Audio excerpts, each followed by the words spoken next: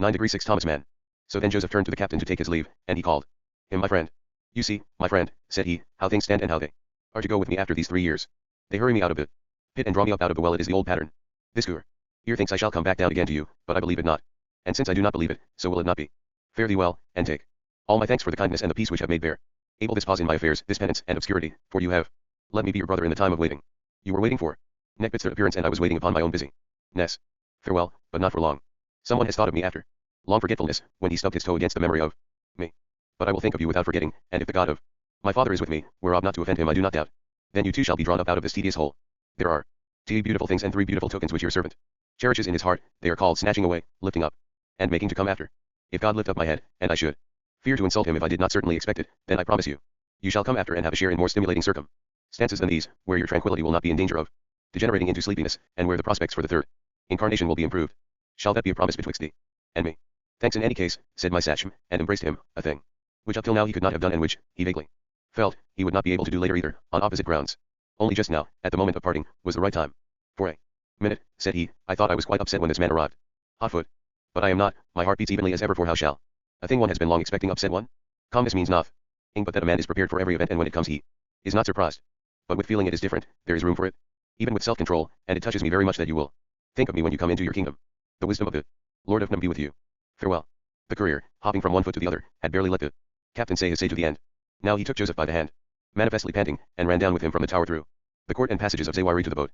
They leaped aboard, and off it went flying. And as it flitted and flew, Joseph, in the little pavilion on the after deck, was shaved, rouged, and dressed while listening to the winged one's tale of what had happened at On, city of the sun, and why he had been sent for. The thing was, Pharaoh, Joseph the provider 907, had actually dreamed, and most portentously. But when the dream interpreters were summoned, they had failed to give satisfaction and had fallen into disfab hour. In the ensuing embarrassment, the chief butler, Nephrem Wes, had spoken up and mentioned him, that is, Joseph, saying that if anybody could help out, perhaps he could. They might at least try it.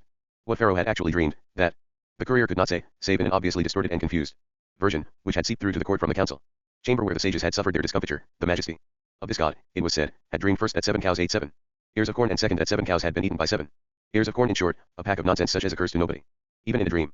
Yet it was of some use to Joseph on his way, and his thoughts played about mental images of hunger and food, of need and supply, of light and darkness. What had really happened, leading up to the summoning of Joseph, was this. The year before, towards the end of the 2nd year, Joseph spent in the prison Amenhotep, the 4th of his name, was 16 years old and ceased to be a minor. The regency of Tai, his mother, came to an end, and the government of the 2 lands passed automatically to the successor of Nebmir the Magnificent. Thus ended a situation which the people and all those concerned had seen in the sign of the early morning sun, the young day born of the night, when the shining sun is as yet more sun than man, still belongs to the mother, and is her fledgling, before he soars to the full height and strength of midday. Then as said, the mother withdraws and yields up her sov, errandy, although the maternal dignity still remains to her, the dignity of the source and fount of life and power, and always is the man, her son. She gives over the power to him, but he exerts it for her, as she exerted it for him. Tai, the mother goddess, who had been ruling and guarding the life of the land since the years when her husband fell prey to the aging of Re, now removed from her chin the braided user beard, which like Hatshepsut, Pharaoh with the breasts, she had been wearing, and surrendered it to the young son of the sun, whom it became almost as oddly when on occasions of high ceremony he assumed it. On such he was also obliged to appear with a tail, that is, to fasten a jackal's tail to his apron at the back. This animal attribute belonged to the strict and primitive ceremonial costume of his majesty, and still formed an item in the sacred and jealously prized of Enchul, though nobody any longer knew why it was there. However, they 98 Thomas Mann did know at court that young Pharaoh hated it. Wearing it even had a bad effect on his digestion, inclined his majesty to feel quite sick, and made him look pale or even green in the face, though, frankly speaking, even without the tail that was a feature of the attacks to which his health was subject. Unless all observers heard, the shifting of the royal power from the mother to the son had been accompanied by much misgiving. Would not one do better to put it off or avoid it altogether, leaving the young son under the shelter of the mother's wing for good and all? The mother of the god herself entertained these doubts. Her chief counselors had them, and the mighty man of our acquaintance, Binacons, sought to feed and further them. Binacons of the strict observance, great prophet, and first priest of Amun. He had not, strictly speaking, been a servant of the crown or, as many of his predecessors had done, united the office of high priest with that of the head of the administration of the 2 lands. King Nebmir, Amen. Otep III, had seen himself called upon to separate the spiritual from the secular arm and set up laymen as viziers of the north and the south. But as the mouth of the imperial god, Binacons had a right to the ear of the regent, and she lent it to him graciously, though aware that it was to the voice of political rivalry that she lent it. She had a decided share in her husband's decision to separate the 2 functions, and in that way to achieve the necessary result of damming back the weight of the College of Karnak and preventing Prepon the rods of power which, and not only since yesterday, had been a threat to the royal house. It had inherited the problem from early days. Tutmos, Mini's great-grandfather, had dreamed his promise dream at the feet of the Sphinx and freed her from the sand, naming as his father the lord of the prehistoric giant statue, Harmach his keeper at Amri, to whom he owed his crown. But this, as every body understood and as Joseph too had learned to understand, was nothing but the hieroglyphic circumscription of the very same position, the religious formulation of political self-assertion. And it caped nobody that this fresh definition of Aten as a new constellation in the firmament, a process begun back at the court of the son of Tutmos and dwelt on so lovingly in his little grandson's thoughts, had as its aim to prize Amun-Re loose from his arbitrary and despotic union with the sun, to which he owed his universal character, and reduce him to the rank of a local power, as the city god of Wes, which he had been before his political coup. We fail to recognize the indivisibility of the world when we think of religion and politics as fundamentally separate fields, which neither have nor should have anything to do with each other, to the extent even that the one would be devalued and exposed as false if any trace of the other were to be found in it. For the truth is that they change. Joseph the Provider 909. But the garment, as Ishtar and Tammuz wear the veil by turns, and it is the whole that speaks when one speaks the language of the other. And it speaks besides in other tongues, for instance through the works of the creations of taste, skill, and love of ornament. For to consider these as things apart, quite outside world indivisibility and having nothing to do with either religion or politics, would be equally foolish. Joseph knew that young Pharaoh, on his own initiative, without any maternal prompting, devoted the most zealous, even jealous attention to the fostering of beauty and ornament in his world, in intimate connection with the effort he made to think into existence the god Aten in all his purity and truth. He cherished surprising ideas of change, of relaxation of the conservative tradition, feeling sure that his dearly loved god would have it so. The cause lay close to his heart, he fostered it for its own sake, in accordance with his convictions about what was true and pleasing in the world of form, but had it on that account nothing to do with religion and politics. Since the memory of man, or, as the children of Kern love to say, since millions of years, the world of art had been regulated by pretty stiff religious conventions, now imposed and continued in force by Amun-Re in his chapel or by his powerful priesthood for him to relax or indeed wholly to remove these fetters for the sake of a new truth and beauty which the Aten god had revealed to Pharaoh was a blow in the face to Amun-Re, the head and front of religion and politics indissolubly bound up with certain pictorial conceptions conceived by time. In young Pharaoh's disintegrating theories on the subject of the pictorial arts, the world whole spoke the language of good taste, one language among many, in which it expresses itself. For with the world whole and its unity the human being has always and ever to do, whether he knows it or not. He might know it, Amenhotep, the boy king, but the world whole was manifestly too much for him. His strength seemed to be too slender, he suffered too much. Often he was pale or green, even when he did not have to wear the jackal's tail, he was so tortured by head aches that he could not keep his eyes open, often and often he had to give up his food. He was obliged to lie in the dark for days, he whose whole love was the light, the golden bond between heaven and earth, those rays ending in the caressing, life-giving hands of his father, Aten. Of course, it was matter for grave concern when a reigning king was constantly prevented by such attacks from fulfilling his representational duties, such as offering sacrifice, dedicating this and that, receiving his wise men and counselors. But unfortunately there was even worse, one could never tell what attack might suddenly seize his majesty in the middle of these duties, in the presence of dignitaries or even of masses of people. Pharaoh, holding his thumbs clamped round by the other forefingers and rolling his eyeballs back, 9io Thomas Mann, under half-closed lids, might fall into a not quite normal unconscious state, not lasting very long but still a disturbing interruption to the business in hand. He himself explained these incidents as abrupt visitations from his father the god, and he feared much less than he desired to receive them, for he returned from them with his daily life enriched by first-hand instruction and revelation on the true and beautiful nature of Aten. Thus it need cause us neither surprise nor doubt to learn that when the new son reached his majority the point was discussed whether it might not be better to leave him under the maternal wing and let things go on as they were. But the idea came to nothing, despite Amun's representations in its favor. However much there was for it, there was too much against it. For to admit that Pharaoh was so ill, or so sickly, that he could not take over the government was contrary to the interests of the hereditary son rulers and might give rise to dangerous notions in the kingdom and the tributary states.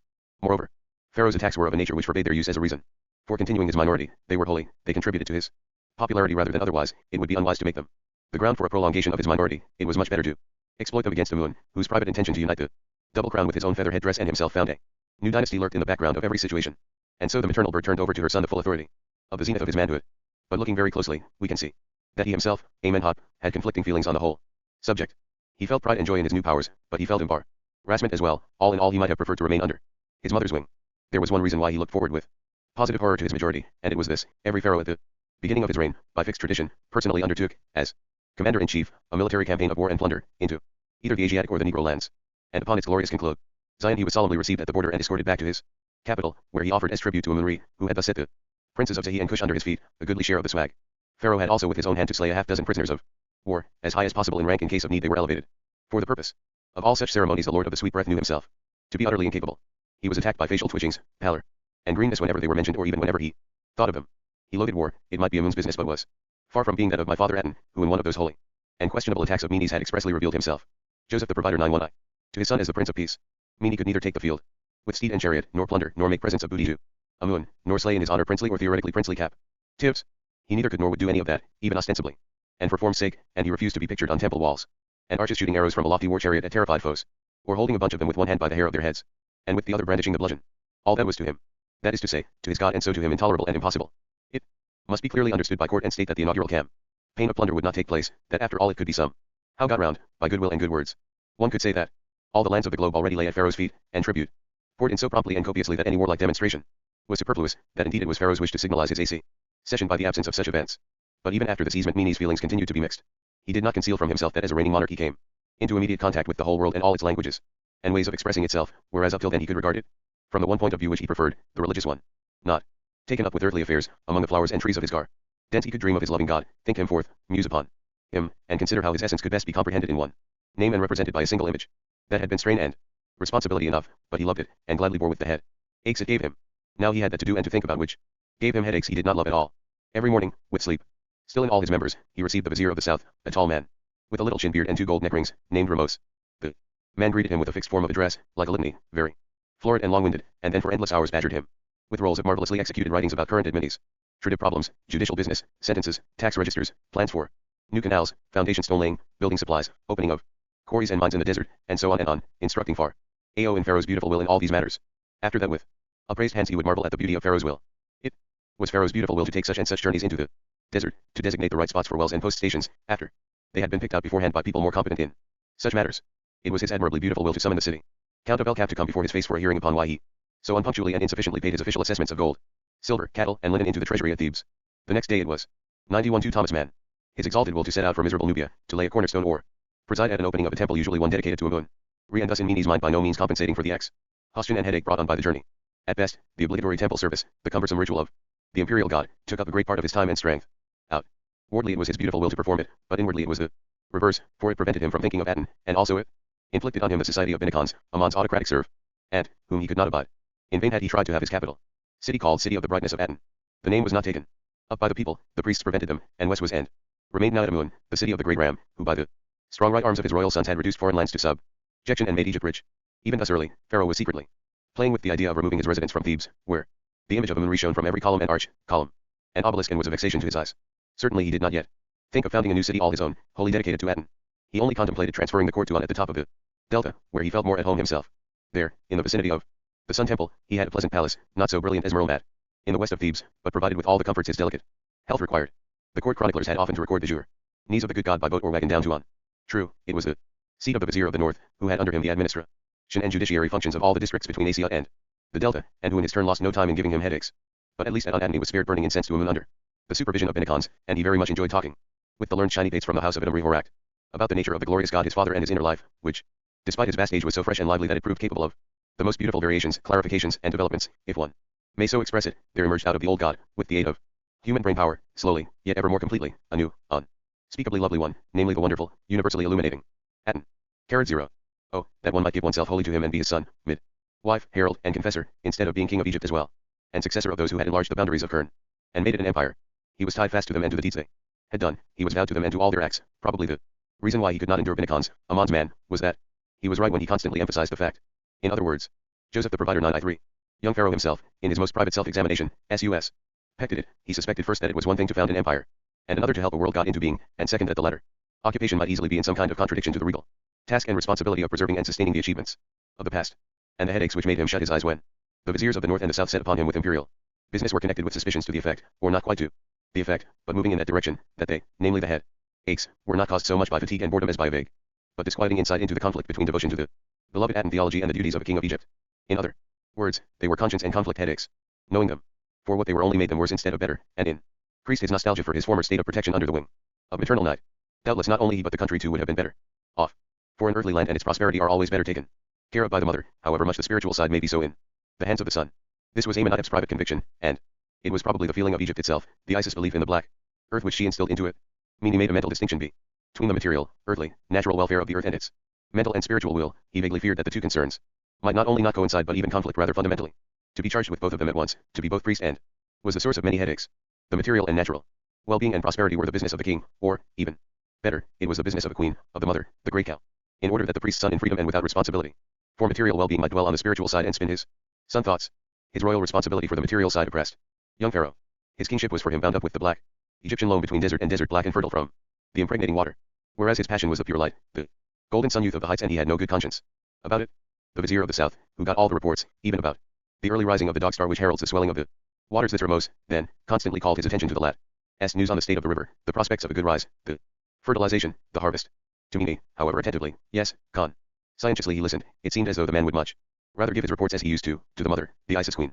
She knew more about these things, they were better off in her hands. And yet for him too, as for his lands, everything depended on a 9H Thomas Mann. Blessing issue in the dark fields of fertility.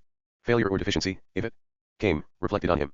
Not for nothing did Egypt's people have a king who was God's son and so in God's name represented an assur, and against stoppages in holy and necessary processes upon which Nobody else had any influence. Mistakes or damages in this depart. Meant of the black earth meant that his people were disappointed in him, whose mere existence should have prevented them. His credit was shaken and, after all, he needed all he could get, that he might make to triumph the beautiful teaching of Aten and his nature of heavenly light. That was the difficulty and the dilemma. He had no bond with the blackness below, loving alone the upper light. But if things did not go smoothly and well with the blackness that fed them all, he lost his authority as teacher of the light. And so young Pharaoh's feelings suffered from a split when the motherly night took away her wing from above him and handed him over the kingdom. Pharaoh's dream. Well then, Pharaoh had betaken himself once more to instructive, on out of unconquerable yearning to escape from the empire of Amun and commune with the shiny pates of the sun house of Har. Makkah's keeper Adamri, Aten. The court chroniclers, puckering their lips and obsequiously crouching, mincingly entered in the wreck. Ordered his majesty's beautiful resolve, and how thereupon he mounted a great car made of electrum, together with Nefertiti, called Neferuiten, the queen of the lands, whose body was fruitful and whose arm was about her consort, and how he had radiantly taken his beautiful way, followed in other cars by Tai, the mother of God, Nezamut, the queen's sister, Begataton, his own sister, and many chamberlains and ladies in waiting with ostrich feather fans on their backs. The heavenly bark star of the two lands had also been used. By stretches, the chroniclers had set down how Pharaoh, sitting on his canopy, had eaten a roast pigeon, also held the bone out to the queen and she ate from it, and how he put into her mouth sweet meats dipped in wine. At on, Amenhotep entered his palace in the temple district and slept there dreamlessly the first night, exhausted from the journey. The following day he began by sacrificing to Rehorak with bread and beer, wine, birds, and incense. After that he listened to the vizier of the north, who spoke before him at length, and then, regardless of the headache that had brought on, devoted the rest of the day to the much desired talks with the priests of the god. These conferences, which at the moment greatly occupied Amenhotep's mind, had been taken up with the subject of the bird Bennu, also. Joseph the Provider 915. Called offspring of fire, because it was said that he was motherless. And moreover actually his own father, since dying and beginning were the same for him. For he burned himself up in his nest made of myrrh and came forth from the ashes again as young Bennu. This happened, some authorities said, every 500 years, happened. In fact in the temple of the sun at On, whither the bird, a heron-like eagle, purple and gold, came for the purpose from Arabia or even India. Other authorities asserted that it brought with it an egg made of myrrh, as big as it could carry, wherein it had put its deceased father, that is to say actually itself, and laid it down on the sun altar. These two assertions might subsist side by side after all, their subsist so much side by side, differing things may both be true and only different expressions of the same truth. But what Pharaoh first wanted to know, what he wanted to discuss, was how much time had passed out of the 500 years which lay between the bird and the egg, how far they were on the one hand from the last appearance and on the other from the next one, in short, at what point of the phoenix year they stood. The majority opinion of the priests was that it must be somewhere about the middle of the period. They reasoned that if it was still near its beginning, then some memory of the last appear, and so Bennu must still exist, and that was not the case. But suppose they were near the end of one period and the beginning of the next, then they must reckon on the impending or immediate return of the time bird. But none of them counted on having the experience in his lifetime, so the only remaining possibility was that they were about the middle of the period. Some of the shiny pates went so far as to suspect that they would always remain in the middle, the mystery of the Bennu bird being precisely this, that the distance between the last appearance of the phoenix and his next one was always the same, always a middle point. But the mystery was not in itself the important thing to Pharaoh. The burning question to be discussed, which was the object of his visit, and which then he did discuss for a whole half day with the shiny pates, was the doctrine that the firebird Smynh, egg in which he had shut up the body of his father, did not thereby become heavier, for he had made it anyhow as large and heavy as he could possibly carry, and if he was still able to carry it after he had put his father's body in it, then it must follow that the egg had not thereby increased in weight. That was an exciting and enchanting fact of worldwide importance. In young Pharaoh's eyes it was worthy of the most circumstantial exposition. If one added to a body another body and it did not become heavier thereby, that must mean there were immaterial bodies, or differently and better put, incorporeal realities, immaterial as sunlight, or, again differently and still better put, there was the spiritual fan. The spiritual was ethereally embodied in the Bennu father. 91-6 Thomas Mann, whom the myrrh egg received while altering its character thereby in the most exciting and significant way. For the egg was altogether a definitely female kind of thing, only the female among birds laid eggs, and nothing could be more mother female than the great egg, out of which once the world came forth. But Bennu the sun bird, motherless and his own father, made his own egg himself, an egg against the natural order, a masculine egg, a father egg, and laid it as a manifestation of fatherhood, spirit, and light upon the alabaster table of the sun divinity. Pharaoh could not talk enough with the sun calendar men of the temple of Re about this event and its significance for the developing nature of Aten. He discussed deep into the night, he discussed to excess, he wallowed in golden immateriality and father spirit, and when the priests were worn out and their shiny pates nodded, he was still not tired and could not summon resolution to dismiss them, almost as though he were afraid to stay alone. But at last he did dismiss them, nodding and stumbling to their rest, and himself sought his bedchamber. His dressing and undressing slave was an elderly man, assigned to him as a boy, who called him Mini although not otherwise informal or lacking in respect. He had been awaiting his master for hours by the light of the hanging lamp and now quickly and gently made him ready for the night. Then he flung himself on his face and withdrew to sleep on the threshold. Pharaoh for his part nestled into the cushions of his exquisitely ornate bed, which stood on a dais in the middle of the room, its headboard decorated with the finest ivory work displaying figures of jackals, goats, and bess. He fell almost at once into an exhausted sleep, but only for a short time. After a few hours of profound oblivion he began to dream, such calm, placated, impressive, absurd, and vivid dreaming as he had not done since he was a child with tonsillitis. In his time he stood on the bank of Happy the Nourisher, in a lonely, marshy, uncultivated spot. He had on the red crown of lower Egypt, the beard was on his chin and the jackal's tail fastened to his upper garment behind. Quite alone he stood, heavy-hearted, and held his crooked staff in his hand. Then there was a rippling noise not fai from the shore and 7 shapes mounted from the stream. 7 cows came on shore, they had probably been lying in the water like buffalo cows. They moved in a straight line one behind another. 7 without the bull, for no bull was there, only the 7 cows. Magnificent cows they were, white ones, black ones with lighter backs, grey with lighter belly, and 2 dappled, fine smooth fat, lane with bursting udders, long-lashed hather eyes, and high of lyre-shaped horns. They began to graze contentedly among the reeds. The king had never seen such fine cattle, not in the whole country. Their sleek, well-fed bodies were something to see and meanies. Joseph the Provider 917. Heart would have rejoiced at the sight if it had not felt so heavy and full of care, feelings which presently gave way, indeed, to actual horror and fear. For these 7 were not all, still more cows came out of the water, joining those to these, 7 more cows climbed upon the bank, again without the bull, for what bull could have cared to join with such as these? Pharaoh shuddered at the kind. They were the ugliest, leanest, most starveling cows he had ever seen in his life. Their bones stood out on their wrinkled hides, their udders were like empty bags with string-like teats. They were an alarming and upsetting sight. The wretched creatures seemed scarcely able to keep their legs, and yet their behavior was so bold, so aggressive and sudden, one could never have expected the like from such decrepit beasts, yet truly it was all too natural, since it was the recklessness of starvation. Pharaoh watches, the haggard herd advances on the body one, the calamitous cows leap on the well-favored ones as cows do when they play the bull, the poverty-stricken devour and swallow the well-fed and simply wipe them off the earth. Afterwards, they stand there on the spot as lean as ever before, without one single sign of being any fuller.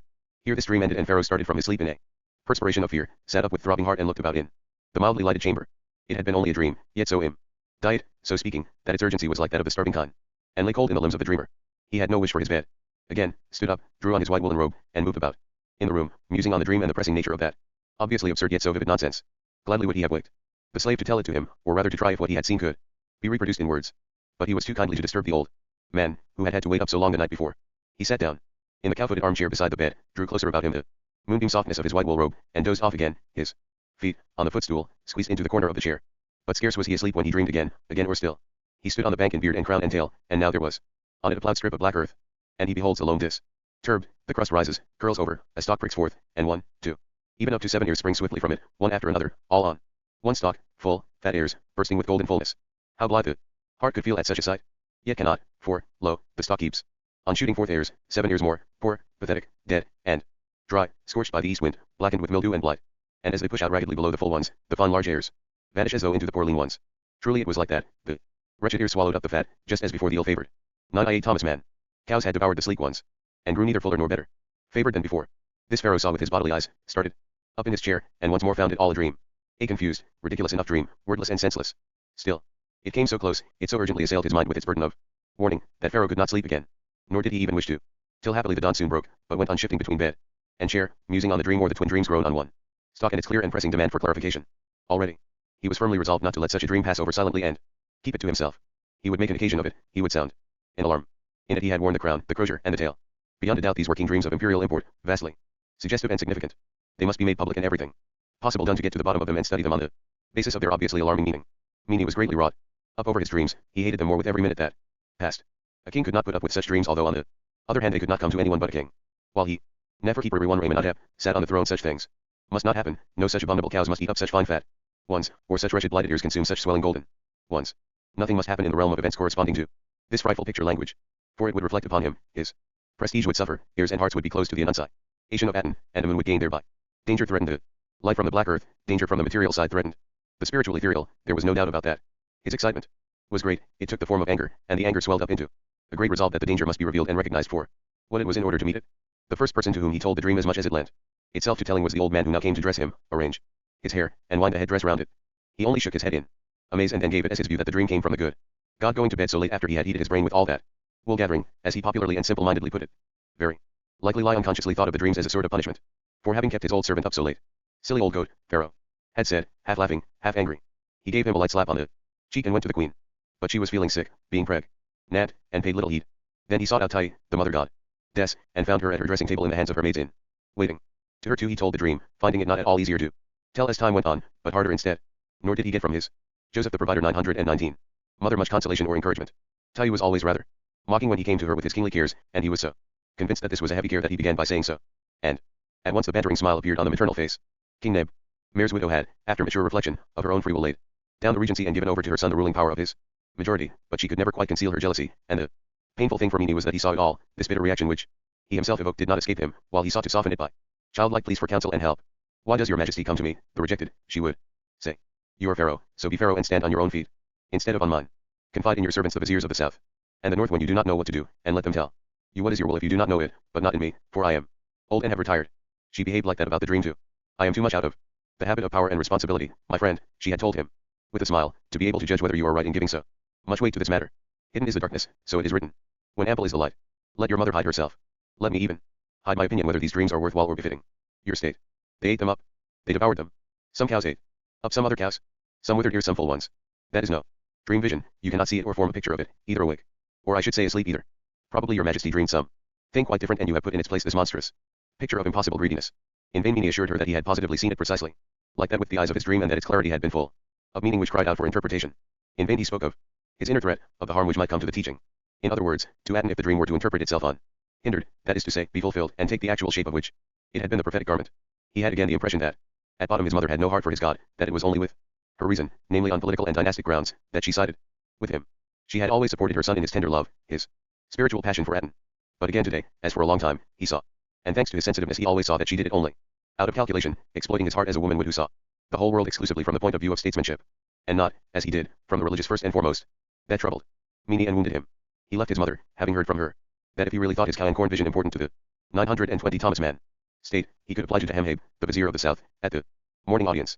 Besides, there was no dearth of dream interpreters on the spot. He had already sent for the interpreters and now impatiently awaited them. But before receiving them he had to see the great OFFI Chale, who came to report on the affairs of the Red House, in other words the business of the treasury of Lower Egypt. Immediately after the greeting hymns Meany interrupted him and made him listen to the story of the dreams, related in nervous, tormented tones, hesitating, seeking for the right words. He demanded that the man express himself on 2 points. First, whether he, like his master, considered the narrative to have political significance, and second, if so, in what way and what connection. The official did not know what to answer, or rather he had answered in a lengthy speech of very well turned phrases that he did not know how to answer and did not know what to say about the dreams, after which he had tried to return to trees. Yuri business. But Amenhotep kept him to the subject of the dreams, obviously unwilling and unable to talk about anything else or listen to it, only to want to make him understand how speakingly impressive or impressively speaking they were, and he did not leave off until the wise men and seers were announced. The king, full of his night's experience indeed, possessed by it, as he now was, turned his levee into a first-class ceremony, and yet after all it turned out to be a lamentable failure. He not only ordered Temheb to remain present, but also arranged that all the court dignitaries who had accompanied him to should attend the audience of interpretation. There were some dozen high-ranking gentlemen, the great steward of the palace, the keeper of the king's wardrobe, the overseer of the fullers, the so-called sandal-bearer of the king, a considerable office, the head wood-keeper of the god, who was likewise guardian of the enchanted empires, in other words, of the 2 crowns, and privy councillor of the royal jewels, the groom of all Pharaoh's horses, the new head baker and prince of Manf, named Amenhotep, the first steward of the buffet, Nefer Mwes, once temporarily called Ben Mwes, and several fan bearers on the right hand of the god. All these had to be present in the audience and council hall. They stood round in 2 groups on either hand of Pharaoh's splendid seat, which was on a raised dais, under a bald ashen borne by slender beribboned poles. The prophets and dream interpreters were brought before him, 6 in number, all of whom were in more or less close relation with the temple of the horizon dweller, and of whom a few had taken part in the Psanik's council of the day before. People of their sort no longer prostrate themselves on their bellies to kiss the ground, as had once been the custom, before the throne chair. It was still the same chair as in the Joseph the Provider 92 time of the pyramid builders, and even much earlier, a box-like arm chair with a low back and a cushion on the floor in front, only there was rather more ornamentation than in primitive times. But even although the chair had become more splendid and Pharaoh more mighty, one no longer kissed the ground before them. Here, as in the case of the living burial of the court in the dead king's tomb, it was no longer good ton. The soothsayers merely lifted their arms in reverential-wise and murmured in rather unrhythmical confusion a long formula of respect and greeting, wherein they assured the king that he had a form like his father and illumined the 2 lands with his beauty. For the radiance of his majesty penetrated into the dungeons, and there was no place which escaped the piercing glance of his eye, nor one whither the fine hearing of his million ears did not reach. He heard and saw all, and whatsoever issued from his mouth was like the words of Horus in the horizon, as his tongue was the scale of the world, and his lips more precise than the little tongue on the just scale of Thoth. He was in all his members, they said, in even and confused chorus, and keeper in true form the living image of his father Adam of in Lower Egypt, O Nefer keeper Re. Wanra, Lord of beauty, through whom we breathe. Some of them finished before the others. Then they were all silent and listened. Amenhotep thanked them, told them first in general on what occasion he had called them together, and then began, before this assemblage of some 20 either elegant or learned persons, to relate his egregious dream for the 4th time. It was painful to him. He flushed and floundered as he spoke.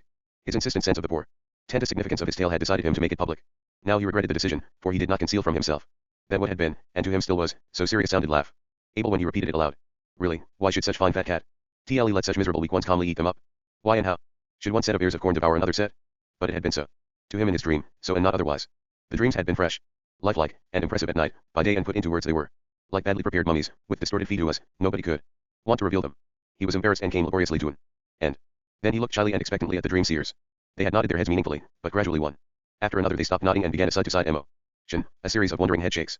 These were very singular and almost unique dreams, they explained through their LDS. The interpretation was not easy. Not that they despaired of it, the dream was still to be dreamed that they could not expound. But they must ask for time to consider and the favor of withdrawing for counsel. And compendiums must be fetched for consultation.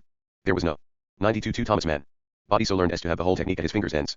To be learned, they permitted themselves to remark, did not mean to have all knowledge in their heads. There would not be room for it, no. It meant to be in possession of the books in which the knowledge was written, and that they were. Amenhotep granted them leave to take counsel. The court was told to hold itself in readiness. The king spent 2 whole hours. The wait lasted that long very restlessly. Then the sitting was summed. May Pharaoh live 100 years, beloved of Mot, Lady of Truth. In response to his love of her who was without guile, she stood in person at the side of the experts as they pronounced their results and brought their interpretation before Pharaoh, protector of the truth. In the first place, the 7 fat kine meant 7 princesses, which Nefertiti, the queen of the lands, would in time bear. But that the fat kine had been devoured the lean ones meant that these 7 daughters would all die in Pharaoh's lifetime. That did not mean, they hastened to add, that the king's daughters would die young. To Pharaoh would be vouchsafed such a length of days that he would outlive all his children, however long they lived. Amenhotep looked at them open-mouthed. What were they talking about? He asked them, in a diminished voice. They answered, it had been granted them to deliver the meaning of the first dream. But this interpretation, he had responded, in a still smaller voice, had no sort of reference to his dream, it simply had nothing to do with it. He had not asked them whether the queen would bear him a son and successor or a daughter and more daughters. He had asked them for the interpretation of the sleek and the ill-favored kine. The daughters, they replied, were the interpretation. He should not expect to find cows in the interpretation of a dream about cows. In the interpretation the cows were turned into princesses. Pharaoh no longer had his mouth open, he had it very tightly closed, and opened it only a very little when he ordered them to go on to the second dream. B. Very well, the second, they said. The 7 full ears were 7 flourishing cities which Pharaoh would build, but the 7 shrunk and scrubby ones were the ruins of them. It was well known, they hastily explained, that all cities inevitably fell into ruins in time. Pharaoh himself would survive so long that he would see with his own eyes the ruins of the cities he had built. But here Atney's patience came to an end. He had not had an OH. Sleep, the alleviated telling of the dreams, lessening in impressiveness. Each time he told them, had been painful, the 2 hours wait unnerving. Now he was so filled with the idea that these interpretations were sheer boggling and miles away from the true meaning of his Joseph the Provider 9 cubed visions that he could no longer control his anger. He put one more question, did the book say the same as the wise men had said? But when they replied that their contributions were a suitable synthesis of what was in the books, together with the promptings of their own powers of combination, he sprang from his chair. During an audience that was unheard of, the courtiers shrugged and put their hands over their mouths. Mene, tears in his voice, called the fearfully startled prophets bungless and ignoramuses. Away with you, he cried, almost sobbing. And take with you, instead of the plenteous gold which my majesty would have conferred on you if truth had come out of your mouths, the disfab hour of far. Ao. Your interpretations are cheating and lies, Pharaoh knows it, for it was Pharaoh who dreamed, and even though he does not know the meaning, he does know how to distinguish between real interpretation and such worthless stuff as this. Out of my sight. The palace scholars were led out by 2 palace officials. But far. Ao, without sitting down, had declared to his court that their failure would not lead him to let the matter rest. The gentleman had unfortunately been witness to a mortifying failure, but by his faith and his scepter, on the very next day he would call up other experts, this time from the house of Jehudi, the scribe of Thoth the ninefold, great, lord of Numu. From the adepts of the white peacock was to be expected true and worthy interpretation of that which the inner voice had told him, must be explained at all costs. The second hearing took place next day under the same circumstances. It went off even worse than the first. Again young Pharaoh, with much inward constraint, halting in his speech, made public exhibition of his dream mummies, and again among the luminaries there had been great nodding and then great head shaking.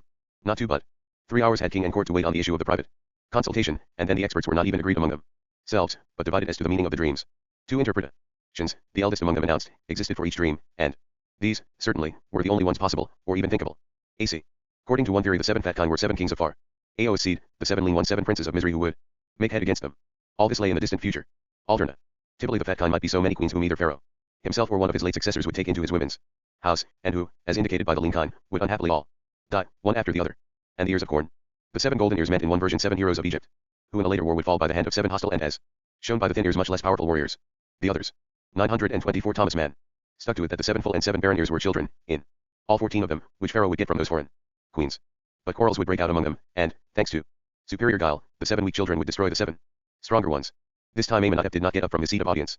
He sat there bent over, burying his face in his hands, the courtiers to right and left of the canopy inclined their ears to hear what he was muttering.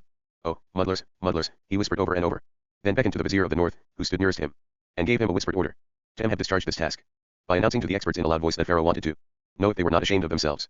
They had done their best, they replied. Then the vizier had to bend over again to the king, and this time it appeared he had received the order to tell the wonder workers. They were to leave the audience in great confusion, looking one at another as though to ask whether the light had ever been known before. They departed.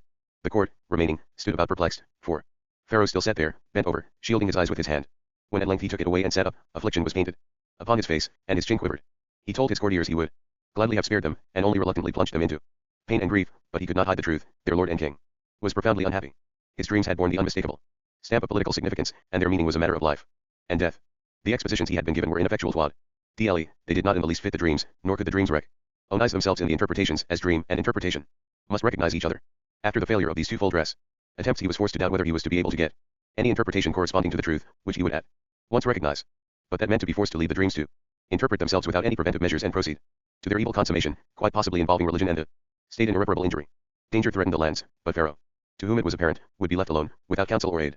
The oppressive silence lasted for only a moment after Pharaoh finished speaking. For then it happened that Nephramwes, the chief cupbearer, after a long struggle with himself came forward from the group of the king's friends and besought the favor of speaking before Pharaoh.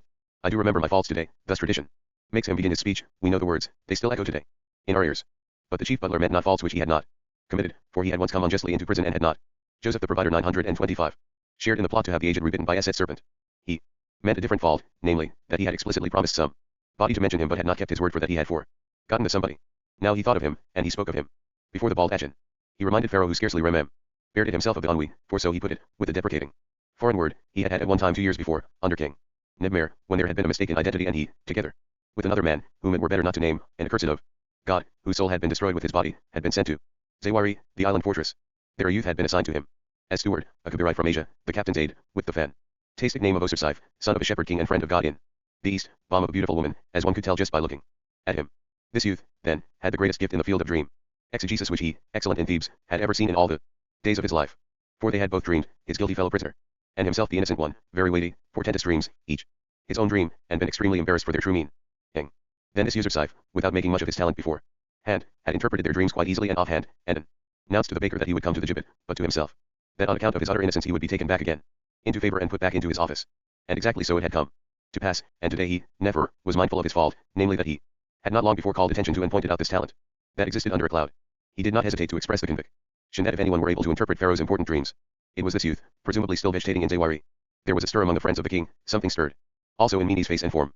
A few more questions and answers quickly exchanged between him and the fat man, and then the high command went forth. The first and swiftest messenger was straight way to hasten by flight of boat to Zawari, and with the minimum of delay to fetch back the soothsaying youth to on, before Pharaoh's countenance. 920. Chapter 3. The Cretan Logia. The presentation. When Joseph arrived in the city of the blinking, thousands of years old on, it was once more seed time, time of the burial of the god, as it had been when he came for the second time to the pit and lay in it 3 great days under tolerable conditions, thanks to my Sachem, the even-tempered captain. Everything fitted in. Precisely 3 years had passed. They were at the same point in the circle, the week of the 22nd to the last day of Koyuk, and the children of Egypt had just celebrated once more the feast of the harrowing and the setting up of the sacred backbone. Joseph was glad to see Golden Odd again. As a lad 3 and 10 years before, he had passed through it with the Ishmaelites on the way, whither they led him, and they had all got themselves instructed by the servants of the sun in the beautiful figure of the triangle and the mild nature of Rehorak, lord of the wide horizon. Once more his way led through the wedge-shaped city of instruction with its many glittering sun monuments. At the messenger's side he went toward the top of it and the great obelisk at its apex, where the 2 sides cut each other. Its golden, all-out glittering peak and cap had already greeted them from afar. Jacob's son, who for so long had seen nothing but the walls of his prison, had no leisure to use his eyes and enjoy the sights of the busy city and its folk. Not only that none was given him by his guide, the winged messenger, who lost not a second and ever urged him on to more breathless haste. Ellis' own temperament and feelings left him no time for gazing. Once it had been put up before whom it was vouchsafed him to speak in the garden, the highest in that meeting 8 circle, and everything had depended on it. Now it was Pharaoh himself, the only highest here below, before whom he should speak. And now even more depended on it.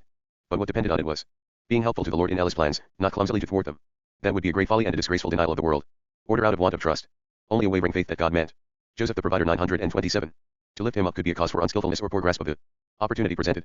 Thus Joseph, while of course bent on the coming event, so that he had no eyes for the busy bustling streets, yet awaited it with a self-confidence devoid of fear, being strong in that faith which he knew was the basis of all devout and adroit dealing, namely, that God meant well and lovingly and momentously by him. We, as we go along with him, sharing his suspense, even though we well know how everything fell out, we shall not reproach him for self-confidence, but take him as he was and as we have long known him to be. There are some chosen ones full of doubt, humility, and self-reproach, unable to believe in their own election. They wave it away in anger and poorness of spirit, trusting not their own senses, even feeling some injury done to their unbelief when after all they find themselves lifted up. And there are others to whom nothing in the world is more natural than their own election, consciously fought, devoured of the gods, not at all surprised at whatever elevation and consummation come their way. Whichever group of chosen ones you prefer, the self-distrustful or the presumptuous, Joseph definitely belonged to the second. Yet let us at least be glad that he did not belong to the third, which likewise exists, hypocrites before God and man, who behave unworthily even to themselves, and in whose mouth the grace of God conceals more arrogance than all the blessing, confidence of the unabashed. Pharaoh's temporary quarters in on lay east of the Sun Temple, connected with it by an avenue of sphinxes and sycamores, on which the god proceeded when he went to burn incense before his father. The dwelling house had been conjured up by a blithe, gay fancy, not built of stone, which was suitable only for eternal dwellings, but made of brick and wood like other dwellings, though of course as charmingly and gracefully conceived as only the highest culture of Kern could dream of, surrounded in its gardens by the protection of the blindingly white wall, in front of whose elevated entrance, on gilded flagpoles, gay pennants floated in a light breeze. It was past midday, the mealtime already over. The messenger had not rested even by night, yet it took the forenoon too before they reached on. There was a bustle on the square before the walled gate. Many of the citizenry of On had got up and gone thither only to stand about and wait to see the sights. Groups of police guards and charioteers barred the way, standing to chat while their steeds snorted, pawed, or even sometimes gave out a high clear whinny. Then there were all sorts of hawkers and peddlers selling colored sweetmeats and cakes, little scarabs, and inch-high statuettes of the king and queen. Not without difficulty did the messenger and his charge make a way for themselves. A guest, way by the king's calm. 928 Thomas Mann. Mand, he cried again and again, trying to frighten the people by his professional breathlessness, which he had resumed on landing. He cried out again to the servants running towards him in the inner court. They raised their eyebrows and made signs of assent and led Joseph to the foot of a staircase. A palace official stood on the top of it guarding the entrance to a pavilion and looked down at them dull-eyed. He was something like an under-steward. To this man the messenger cried up the stairs in winged words that he was bringing the sooth sayer from Zawiri who had been sent for hither in the utmost haste. Whereupon the man, still dull, measured Joseph from head to foot, as though even after this explanation he had something to say about whether he would let him in or no. Then he beckoned him up, still, with the air of himself deciding not to refuse. Hastily the messenger once more charged Joseph that he must pant and gasp for breath. When he came before Pharaoh, to impress the king with the fact that he had run the whole way to his countenance without pause, Joseph did not take him seriously. He thanked the long-legged one for fetching and accompanying him and mounted the stairs to the official, who did not nod but shook his head by way of greeting, but then invited Joseph to follow him. They paced the gaily colored vestibule, which had landscapes on the walls and 4 ornamental columns wound with ribbons, and arrived at a fountain hall likewise shining with pillars, this time of rare polished woods. Here there was a guard of armed men. It opened in front and at the sides into wide pillared passages. The man led Joseph straight ahead through an antechamber with 3 deep doors in a row, and they entered through the middle door into a very large hall, with perhaps 12 columns supporting a sky blue ceiling, painted full of flights of birds. A little open house in red and gold, like a garden belvedere, stood in the center, in it a table surrounded by armchairs with colored cushions. Aproned servants were sprinkling and brushing the floor, clearing away fruit plates, looking after the incense vases and lamps, on tripods alternating with wide-handled alabaster vases. They rearranged the chased gold beakers on the buffet, and plumped up the cushions. It was clear that Pharaoh had eaten here and then withdrawn to some place to rest, either in the garden, or somewhere in the house beyond. To Joseph this was all much less new and astonishing than his guide probably supposed, for he looked at him sideways from time to time. Do you know how to behave? He asked as they left the hall on their right and entered a court with flower beds and 4 basins let into TLW pavement. More or less, if I have to, answered Joseph with a smile. Well, you have to now, retorted the man. You know at least how to salute the god. Joseph the Provider 929. I wish I did not, replied Joseph, for it would be pleasant to learn it of you. The official kept a straight face for a moment, then abruptly and unexpectedly he laughed. Then he pulled his long face that had gone so suddenly broad, and was sober again. You seem to be a sort of joker, he said, a rascal and horse thief, who can make a man laugh at his tricks. I suppose your gift of interpreting is a trick too, like something you see a quack do at a fair. Oh, answered Joseph, I can't tell much about interpreting. I haven't had much to do with it, it is not my line, it just happens by accident, and up to now I have not made much of it. But since Pharaoh called me in such haste on account of it, I have begun to think better of it myself. That is meant for me, I take it, asked the man. Pharaoh is young, and gentle and full of kindness. That the sun shines on a man is no proof that he is not a rascal. It not only shines on us, it makes us shine, answered Joseph as they went on. Some in one way, some in another. May you shine in yours. The man looked at him sideways. Then he looked straight ahead. But after that, suddenly, as though he had forgotten something and had to give another look at what he had seen before, he turned his head back to Joseph. At length the latter was compelled to return the side glance. He did so smiling and with a nod, as one who would say, Yes, yes, don't be surprised, you are seeing straight. Quickly and, as it were startled, the man turned away again and stared before him. From the court with the flower beds they reached a passage lighted from above, where the wall on one side was painted with scenes of harvesting and sacrifice, while the other through columned doorways gave glimpses of various rooms. Here was the entrance to the hall of council and audience. The guide pointed it out to Joseph as they passed. He had become more talkative, he even told his companion where Pharaoh was to be found. They went into the Cretan loggia after luncheon, he said. They call it that because some such foreign artist from across the sea did the paintings. He has the chief royal sculptors with him now, Beck and Otta, and is instructing them. And the great mother is there. I will hand you over to the chamberlain in the anteroom and have him announce you. Yes, let us do so, said Joseph. There was no more than that to what he said. Yet as they went on, the man at his side first shook his head and then again suddenly fell into a soundless, prolonged chuckle, almost spasmodic, which visibly shook his diaphragm in sudden jolts. He seemed not to have quite got it under control when they reached the antechamber at the end of the passage. A little stooped courtier, 930 Thomas Mann, in a wonderful frilled apron, with a fan on his arm, detached himself from the crack of a portiere embroidered with golden bees, where he had stood listening. The guide's voice still shook with suppressed chuckles. It went up and down quaintly as he announced his companion to the chamberlain, tripping mincingly toward them. Ah, the much heralded know-it-all, said the little creature, in a high pipe, with a lisp. He who is wiser than all the scholars of the bookhouse. Good, good, exquisite, said he, still stooping, either because he was born like that and could not stand up straight, or because the exaggerated punctilio of court life had fixed him in this posture. I will announce you at once. Why shouldn't I? The whole court is waiting for you. I will interrupt Pharaoh, whatever he is saying, in the middle of his instruction to his artists, to tell him you have arrived. Maybe that surprises you a bit, let us hope it does not bewilder you and make you utter follies though. You may easily utter them anyhow without that. I call your attention beforehand to the fact that Pharaoh is extraordinarily sensitive to any stupidities told him about his dreams. I congratulate you. Your name was. My name was Osirsaif, answered the other. You mean your name is Osirsaif, of course. Extraordinary, to be called that all the time. I will go to announce you by your name. Merci, my friend, said he, with a shoulder shrug, addressing Joseph's guide. The man went away, and the chamberlain slipped through the curtains. From inside subdued voices could be heard, a youthful one, gentle and shy at once. It paused. Probably the hunchback had minced and lisped himself close to Pharaoh's ear. Now he came back, his brows high, and whispered, Pharaoh summons you. Joseph went in. A loggia received him, not large enough really to be called, as they Did call it a garden house, but of most unusual beauty. Its roof was supported by 2 columns inlaid with colored glass and sparkling stones and wound with painted garlands so well executed that they seemed real. The floor was laid in tiled squares of alternating design. Cuttlefish and children riding on dolphins. The whole place looked out through 3 large openings upon gardens all of whose lovely ness it thus embraced.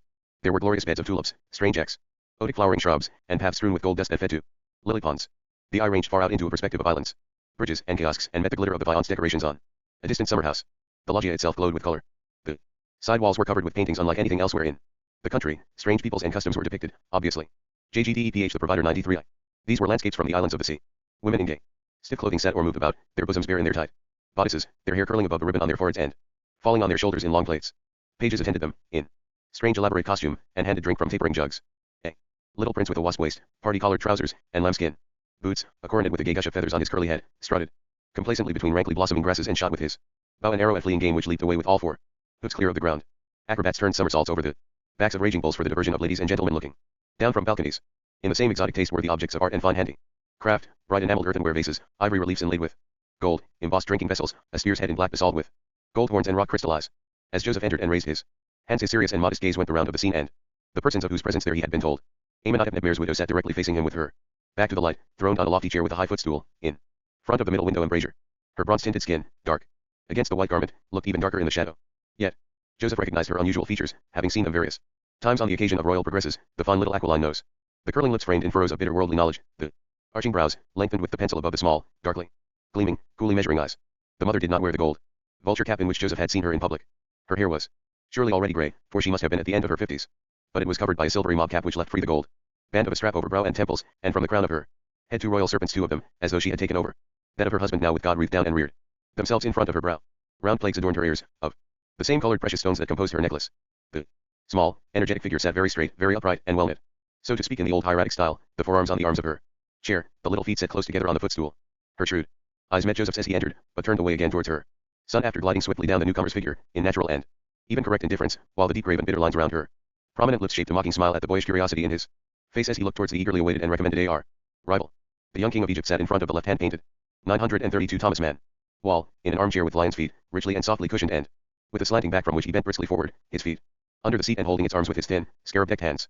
It must be added that this posture of tense expectancy, as though to spring from his chair, this turn to the right while the veiled gray eyes went as wide open as they possibly could to look at the new interpreter of his dreams, this expressive series of changes did not happen all at once, but was carried out by stages and lasted a full minute. At the end it really looked as though Pharaoh had lifted himself from his seat and was resting all his weight on the hands clutching the chair arms. Their knuckles stood out white, and thus an object which had been in his lap, some sort of stringed instrument, fell with soft ringing and twanging to the floor, quickly retrieved and handed back by a man who stood before him, one of the sculptors.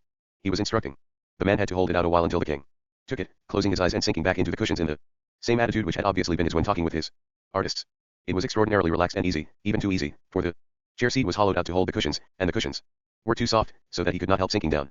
Thus he sat, not only leaning back but also very low, with one hand hanging loosely over the back of the chair, and with the thumb of the other hand lightly touching the strings of the strange little harp in his lap. His linen-covered knees were drawn up and crossed, so that one foot went to and fro rather high in the air. The gold strap of the sandal ran between his great and his second toe. The child of the cave, Neferkeeper Amenhotep, was at that time just the age that Joseph, now standing before him a man of 30, had been when he was feeding the flocks with his brethren and beguiled his father of the many-colored coat.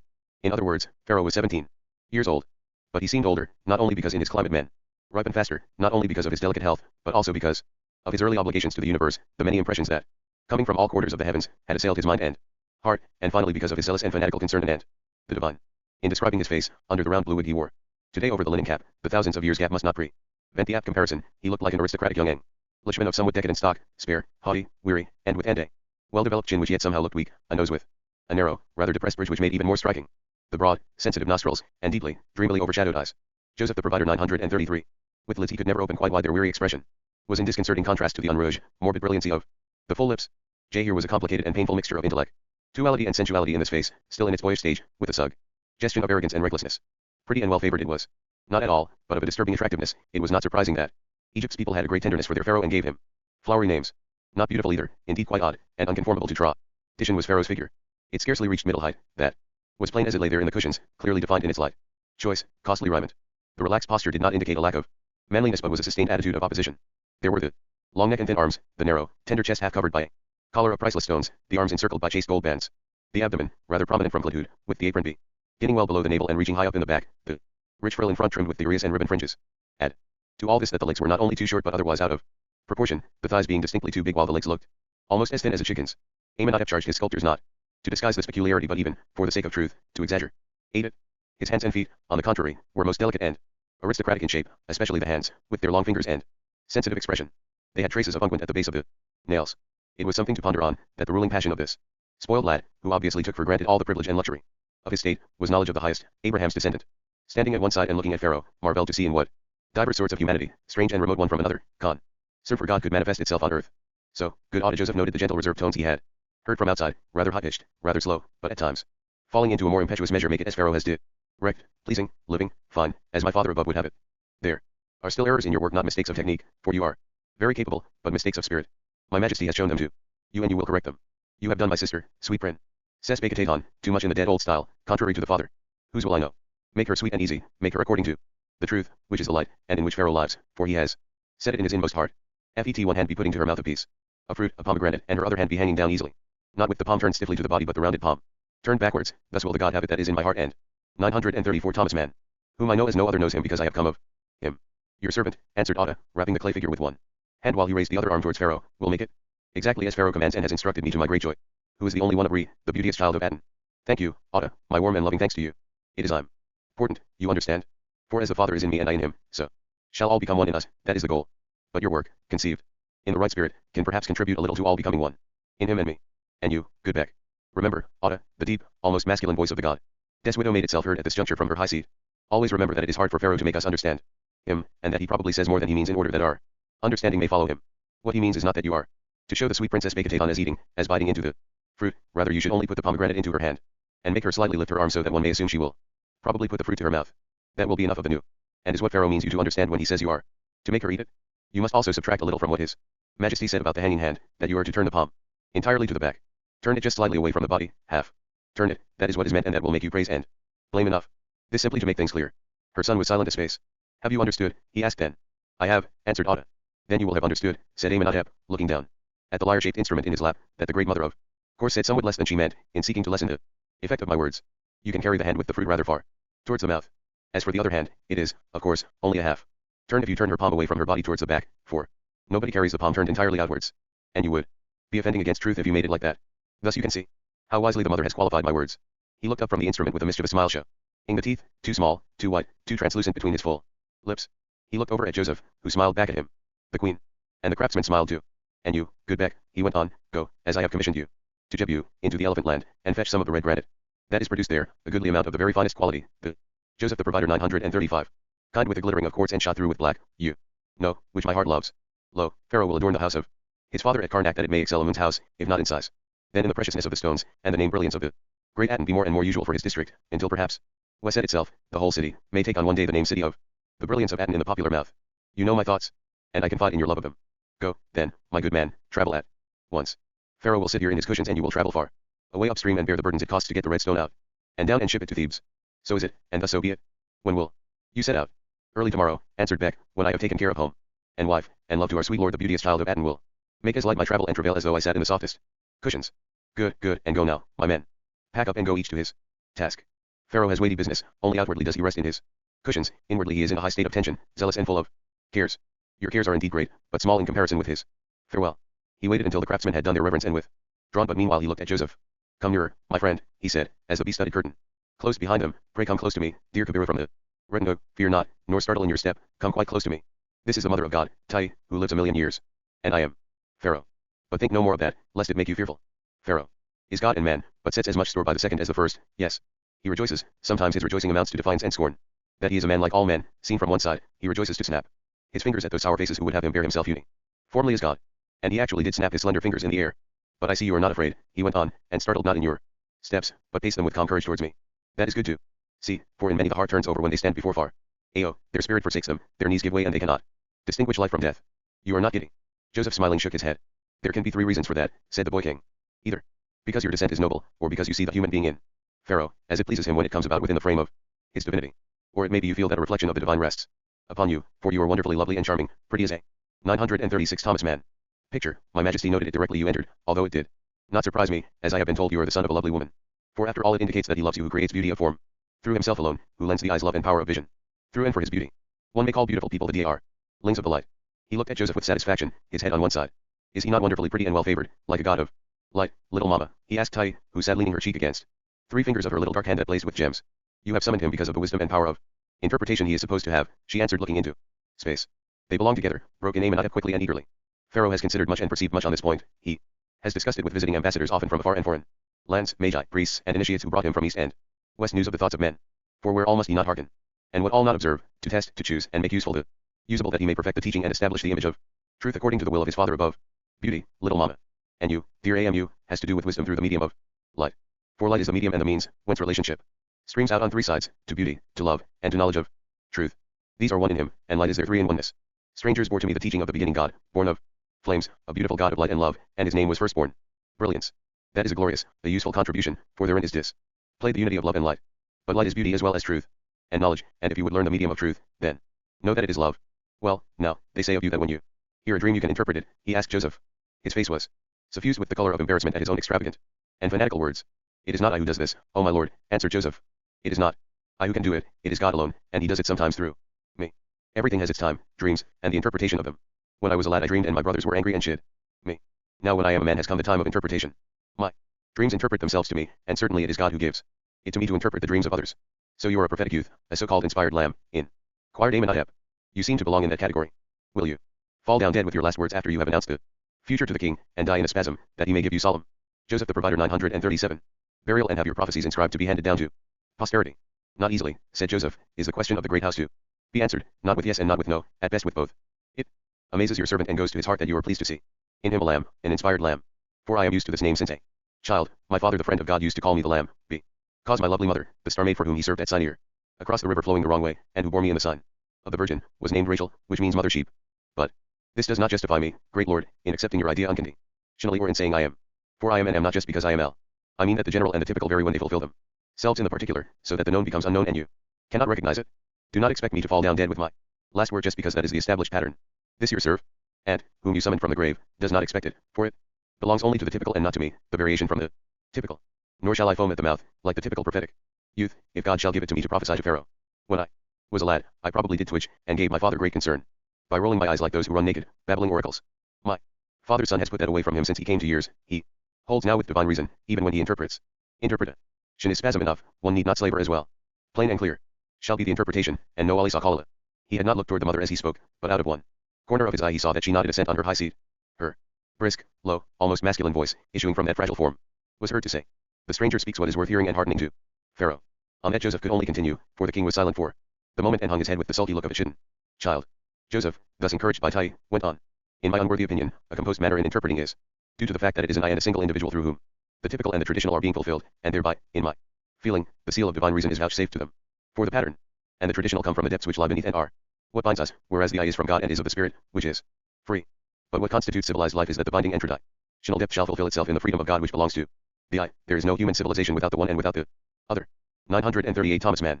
Amenhotep nodded to his mother with lifted brows. He began to applaud, holding one hand straight up and striking the palm with 2 fingers of the other. Do you hear, my little mama, said he. This is a youth of great insight whom my majesty has sent for to come hither. Remember, pray, that by my own resolve I called him to come. Pharaoh too is very gifted and advanced for his years, but it is doubtful whether he could have made up and expressed these things about the binding pattern of the depths and the dignity which comes from above. So, you are not bound to the binding pattern of the foaming lamb, he asked, and you will not bruise the heart of Pharaoh with the traditional announcements of horrible misery to come, the invasion by foreign peoples, and how that which is undermost shall be turned uppermost. He shuddered. We all know about that, he said, his lips going a little white. But Audiodogesti must spare himself a little. He cannot well bear the wild and savage, he is in need of tenderness and love. The land has gone down to destruction, it lives in uproar. Bedouins rove over it. Poor and rich change places, all law is annulled. The son slays the father and by his brother is slain, wild beasts of the desert drink at the springs, one laughs the laugh of death, has turned away his face, no one knows when midday is, for one knows not the shadow on the dial, beggars consume the sacrifices, the king is taken and snatched away, one only consolation abides, that by the might of him who shall deliver all shall be better once more. Pharaoh, then, need not hear this song again? May he hope that the modification of the traditional by the particular will exclude such horrors. Joseph smiled. It was now that he made the famous reply, both courteous and shrewd. God shall give Pharaoh an answer of peace. You speak of God, probed Amenhotep. You have done so several times. Which God do you mean? You are from Zahi and from Amu, so I assume that you mean the ox whom in the east they call Baal the Lord. Joseph's smile became detached. He even shook his head. My fathers, the god dreamers, said he, made their covenant with another lord. Then it can only be Adonai, the bridegroom, said the king. Quickly, for whom the flute wails in the gorges and who rises again. You see, Pharaoh knows his way about among the gods of all mankind. He must know and try all and be like a gold washer who dredges the kernel of truth out of much absurdity, that it may help to perfect the teaching of his adored father. Pharaoh finds it hard, but good, very good, a royal task. My good parts have made me work that out. Who has hardship must also have ease, but only he. Lord, it is disgusting to have only ease, yet to have only hardship is not right. Joseph the Provider 939. Either. At the great feast of tribute in the beautiful balcony of Audi. In's my majesty sits next to my lovely consort and the ambassadors of the people. Moors, Libyans, and Asiatics bring a ceaseless train of gifts from all the world, bar gold and golden rings, ivory, silver vases, ostrich feathers, oxen, byssus, leopards, and elephants in procession. And just so the lord of the crown sits in the beauty of his palace, and receives in fitting ease the tribute of all the thought of the inhabit earth. For as my majesty was already pleased to say, the singers and seers of strange gods succeed one another, coming to my court from all the regions of the earth together, from Persia, where the gardens are renowned and where they believe that some day the earth will be flat and even and all men have one species, speech, and law, from India, the land where the incense grows, from Starwise, Babel and the islands of the sea. They all visit me, they pass over me. For my seat, and my majesty has intercourse with them as he now has with you who are a special kind of lamb. They offer me the early, and the late, the old, and the new. Sometimes they leave strange souvenirs and divine signs.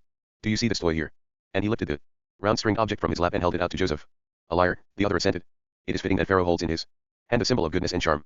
This he said because the hieroglyph for the Egyptian Nofert, which means both goodness and charm, is a lyre. I see, responded the king, that you have understanding of the arts of thought and are a scribe.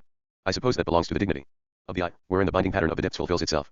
But this object is a sign of something else besides goodness and charm, namely of the artfulness of a strange god, who may be a brother of the ibis-headed or his other self, and who invented the toy as a child when he met a certain creature. Do you know the shell? It is a tortoise shell, said Joseph. You are right, assented Amenhotep. This lie boots of a child. God met this wise creature born in the hollow of the rocks and it fell, a sacrifice to his quick wit. For he impudently robbed it of its hollow shell and put strings across and fastened on two horns as you can see. And it became a lyre. I will not say this is the very same toy the Miss Giavu rascal made.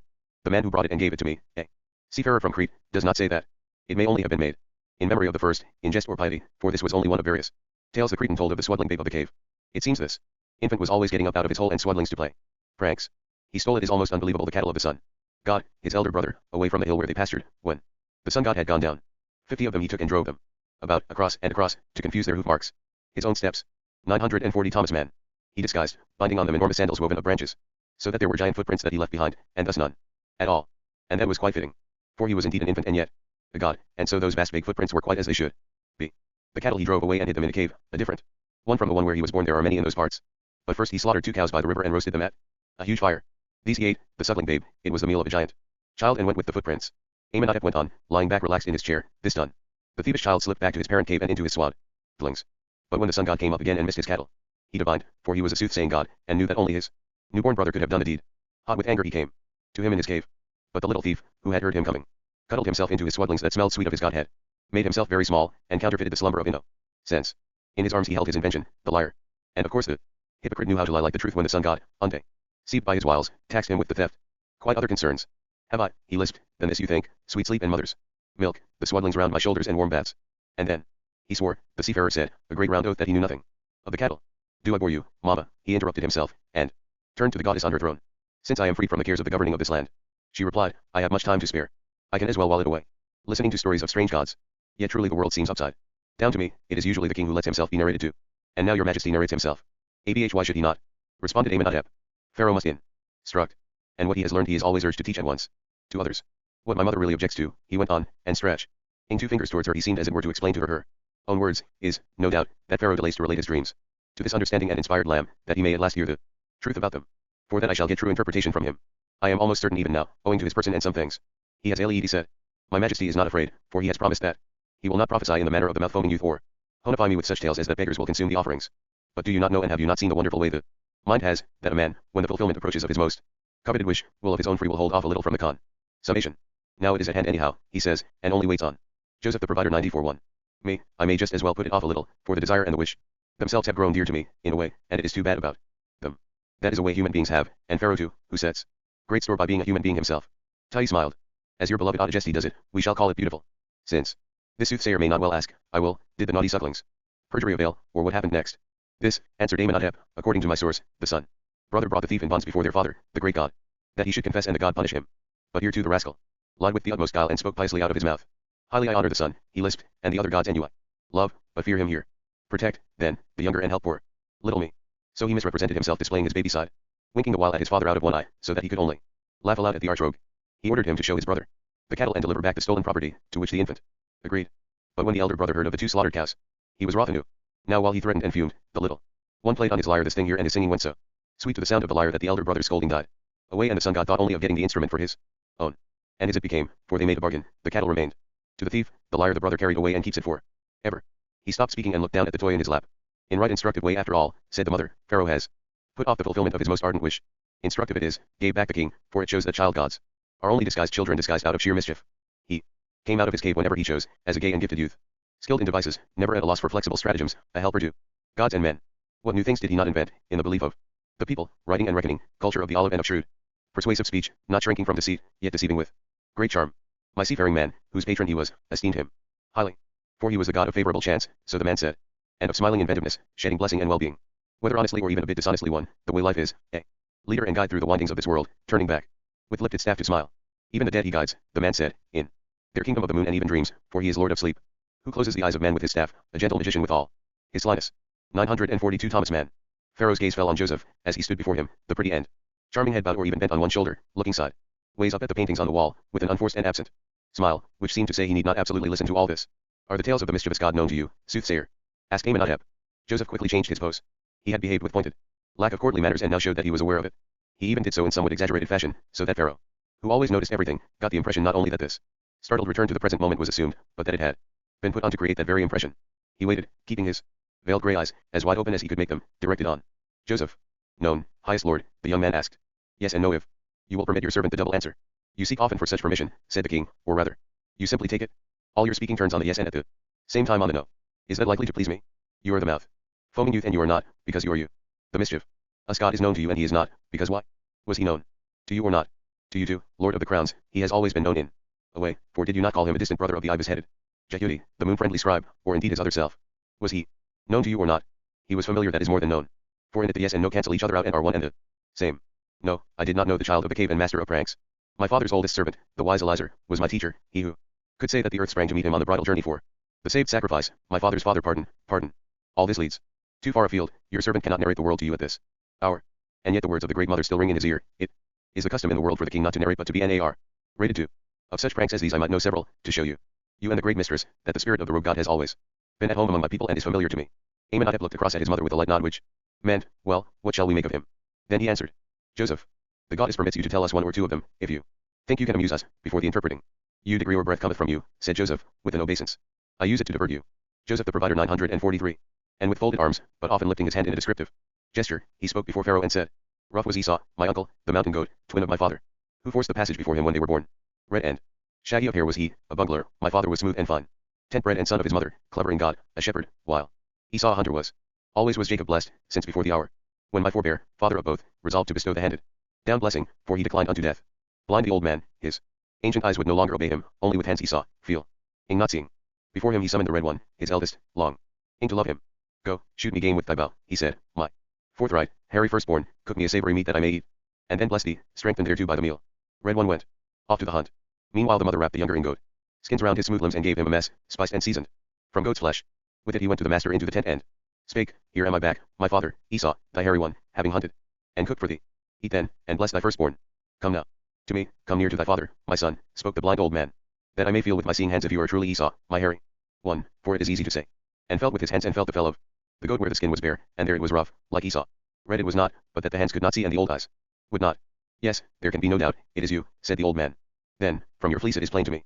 Rough or smooth, so it is, and how good that one needs not the eyes to perceive, for the hand soothsayeth. Esau art thou, then feed me that I may bless thee. So did he smell and eat, and he gave to the wrong one, who yet was the right one, the fullness of blessing one might not recall. Then came Esau from hunting, puffed up and boastful at this his great hour. He cooks and seasons his game where all eyes can see him and bears it within to his father inside the tent. But there in the tent was he cheated and mocked as a humbug. Truly he was the right one, since the wrong one had come before him through mother's guile. Only a barren curse he received, since naught else was left after the blessing was spent. What jesting and laughing were there, when he sat down, wailing aloud with his tongue hanging out, and the fat tears plumped down into the dust. The cousin Claude paid whom the clever one tricked, skilled and familiar in all. Mother and son both laughed, the one in a sonorous alto, the other clear and rather piping. Both shook their heads. What a grotesque tale, cried Amenhotep. A barbaric farce. Capital in its way, if rather depressing too, one hardly knows how to. 944 Thomas Mann. Take it, it makes you feel like laughing and crying, both at once. The wrong right one, you say, and the wrong one that was the right one? That is not bad, it is so crazy that it is witty. But may the higher goodness preserve us all from being both right and wrong, so that we need not sit blubbering in the end, with our tears plopping into the dust. What do you think of the mother, little mama? Wrapping goat skins around the smoothness, and helping the old one and his seeing hands to bless the right one, in other words the wrong one. Tell me if you do not find this an original lamb whom I have some moaned before my presence.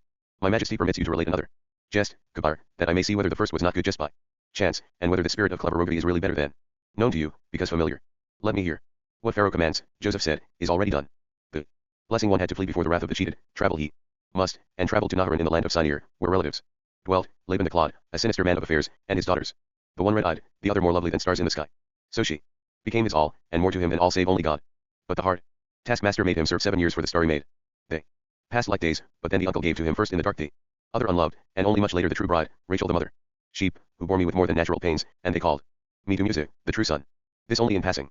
Now, when the star maid was healed after bearing, my father would be away with me.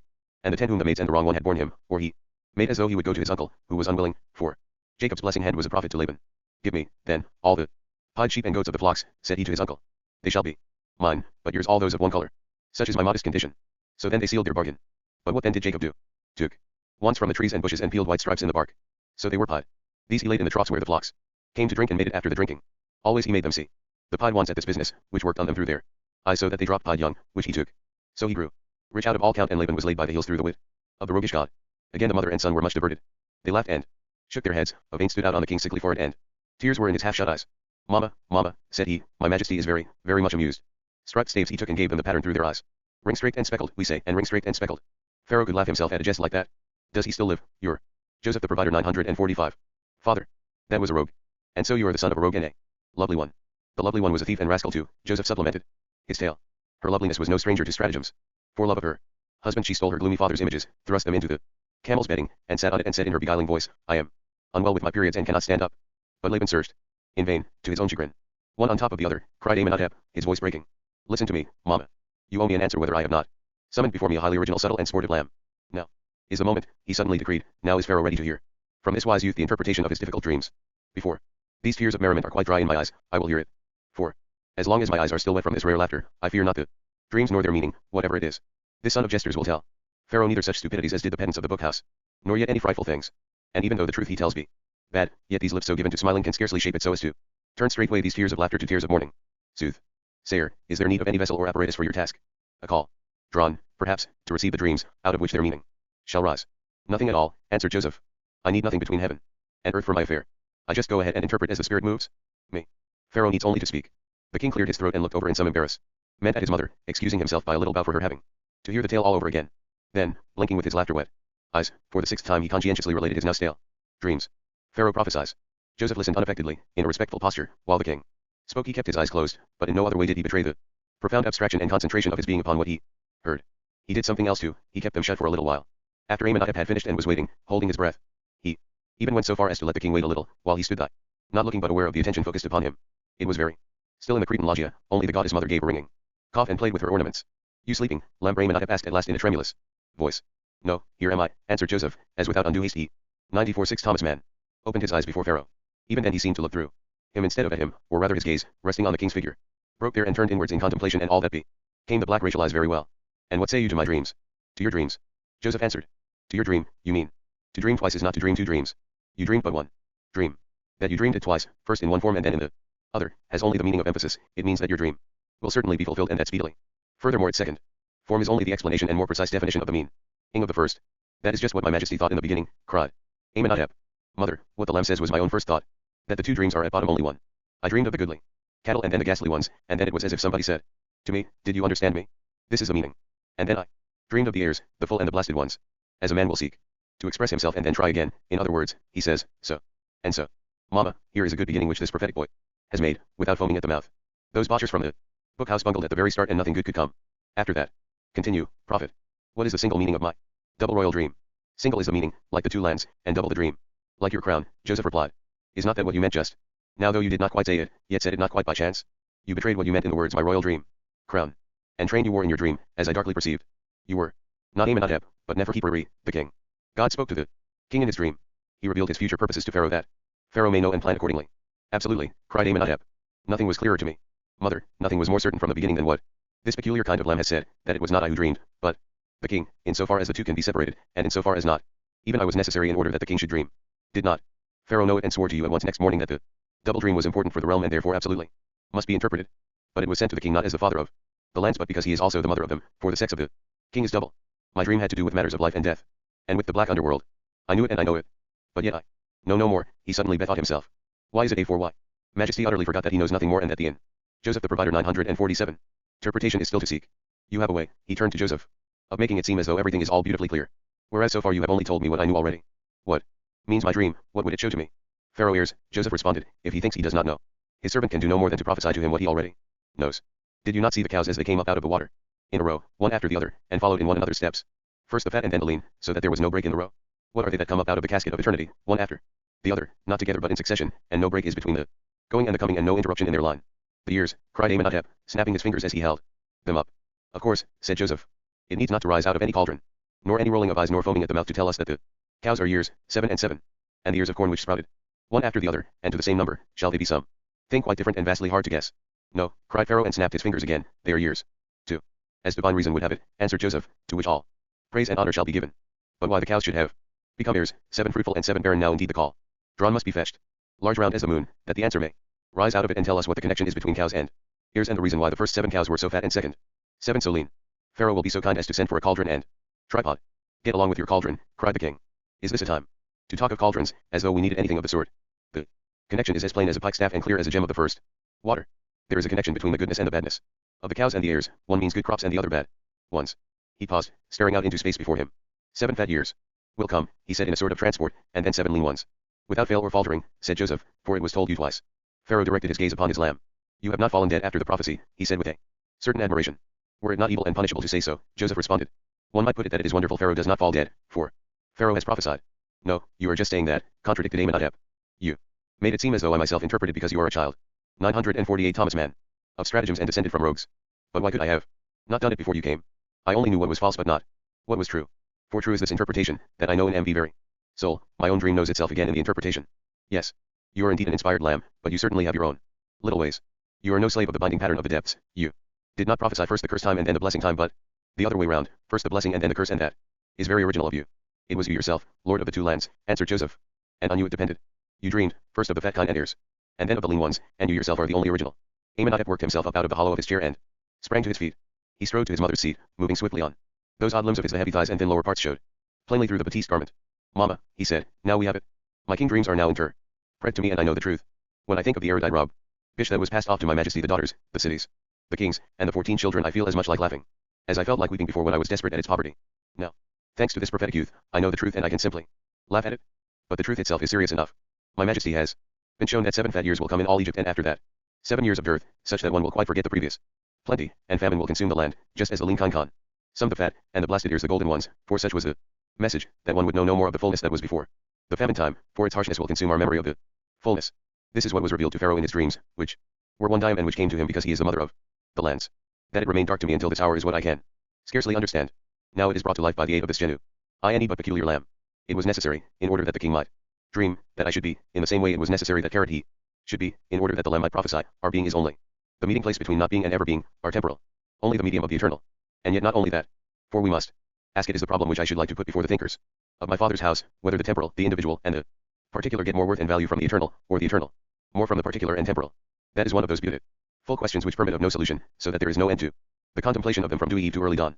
Seeing Tai shake her head, he broke off. Joseph the Provider 949. Mimi, said she, your majesty is incorrigible. You kept on at us about your dreams, which you thought were so important to the realm that they must be interpreted without fail, so that they could not fulfill themselves unhindered. But now that you have the meaning, or think you have, you act as though everything were all settled. You forget the meaning even as you utter it, to get lost in the most remote and impossible speculations. Is that like a mother? I could not even call it fatherly, and I can scarcely wait until this man here has gone back where he came from and we are alone, to admonish you indignantly from my maternal throne. It is possible that the soothsayer knows his craft and that what he says may happen. It has happened in the past, that good and poor seasons have alternated, that then the nurture has run low and time after time he has denied his blessing to the fields, so that want and famine consume the lands. It has happened, it has actually happened 7 times running, as the chronicles show. It can happen again, and therefore you have dreamed it. But perhaps you have dreamed it because it is going to happen again. If that is what you think, then, my child, your mother is astonished that you can rejoice over the interpretation and even flatter yourself that in a way you made it yourself. And now, instead of summoning all your counselors and wise men together to consider how to meet the threatening evil, you go off into such extravagant abstractions as this about the meeting place of the not being and the ever being. But, dear little Adama, we have time, cried Amenhotep, with a lively gesture. Where there is no time, then of course one cannot take any, but we can, for before us lies a fullness of it. 7 years. That is the great thing, the fact to make us dance and rub our hands. Together, that this highly individual lamb was not bound to the hate full pattern and did not prophesy the accursed time before the blessing time, but the blessing time first, and for as long as 7 years. Your rebuke would be just if the bad time, the time of the withered kind, were due to begin tomorrow. Then there would certainly be no time to lose in thinking about expedients and preventive measures, though my Majesty is free to confess he knows no adequate measures against failure of crops. But 7 years of fatness are granted us in the kingdom of the black earth, during which the love of the people for their Pharaoh mother will flourish like a tree, under which he can sit and teach his father's teaching. So I do not see why on the very first day your eyes are speaking, soothsayer, he broke off, and you have such a very piercing look. Have you anything to add to our common interpretation? Nothing, answered Joseph, save a plea that you permit your servant to go now to his own place, back to the prison where he was serving and into the pit out of which you took him for the sake of 950 Thomas Mann. Your dream. For his task is done and his presence is no longer fitting in the places of the great. In his hole will he live and feed upon the golden hour when he stood before Pharaoh, the beautiful son of the lands, and before the great mother, whom I name in the second place, only because language will have it so, which belongs to time and must deal with one thing after the other, unlike the world of images, where two can stand side by side. But speech and naming belong to time, thus the first mention belongs to the king, yet truly the second is not the second, for was not the mother before the son? So much in the succession of things. But whither my smallness now returns, there will I continue in my thoughts this intercourse with the great, to mingle in which were culpable of me. Pharaoh was right, I shall say to myself in the silence, to rejoice in the reversed order and the beautiful respite before the time of cursing and the years of drought. But how right was not the mother too, who was before him with the view and the warning that from the very first day of the blessing time and from the very day of the interpretation there must be much taking of thought against the coming of evil, not to avoid it, for we avoid not the purposes of God, but to anticipate and provide against it by proper foresight. For the term of blessing which is promised us means in the first place a stage wherein to take breath to bear the affliction, but in the second place it means time and space to take steps, at least to clip the wings of the raven of calamity, to take note of the coming evil, to work against it, and so far as possible not only to keep it in bounds but perhaps to derive from it a blessing to boot. This or something like it shall I be saying to myself in my dungeon, since it would be worse than improper for me to inject my thoughts into the converts of the great. What a great and splendid thing, shall I whisper to myself, is the wisdom which can convert even misfortune into blessing. And how gracious is God, that Phi granted to the king, through the medium of his dreams, such a wide survey over time, not only over 7, but over 14 years. Therein lies the Pi of vision, and the command to provide for the 14 years are but one time, made up of twice 7 though it is, and it does not begin in the middle but at the beginning, in other words with today. For today is the day of surveying the whole, and to survey it all is to provide for it all. All this is very odd, remarked Amenhotep. Have you been speaking, or have you not? You have been speaking while you did not speak, but only let us hear your thoughts, those, that is, which you only think to think. But it seems to me it is the same as though you had spoken. In other words, you contrived a little device to say something that had not yet been said. Everything must have its first time, Joseph replied. But foresight is not new, and there has been for very long the shrewd employment. Joseph the provider 95I. Of what time is granted. If God had put the bad time before the blessing time and it began tomorrow, there could be no counsel nor could any avail. What the chaff time wrought among men could not be made good by the fullness to follow. But now it is the other way on, and there is time not to waste, but to make good the coming want and to balance the fullness and the lack, by saving the fullness, to feed the lack. The order of the dream was meant to instruct us, the fat kind come up first, then the lean, which means that he who makes the survey is called and commanded to feed the lack. You mean we must heap up provision and gather it into bins? Asked Amenhotep. On the very largest scale, said Joseph with decision. In quite other measure than has ever been in the time of the two lands. And the master of the survey shall be the taskmaster of the fullness. He shall control it with strictness, the people's love for him will teach them the economy of plenty. Then, when the dearth comes, and they find that he can give, how will their love and trust increase? Under that spreading tree he may sit and teach. And the master of the survey shall be the vicar and shadow spender of the king. As he spoke, Joseph's eyes chanced to meet those of the great mother, the little dark figure sitting upright and hieratic upon her raised seat with her feet together. Those shrewd, sharp eyes, gleaming black out of the shadow, were fixed upon him, and the lines about her full lips shaped a mocking smile. He dropped his lids gravely before this smile, yet not without a respectful twinkle. If I have heard aright, said Amenhotep, you think, like the great mother, that without any loss of time I should summon my advisors to a council, that they may decide how to deal with the abundance to make it serve the lack. Pharaoh, answered Joseph, has had no great luck with the councils he summoned to interpret the double dream dreamed by his double crown. He interpreted himself, he found the truth. To him alone was the prophecy sent and the whole situation made clear. On him alone is it incumbent to administer the supplies and husband the plenty which will come before the drought. The measures which must be taken are unprecedented in method and scope, whereas a council is prone to decide on a middle and traditional course. Therefore he alone who has dreamed and interpreted must be the man to decide and execute. Pharaoh does not execute his decisions, Tayi the mother coolly made herself heard. She gazed through and past both of them as she spoke. That is an ignorant conception. Even granted that he make his own decision about what to decide according to his dream, in other words, granted that the decision is to be made in accordance with the dream, he will then put the performance of it into the 95 to Thomas Mann hands of his administrators who are there for the purpose, the two viziers of the south and north, the steward of the storehouses and stalls, and the head of the treasury. Precisely so, said Joseph, with an appearance of astonishment. Did I think in my hole to tell myself, in the imaginary conversation I was carrying on? Indeed, those very words, even ignorant conception, did I put into the mouth of the great mother and turn them against myself. I am swollen with pride to hear her utter just what I would have made her say, down there, and only to myself.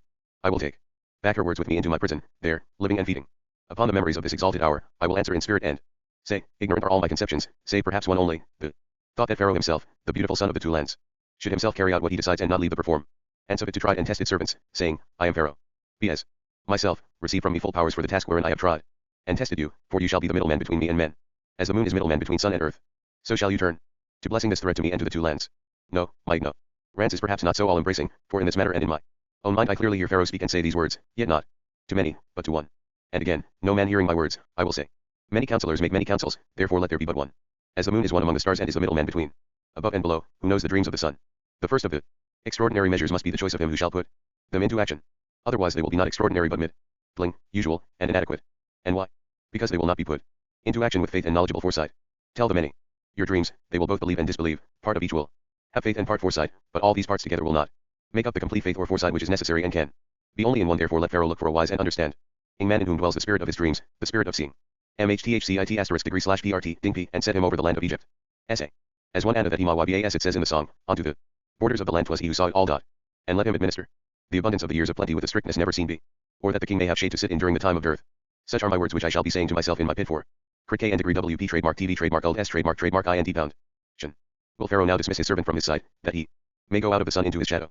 Joseph made a turn towards the bee-studded hangings and a paw tour thitherwards, as though asking if he might pass through. Joseph the Provider 953. Eyes of the goddess mother looked sharply at him, and the worldly wise lines round her mouth deepened to a mocking smile. He saw, but purposely did not look back at her. One don't believe in it. Stay, said Amenhotep. Wait a little, my friend. You have played very prettily upon this instrument of yours, this pretext that one may speak without speaking, not speak and yet speak withal, while getting a hearing for your thoughts. You have not only put my majesty in the way of interpreting his own dream, but also you have pleasured me with this novel device of yours. Pharaoh cannot let you go unrewarded, surely you cannot think that. The only question is, how can he reward you? About that my majesty is not yet clear. For instance, to give you this tortoise-shell lyre, the invention of the Lord of Mischief, that, I think, would be too little, and surely you think so too. Yet take it at least, for the moment, my friend, take it in your arms. It becomes you there. The god of contrivance gave it to his sooth saying brother, you are a soothsayer too, and full of contrivance into the bargain. But I am thinking of keeping you at my court, if you will stop, and of making some fine title for you, such as first dream interpreter of the king, something very imposing, to cover up your real name and make it quite forgot. But what is your real name? Ben Azn, perhaps, or Nikadiya, I suppose. What I am called, Joseph answered, I was not called, and neither my mother, the starry virgin, nor my father, the friend of God, called me so. But since my hostile brothers flung me in the pit and I died too, my father, being stolen away down here, what I am has taken on an other name, it is now Osirsif. Most interesting, pronounced Amenhotep. He had settled back into the cushions of his too-easy chair, while Joseph, the seafaring man's gift in his arms, stood there before him. So you think one should not always be called the same, but suit his name to his circumstances, according to what happens to him and how he feels? Mama. What say you to that? I think my majesty likes it well, for I am always pleased by new views, whereas those who know only outworn ones open their mouths in astonishment, as wide as I do when I yawn at theirs. Pharaoh himself has too long been called by his present name, and for long it has been out of tune with what he is and how he feels. In fact, for some time he has cherished the idea of putting aside the old and mistaken name and taking a new and more accurate one.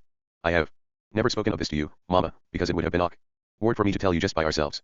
But in the presence of this soothsayer Osirsif, who himself once had another name, it is a good opportunity to speak. Certainly I will do nothing rash, it will not. 954 Thomas Mann. Happen from one day to the next. But happen it must, and soon, for what I am now called becomes daily more a lie and an offense to my Father above. It is a disgrace, in the long run it is not to be borne, that my name contains the name of Amun the throne robber, who gives out that he consumed Rehorak the lord of An and the ancestor of the kings of Egypt, and who now reigns as Amun-Re, the god of the empire. You must understand, Mama, that in the long run it is a sore offense to my majesty to be named after him, instead of by a name pleasing to Aten, for out of him have I issued, in whom is united what was and what shall be. Lo, Amun's is the present, but the past and future are my father's, and we two are old and young. Both, we are of times past and times to come. Pharaoh is a stranger in the world, for he is at home in the early time, when kings raised their arms to re their father, the time of Horamake, the time of the Sphinx. And at home he is in the time that shall come, of which he is the forerunner, when all men shall look up to the Son, the unique God, their gracious Father according to the teaching of the Son, who knows his precepts, since he came out of him and his blood flows in his veins. Come hither, you, said he to Joseph. Come and look. And he drew the batiste from his thin arm and showed the other the blue veins on the inside of the forearm. That is the blood of the Son. The arm shook visibly, although Amenhotep supported it with the other hand, for the other hand shook too. Joseph looked respectfully at the exhibit and then drew back a little from the royal seat. The goddess mother said, you excite yourself, Mimi, and it is not good for your majesty's health. You should rest, after the interpretation and all this exchange of views, and take a little time from the time that is given you, to let your decisions ripen, not only concerning measures against what may come, but also about the very serious proposal to change your name, which you seem to be considering, while at the same time you are thinking about a proper reward for the soothsayer. Do go and rest. But the king was unwilling. Mama, he cried, I do beg you most ardently not to ask that of me, just in the middle of such a promising train. I assure you, my majesty is perfectly well and feels no trace of fatigue. I am so excited that I feel well, and so well that I feel excited. You talk just like the nurses in my childhood, when I felt my liveliest. Then they said, you are overtired, lord of the two lands. You must go to bed. It could only make me savage, I could have kicked with rage. Now I am grown, and I thank you most respectfully for your care of me.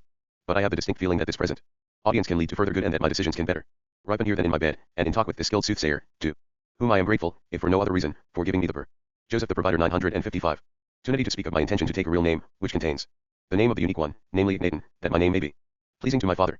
Everything should be called after him and not after a moon, and if the lady of the two lands, who fills the palace with sweetness, the sweet Titi, is soon brought to bed, then the royal infant, whether prince or princess, shall be called Marie-Tadon, that it may be loved by him who is love. No matter if I draw down on my head the anger of the mighty one of Karnak, who will come and make representations and harangue me with threats of the anger of the ram. Him I can endure all I can endure for the sake of my love to my father above. Pharaoh, said the mother, you forget that we are not alone. Matters which need to be dealt with in wisdom and moderation are probably best not discussed in the hearing of a soothsayer from the people. Let that be, Mamma, replied Amenhotep.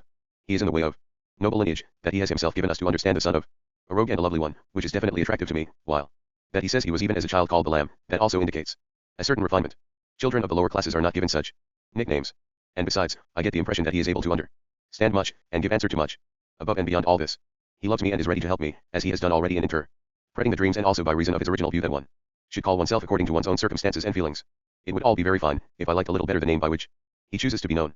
I would not wish to be unfriendly or distress you, he turned to Joseph, but the kind of name you have taken pains me, O Sir Siph, that is a name of the dead, as when we call the dead bull O Sar happy, it bears the name of the dead lord, user, the frightful, on the judge's throne and with the scale, who is only just, but without mercy, and before whose tribunal the terrified soul bless and shakes. This old creed has nothing in it but fear, it is dead. Itself, it is an Osar creed, and my father's son believes not in it. Pharaoh, the mother's voice came again, I must once more appeal to you and warn you to be cautious, and I need not hesitate to do so in the presence of this foreign interpreter, since you grant him such extended audience and take as a sign of his higher origins his mere assertion that as a child he was called the lamb. So he may hear that I warn you to be wise and moderate. It is enough that you go about to decrease the power of a moon and set yourself against his universal rule, in that wherever possible you take from him step by step the unity with Re the horizon dweller, who is the Aten. Even to do this takes all the shrewdness and policy in the world, and a cool head. Besides, for heated rashness comes of evil. But let your majesty be 95-6 Thomas Mann, whereof laying hands on the people's belief in user, king of the lower regions, to which it clings more obstinately than to any other deity, because all are equal before him, and each one hopes to go in unto him with his name. Bear in mind the prejudice of the many, for what you give to Aten by diminishing a moon, you take away again by offending user. Ah, I assure you, Mamma, the people only imagine that they cling. So to user, cried Amenhotep. How could it really cling to a belief that the soul which goes up to the judge's seat must pass through 7 times 7 regions of terror, inhabited by demons who examine it as it passes in some 360 several magic formulas, each harder to remember than the last, yet the poor soul must have them all by heart and be able to repeat each one in the right place, otherwise it does not pass and will be devoured before ever it reaches the judgment seat. And if it does get there, it has every prospect of being devoured if its heart weighs too light in the scale, for then it is delivered over to the monstrous dog of Ammon. I ask you, where is there anything in all that to cling to? It is against all the love and goodness of MV Father above. Before user of the lower regions all are equal, yes, equal in terror. Ocreus before my Father all shall be equal in joy. With the moon and Aten it is the same. A moon too, with the help of Re, will be universal and will unite the W degree TID in worship of him. There they are of one mind. But a moon would make the world one in the rigid service of fear, a false and sinister unity, which my father would not, for he would unite his children in joy and tenderness. Mimi, said the mother again, in her low voice, it would be better for you to spare yourself and not speak so much of joy and tenderness. You know from experience that the words are dangerous to you and put you beside yourself. I am speaking, Adama, of belief and unbelief, answered Amen. Otep, once more he worked himself out of the cushions and stood on his feet. Of these I speak, and my own good mind tells me that disbelief is almost more important than belief. In belief there must be a sizable element of disbelief, for how can a man believe what is true, so long as he also believes what is false? If I want to teach the people what is true, I must first take from them certain beliefs to which they cling. Perhaps that is cruel, but it is the cruelty of love, and my Father in the sky will forgive me. Yes, which is more glorious, belief or disbelief, and which should come before the other? Believing is a great rapture for the soul, but not believing is almost more joyous than belief. I have found it so, my majesty has experienced it, and I do not believe in the realms of fear and the demons and usury with his frightfully named ones and the devourer down there below. I, Joseph the Provider 957. Don't believe in it. Don't believe, Pharaoh sang and trilled, skipping on his misshapen legs, whirling round with arms outstretched and snapping the fingers of both hands. After that he was out of breath. Why did you give yourself such a name of death? He asked, gasping, as he came to a stop beside Joseph. Even if your father thinks you are dead, after all you are not. I must be silent to him, answered Joseph, and I vowed myself to silence with my name. Whoever is thus dedicated and set apart, he is among the dead. You cannot separate the depths from the holy and consecrated, they belong together, and just therefore lies upon him the gleam of light from above. We make offerings to the depths, yet therein lies the mystery, that in so doing we only rightly make them to the heights. For God is the whole. He is the light and the sweet disk of the sun, said Amenhotep, with emotion, whose rays embrace the land and bind them in love. He makes the hands grow faint with love, and only the wicked, whose fate is directed below, have strong hands. Ah, how much more would things in the world go be love and goodness if not for this belief in the lower and in the devourer with the crushing jaws. No one shall persuade Pharaoh that men would not do much or consider much pleasing to do if their fate were not directed downwards. You know, the grandfather of my earthly father, King Akhepurur, had very strong hands and could span a bow which no one else in all the lands could span. So he went out to slay the kings of Asia and took 7 of them alive. He fastened them to the prow of his ship by the heels. Their hair hung down and they glared straight ahead with their upside-down bloodshot eyes. And that was only the beginning of all that he did with them, which I will not go into, but he did it. It was the first story my nurses told me as a child, to instill in me a kingly spirit. But I started shrieking out of my sleep with what they instilled, and the doctors from the bookhouse came and instilled an antidote. But do you suppose Akhepru would have done all that to his foes if he had not believed in the realms of horror and the specters and the frightfully named ones of usury and the dog of Ammon? Let me tell you, men are a hopeless lot. They know how to do nothing that comes from within themselves, not even the very least thing occurs to them on their own account. They only imitate the gods, and whatever picture they make of them, that they copy. Purify the god head and you purify men. Joseph did not reply to all this until he had looked across to the mother and read in the eyes she rested on him that a reply from him would please her. Harder than hard, he said then, it is to reply to Pharaoh, for 958 Thomas Mann. He is gifted beyond measure, and what he says is true, so that one can only nod and murmur, quite right, or else keep still and let the echo die of the truth he uttered. Yet we know Pharaoh would not have speech die away and cease at the truth. Rather he desires that it free itself and go on, past the truth and perhaps to further truth. For what is true is not the truth. Truth is endlessly far and all talk is endless too. It is a pilgrimage into the eternal and loses itself without rest, or at most after a brief pause and an impatient right, it moves away from every station of the truth, just as the moon moves away from each of her stations in her eternal wanderings. All of this brings me whether I will or no, and whether it is fit or unfit in this place to the grandfather of my earthly father, whom at home we always called by a not quite so earthly name and named him the Moon Wanderer, though we knew quite well that actually his name was Abiram, which means High Father. He came from Ur in the Chaldees, the land of the great tower. He did not like it there and could not endure it. He could never endure it anywhere, and hence the name we gave him. Aouc, mother, the king broke in, that my soothsayer has good origins in his way. Not only that he himself was called the Lamb, but also he had a great-grandfather to whom they gave a name not of this earth. Mixed races and people from the lower classes do not usually know their great-grandfathers. So he was a seeker after truth, your great-grandfather. So untiring, responded Joseph, that in the end he discovered God and made a pact with him that they should be holy the one in the other. But strong he was in other ways too, a strong-handed man. When robber kings came on from the east, burning and plundering, and took away his brother Lot a prisoner, then with swift resolve he went out against them with 318 men and Eliezer, his oldest servant, making 319, and thrust at them with such force that he drove them beyond Damascus, and freed his brother Lot out of their hands. The mother nodded and Pharaoh cast down his eyes. Did he take the field, he asked, before he had discovered God? Or afterwards? It was in between, answered Joseph, while he was working on his task and without loss of power from the combat. What can be done with robber kings that burn and plunder? You cannot give them the peace of God, they are too stupid and bad. You can only bring it to them by first smiting them hip and thigh until they know dha carrot. The peace of God has strong hands. But you owe it to God that things shall go on earth at least halfway according to his will and not entirely according to the will of burners and plunderers. I see, said Amenhotep in boyish annoyance, if you had been one. Joseph the Provider 959. Degree F my guardians, you too would have told me stories about hair floating upside down in the wind and rolling eyes full of blood. Could it come to pass, Joseph inquired as though of himself, that Pharaoh should err and despite extraordinary gifts and maturity be wrong in his thought? I can scarcely believe it, yet it seems to happen and is a sign that he has his human as well as his godlike side. Those who burdened his young heart with tales of warlike prowess, he went on, always speaking as though to himself, they, of course, stood for war and lust of the sword for their own sakes. Now your soothsayer here, descended from the Moon Wanderer, he would seek to bring to war word of the peace of God, while to peace he would put in a word for courage as a dealer between the spheres and go between twixt above and below. The sword is stupid, yet I would not call meekness wise. Wise is the mediator who counsels courage, in order that meekness may not be revealed as stupid in the sight of God and man. Would I might say to Pharaoh this that I think I have heard, said Amenhotep, what you have been saying to yourself. It is the same as before, the little trick you have invented, that you may speak aloud to yourself and that no one else has any ears. You are holding the seafaring man's gift in your arms perhaps. The little invention comes to you from it, and the spirit of the Jehovah God speaks through your words. It may be, responded Joseph. Pharaoh speaks the word of the hour. It may be, it is possible, we should not quite reject the idea that the quick-wit God is present with us and would make Pharaoh mindful of him and aware that it was he who brought up the dream to him from below to where he sits in his palace. For he is a guide to the world below and, with all his gay spirits, the friend of the moon and the dead. He puts in a friendly word with the upper world for the lower and with the lower world for the upper. He is a gentle, manly go-between twixt heaven and earth.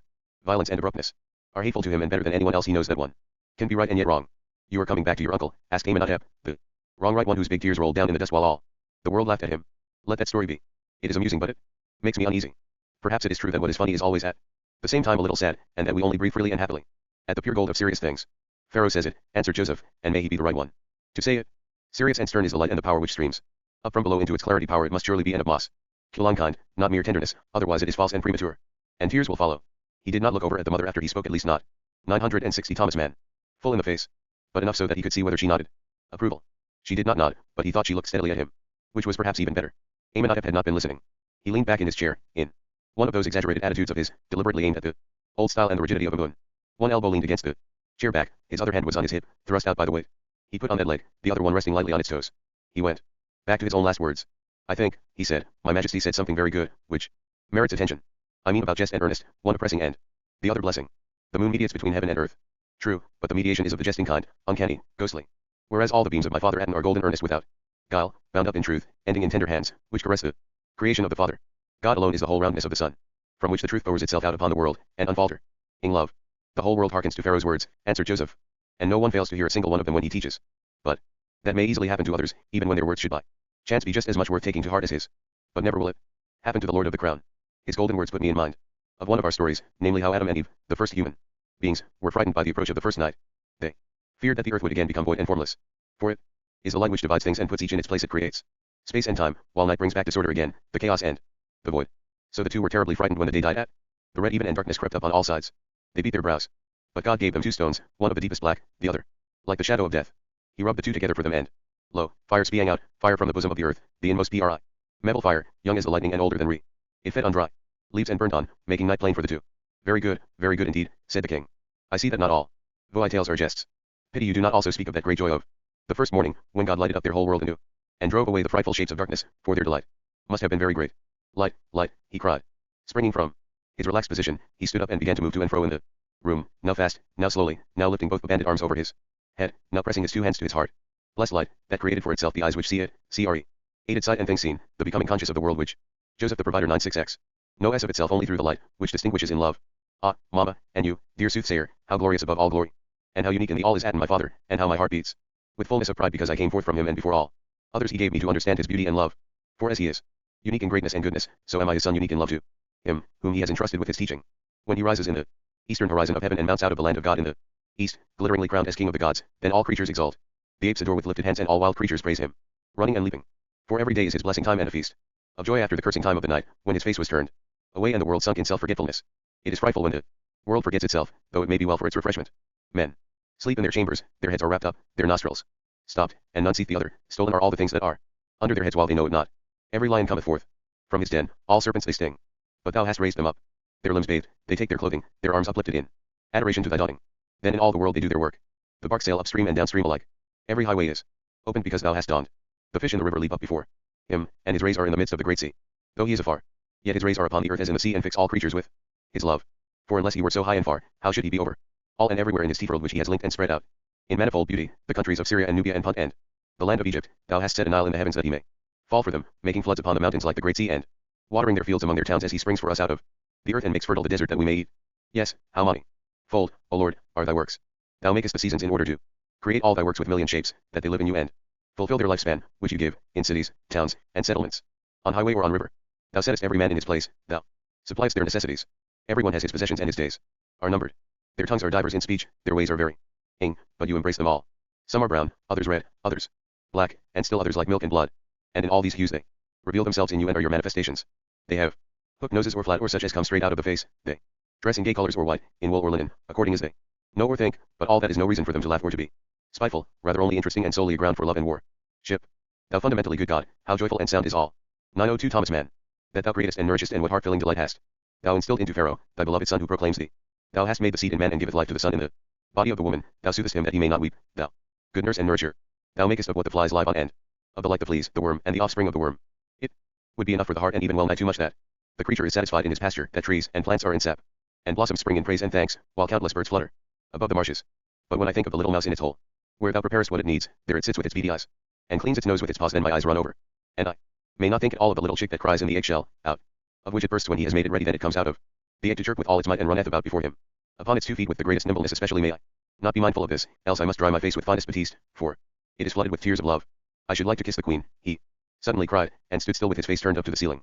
Let Nefertiti be summoned at once, she who fills the palace with beauty, the mistress of the lands, my sweet consort, all too blissful. Jacob's son was almost as weary with standing before Pharaoh as when he had played dumb waiter for the old bear in the garden house. And young Pharaoh, for all his delicacy of feeling for the gnats, the chicks, the little mouse, and the offspring of the worm, seemed to have no thought for Joseph's discomfort. His delicacy was of a regal kind, it had lapses to neither him nor the mother goddess. On her high seat did the idea occur, and probably it could not to tell him to sit down a while. His limbs had great longing, and there were many charming little stools in the Cretan loggia to invite him thereto. It was hard, but when one knows what is involved, one just takes the hardship for granted and stands firm, and here we have a good instance of a literally correct usage. The goddess widow took it on herself to clap her hands when her son announced his desire. The chamberlain from the anteroom sidled sweetly through the bee curtain. He rolled up his eyes when Tai flung at him, Pharaoh summons the great consort, and disappeared again. Amenhotep stood at one of the great bay windows with his back to the room and looked out over the gardens, his chest and his whole body heaving with the violence of the homage he paid to the sun and its works. His mother was looking towards him with concern. But only a few minutes passed before she appeared, whom he, Joseph the provider 963, had summoned. She could not have been far away. A little door invisible among the paintings, opened in the right-hand wall, and two maidservants fell on their faces on the threshold. Between them the queen of the lands appeared, with swaying tread, faintly smiling, her eyes cast down, the long, lovely neck thrust anxiously out, the bearer of the seed of the sun. She did not speak. Her hair was covered with a blue cap, which hung in a bag behind, elongating the shape of the head. Her large, thin, finely turned cars were uncovered. Navel and thighs showed through the ethereal pleatings of her flowing garb. The bosom was covered with a shoulder drapery and a flower collar, glittering with enamel and gems. She moved with hesitant steps towards her young husband, who approached her still panting with access of feeling. Here art thou, golden dove, my sweet bed sister, he said with trembling voice, embraced and kissed her on eyes and mouth, so that the two coverts on their foreheads kissed too. I had to see thee, if only for a moment to show thee my eye of it came over me while talking. Was my summons a burden to thee? Art thou at the moment not suffering from that present sacred condition? My majesty does wrong, perhaps, even to ask, for I might thereby rouse and recall thy nausea with my words. You see how the king has understanding. Of all, I would have been so grateful to the father if you had today been able to keep our excellent breakfast by you. But no more of that. Here thrones the eternal mother, and this man with the lyre is a foreign magician and soothsayer who has interpreted for me my politically important dream and can tell such amusing tales that I may keep him by me, in a high office at court. He lay in prison, owing to some mistake, such as can sometimes happen. Nephrem Westu, my cupbearer, was once in prison by mistake, while his companion, there, the late chief baker, was guilty. Of two that lie in prison, one always seems to be innocent, and of three, two. This I say as a man. But as God and king, I say that prisons are necessary, notwithstanding. And as man I kiss you, my sacred love, on your eyes, your cheeks, and mouth. Be not surprised that I do it in the presence not only of the mother but also of the soothsaying stranger, since you know that Pharaoh loves to show himself as he is before men. I think to go even further in this direction. You do not know about that yet, nor does Mama, therefore I take this opportunity to tell you. I am considering a pleasure voyage on the royal barge Star of the Two Lands. The populace, urged by curiosity and also partly by my royal command, will follow along the banks in crowds, and there in their sight, my sacred treasure, without having got permission from Amun's first priest beforehand, I will sit with you under the canopy and hold you on my knee and kiss you right soundly and often before all the people. That will annoy him of Karnak, but the people will exult, and it will. 964 Thomas Mann. Not only show them our great happiness but also instruct them in the essence, spirit, and goodness of my Father above. I am glad that one have now mentioned this plan of mine. But do not think I sent for you on this account, for I only happened to come on the thought as I was speaking. I called you simply and solely out of sudden unconquer able longing to show you my tenderness, and now I have done so. Go. Then, my crowning joy.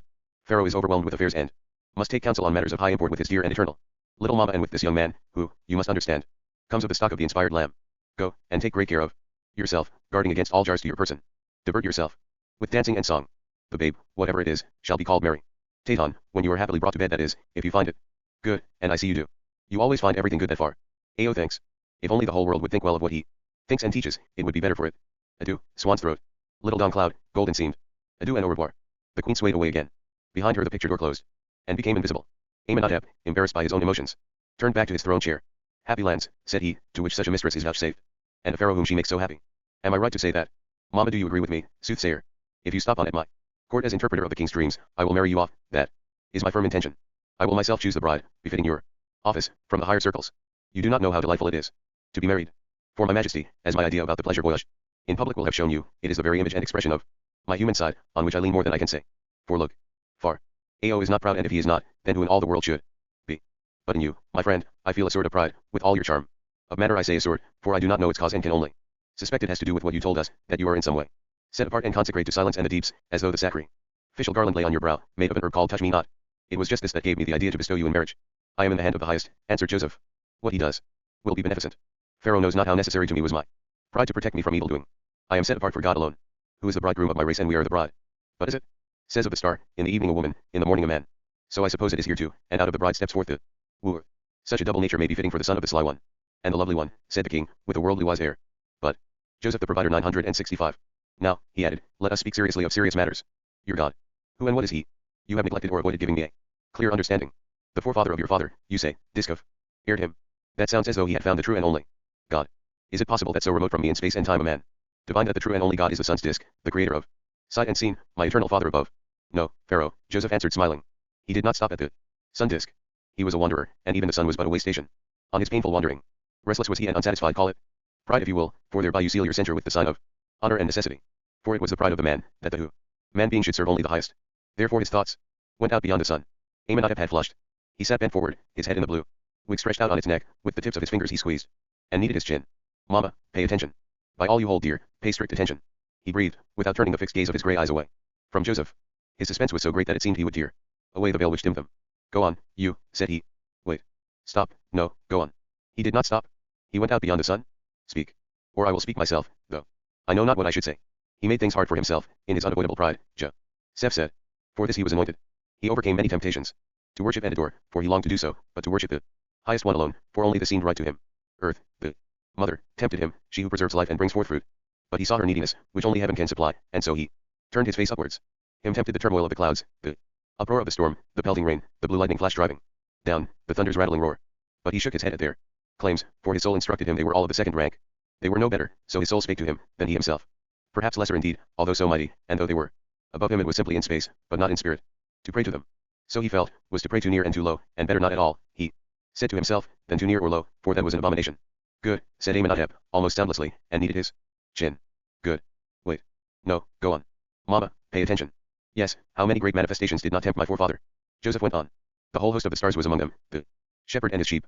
They were indeed far and high, and very great in their courses. But he saw them scattered before the beams. 966 Thomas Mann. Of the morning star, and she indeed was surpassing lovely, of two-fold nature and rich in tales, yet weak, too weak for that which she heralded. She paled before it and vanished away poor morning star. Spare your regrets, ordered the king. Here is matter for try. For tell me what it was she paled before, and who appeared. Whom she had heralded, he asked, making his voice sound as proud and threatening as it could. Of course, the sun, Joseph replied. What a temptation for him, who so longed to worship. Before its cruelty and its many good nighty all peoples of the earth bowed down. But my ancestors' caution was unlimited, his reservations endless. Peace and satisfaction, he said, are not the point. The all-important thing is to avoid the great peril to the honor of humanity, that man should bow down before lower than the highest. Mighty art thou, he said to Shamash Marduk Bel, and mighty is thy power of blessing and cursing. But something there is above thee, in me a worm, and it warns me not to take the witness. For that which it witnesses, the greater the witness, the greater the fault in me if I let myself be misled to worship it instead of that to which it bears witness. Godlike is the witness, but yet not God. I too am a witness and a testimony, I in my doing and dreaming, which mount up above the sun towards that to which it more mightily bears witness than even itself, and whose heat is greater than the heat of the sun. Mother, Amenhotep whispered, without turning his eyes from Joseph, what did I say? No, no, I did not say it, I only knew it. It was said to me when of late I had my seizure, and revelation was vouchsafed me for the improvement of the teaching, for it is not complete. Never have I asserted that it was complete. Then I heard my father's voice, and it spoke to me, saying, I am the heat of the Aten, which is in him. But millions of suns could I feed from my fires. Callest thou me Aten, then know that the name itself stands in need of improvement. When you call me so, you are not calling me by my last and final name. For my last name is the Lord of the Aten. Thus Pharaoh heard it, the father's beloved child, and brought it back with him out of his attack. But he kept silent, and even the silence made him forget. Pharaoh has set truth in his heart, for the father is the truth. But he is responsible for the triumph of the teaching, that all men may receive it, and he is concerned lest the improvement and purification, until at last it consist only of the pure truth, might mean to make it unteachable. This is a sore concern, which no one can understand save one on whom as much responsibility rests as on Pharaoh. For others it is easy to say, you have not set truth in your heart, but rather the teaching. Yet the teaching is the sole means of bringing men nearer the truth. It should be Joseph the provider. 967. Proved, but if one improve it to the extent that it becomes unavail able as a medium of truth, I ask the Father, and you will not only then the reproach be justified that I have shut up the teaching in my heart to the disadvantage of the truth. Pharaoh shows mankind the image of the revered Father, made by his artists, the golden disc, from which rays go down upon his creatures, ending in tender hands, which caress all creation. Adore, he commands.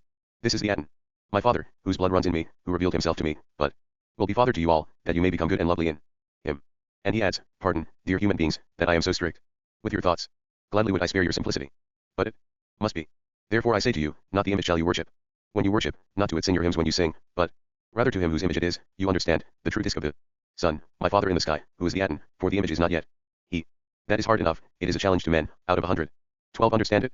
But if now the teacher says, still another end, further effort must I urge upon you for the sake of truth, however much it pains me for your simplicity. For the image is but the image of the image, and witness to a witness, not the actual round sun up there in the sky are you to think of when you burn incense to his image and sing his praise, not this, but the Lord of Aten, who is the heat in it and who guides its course. That goes too far, it is too much teaching, and not 12, not even one understands. Onlv. Pharaoh himself understands, who is outside of all count, and yet he is supposed to teach the many. Your forefather, soothsayer, had an easy task, although he made it hard for himself. He might make it as hard as he liked, striving after truth for his own sake and the sake of his pride, for he was only a wanderer. But I am king, and teacher. I may not think what I cannot teach. Whereas such a one very soon learns not even to think the unteachable. Here Tai, his mother, cleared her throat, rattled her ornaments, and said, looking ahead of her into space, Pharaoh is to be praised when he practices statesmanship in matters of religious belief and spares the simplicity of the many. That is why I warned him not to wound the popular attachment to usurp king of the lower regions. There is no contradiction between knowing and sparing in this connection, and the office of teacher need not darken knowledge. Never have priests taught the multitude all they themselves know. They have told them what was wholesome, and wisely left in the realm of the mysteries what was not beneficial. Thus knowledge and wisdom are together in the world, truth and forbearance. The mother recommends that it so remain. Thank you, Mama, said Amenhotep, with a deprecating bow. Thank you for the contribution. It is very valuable and will for 968 Thomas Mann. Eternal age is beheld in honor. But we are speaking of two different things. My autogesty speaks of the fetters which the teaching puts upon the thoughts of God, yours refers to priestly statecraft, which divides teaching and knowledge. But Pharaoh would not be RO. Gad, and there is no greater arrogance than such a division. No, there is no arrogance in the world greater than that of dividing the shield. Dren of our father into initiate and uninitiate and teaching double. Words, all knowingly for the masses, knowingly in the inner circle. No, we must speak what we know, and witness what we have seen. Pharaoh wants to do nothing but improve the teaching, even though it be made hard for him by the teaching. And still it has been said to me, call me not Aten, for that is in need of improvement. Call me the Lord of the Aten. But I, through keeping silent, forgot. See now what the Father does for his beloved Son. He sends him a messenger and dream interpreter, who shows him his dreams from below and dreams from above, dreams important for the realm and for heaven, that he should awaken him what he already knows, and interpret what was already said to him. Yes, how loveth the Father his child the King who came forth out of him, that he sends down a soothsayer to him, to whom from long ages has been handed down the teaching that it profits man to press on towards the last end. Highest.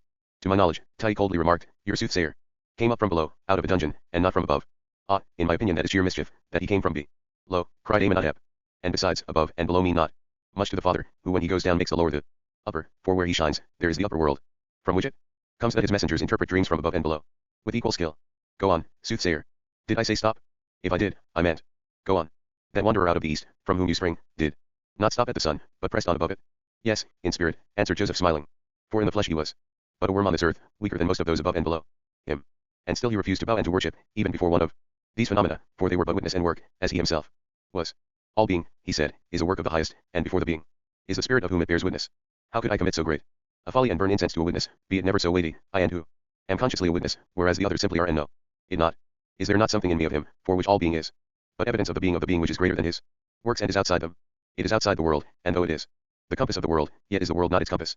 Far is the sun, surely 360,000 miles away, and yet Joseph the provider 969. His rays are here. But he who shows the sun the way hither is further than far, yet near in the same measure, nearer than near. Near or far is all the same to him, for he has no space nor any time, and though the world is in him, he is not in the world at all, but in heaven. Did you hear that, Mama? Asked Amenhotep in a small voice, tears in his eyes. Did you hear the message which my heavenly Father sends me through this young man, in whom I straightway saw something, as he came in, and who interprets to me my dreams? I will only say that I have not said all that was said to me in my seizure, and, keeping silent, forgot it. But when I heard, call me not Aten, but rather the Lord of the Aten, then I heard also this, call on me not as my Father above, for that is of the sun in the sky, it must needs be changed, to say, my Father who art in heaven. So heard I and shut it up within me, because I was anxious over the truth for the sake of the teaching. But he whom I took out of the prison, he opens the prison of truth that she may come forth. In beauty and light, and teaching and truth shall embrace each other, even as I embrace him. And with wet eyelashes he worked himself up out of his sunken seat, embraced Joseph, and kissed him. Yes, yes, he cried. He began to hurry once more up and down the Cretan loggia, to the portieres, to the windows and back. His hands pressed to his heart. Yes, yes, who art in heaven, further than far and nearer than near, the being of beings, that looks not into death, that does not become and die but is, the abiding light, that neither rises nor sets, the unchanging source, out of which stream all life, light, beauty, and truth, that is the Father, so reveals he himself to Pharaoh his son, who lies in his bosom and to whom he shows all that he has made. For he has made all, and his love is in the world, and the world knows him not. But Pharaoh is his witness and bears witness to his light and his love, that through him all men may become blessed and may believe, even though now they still love the darkness more than the light that shines in it. For they understand it not, therefore are their deeds evil. But the Son, who came from the Father, will teach it to them. Golden Spirit is the light. Father Spirit, out of the mother depths below power strives upward to it, to be purified in its flame and become spirit in the Father. I'm. Material is God, like his sunshine, spirit is he, and Pharaoh teaches you to worship him in spirit and in truth. For the Son knoweth the Father as the Father knoweth him, and will royally reward all those who love him and keep his commandments. He will make them great and gilded at court, because they love the Father in the Son who came out of him. For my words are not mine, but the words of my Father who sent me, that all might become one in light and love, even as I and the Father are one. 970 Thomas Mann. He smiled, an all too blissful smile, at the same time grew pale as death. Putting his hands on his back, he leaned against the painted wall, closed his eyes, and so remained, upright indeed, but obviously no longer present. The wise and understanding man, Tai, the mother, came down from her chair into the hall, and A.P. Crouch had the wrapped one with short, decided steps. She looked at him a moment, gave him a quick little tap with the back of one finger across his cheek, of which he was obviously unconscious, and turned to Joseph. He will exalt you, said she, with her bitter smile. Her pouting mouth and the lines round it were probably incapable, by their shape, of any smile but a bitter one. Joseph, in some alarm, was looking over at Amenhotep. Do not be distressed, she said. He does not hear us. He is unwell. He has his affliction, but it is not serious. I knew it would end like this when he would keep on talking about joy and tenderness. It always ends the same way, although sometimes it is more severe. When he began on the mice and chickens I was sure how it would turn out, but I was certain when he kissed you. You must take it in the light of his special susceptibility. Pharaoh loves to kiss, Joseph remarked. Yes, too much, she answered. I think you are shrewd enough to see that there is danger for a kingdom which supports within it a too powerful God, and without it many envious tributaries, who plot revolts. That was why I was willing you should speak to him of the stout-heartedness of your ancestors, who were not debilitated by all their thoughts on God. I am no man of war, said Joseph, nor was my ancestor save under great pressure. My father was a pious dweller, intense and prone to contemplation, and I am his son by his first and true wife. True, among my brethren who sold me are several who are capable of considerable barbarity. The twins were war heroes, we called them twins, though there is a whole year between them and Gad. Dial, son of one of the concubines, wore more or less harness, at least. In my time. Tai shook her head. Backslash, oh, you have a way, she said, of talking about your people as a mother. I should call it spoiled. All in all, you think pretty well of yourself, it seems. You feel you could stand a good deal of promotion. Let me put it like this, great lady, said he, that none surprises. So much the better for you, she answered. I told you that he, Joseph the provider 97, I would exalt you, probably quite extravagantly. He does not know it yet, but when he comes to himself he will. Joseph said, Pharaoh has exalted me and that he honored me with this talk about God. Rubbish, said she, impatiently. You put him onto it, you led up to it from the start. You need not play the innocent before me, or pretend to be the lamb they called you who spoiled you when they brought you up. I have a political mind, it is no use to make pious faces to me. Sweet sleep forsooth, and mother's milk, warm baths, and swaddling bands. Stuff and nonsense. I have nothing against politics, on the contrary, and I do not reproach you for making the best of your hour. Your talk of God was a talk of God's as well, and your story not bad at all, the one about the God of mischief and worldly wise advantage. Pardon, great mother, said Joseph, it was Pharaoh who told that tale. Pharaoh is receptive and suggestible, she responded. What he said, your presence evoked. He felt you, and spoke of the God. I was without falseness against him, great queen, said Joseph. And I will remain so, whatever he may decide about me. By far. Ao is alive, I will never betray his kiss. It is long since I received the last kiss. That was at Dothan in the vale, my brother Jehudah kissed me before the eyes of the children of Ishmael, my purchasers, to show them how highly he valued the goods. That kiss your dear son has wiped off with his own. But my heart is full of a wish to serve and help him as well as I can and as far as he empowers me to do it. Yes, serve and help him, said she, coming quite close with her firm little person and putting her hand on his shoulder. Do you promise it to his mother? You see the great and high responsibility I have with the child, but you understand. You are painfully subtle, you even spoke of the wrong right one, and he is so sensitive he got the point when you suggested that one can be right and yet wrong. It was not known or recognized before, answered Joseph. It is a destiny and a basis for destiny that a man can be right on the way, and yet not the right one for the way. Until today there was no such thing, but from now on there will be. Honor is due every new foundation, honor and love, if one is as worthy love as your lovely son. From Pharaoh's direction came a sigh, the mother turned toward him. He stirred, blinked his eyes, and stood up straight. Color came back to his lips and cheeks. Decisions, they heard him say, decisions must be made. My Majesty made it clear that I had no more time and must return at once to my immediate kingly concerns. Pardon my absence, he said with a smile as he let his mother lead him back to his seat and 972 Thomas Mann sank into the cushions. Pardon me, Mama, and you too, dear soothsayer. Pharaoh, he added, with a meditative smile, had no need to excuse himself, for he is untrammelled, and besides, he did not go but was fetched. But he excuses himself all the same, out of ordinary politeness. But now to business. We have time, but we have none to lose. Take your seat, eternal mother, if I may respectfully beg you. It is not proper for you to stand when your son is sitting. Only this young man with the lower region's name might stand before Pharaoh. For a little while longer, during the discussion of matters growing out of my dreams. They came from below too, but out of concern for that which is above, but he seems to me to be blessed from below up and from above down. So you are of the opinion, O Sir Siph, he asked, that we must husband the fullness against the ensuing scarcity, and collect enormous stores in the barns to be given out in the barren years, in order that the upper should not suffer with the lower. Just so, dear master, answered Joseph. The term was quite foreign to etiquette, and at once brought the bright tears to Pharaoh's eyes. That is the silent message of the dreams. There cannot be enough barns and granaries, there are many in the land, but yet all too few. New ones must be built everywhere so that their number is like the stars in the skies. And everywhere must officials be appointed to deal with the harvest and collect the taxes. There should be no arbitrary estimate which can always be got round with bribes, but instead there must be a fixed ruling and heap up grain in far Ao's granaries until it is like the sands of the sea, and provision the city so that food is laid up for distribution in the bad years and the land does not perish of hunger and the moon reap the benefit. Who would misinterpret Pharaoh to the people, saying, it is the king who is guilty and this the punishment for the new teaching and worship. I said distribution, but I do not mean it so that the corn should be handed out once and for all, but we should distribute to the poor and the little people and sell to the great and rich. Poor harvests mean a hard time, and when the Nile is low prices are high, the rich shall buy dear and all those shall stoop who still think themselves great as Pharaoh in the land. For only Pharaoh shall be rich in the land of Egypt, and he shall become silver and gold. Who shall sell? Cried Amenhotep in alarm. God's son, the king. But Joseph answered, God forbid. It shall be the wise and understanding man whom Pharaoh must search out among his servants, one filled with the spirit of planning and foresight, master of the survey, who sees all even unto the borders of the land and beyond, because the borders of the land are not his borders. Him let Pharaoh appoint, and set him over the land of Egypt with the words, be as myself, so that he husband the abundance as long as it goes on and feed the Joseph the provider 9y. Earth when it comes. Let him be as the moon between Pharaoh our lovely son and the earth below. He shall build the barns, direct the host of officials, and establish the laws governing the collection. He shall investigate and find out where it is to be distributed gratis and where sold, shall arrange that the little people shall eat and listen to Pharaoh as teaching, and shall harass the great in favor of the crown. That Pharaoh become over and over gold and silver. The goddess mother laughed a little from her chair. You laugh, little Alama, said Amenhotep. But my Audijesty finds really interesting what our foreseer here foresees. Pharaoh looks down from above on these things below, but it interests him mightily to see what the moon brings about on earth in her jesting, spectral way. Tell me more, soothsayer, since we are in council, about this middleman, this blithe ingenious young man, and how he should go to work once I have appointed him. I am not Kern's child and not the son of Jair, answered Joseph. Indeed, I came from abroad. But the garment of my body has long been of Egyptian stuff, for at 17 I came down here with my guide which God appointed for me, the Midianites, and came to know Amun, your city. Although I am from afar, I know this and that about the affairs of the land and its history, how everything came About and how the kingdom grew out of the gnomes, and out of the old the new, and how remnants of the old still defiantly persist, out of tune with the times. For Pharaoh's fathers, the princes of Wesset, who smote the foreign kings and drove them out and made the black earth a royal possession, these had to reward the princes of the gnomes, and the petty kings who helped them in their campaigns, with gifts of land and lofty titles, so that some of them still call themselves kings.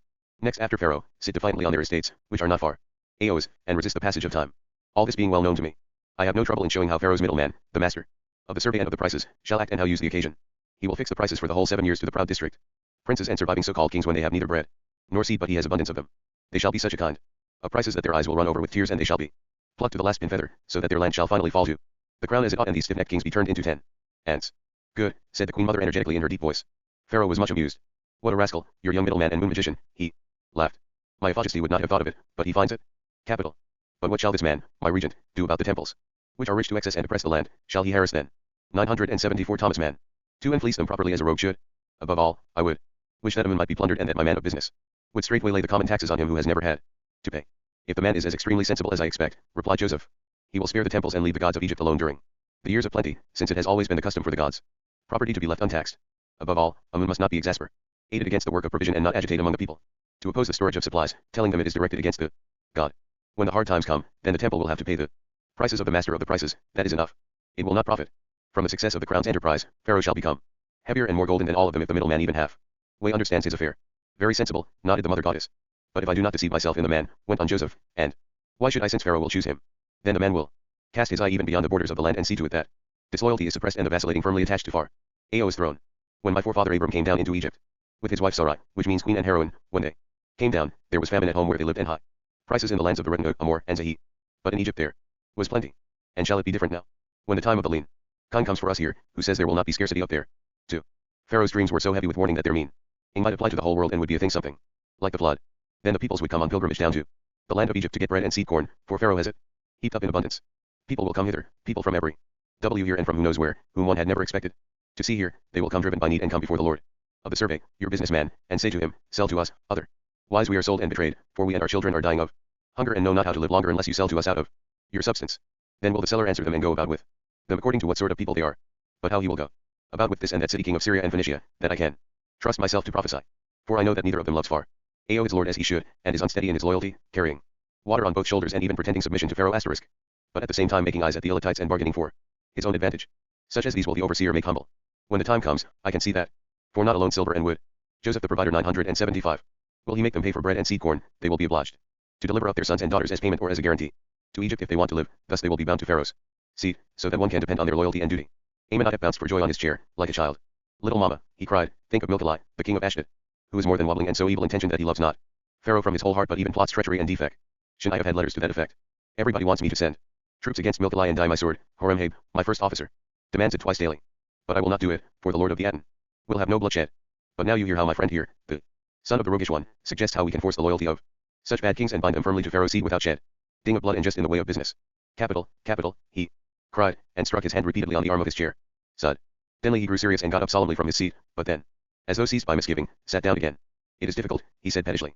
Mamma, I do not know how to arrange about the office and rank which I shall confer on my friend and middleman, the person who shall concern himself with the collection and distribution of provisions.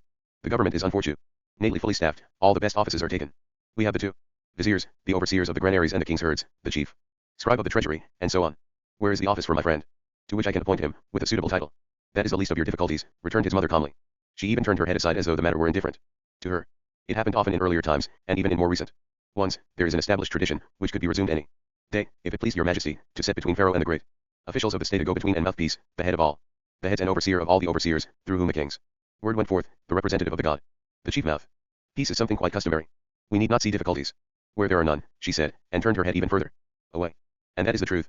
Amenhotep cried. I knew it, I had just forgotten it, because there had been no occupant of the office for so long, no moon between the heaven and the earth, and the viziers of the north and the south were the highest. Thank you, little mama, thank you most warmly and cordially. And he got up again, very grave and solemn of countenance. Come nearer to the king, he said, User-Siph, messenger and friend. Come here beside me, and let me tell you. The good Pharaoh. 97-6 Thomas Mann. Fears to startle you. I beg you to steel yourself for what Pharaoh has to say. Steel yourself beforehand, even before you have heard my words, so that you will not fall in a faint and feel as though a winged bull were bearing you up to the skies. Have you prepared yourself? Then here. You are this man. You yourself and no other are he whom I choose and raise to a place here by my side, to be chief overseer over all, into whose hands the highest power is given, that you may husband the plenty and feed the lands in the years of famine. Can You wonder at this, can my decision take you utterly by surprise? You have interpreted me my dreams from below, without cauldron or book, just as I felt one must interpret them, and you did not fall dead afterwards as inspired lambs are wont to do. To me that was a sign that you are set apart to take all the measures which, as you clearly recognize, follow from the interpretation.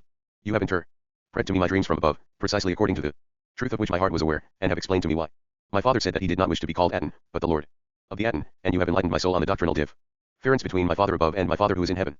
You are not only a prophet but a rogue as well. You have shown me how by means of the lean years we can fleece the district kings who no longer fit into the picture, and bind the wavering city kings of Syria to Pharaoh's seed. God has told you all this, and because of it, no one can be so understanding as you, and there can be no sense in my seeking far and near for another. You shall be over my house, and all my people shall be obedient to your word. Are you very much surprised? I lived long, answered Joseph, at the side of a man who did not know how to be surprised, for he was steadiness itself. He was my taskmaster in the prison. He taught me that steadiness is nothing but being prepared for everything. So I am not overwhelmingly surprised. I am in Pharaoh's hand, and in your hands shall be the lands, and you shall be as myself. Before all the people, said Amenhotep with feeling. Take this in the first place, said he. With nervous fingers he jerked and pulled a ring over his knuckle and thrust it upon Joseph's hand. It was an oval lapis lazuli of exceptional beauty, in a high setting. It glowed like the sunlit heavens, and the name Aten within the royal cartouche was engraved on the stone. That shall be the sign, Mene went on with passion, once more growing quite pale, of your plenary power and representative status, and whoever sees it shall tremble and know that each word you utter to one of my servants, be he the highest or the lowest, shall be as my own word. Whoever has a request to Pharaoh, he shall come first before you, and your word shall be kept and obeyed because wisdom and reason stand at your side. I am Pharaoh. Joseph the provider 977. I set you over all the land of Egypt, and without your will shall no one stir hand or foot in the two lands. Only by the height of the royal seat shall I be higher than you, and lend you of the loftiness and splendor of my throne. You shall drive in my second chariot, just behind mine, and they shall run alongside and shout, take care. Take your heart to you, here is the father of the lands. You shall stand before my throne and have the power of the keys, unlimited. I see you shake your head, little mama, you turn it away and I hear you murmur something about extravagance. But there can be something splendid about extravagance, and just now Pharaoh is bent on extravagance. You shall have a title and style confirmed to you. Lamb of God, such as was never before heard of in Egypt, and in it your death name shall disappear. We have of course the two viziers. But I will create for you the as yet unknown title of Grand Vizier. But that will not be nearly enough, for you shall be called in addition friend of the harvest of God, and sustainer of Egypt, and shadow spender of the king, father of Pharaoh and whatever else happens to occur to me, though just now I am so happy and excited that nothing else does. Do not shake your head, mama, let me this one time have my fun, for I am extravagant on purpose and consciously. It is grand that it will happen as in the foreign song. That goes. Father-in-law has named his name Lord of the lands. He shall administer all realms over which I hold sway. All my obligations shall he take to himself. His land shall flourish, he himself shall be in health. His word shall stand firm, what he commands shall not be changed. Not any god shall alter the word of his mouth. As it goes in the song and as the foreign hymn says, so shall it be, and it gives me infinite pleasure. Prince of the interior and vice god, so shall you be called at the investiture. We cannot undertake your guild. In here, there is no adequate treasure house out of which I can reward you with gold, with collars and chains. We must go back at once to Weset, it can only be there, at Meraimat in the palace, in the great court under the balcony. And a wife must be found for you. From the best circles, that is, of course, a whole lot of wives, but first of all the first and true one. For it is settled that I am going to see you married. You will find out what a pleasure that is. And Amenhotep clapped his hands with the eager unrestraint of a child. He called breathlessly to the chamberlain who came crouching forward. We are leaving. Pharaoh and the whole court are go. 97A Thomas Ain. Back to Nauatamun today. Make haste, it is a gracious calm. Mant. Make ready my boat star of the two lands, I will travel on it. With the eternal mother, the sweet consort, and this elect one, the Adon of my house, who from now on shall be as myself in Egypt. Tell it to the rest. There will be a tremendous gilding. The hunchback had of course been close to the port ears the whole time. He had listened with all his might, but he had not trusted his eats. Now he was forced to believe, and we can imagine how he fawned like a kitten and bridled and kissed his fingertips. Chapter 4. The time of enfranchisement. 7 or 5. It is well that this conversation between Pharaoh and Joseph which led to the lifting up of the departed one, so that he was made great in the West, this famous and yet almost unknown conversation which the great mother, who was present, not unaptly called a conversation of gods about God, has now been re-established from beginning to end in all its turnings, windings, and conversational episodes. Well, that it has been set down with exactitude once and for all, so that everyone can follow the course which in its time it pursued in reality. So that if some point or other should slip the memory, one need only turn back and read. The summary nature of the tradition up till now almost makes it, however venerable, unconvincing. For instance, upon Joseph's interpretation and his advice to the king to look about for a wise and knowledgeable and forethoughted man, Pharaoh straightway answers, nobody is so knowledgeable and wise as you. I will set you over all Egypt, and overwhelms him on the spot with the most extravagant honors and dignities. There is too much abridgment and condensation about this, it is too dry, it is a drawn and salted and embalmed remnant of the truth, not truth's living lineaments. Pharaoh's inordinate enthusiasm and favor seem to lack foundation and motivation. Long ago when, overcoming the shrinking of our flesh, we pulled ourselves together for the trip down through Nile abysses, down to the regions below, to the field and the fountain, where Joseph was standing, even so long ago what we were actually after was to listen to that very conversation and to bring it back with us in all its members as it really came to pass and took place at in Lower Egypt. Of course, there is really nothing against condensation in itself. It is useful and even necessary. In the long run it is quite impossible to narrate life just as it flows. What would it lead to? Into the infinite. It would be beyond human powers. Whoever got such an idea fixed in his head would not only never finish, he would be suffocated at the outset. entangled in a web of delusory exactitude, a madness of detail. No, excision must play its part at the beautiful feast of Nera. 980 Thomas Mann. And recreation, it has an important and indispensable role. Here. Then, the art will be judiciously practiced, to the end of getting finally quit of a preoccupation which, though after all it has a distant kin ship with the attempt to drink the sea dry, must not be driven to the extreme and utter folly of actually and literally doing so. What would have become of us, for instance, when Jacob was serving with the devil Laban, 7 and 13 and 5 in short, 25 years, of which every tiniest time element was full of a life in itself, quite worth telling? And what would become of us, now without that reasonable principle, when our little bark, driven, BV the measured moving stream of narration, hovers again on the brink of a time cataract of 7 and 7 prophesied years? Well, to begin with, and just among ourselves, in these 14 years, things were neither quite so definitely good nor so definitely bad as the prophecy would have them. It was fulfilled, no doubt about that. But fulfilled as life fulfills, imprecisely. For life and reality always assert a certain independence, sometimes on such a scale as to blur the prophecy out of all recognition. Of course, life is bound to the prophecy, but within those limits it moves so freely that one almost has one's choice as to whether the prophecy has been fulfilled or not. In our present case we are dealing with a time and a people animated by the best will in the world to believe in the fulfillment, however inexact. For the sake of the prophecy they are willing to agree that 2 and 2 make 5 if the phrase may be used in a context where not 5 but an even higher odd number, namely 7, is in question. Probably this would constitute no great difficulty, 5 being almost as respectable a number as 7, and surely no reasonable man would insist that 5 instead of 7 could constitute an index actitude. In fact and in reality the prophesied 7 looked rather more like 5. Life, being living, put no clear or absolute emphasis on either number. The fat and the lean years did not come up out of the womb of time to balance each other so unequivocally as in the dream. The fat and lean years that came were like life in not being entirely fat, or entirely lean. Among the fat ones were 1 or 2 which might have been described as certainly not lean, but to a critical eye as certainly no more than very moderately fat. The lean ones were all lean enough, at least 5 of them, if not 7, but among them there may have been a couple which did not reach the last extreme of executing, and even halfway approached the middling. Indeed, if the prophecy had not existed they might not have been recognized as years of famine at all. As it was, they were blithely reckoned in along with the others. Does all this detract from the fulfillment of the prophecy? Of course not. Its fulfillment is incontestable, for we have the fact that Joseph the provider 98:1. Facts of our tale, of which our tale consists, without which it would not be in the world and without which, after the snatching away and the lifting up, the making to come after could not have happened. Certainly things were fat and lean enough in the land of Egypt and adjacent regions, years long fat and years long more or less lean, and Joseph had plenty of chance to husband the plenty and distribute the crying lack, and like Utnapish to cases, like Noah the exceeding wise one, to prove himself a man of prudence and foresight, whose ark rocked safe on the flood. In loyal service to the highest he did this as his minister, and by his dealings he gilded Pharaoh over and over again. The gilding. But for the present it was himself who was gilded, for to become a man of gold was the phrase the children of Egypt used for what now happened to him when by Pharaoh's gracious command to together with this god, the queen mother, the sweet consort, and the princesses Nezamut and Begatadon he had made the journey up stream on the royal bark Star of the Two Lands back to Weset, amid the plaudits of the crowded shores. There with the Sun family he made his entry into the palace of the West, Merimat, set in its gardens, and with the lake of its gardens, at the foot of the high-colored desert hills. There he received spacious quarters, servants, raiment, and everything for his comfort and pleasure, and as early as the second day the state function of the investiture and gilding was held, beginning with the ceremonial progress by the court when the purchased slave did actually drive in Pharaoh's second car directly behind the monarch and surrounded by his Syrian and Nubian bodyguard and fen bearers, separated from the car of the god only by a troop of runners who cried, Abrek, and take care, and Grand Vizier, and behold the father of the land. By this means it was made known to the populace what was going on and who that was in the second car. At least they saw and understood that Pharaoh had made some one very great, for which he must have had his own reasons, even if only it was his gracious will and whim, that being quite reason enough. Moreover, since the idea of a dawning of a new age and great improvement in all things was somehow always bound up with such an investiture and lifting up, Weset's people exulted greatly on the housetops and hopped on one leg along the avenues. They shouted, Pharaoh, Pharaoh, and Nebneznem, and great is Aten. And you might even distinguish this name pronounced with a softer sound, Adon. Adon, doubtless referring to Joseph. For it had probably leaked out that he was an Asiatic, and it seemed proper, particularly to the women, to hail him by the name of the Syrian lord and bridegroom, not least because he whom they thus dis. 982 Thomas Mann tinguished was so very young and handsome. It should be added here that among all his titles it was this name which stuck, and in all the land of Egypt he was called Adon all his life, in speaking both to and of him. After this fine procession they were all ferried across the river to the west bank and back to the palace, where there was now to take place the ceremony of the gilding, always wonderful and this time simply irresistible to the eye and the heart. Its course was as follows. Pharaoh, and she who filled the palace with love, Neferuiten, the queen, showed themselves at the so-called audience window. Actually not a window but a sort of balcony giving on an inner court of the palace, a pillared terrace in front of the great reception hall. It was magnificently constructed of malachite and azure and adorned with bronze urad. But in front of this was still another little structure, supported on enchantingly garlanded lotus columns. Its broad balustrade trade was covered with gay cushions, and on these their majesties leaned to fling down the gold presents of every shape and sort, handed them by officers of the treasure house, upon the lucky man standing below on the terrace. The present recipient, of course, was no other than Joseph the son of Jacob. The scene and all that went with it were never forgotten by those who once saw it. Everything swam in a sea of color and pomp, of extravagant favor and fervid ecstasy. The splendid fretwork of the architecture, the banners flap ping in the breeze, under a sunny sky, from the gay gilded and painted wooden columns, the blue and red whisks and fans of the ranking retainers who filled the court, dressed in flowing gala aprons, bowing and scraping, cheering and paying homage, women striking tambourines, boys with the youth lock told off to jump for joy without stopping, the hosts of scribes in their customary obsequious posture, writing down with their reeds everything that happened, the view through 3 wide open gates into the outer court, full of vehicles, whose prancing horses carried tall colored plumes on their heads.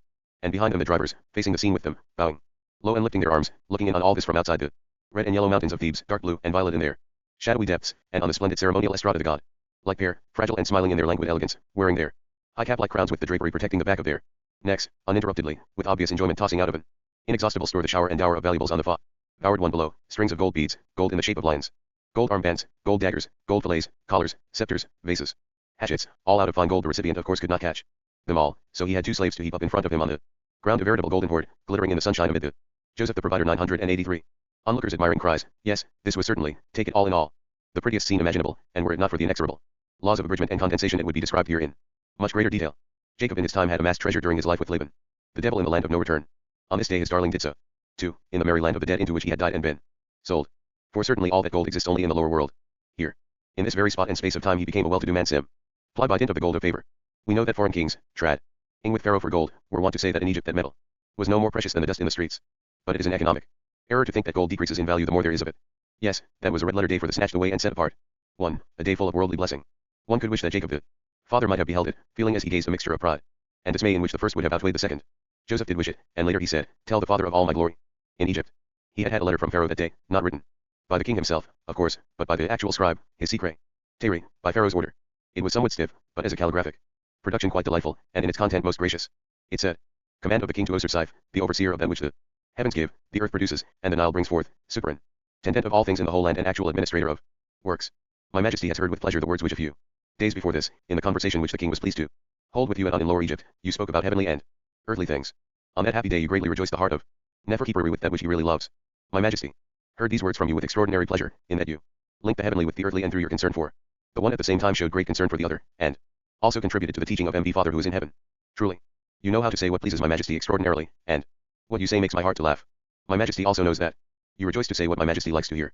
O Osir-Siph, I say to you times without end, beloved of his lord, rewarded of his lord, favorite and ordained of his lord. Truly the lord of Aten loves me, since he has given you to me, as true as Nefertiti relives it. Nal, whenever you utter a wish, be it orally or in writing to my majesty will straightway see it granted. And in anticipation of such a wish, in Egyptian thought the most pressing concern of all, the letter ended by saying that Pharaoh had given orders for the immediate excavation, construction, and decora. 984 Thomas Mann. Of an eternal dwelling, in other words a tomb for Joseph in the western hills. After the exalted one had read this paper, there took place before the assembled court, in the great columned hall behind the balcony of audience, the great ceremony of the investiture, at which Pharaoh, besides the signet ring already given and all the gold showered upon him, hung a particularly heavy gold necklace of favor round Joseph's neck over his immaculate court garment, which of course was not made of silk as we in our ignorance might think, but of the finest royal linen. The vizier of the south read the letters patent which Pharaoh had conferred, and the style and titles under which henceforth Joseph's death name should be hidden. Most of these we already know from Pharaoh's own lips and from the formal letter with its official superscription, administrator of what the heavens give, and so forth.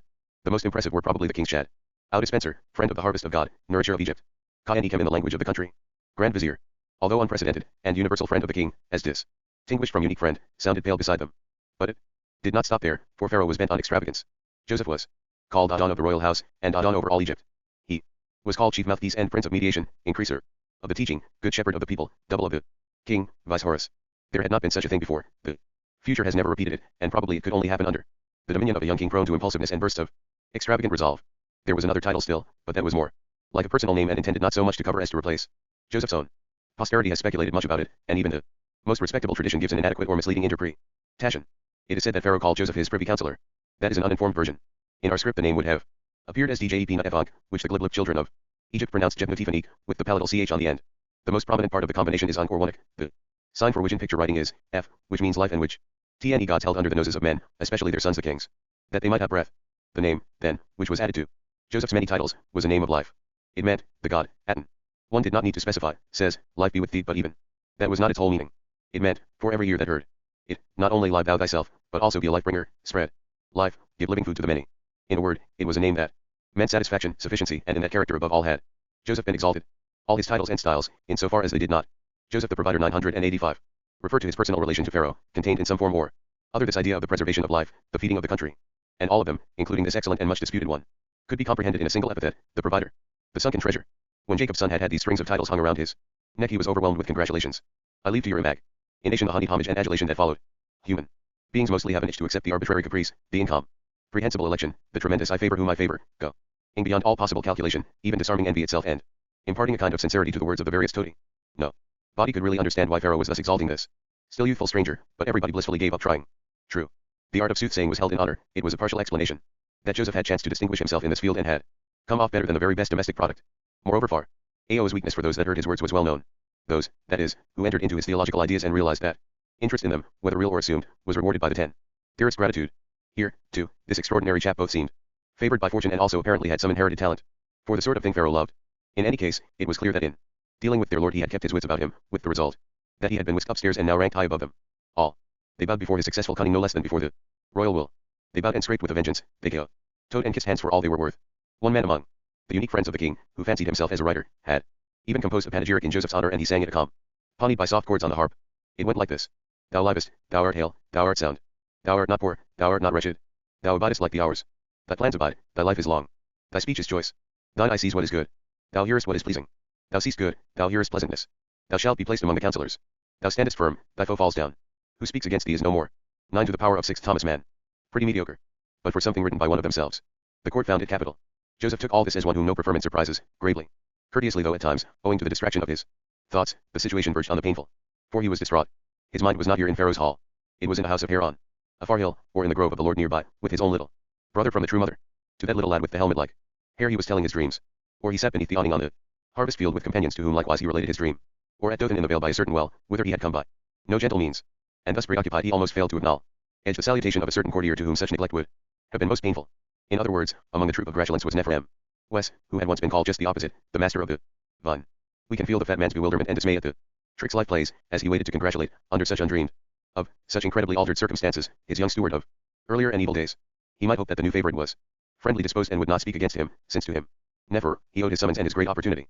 But on the other hand the fat man guiltily realized that he had done nothing until the very eve of the prophesying to call attention to Joseph, and then only because the occasion had so to speak hit him in the eye. He thought that perhaps Joseph cared as little as himself to be reminded of the prison, so he confined himself to the cautious familiar ity of winking one eye, which might mean anything, and had the gratification of seeing Adon wink back. Here and now may be the right time to speak of another possible and how pregnant meeting of old friends, and to justify a silence which has not always been preserved by those who have concerned themselves with Joseph's history. I refer to Potiphar or Potipharah, more correctly Potiphar, the great eunuch, Joseph's former owner, master and judge, who with such goodwill threw him into prison. Was he too present at the gilding and the reception, and did he too pay Joseph homage at court, thus expressing, perhaps, the respect of a man incapable of a certain thing but knowing how to value it, for another man who was capable of it yet also capable of renouncing it? To describe such a meeting is alluring indeed, but alas, nothing of the sort took place. The painfully beautiful motif of reunion plays a triumphant role in our present tale. We shall hear much that is undreamed of, much that is moving on this very theme. But in this place there is only silence, and the silence of our accepted version at this point in the story of the Sun Chamberlain, and particularly of his Joseph the Provider 987 honorary wife. The pathetic mine that the silence is not simply omission unless negation can be regarded in that light. The express statement that something did not happen, in other words, that Joseph, after his departure out of the courtier's house, never again met either its master or its mistress. The people, and to please them the poets, and all too easygoing breed, have spun out in a variety of ways this tale of Joseph and Potiphar's wife, which was only an episode, if an important one, in the life of Jacob's son. Any possibility of more to follow was, of course, completely excluded by the final catastrophe. But they have written sentimental continuations and given it a predominant place within the Joseph story. In their hands it becomes a sugary romance, with a proper happy ending. According to these poetasters, the temptress who goes by the name of Zuleika, a fact at which we can only shrug our shoulders after she had got Joseph into prison, withdrew, full of remorse, into a hut, and there lived only for the expiation of her sins. Meanwhile, through the death of her husband, she became a widow. But when Yusuf, meaning Joseph, was about to be freed out of the prison, he had refused to have his chains removed until the female aristocracy of the country had come before Pharaoh's throne and borne witness to his innocence. Accordingly, the entire nobility of the sex had come before the king, and with one voice the whole lovely bevy had announced that Joseph was the prince and pattern of purity, the very freshest ornament in her crown. After which Zuleika took the floor and made public confession that she alone had been the offender, and he an angel. The shameful crime was hers, she frankly avowed it, but now she was purified and gladly bore the shame and disgrace. Even after Joseph's elevation she continued to do penance, growing old and grey in the process. Only on the festal day when Father Jacob made his alleged triumphal entry into Egypt, and thus at a time when Joseph was actually the father of 2 sons, did the pair meet again. Joseph had forgiven the old woman, and as a reward heaven had restored all her former seductive beauty, whereupon Joseph had most romantically married her, and thus, after all these tribulations, her old wish came true, and they put their heads and feet together. All that is just Persian musk and attar of roses. It has nothing whatever to do with the facts. In the first place, Potiphar did not die so early. Why should the man have died before his time, whose peculiar constitution saved him from using up his powers, who lived entirely for his own inner satisfactions and often went bird shooting to freshen himself up?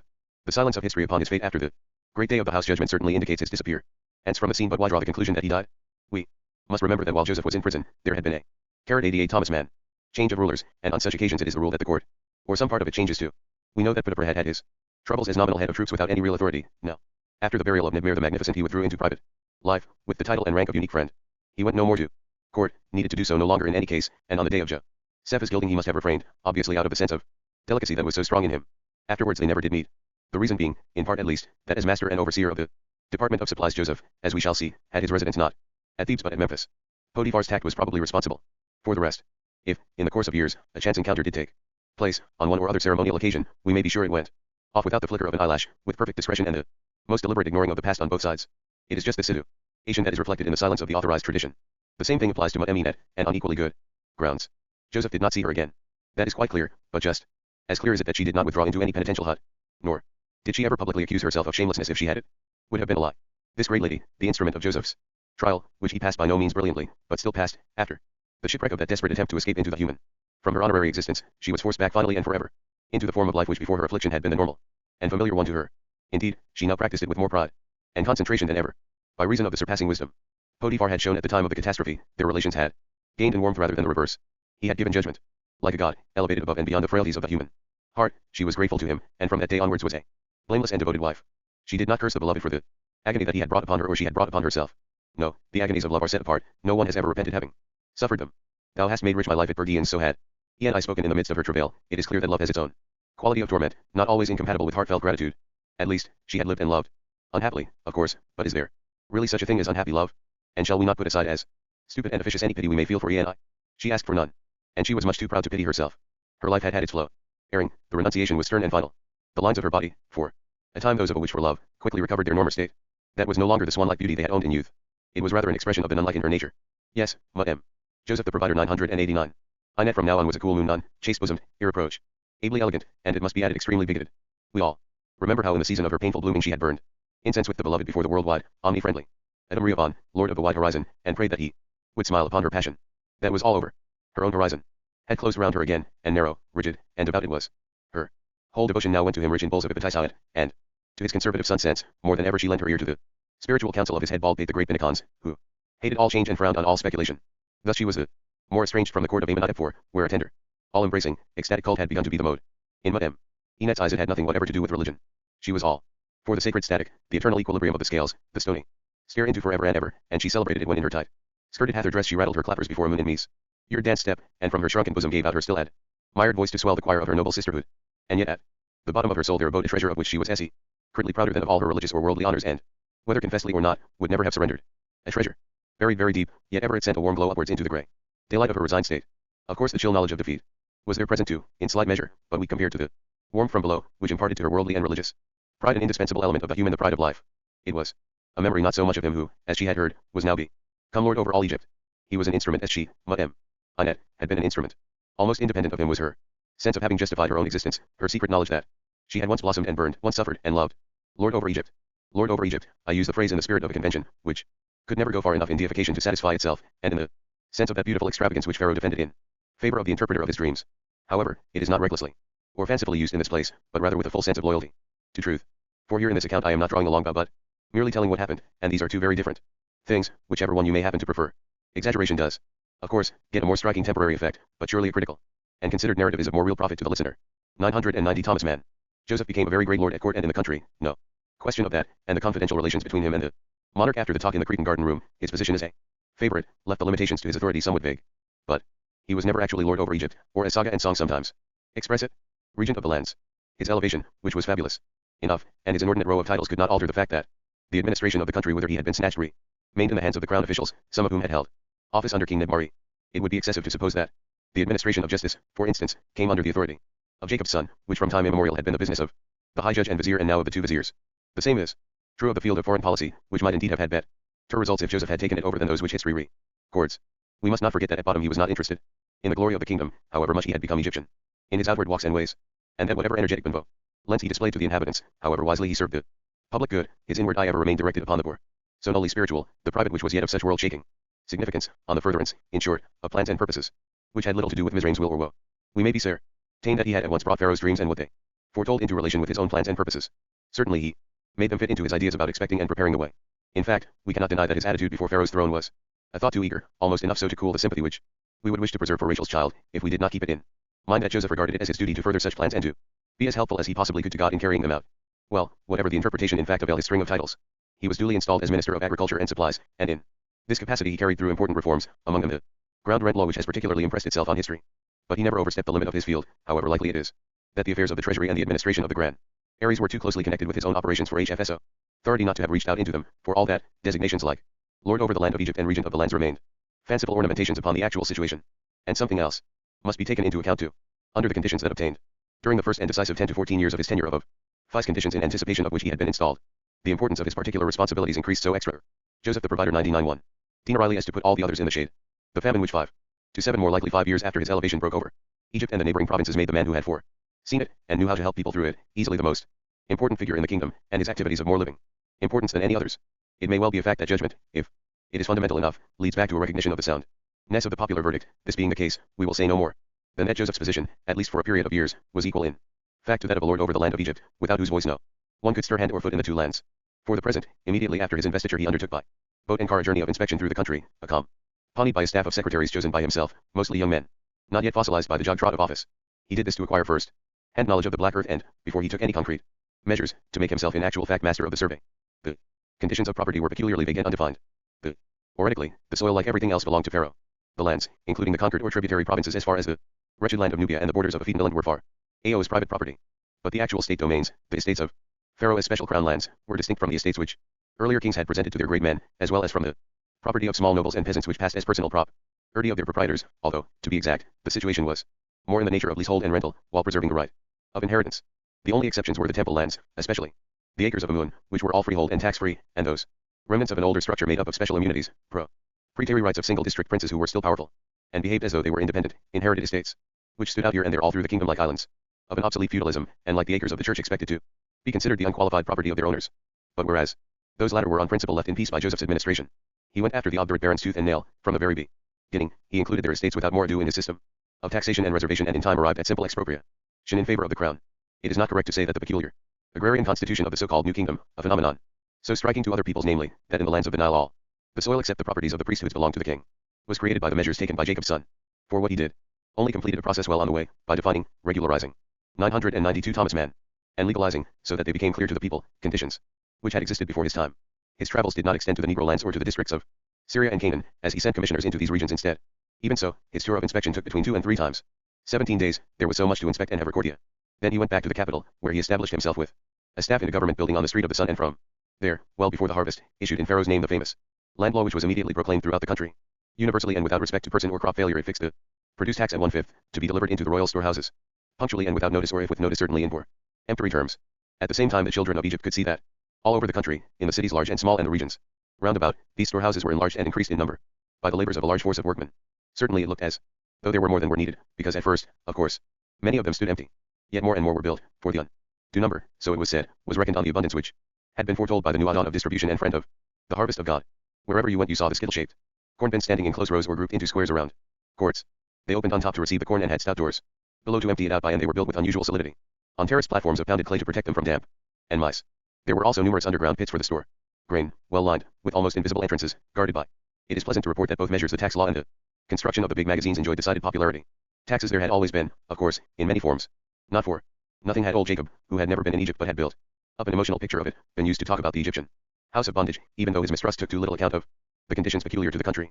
The labor of the children of Kern belonged to the king, that was taken for granted, and it was used to erect enormous tombs and incredibly ostentatious public buildings. Yes, certainly it was used for that. But it was even more in demand for works of necessity, for all the digging and hoisting operations indispensable to the prosperity of this peculiar and extraordinary land of oases, for keeping the waterways in good condition, digging ditches and canals, manning the sluices, strengthening the dams. All these things were a matter of the general welfare and could not be left to the imperfect intelligence and improbable personal enjoy. Police. Joseph the Provider 993. Industry of subordinates. Therefore the government kept its children's noses to the grindstone. They had to work for the state, and when they had worked, then they had to pay taxes on what they had done. They had to pay taxes for the canals, lakes, and ditches they used, for the irrigation machinery and sluices which served them, and even for the sycamore trees which grew on their fertilized soil. They paid for house and farmyard and everything that house and farmyard produced. They paid with skins and copper, with wood, rope, paper, linen, and always since time immemorial with corn. But the taxes were levied at the very uneven discretion of the regional administrators and village overseers, according to whether the nourisher, that is to say Happy, the river, had been great or small, and that, of course, was sensible enough. But between connivance on the one hand and extortion on the other there was much room for bribery and favoritism and good reason to complain. We may say that from the first day Joseph's administration tightened the reins on the one hand and loosened them on the other. That is, he put all the emphasis on the corn rent and looked very leniently at other debts. The people might keep their linen of the first, second, and third quality, their oil, copper, and paper, if only the corn delivery, the fifth of the bread grain harvest, was conscientiously handed over. This explicit and universal tax provision could not be regarded as oppressive in a country where the fertility is on the average 30-fold. Moreover, it had a certain legendary charm and metaphysical appeal, since it had been shrewdly and intentionally taken from the sacred intercalary figure of the 5 extra days after the 360 making up the year. And lastly, it pleased the people that Joseph unhesitatingly levied the tax on the still recalcitrant district barons as well and forced them to make up-to-date improvements on their properties for the good of the state. For the reactionary spirit of these men operated to keep their estates in a condition far behind the times. The irrigation system was clumsy and inadequate. They retained it partly out of laziness but mostly out of defiance, and thus the soil yielded less than it should have done. To this gentry Joseph emphatically prescribed the repair of their water systems, recalling as he did so a certain Salaph, an uncle of Eber, about whom Eliezer had told him that he was the first man to turn the brooks onto his property, and thus was the inventor of irrigation. Now as for the new erections, the extraordinary measures taken to heap up the surpluses, the Egyptian national idea of thrift and foresight is probably the best explanation of the fact that Kern's children liked them well. Joseph's own personal tradition of the flood and the brilliant idea of the ark which saved the human race as well as all animal creation from complete extinction was in harmony herewith. The instinct for security and defense deep-rooted in this very vol. 994 Thomas Mann. Noble civilization which had waxed old despite the precarious circumstances under which it lived. Egypt's children even tended to see something magic about Joseph's storehouses. They themselves were practiced in fending off evil and malicious demons by setting up some kind of impediment, impenetrable as possible, in the way of magic symbols and signs. Thus in their minds the ideas of foresight and magic were easily interchangeable. They found it not hard to see even such prosaic arrangements as Joseph's cornbins in the light of enchantments and spells. In a word, the impression prevailed that Pharaoh, young himself, had made a lucky hit when he installed in office this young father of the harvest and shadow dispenser. His authority was destined to wax exceedingly in the course of the years, but even now it was favored by the circumstance that this year the Nile had been very great, and a far greater crop than usual is harvested under the new management, particularly of wheat, green rye, and barley, and abundance of duracorn could be gleaned from the stalks. We may have our doubts about including in the 7 years one of which the prosperity was already certain when Joseph took office. It may not be allowable to count it as one of the years of the fat kind, but it was later so counted, probably in an attempt to bring the number of the blessing years up to 7, though even so they did not quite reach that figure. In any case, it was pleasant for Joseph that he took over the business under conditions of prosperity and plenty. Popular psychology always has been and always will be, quite self-respectingly, without rhyme or reason. If a minister of agriculture takes office in a period of prosperity, public opinion is quite capable of thinking he is a good minister. Thus, when Jacob's son drove through the streets of Wesed, the populace greeted him with lifted hands and shouted, Adon, Adon, Kayan Kem, live forever, friend of the harvest of God. Many even cried, happy, happy, and carried their right hands, thumb and forefinger pressed together, to their mouths which was going rather far, and must be ascribed in large part to their childish enthusiasm for his handsome person. But he very seldom drove out, being exceedingly busy. URIM. Whatever we do in life is determined by fundamental tastes and sympathies, by deep-lying private destinies which color our whole existence and dye all our doing. These are responsible for our acts. These and not any of the reasonable grounds we are likely to adduce to others and to ourselves. The king's chief mouthpiece and overseer of all his stores, a short time after he entered office very much Joseph the provider 995. Against Pharaoh's wish, who would gladly have kept his new friend near him for discourse about his father who was in heaven, and with his help to labor on the improvement of the teaching moved his residence and all his offices from Nidamun, the capital, to Manf, in the north, home of the swaddled one. The external but probably quite justifiable ground for the change lay in the fact that thick-walled Manf was the balance of the lands, the center and symbol of the equilibrium of Egypt, and well suited for the residence of the master of the survey. Of course, that about the balance of the lands was not strictly accurate. Menfi lay really quite far north, near on the city of the blinking and the cities of the seven mouths. If one reckoned that Egypt reached only to the Elephant Isle and the island Pilak and did not count Nigrisha, then the city of King Myra, where his beauty lay buried, was by no means the balance of the lands, but lay as much too far north as Thebes lay too far south. Nevertheless, age-old Menf continued to be thought of as the balance, and it was axiomatic that it held a commanding position and was a point of vantage for both upstream and down. At any rate, such was the argument upon which the Egyptian Joseph based his decision, and Pharaoh himself could not deny that the trade with the Syrian port cities, when they sent down into the granary, as they called the land of the black earth, to buy grain, was easier from Menf than from Amun. All this was perfectly true, and yet these were only the external, the rational grounds for Joseph's decision to get Pharaoh's permiss Zion to live in Menf. The real and decisive reasons were in his heart, where they lay so deep and reached so far that they involved his whole attitude to life and death. It is long, long since, but we can all remember how once as a lad, alone and dispirited, at odds with his brothers, he had looked down from the hill by Kirjath-Arba upon the moonlight town in the valley, and upon Machpelah, the twofold hollow, the rock tomb which Abram had bought and where the bones of his ancestors rested. We recall the strange medley of feelings in his soul aroused by sight of the tomb and of the populous town lying there asleep, feelings of piety, which is reverence for death and the past, mingled with a half-mocking, half-fascinated drawing to the city and the busy human life which all day long filled the crooked streets of Hebron with clamor and reek, and at that hour lay snoring in its chambers with its knees drawn up. It may seem bold and arbitrary to connect such feelings, which after all were so early and so momentary, with the considered conduct of his present age, and probably still more rash to make the latter depend on the former. Yet there is some evidence in favor of the association. I mean the remark which Joseph later made to the old man, his purchaser, when they were to Thomas Mann gather in Menf, the metropolis. He had idly said that he liked the place, whose dead had not to ferry over the water because they were already west of the river, and remarked that among the cities of Egypt, this one pleased him most. That was entirely characteristic of Rachel's eldest, far more than he realized himself.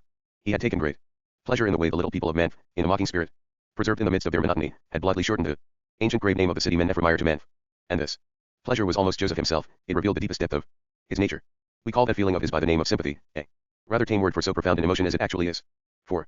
Sympathy is a meeting of life and death. True sympathy exists only where the feeling for the one balances the feeling for the other. Feeling for death by itself makes for rigidity and gloom. Feeling for life by itself, for flat mediocrity and dull witness. Wit and sympathy can arise only where veneration for death is moderated, has, so to speak, the chill taken off by friendliness to life, while life, on the other hand, acquires depth and poignancy. This happened in Joseph's case, and his shrewd and friendly temper was the result. This was the blessing, the double blessing with which he was blessed from the heights above and the depths which lay beneath, the blessing which Jacob, his father, launched into on his deathbed, behaving as though he then gave and conferred it, whereas after all he was only reasserting an already accomplished fact. Any attempt to examine the moral foundations of our exceedingly complicated world requires a certain amount of learning. Of Jacob it had always been said that he was Tarn, meaning that he was upright, and that he dwelt in tents. But Tam is an equivocal word, not properly rendered by upright. It is both positive and negative. It is yes and no, light and darkness, life and death. It turns up again in the curious formula Urim and Thum. Mem, where in contrast to the light, affirmative Urim it obviously stands for the dark, death-shadowed aspect of the W world. Tam, or Thummim, is the light and dark, the upper and the underworld at once and by turns, and Urim only the light, as distinguished in pure usage. So Urim and Thummim does not actually express a contradiction, it only exhibits the mysterious truth that when one separates apart from the whole of the moral world, the whole always stands opposed to the part. It is not so easy to make head or tail of the moral world, first of all because what is sunshiny in it refers to the underworldly. Esau, for instance, the red one, was distinctly a son, man of the lower world. And Jacob, his younger twin, set off against Esau as a mild moon shepherd, did, we must remember, spend the better part of his life in the underworld with Laban, and the means he used there to become gold and silver are very inaccurately described by the word upright. Urim he was certainly not, but Tam, Joseph the provider 997, precisely describes him, the glad sorry man, like Gilgamesh. And Seth was that too, whose rapid adaptation to the sunny underworld of Egypt as little indicates a Urim nature pure and simple. Urim and Thummim might be rendered as yes yes no, that is, yes no, with the coefficient of a second yes. Mathematically speaking, after the yes and the no have cancelled each other out, only the second yes is left, but the purely mathematical has no coloration at all, or at least it ignores the dark tone of the resultant yes, which is obviously an after effect of the eliminated no. All that is, as I said, involved. We do better merely to repeat that in Joseph life and death met, and the result was that sympathy which was the profound reason why he asked Pharaoh's permission to live in Manf, that sprightly metrope. Olus of tombs. The king had first of all taken thought for the eternal dwelling of his universal friend, and it was already underway. He now gave Joseph a residence in the dearest quarter of Manf, a sun dwelling house, with garden, reception hall, fountain court, and all the amenities of that late early time, not to mention a host of Nubian and Egyptian servants, for kitchen, vestibule, stable, and hall, who swept and garnished and sprinkled the villa and adorned it with flowers, under the supervision of Gesum. But of course even the slowest in the uptake must have known long ago. For Joseph kept his word more punctually and punctiliously than Nephram the cup bearer, had kept his. He straightway honored the promise he had made to somebody when they parted, that he would send after him, and take him to himself whenever he should be lifted up. While he was still in Thebes, immediately after he got back from his tour of inspection, with Pharaoh's approval he wrote to my sachem, the warden at Zawari, and invited him to be his house steward and head of his house and of all those matters which such a man as Lus now was could not take on himself. Yes, he who had once been overseer in Potiphar's house and to whom a so much greater charge had now fallen, he himself had an overseer over everything. That was his, wagons and horses, storerooms, house servants, scribes, and slaves.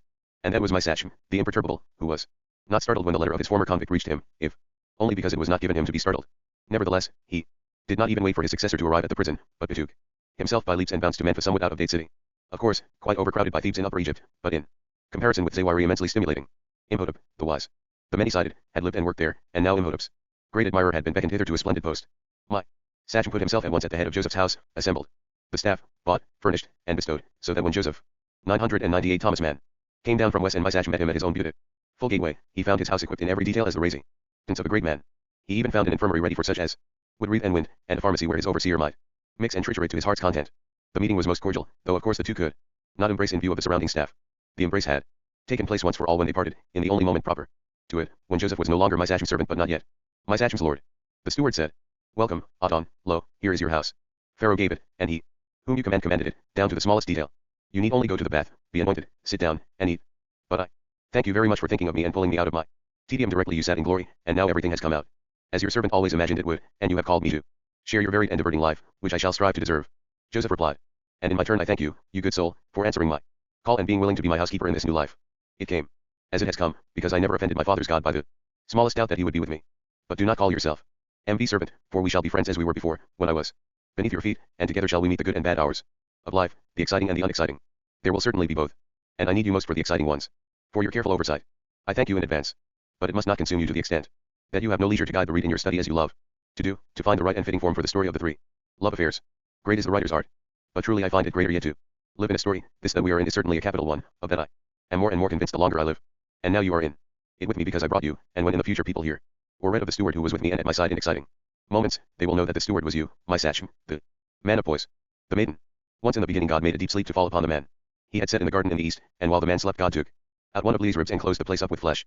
But out of the rib he made a woman, in the opinion that it was not good for man to be alone, and presented her to the man that she should be about him for company and help. And it was very well meant. Joseph the Provider 999. Our teachers have painted this presentation in very fine colors. Thus and so, they say, it happened, they behave as though they knew all about it, and it may be they really do know. God washed the woman, they assure us. He washed her clean, for naturally she was a bit sticky, anointed her, rouged her face, curled her hair, and at her urgent plea adorned her head, neck, and arms with beads and precious stones, among them sardonyx, topaz, diamond, jas, turquoise, amethyst, emerald, and onyx. He brought her, thus embellished, before Adam, with a choir of thousands of angels singing and playing on their lutes, to present her to the man. Then there was a feast and a feasting, that is to say a festal meal, of which it seems God himself most affably partook, and the stars danced together, to the music they themselves made. That was the first great wedding feast, but we do not hear that. It was also straightway a marriage. God made the woman for a helper to Adam, simply in order that she might be about him, and had obviously thought no more about it, that she should bear children in suffering he only inflicted upon her after she and Adam had eaten of the tree and their eyes had been opened. Between the feast of the presentation and the time when Adam knew his wife and she bore him the farmer and the shepherd, in whose footsteps Jacob and Esau walked, between these comes the story of the tree and the fruit and the serpent and the knowledge of good and evil. For Joseph too it came in this order. He too knew the woman only after he had learned what good and evil are, of a serpent who would have given her life to teach him what is very, very good but yet evil. But he resisted her, and had the art to wait until it was good and no longer evil. How can we help thinking sadly of the poor serpent now, at the moment when the sundial points to the hour of Joseph's marriage, which he made with another woman and put heads and feet together with her instead of with the serpent? I have sought to forestall that natural sadness by speaking first of her, how that by now she had become once more a cool moon nut, to whom the whole affair no longer mattered. It is easier to think of her thus, our faint remaining bitterness is quenched in the picture of her as the bigoted priestess she had now become. Besides, her tranquility was in no danger of being disturbed by the wedding, for that took place not in Thebes but far away at Joseph's house in Manf. Pharaoh, who had been zealous in the affair from the beginning, came down in person to the festivity ties and most affably sat by while the stars danced in their courses. He quite literally took on the role of God, being profoundly convinced that it is not good for man to be alone. He had told Joseph almost at once how pleasant it was to be married, and, unlike God, he spoke from experience, for he had Nefertiti, his little dawn cloud, gold-edged, whereas God was always alone and his concern was Thomas Mann, only for all mankind. But Pharaoh, like God in this, had concern for Joseph too.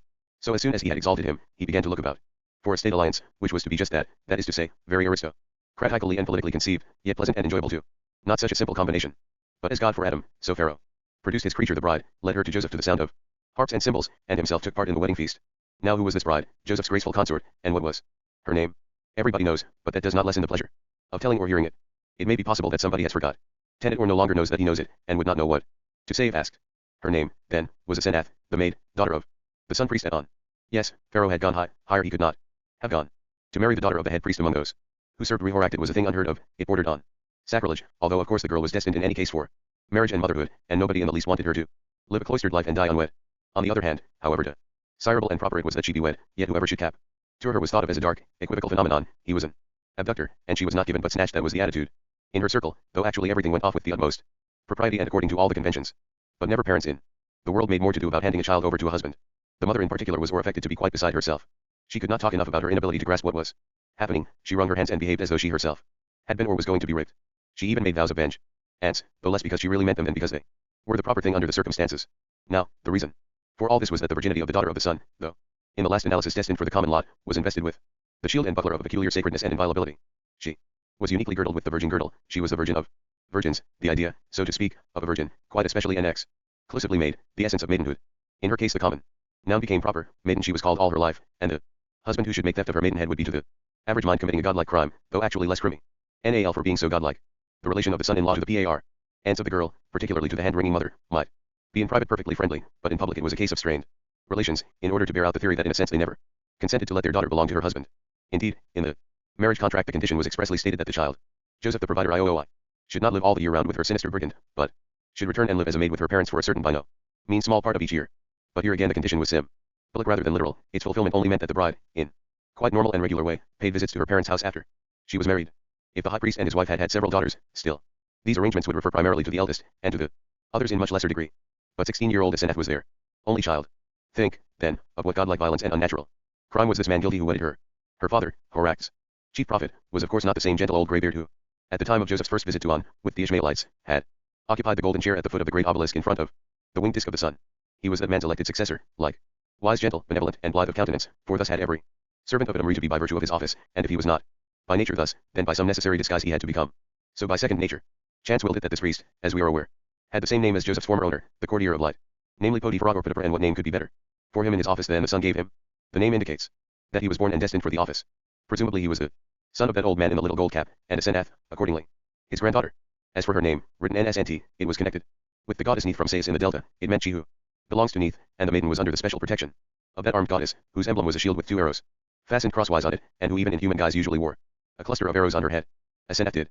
Her hair, or rather the conventional wig she wore over it, the construction of which left it a little uncertain whether it was a coiffure or a headdress, was always adorned with arrows either thrust through or fastened on top, while the shield, in token of her peculiar virginity, appeared as an ornament at throat or waist or on her armbands, accenting, together with the crossed arrows, the inviolable character of her maidenhood. Despite all this armor and outward emphasis upon her inward resistance, Asenath was a charming child, highly sweet-natured, gentle and biddable, obedient to the wishes of her aristocratic parents, to Pharaoh's will, and to her husband's even to the point of having none of her own. It was precisely this combination of sacred and inviolate purity with a definite tendency to let people do what they would with her, a tolerant acceptance of her feminine lot, which was the essence of Asenath's character. Her face was typically Egyptian. 1002 Thomas Mann. In shape, small-boned, with somewhat prominent lower jaw, but it did not lack individuality. The cheeks still had their childlike roundness, the lips were full too, with a soft hollow between mouth and chin, the forehead chaste, the little nose perhaps a thought too thick. The large, beautifully painted eyes had that peculiarly fixed and expectant gaze which is typical of the deaf, but Asenath was not deaf. Her gaze only reflected her inner expectancy. It was as though, with conscious readiness and acceptance, she was waiting for the hour of her destiny to strike. This faint unearthliness in her face was more than made good by the dimple coming and going in one cheek as she talked. The whole effect was rarely charming. Charming and a little unusual her figure was too, as seen through the spun air of her garment, the waist exceptionally small and wasp-like, the hips and abdominal cavity by contrast ample and spread. A good womb for childbearing, the breasts stood out like little twin bucklers, the arms were slender and shapely, with large hands, which she habitually held with the fingers spread out. Portrait of a maiden in amber, such was the whole impression Asenath gave. Until her marriage she had led among flowers a life like theirs. Her favorite spot was the lake shore in her father's temple grounds, a rolling meadowy stretch carpeted with narcissus and anemones where she loved to wander by the mirror-like waters with her playmates, the little daughters of the priests and the aristocracy of On. There she plucked her flowers, sat in the grass, and wound her garlands, her tending look fixed upon space, the brows lifted, the dimple coming and going in her chin, wholly expectant of what should come. And then it came, for one day Pharaoh's messengers appeared on the scene.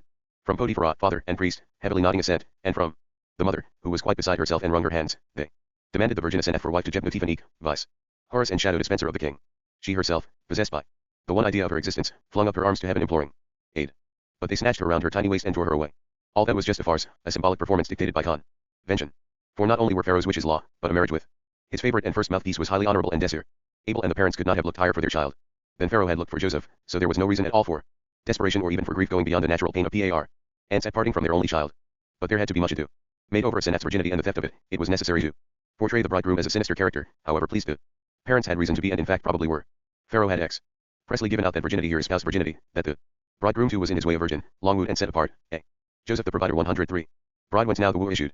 To this end he had to arrange matters with the god of his fathers, the bridegroom of his race, whose jealousy he had long spared but now no longer spared, or spared only in so far as he was making a very special kind of marriage, a proper virgin marriage if that helped matters any.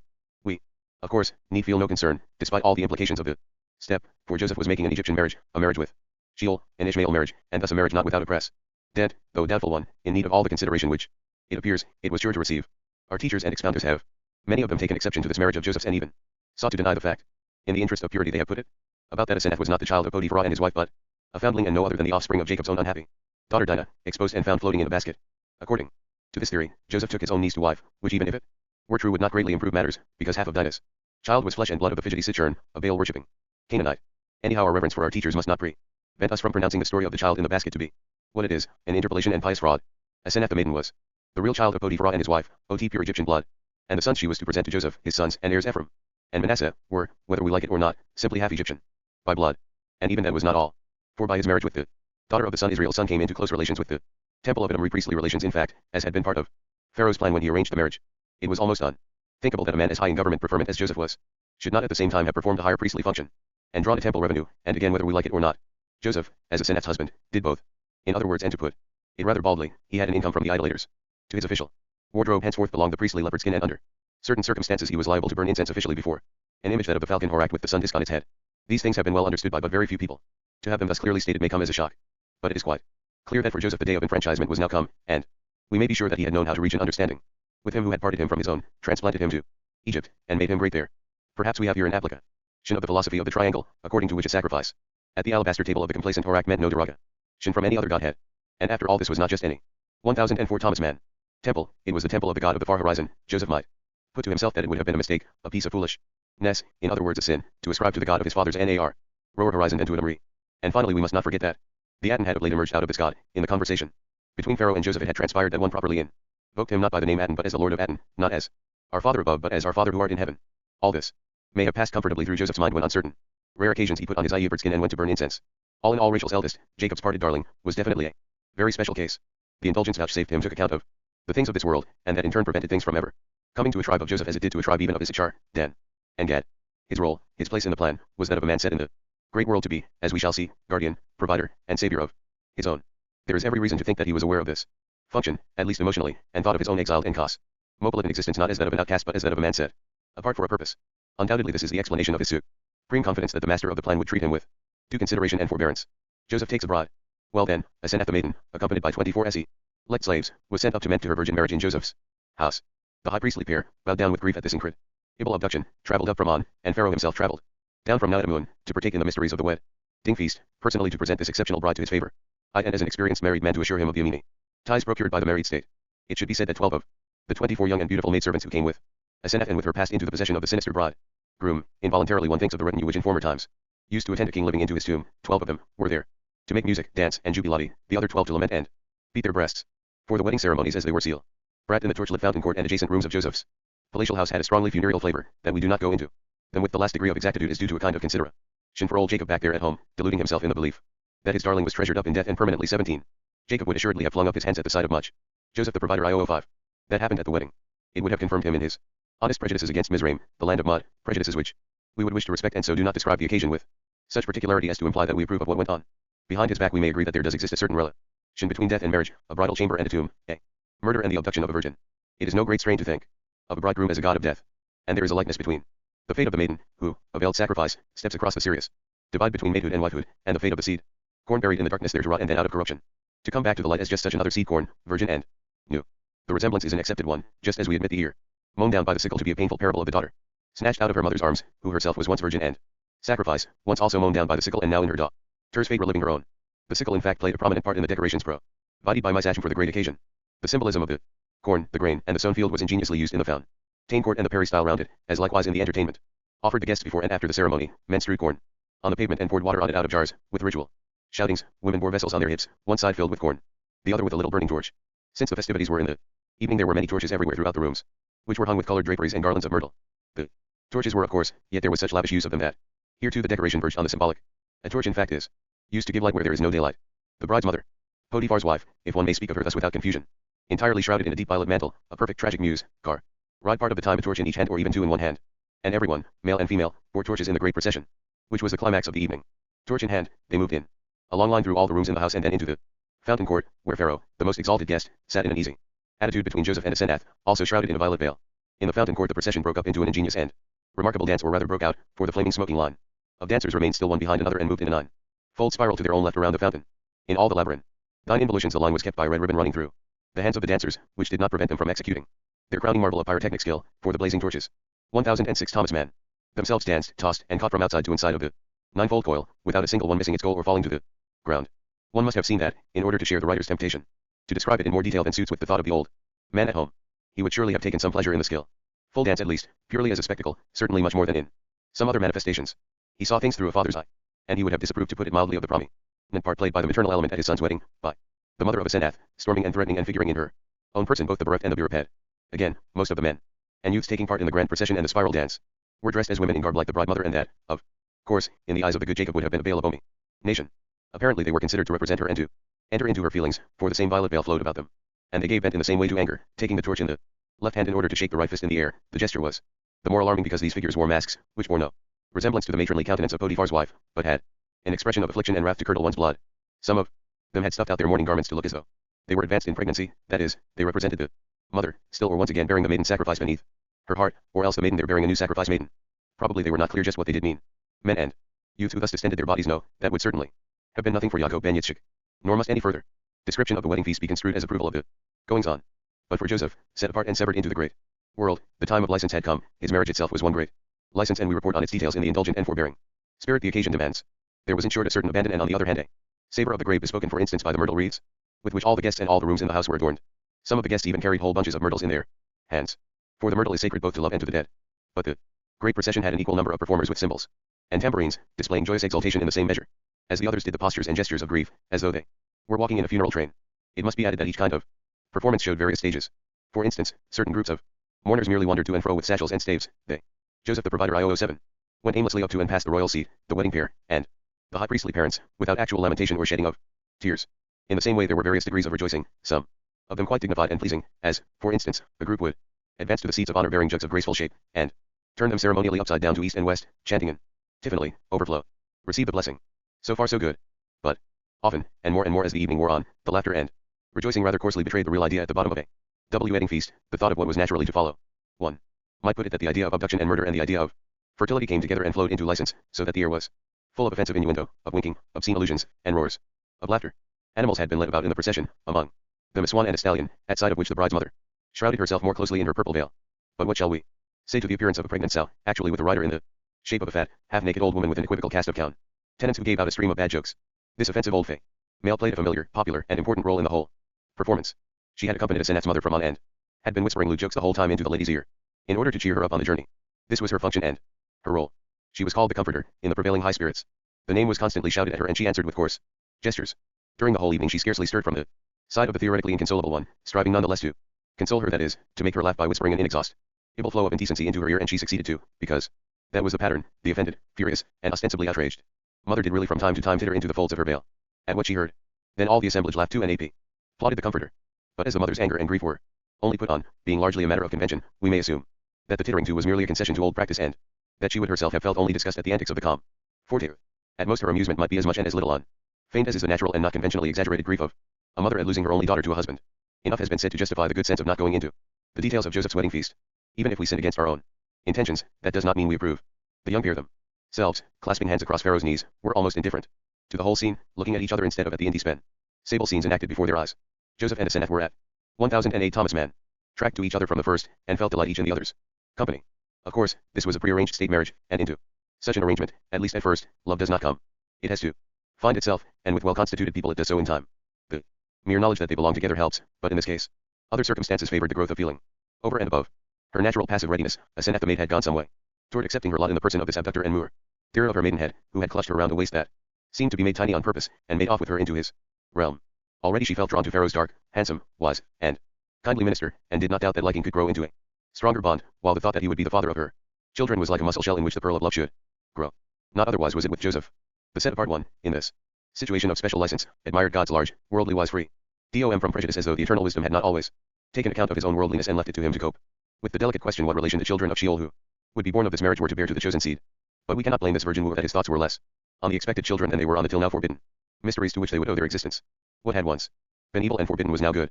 But look upon this being, through whom evil becomes good, look well upon her, and especially because she has such listening eyes and so speaking an amber tinted shape as had Asenath the maiden, and you will be sure that you will love her, nay, that you already do. Pharaoh walked between them when at last the feast ended and the procession reformed. It now included all those present, who, with jubilation and lamentation, with myrtle strewing and the fist shaking of the masked mothers, took their way to the bridal chamber, where the newlywed pair were put to bed among flowers and fine linen. The so-riders stood just behind the daughter of the sun priest as the parents, murmuring the prescribed sayings, took leave. On the threshold of Asenath the maid, over the bride's shoulder the old hag murmured such things as made the anguished mother laugh amid her tears. And shall we too not both laugh and weep? Is there not food for both laughter and tears, in the thought of what nature has contrived for mankind, and after what fashion she wills that they seal their love, or, in case of a state marriage, of course, learn to love? The sublime and the ridiculous flickered in the lamplight of this wedding night, where virginity met virginity and wreath and veil were torn. A difficult work of tearing it was, for this was a shield maid whom the dark arms embraced, expressly so designated. Joseph the provider I009, an obstinate virgin, and in blood and pain Joseph's firstborn was conceived, Manasseh, a name which means, God has made me forget all my connections and my father's house. Clouds in the sky. It was the year one of the fat kind and the full heirs. Of course the customary reckoning was from the year of the god's accession, but among the children of Egypt the new method now began to run concurrently.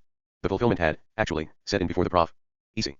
But only in the following year did it begin in a way to carry conviction, for that year far exceeded the preceding one in richness, and whereas the first had been merely somewhat above the average, the second proved to be a veritable year of marvels, magnificence, and jubilation, fertile past all expectation in every line. The Nile had got very fine and large, not wild and swollen, tearing away the farmers' fields, yet not a single fraction lower than the best year on record. It lay over the expanse of fields and quietly deposited its dung. It made one laugh to see the splendor of the flourishing land toward the end of the sowing season, and the abundant riches gathered in during the third quarter. The next year was not quite so luxuriant, it was more or less average, it was gratifying, it was even commendable, without being at all surprising. But the next one almost equaled the second and was quite as good as the first, while the fourth merited the adjective capital, if no more. So we can imagine anyhow Joseph's reputation, as the overseer of all that plenty, waxed among the people, and with what zealous, joyful punctuality his ground rent law, the tax of the fifth, was carried through, not less by the tax and by the tax officials. And he gathered up all the food of the 7 years which were in the land of Egypt and laid up the food in the cities, the food of the field which was round about. Every city laid he up in the same. In other words, the grain tribute of all the land round, year in, year out, streamed into the fabulous skittle-shaped granaries which Adon had built in all the cities and their environs, not too many of them, as it turned out, for they got filled and more had to be built to meet the incoming trib. Yud. So well did Happy the nourisher mean by his land. The heaping up was in truth like the sands of the sea. Song and saga are quite correct. But when they add that they left numbering, for it was without number. That is an exaggeration due to enthusiasm. The children of Egypt never stopped counting, writing down, and bookkeeping. It was not in their nature and did not happen. Though the fullness of the provision was indeed as the sands of the sea, yet these worshippers of the white ape held it to be their first and finest preoccupation to cover paper with the close-written calculations and detailed account. IOIO Thomas Mann. Ings which Joseph exacted from his collectors and inspectors throughout the period. They counted 5 years of abundance. Some people, even many people, counted 7. It is idle to dispute the point. Observers who stuck to the 5 may have been thinking of the 5 extra days in the year and the tax quota based on that figure. On the other hand, 5 years of fatness one after another are so joyful in themselves that it would be easy to celebrate by calling them 7. Yes, it is possible to make 5 out of 7, yet after all a bit more human to make 7 out of 5. The narrator frankly confesses his uncertainty, for it is not his way to pretend to knowledge where he has not got it. The same thing applies to the admission that we do not know exactly how old Joseph was at a certain point during the period of scarcity. He may have been either 37 or 39. It is certain that he was 30 when he stood before Pharaoh, objectively certain, from our own point of view, for it is doubtful if he himself knew.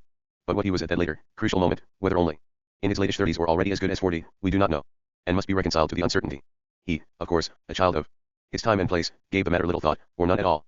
Anyhow, he was now in the prime of life.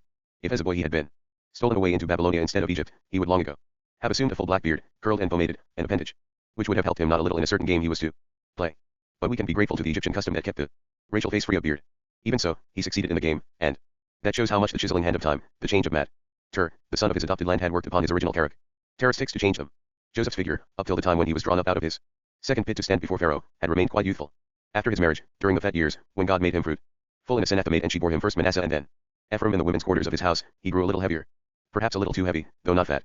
He was tall enough to carry it off. His commanding presence, gentled by the shrewd and humorous glance of his black eyes and the charm of the smiling Rachel mouth, accounted for the popular verdict that Joseph was carrot an exceptionally handsome man.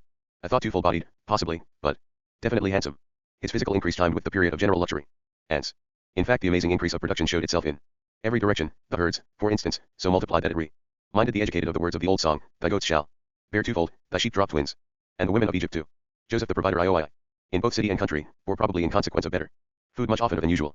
But nature, partly through the negligence of the overburdened mothers, partly through the incidence of new infant diseases, redressed the balance by an increase in infant mortality, so there was no danger of overpopulation.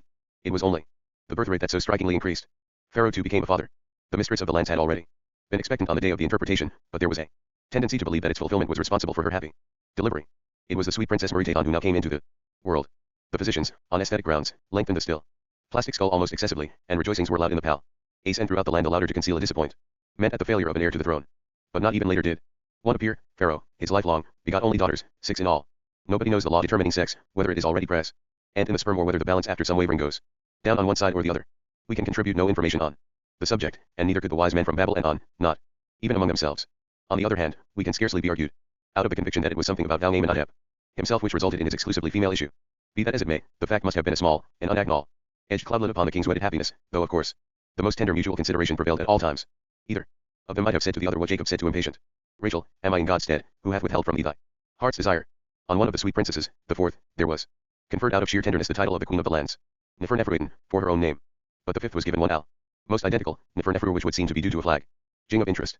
The names of the others, still showing some affectionate ingenuity, I could easily tell you to, but sharing the slight irritation which all this female preponderance is bound to set up, I feel no inclination to put them down.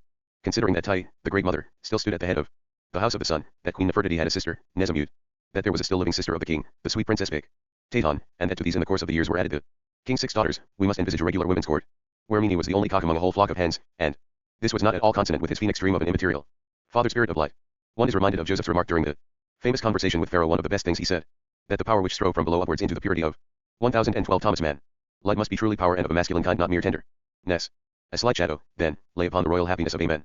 Hop and his golden pigeon, the sweet lady of the land, because no son was vouchsafed them. Joseph's marriage with the Senathemate was also happy and harmonious throughout, with a similar limitation. Only sons were born to them, 1, 2, and later others, on whom the light of history does not fall.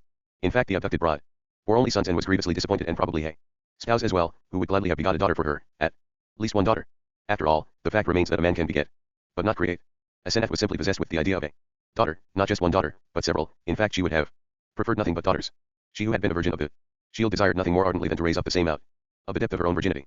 And she was abetted by her nag Jing mother, who persisted in the affronted post she had assumed from the beginning and thus fomented a slight but permanent marital discord, always kept within bounds, of course, by affection and consideration.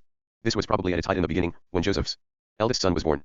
Aseneth's disappointment was acute, one might justly call it exaggerated, and it looks as though something of his annoyance at the reproaches he had to bear slipped into the name Joseph gave the child.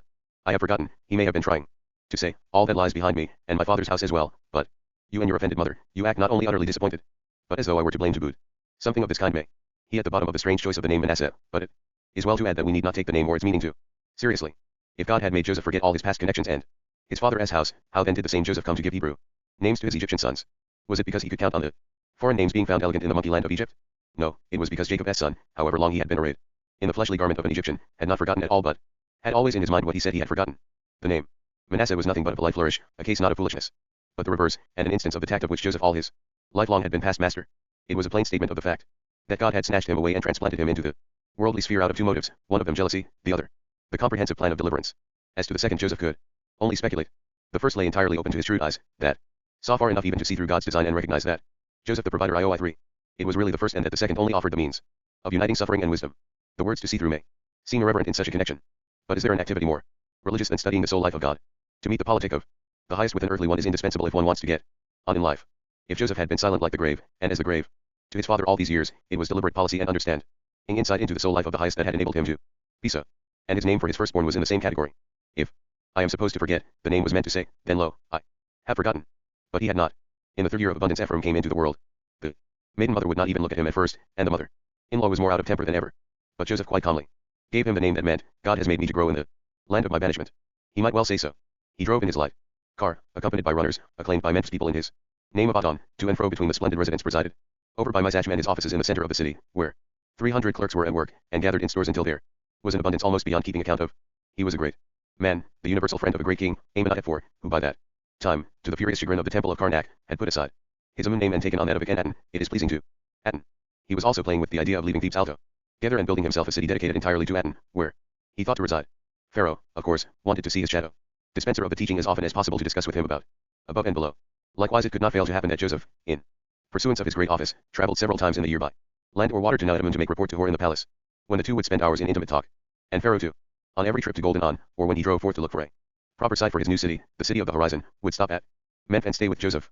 This of course put a heavy burden upon Misachem, though he never faltered in his perfect voice. The friendship between the frail descendant of the pyramid build Ers and Jacob's son, the foundations for which had been laid in the Cretan loggia, grew with the years into a warm and intimate bond. Young Pharaoh called Joseph his little uncle, and when he embraced him slapped him on the back. For this god was an enthusiast for informality, and it was Joseph who, out of native reserve, kept the bal ants in their relations. The king often laughed at the formality which his friend preserved in the midst of their familiar intercourse. They talked of their ill luck as fathers, that the one got only daughters. 1014 Thomas Mann. The other only sons. But the dissatisfaction of Joseph's wife and her nagging mother did little to dampen his joy in the grandsons of Jacob, who were growing up in the strange worldly world so far away from their grandsire. Equally the failure of a male heir could never depress Pharaoh's buoyant spirits for long at a time. Everything was going so wonderfully well in the maternal kingdom of the black earth that his reputation as the teacher of the fatherly light was strengthened mightily thereby, and he might sit in the shade of prosperity, giving witness to the God on whom his soul hung, and in speech as in solitude expending all his parts to think him better and better forth. Debating thus, defining and comparing the high and holy properties of Pharaoh's father Aten, they might remind us of the religio-diplomatic exchanges which took place at Salem between Abram and Melchizedek the priest of El Elyon, the highest and also the only God, exchanges which ended in the agreement that this El was just the same, or pretty much the same, as Abram's God. It was noticeable, however, that it was always at the point where the discussion seemed to be approaching such an agreement that the courtly reserve, which Joseph preserved in his relations with his exalted friend came out most plainly. Eozus W.S. Yes. 1015. Chapter V. Tamar. The fourth. A woman sat at the feet of Jacob the rich in tales, in the grove of Mamre at Hebron the city or close by, in the land of Canaan. Often she sat at his feet, either in the house of hair, near the entrance, on the very spot where once the father had talked with his darling and been beguiled of the many-colored coat, or else beneath the tree of enlightenment, or at the marge of the well close by, where first we met the subtle lad beneath the moon and watched the father go peering after him, leaning on his staff. How is it the woman sits with him now, in this place or that, her face lifted to his, and hearkens to his words? Whence comes she, this grave young creature so often found at his feet, and what sort of woman is she? Her name was Tamar. We look round at the faces of our heroes, and see on but few, only here and there, the light of knowledge. Clearly the great majority of those who are here to learn the precise circumstances of this story do not recall, perhaps do not even know the bare facts. We might be disposed to censure, did not the common ignorance jump with the advantage of the storyteller, by adding to the importance of his task. So you really no longer know, or to your knowledge never have known, who Tamar was. A Canaanite woman. Simply a native, and in the first place no more than that. But in the second place Jacob's son's wife, daughter-in-law of Jehudah. Jacob's fourth, granddaughter-in-law, so to speak, of the man of the blessing. And in the third place, and finally, she was Jacob's devotee, and his pupil in knowledge of the world and of God, who hung on his lips and looked up into his solemn face with such reverent attention that the heart of the bereaved old man opened utterly to her in turn, and he was even just a little in love with her. For Thomas Mann was strangely mingled, in a way even hard and heavy to herself, with a part of her being she was austere and full of spiritual striving, to which later on we must give an even stronger name, but in the other gifted with the soul and body charm and mystery of a start. We know how receptive to such a combination a man can be, and to IOI6 Thomas Mann. What advanced years, when like Jacob he has always yielded to and dignified his own emotions. Since Joseph's death, or rather because of that lacerating event, which he seemed at first quite unable to accept, Jacob's personal majesty had only increased. Then, when once he got used to the fact, and his wrangling with God had worn itself out, the deity's cruel dispensation having at length worked its way into the mind so to paratelli shut against it, it became an enrichment of his life, an addition to its weight of history. By virtue of it his musing when he fell into a musing fit grew more expressively, more completely, and picturesquely musing than ever, so that observers were seized with awe and whispered one another, lo, Israel muses on his tales. True. It is, expression makes impression. The two have always gone together, and very likely the one has always had its eye on the other. That is nothing to laugh at, if the expression has behind it not mere humbug but real life experience and a burden of tales. In such a case, the furthest we may go is a respectful smile. Tamar, the native girl, knew not of even such a smile. She was profoundly impressed by Jacob's majesty, directly she came in touch with him, and that had not come about merely through Judah, Leah's fourth, and his sons, two of whom she married one after the other. All this we know, as well as the sinister and half-equivocal AC accompanying circumstances, in other words the destruction of both Judah's sons. What is not known, since the chronicle passes it over, is Tamar's connection with Jacob, which after all is the indispensable premise of the whole episode and a remarkable secondary action within our whole history, which we interpolate while at the same time being aware that history which one may well call seductive, since it seduces us to such explicitness of detail the history of Joseph and his brothers, is itself an interpolation in an epos incomparably vaster in scope. Tamar, the native girl, daughter of quite simple Baal farmers, M.O.B. ing within this episode of an episode had she a notion of the fact? The answer is, quite certainly she had. Her own behavior, which was deadly serious, gallant, and offensive both at once, is evidence of the fact. It is not for nothing that the word I used above, the word interpolation, keeps coming into my mind, as though it had a will of its own. Interpolation, insertion, pushing in, these form the motive of the hour. They were Tamar's watchword and mainspring. She was bent on pushing herself into the great history, and she did it with amazing strength of purpose. It was the most spacious scene of which she had knowledge, and she would not, at any price whatsoever, be shut out of it. I think I also let fall the word seduction. There we have another key word, for it was by seduction that Tamar shoved herself into the great history of which this is an episode. She, Joseph the provider IOI7, played the temptress and whored by the way, that she might not be shut out, she abased herself recklessly to be exalted. How did that come about? When first, or by what prosaic chance, Tamar got access to the friend of God and became his devotee no one precisely knows. Perhaps it happened before Joseph's death, and perhaps it was by Jacob's arrangement that she was taken into the tribe and given for wife to young Judah's eldest. But the relation between her and the old man deepened and became intimacy only after the frightful blow had fallen and after Jacob's slow and unwilling recovery, only when his bereaved heart was unconsciously reaching for new emotional outlets. Then only did he become aware of Tamar, and drew her to himself because of her admiration for him. By that time the 11, his sons, were almost all married, the older ones long since, the younger more recently, and had children from their wives. Even Benoni Benjamin, the little son of death, had come on in his turn. Scarcely had he outgrown his urge innuit, become a youth, and then reached man's estate, 7 years, perhaps, after the loss of his brother, when Jacob found and wooed for him first Mahaliah, daughter of a certain Aram, of whom it was said that he was a grandson of Terah and so somehow or other descended from Abraham or from one of his brothers, and then the maid Arbath, daughter of a man named Simran, called quite explicitly a son of Abram, which might mean that he came of that stock by some concubine. As for the pedigree of Jacob's daughters-in-law, the record has been both toned down and touched up and an effort made to show the blood kinship of the priestly stock, although the case had not a leg to stand on and was not even consistently attempted. Levi's and Issachar's wives were held to be the granddaughters of Eber perhaps. They were, even so they might have come from Asher or Elam, Gad, and the glib Naphtali had followed their father's example and taken wives from Haran and Mesopotamia, but that these wives were actually great-granddaughters of Nahor, Abraham's uncle, they did not themselves assert, it was asserted of them. Asher the sweet-tooth took a nut brown maid from the seed of Ishmael. Well, at least that was a relation, if a dubious one. Zebulun, of whom one might have expected a Phoenician marriage, actually went in unto a Midianite. This was correct only in so far as Midian was a son of Keturah, Abram's second wife, but had not big Reuben already gone and in continentally married a Canaanite woman? So too had Judah, as we know, and so Simeon, for his Bunah had been stolen from Shechem. As for Dan, Bilhah's son, whom they called Snake and Adder, his wife was well known to be a Moabitess, descended from that Adug whom Lot's eldest daughter had borne to her own father and to herself, her own brother. Not particularly wholesome, that, nor had it any IOA Thomas Mann thing to do with blood kinship, since Lot had not been Abram's brother, but only a proselyte. From Adam, of course, he too descended, and equally, of course, from Shem, since he came from the land of the two rivers. Blood kinship is always possible to demonstrate if one takes in enough of the picture. So all the sons brought their wives to their father's house, as we are told, in other words, the place of the tribe in the grove of Mamre, near Kirjath Arba, and the burying ground, around Jacob's house of hair, grew larger as the days went on and descendants multiplied AC. According to the promise, round Jacob's knees when the majestic grey beard permitted it, and in his goodness he sometimes did and fondled his grandchildren. Particularly Benjamin's he fondled. For Tertera, a stocky little fellow who still had his trustful grey eyes and heavy metallic helmet of hair, also a rather muddy complexion, had become father to 5 sons in quick succession, born to him by his Aramaic wife as well as other little ones in between, born of the daughter of Simran. The grandchildren of Rachel were always Jacob's favorites. But despite their presence and Benoni's paternal dignity, Jacob still treated his youngest like a child, kept him in leading strings as though he were not grown up, and gave him very small freedom lest miss chance befall him. Scarcely to go into the town, to Hebron, scarcely to the fields, to say nothing of making a trip across country, would he permit his one remaining pledge of Rachel's love, though he was far from loving Benoni as he had loved Joseph, and there was no actual reason on his account to fear the jealousy of the higher power. Still, since the lovely one had fallen to the tooth of the swine, Benoni had become the only treasure of Jacob's care and concern, wherefore he did not let him out of his sight, and would pass no hour without knowing where Benjamin was and what he was doing. Such supervision could not but be painful to Benjamin and wounding to his dignity as husband and father. Yet he bore with it, though it depressed him, and presented himself before his father several times a day in obedience to Jacob's whim, for if he did not, Jacob came himself on his long staff halting from his hip to see after him, although as Benjamin well knew and as was plain enough from the old man's capricious behavior, Jacob's feelings were actually very divided, being a queer mixture of hidden grudge and sense of property. For at Tom he never ceased to see in Benoni the matricide and the instrument God had used to take Rachel from him. One important advantage, certainly, besides that of being the youngest born, Benoni had over all the living brothers, and for Cobb's dreamily associational mentality it made one more reason to keep his youngest always at home. For Benjamin had been at home when Joseph got lost in the world, and as we know Jacob, this equivalence between being at home and being innocent, having quite defied Joseph the provider IOI 9. Nightly no share in the crime committed from home, was symbolically well lodged in his mind. Thus Benjamin had always to be on hand as the sign and the permanent token of his guiltlessness and of the fact that he alone, the youngest, did not lie under the abiding, ever silently gnawing suspicion which both rightly and wrongly Jacob cherished, and which the others knew that he cherished. It was the suspicion that the boar which had rent Joseph had been a beast with 10 heads, and Benjamin had to be at home in token that the beast had quite definitely not had 11, but perhaps not even 10 heads. God only knew, and he might keep it to himself. Indeed, as the days and years went on, the case lost importance. It did so above all because Jacob, since he had stopped bickering with God, had gradually arrived at the view that it was not God who had by main strength laid upon him the sacrifice of Isaac, but that he himself had done it of his own free will. As long as the first agony lasted, such an idea had been far from him. He had only thought of himself as cruelly misused. But as the pain faded, habit set in, death made his advantage good, namely, that Joseph was safe in his bosom and care, for ever and ever 17 years old. Then this soft, pathetic soul had seriously begun to conceive itself capable of Abraham's deed of sacrifice. To the honor of God this fancy was born, and to Jacob's own God had not monstrously and craftily robbed him of his dearest. He had but taken what, consciously and in heroic spirit, had been offered, the dearest thing that Jacob owned. Believe it or not, Jacob pretended to himself, and bore himself witness for the sake of his pride, that in the hour when he let Joseph set out on the journey to Shechem he had committed the Isaac sacrifice, and freely out of love of God had surrendered to him the being he too dearly loved. Jacob did not believe this all the time. Sometimes he confessed to himself with contrition and fresh flowing tears that he would never have been capable, for the love of God, of tearing the beloved from his heart. But the yearning to believe it sometimes won the day, and when it did, the question who had mangled Joseph became relatively unimportant. The suspicion certainly it was none the less there, it gnawed, but more gently, and not at every hour. Sometimes in later years it slumbered and slept. The brothers had pictured living under suspicion, under half wrongful suspicion, as being worse than in fact it proved to be.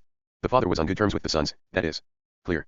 He spoke with them and broke bread with them, he shared their business, their household sorrows and joys, he looked in their faces, and only once in a while, only at intervals already quite far apart, did the gleam come into his old eyes, or suspicion and hypocrisy cloud his old gaze, before which they, breaking off in their words, had to cast down their eyes.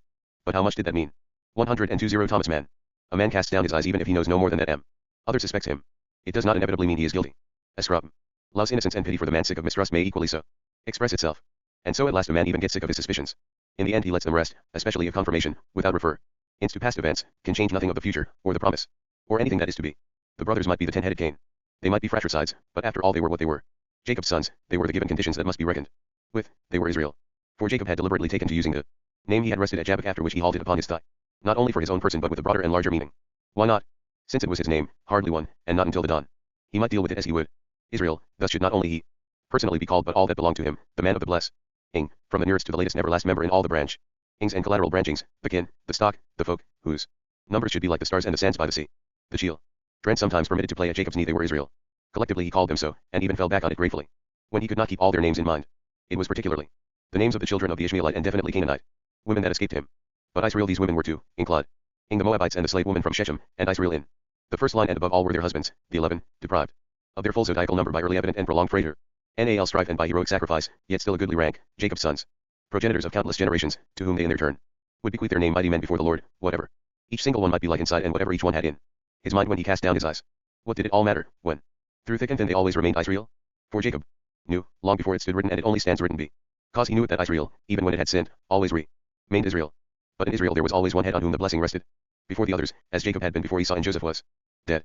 Upon one rested the promise, or would rest, when Jacob fared the blessing, from him the salvation should come, for which the father long sought a name and had found one, for the present, which no one knew save only the young female who sat at Jacob's feet. Who was the chosen one among the brothers, from whom it should come?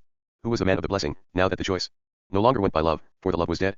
Not Reuben, the eldest, who had shot away like the unstable waterfall and had played Joseph the provider 102:1. The hippopotamus. Not Simeon or Levi, they were personally nothing but unlicked cubs, and had some unforgettable items against them on their score. For they had behaved like heathen savages at Shechem, and like satyrs in Hammer City. This three were accursed, in so far as Israel can be accursed, they fell away. And so it had to be the fourth. Who came next after them? Judah. He it was. As Heroth. Did he know it was he? He could count it up on his fingers, and often. Literally did, but never without shrinking from his election and pain. Fully doubting whether he was worthy, yes, even fearing that the choice might become corrupt in him. We know Jehudah, when Joseph still lay in his father's bosom, we sometimes saw in the group of brothers that suffering Leonine had and the stag's eyes.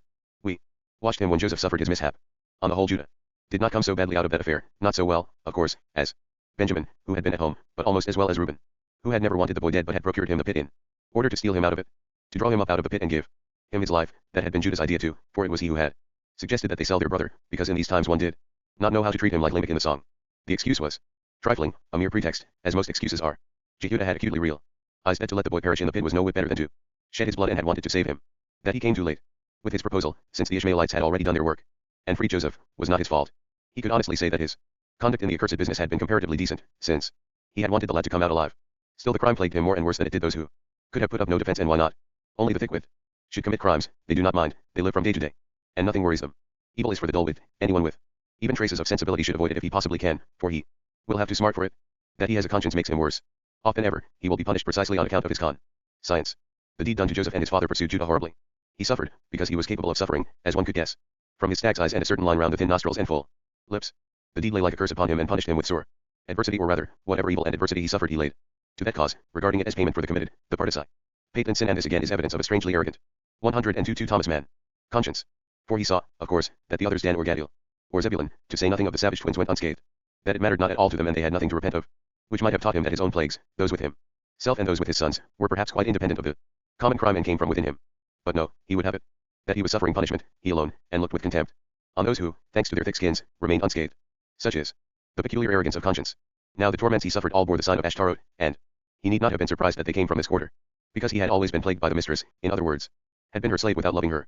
Judah believed in the God of his fathers, El Elyon, the highest, Shaddai, the mighty one of Jacob, the rock and the shepherd, Yahweh, from whose nose, when Eli was wroth, steam came, and consuming fire from Eli's mouth, that it lightened from it.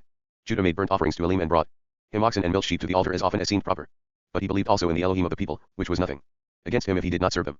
When one observes how late and how far from their beginnings the people of Jacob still had to be admonished to put away strange gods, Baal and Ashtaroth, and not to hold sacrificial feasts with the Moabites, one is impressed by their obstinate instability and tendency to backslide and fall away, down to the latest generation. Thus one is not surprised to learn that so early a figure, so near to the source as Jehudah ben Jiko, believed in Ashtaroth, who was entirely a folk goddess, exalted everywhere, under various names. She was Judah's mistress, and he bore her yoke. That was the harsh reality, harsh to his soul and his election both. And so forsooth how should he not have believed in her?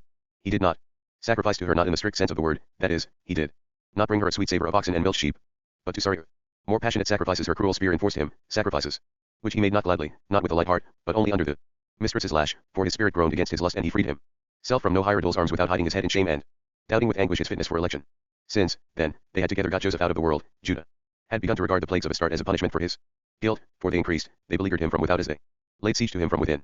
One can only say that since that time, the man had atoned in hell, in one of the hells there are, the hell of sex. One might think that of all the several hells there are, that can not be the worst. But he who thinks so knows not the thirst for purity, without which indeed there is no hell, neither this one nor any other. Joseph the Provider 1023. Hell is for the pure, that is the law of the moral world. For it is for sinners, and one can sin only against one's own purity. If one is like the beast of the field, one cannot sin, one knows no hell. Thus it is arranged, and hell is quite certainly inhabited only by the better sort. Which is not just, but then, what is our justice? The history of Judah's marriage and that of his sons and their destruction thereby is extremely strange and abnormal and actually incomprehensible, so that it can be spoken of with half words, and that not merely out of delicacy. We know that Leah's fourth ride young the step was taken out of love of purity, in order to find and restrict himself and thus find peace. But in vain, he reckoned. Without the goddess and her spear, his wife, whose name tradition has not given us, perhaps she was not much called by it, she was simply the daughter of Shua, that Canaanite man whose acquaintance Judah had made through his friend and head shepherd Hira, from Adullam. This woman, then, had much to weep over, much to forgive, and it was somewhat easier for her because 3 times she experienced the joy of motherhood. Yet after all it was a brief joy, for the sons she gave Judah were only nice in the beginning, and grew up nasty. The youngest, however, Shelah, born at quite an interval after the second, was only sickly, but the 2 elder ones, Er and Onan, were both sickly and evil, sickly in an evil way and evil in a sickly way, though both were pretty to look at, and sprightly in their manners. In short, they were an affliction in Israel. Lads like these, unusual and sickly, yet charming in their own way, are a fit in time and place, a sign of nature's rashness, who will sometimes for a moment fall doting and forget where she is. Er and Onan would have fitted into a late and ancient society, into an old man world of mocking heirs, for instance, into the monkey land of Egypt. So close to the beginnings of an effort addressed to the future and into space, they were an error in time and place and had to be blotted out. Judah, their father, should have recognized the fact and blamed no body except perhaps himself for having begot them. But he put off the blame for their badness on their mother, Shua his daughter, and only on himself in so far as he considered he had committed a folly when he took a born Baal fool to wife. For their destruction he blamed the woman to whom he gave them in marriage, and whom he accused of being in the likeness of Ishtar, who destroys her beloved so that they die of her love. That was unfair to his wife, who soon died of her grief, and certainly most unfair to Tamar as well. Tamar learns the world. Tamar, she it was. She sat at Jacob's feet, had sat there a long time. Now, profoundly moved by the expression on his face, listening to the 1024 Thomas Mann words of Israel. Never did she lean back, she sat up very straight, on a footstool, on a well step, on a knot of root beneath the tree of wisdom, with throat outstretched and concave back, two folds of strain between her velvet brows. She came from a little place in the environs of Hebron, where people lived on their vineyards and kept a few cattle. There stood her parents' house, they were small farmers, and sent the wench to Jacob with parched corn and fresh cheeses, lentil and grits, and he bought them with copper. So came she to him and first found her way thither on mere pretext, for actually she was moved by a higher compulsion. She was beautiful in her way, not pretty beautiful, but beautiful, after an austere and forbidding fashion, so that she looked angry at her own beauty, and with some justice too, for it had a compelling power which left the men no rest, and it was precisely their unrest which had graved the furrows in her brows. She was tall and almost thin, but of a thinness more disturbing than any fleshliness however ripe. Accordingly the unrest was not of the flesh and so must be called demonic. She had wonderfully beautiful and piercingly yellow, quaint brown eyes, nearly round nostrils, and a haughty mouth. What wonder that Jacob was taken with her, and as a reward for her admiration drew her to himself? He was an old man, loving, feeling, only waiting to be able to feel again, and in order to awaken feeling in us old folk, or at least something which mildly and dimly reminds us of the feelings of our youth, there must come some thing out of the ordinary to give us strength by its admiration, at once asteroid-like and spiritually eager for our wisdom. Tamar was a seeker. The furrows between her brows signified not alone anger at her beauty but also strain and searching for truth and salvation. Where in the world does one not meet concern with God? It is present on the thrones of kings and in the mountain hut of the poorest peasant. Tamar felt it. The unrest she aroused distressed and exasperated her precisely on account of the higher unrest which she herself felt. One might have supposed that this country girl would have been satisfied by the wood and meadow nature worship of her tradition. But not so, it had not answered her urgent need even before she met Jacob. She could not feed on the Balaam and fertility deities, for her soul divined that there was something other and higher in the world, and she yearned and strove towards it. There are such souls, there only needs to come something new, some change into the world, and their sensibilities are touched and seized on, they must make straight for it. Their unrest is not of the first order, not like that of the wanderer from Ur, which drove him into the void, where nothing was, so that he had to create the new out of himself. Not so these souls. But if the new is there in the world, it disturbs their sin. Joseph the Provider 1025. Sit of feelings from afar off and they must forthwith go faring after it. Tamar had not far to fare. The wares she brought to Jacob in his tent, receiving their weight in copper in exchange, were certainly only a pretext of her spirit, a device born of unrest. She found her way to Jacob, and now often and often she sat at the feet of the stately old man weighed down by the weight of his tales. She sat very erect, the great penetrating wide open eyes cast up to him, so fixed and moveless with attention that the silver earrings on either side her sunken cheeks hung down unswaying. And he told her of the world. That is, he told her his tales, which with intent to instruct he boldly presented as the history of the world, the history of the spreading branches of a genealogical tree, a family history grown out of God, and presided over by him. He taught her the beginning, chaos, and old night, and their deeming Zion by God's word, the work of the 6 days, and how the sea at command had filled with fishes, next space under the firmament, where the great lights hang, with many winged fowl, and the green earth with cattle and reptiles and all manner of beasts. He gave her to hear the vigorous, blithely plural summons of God to himself. The enterprising proposal, let us make man. And to Tamar it was as though it was Jacob who had said it, and certainly as though God, who always and ever was called simply God, as nowhere else in the world, as though he must look just like Jacob, and indeed did not God go on to say, in our image, after our likeness. She heard of the garden eastwards in Eden and of the trees in it, the tree of life, and the tree of knowledge, of the temptation and of God's first attack of jealousy, how he was alarmed lest man, who now indeed knew good and evil, might eat also of the tree of life and be entirely like us. So then the likes of us made haste, drove out the man, and set the cherub with the flaming sword before the gate. And to the man he gave toil and death that he might be an image like to us, indeed, but yet not too like, only somewhat liker than the fishes, the birds, and the beasts, and still with the privately assigned task of becoming against our jealous opposition ever as much more like as possible. So she heard it. Very connected it was not, all pretty puzzling, but also very grand, like Jacob himself who told it. She heard of the brothers who were enemies, and of the slaying on the field, of the children of Cain and their kinds, and how they divided themselves in 3 on this earth, such as dwell in tents and have cattle, such as are artificers in brass and iron, and such as merely fiddle and whistle. That was a temporary classification. For from Seth, born to replace Abel, came many generations, down to Noah, the exceeding wise one. Him God, going back on himself and his annihilating wrath, permit. 126 Thomas Mann. Ted to save all creation, he survived the flood with his sons, Shem, Ham and Japheth, after which the world was divided up afresh, for each one of the 3 produced countless generations, and Jacob knew them all, the names of the tribes and their settlements on earth. Poured forth from his lips into Tamar's ears, wide was the prospect over the swarming brood and the places of their dwellings, then all at once it all came together into the particular and family history. For Shem begot Eber in the 3rd remove, and he Terah in the 5th. And so it came to Abram, one of 3, he was the one. For to him God gave unrest in his heart on his account, so that he labored tirelessly on God to think him forth and make him a name. He made him unto himself for a benefactor, and he repaid with far reaching promises the creature who created the Creator in the Spirit. He made a mutual bond with him, that one should become ever holier in the other, and gave him the right of election, the power of cursing and blessing, that he might bless the blessed and curse the accursed. Far futures he opened out before him wherein the people surged, and to them all his name should be a blessing. And promised him bound less fatherhood, since after all Abram was unfruitful in Sarah up till his 86th year. Then he took the Egyptian maid and begot upon her and named her son Ishmael. But that was a begetting on a sideline, not on the path of salvation, but belonging to the desert, and first father did not believe God's assurances that he should yet have a son by the true wife, named Isaac, but fell on his face with laughter at God's word. For he was already 100 years old, and with Sarah it had ceased to be after the manner of women. But his laughter was a wrong unto her, for Jishkak appeared, the saved sacrifice, of whom it was said from on high that he should beget 12 princes. That was not strictly accurate. God sometimes misspoke and did not always mean exactly what he said. It was not Isaac who begot the 12, or only indirectly. Actually it was himself, from whose solemn lips the tale fell on which the simple maid was hanging. It was Jacob, brother of the red one, with 4 women he begot the 12, being no servant of the devil Laban at Sinir. And now Tamar heard once more about brothers who were Annie, Mize, the red hunter, the gentle shepherd. She learned of the blessing, deception that put things straight, and the flight of the blessing thief. A little there was about Eliphaz, son of the deposed son, and the meat ing with him by the way, but it was toned down to save Jacob's face. Here and elsewhere the narrator went delicately. For instance, when speaking of Rachel's loveliness and his love of her, he was sparing himself when he softened the account of his humiliation at Eliphaz's hands. But in the case of the dearly beloved he was sparing Tamar, for he was a little in love with her, and his feeling told him that in the Joseph the Provider 1027 presence of one woman one does not praise too warmly the charms of another. On the other hand, the great dream of the latter, which the thief of the blessing dreamed at loose, that his people heard about in all its magnitude and splendor, though such a glorious lifting up of the head perhaps did not sound quite reasonable unless one knew about the deep humiliation that went before. She heard tell of the heir looking at him the while all eyes and ears, who bought the blessing of Abraham and had power to pass it on to one who should be lord over his brothers, at whose feet his mother's children must bow down. And again she heard the words, through thee and thy seed shall be blessed all the generations on the earth, and did not stir. Yes, what all did she not hear, and how impressively delivered, in these hours what tales they were. The 14 years service in the land of mud and gold unrolled before her, and then the extra years that made them 25, and how the wrong one and the right one and their handmaidens together assembled the 11, including the charming one. Of the flight together she heard, of Laban's pursuit and search, of the wrestling with the ox-eyed one till the dawn, from which Jacob all his life limped like a smith, of Shechem and its Abim, in at Ains, when the savage twins strangled the bridegroom and destroyed the cattle and were cursed up to a point, of Rachel's dying a furlong only from the inn, and of the little son of death, of Ben's irresponsible shooting away, and how he too was cursed, in so far as Israel can be cursed. And then the story of Joseph, how the father had loved him sore, but, strong of soul and heroic in God, had sent him forth and knowingly given the best beloved a sacrifice. This once on a time was still fresh, and Jacob's voice shook, whereas in the earlier ones, already overlaid with years, it had been epically unmoved, solemn, and blithe of word and tone, even in the grim and heavy parts, for these were all God's stories, sacred in the telling. But it is quite certain now, could not be otherwise, and must be conceded, that Tamar's listening soul in the course of instruction was fed not alone on historical time overlaid once on a time, the time honored once, but with one day as well. And one day is a word of scope. It has 2 faces. It looks back into solemnly twilight distances, and it looks forwards, far forwards, into space, and is not less solemn because it deals with the to be than that other dealing with the has been. Many deny this.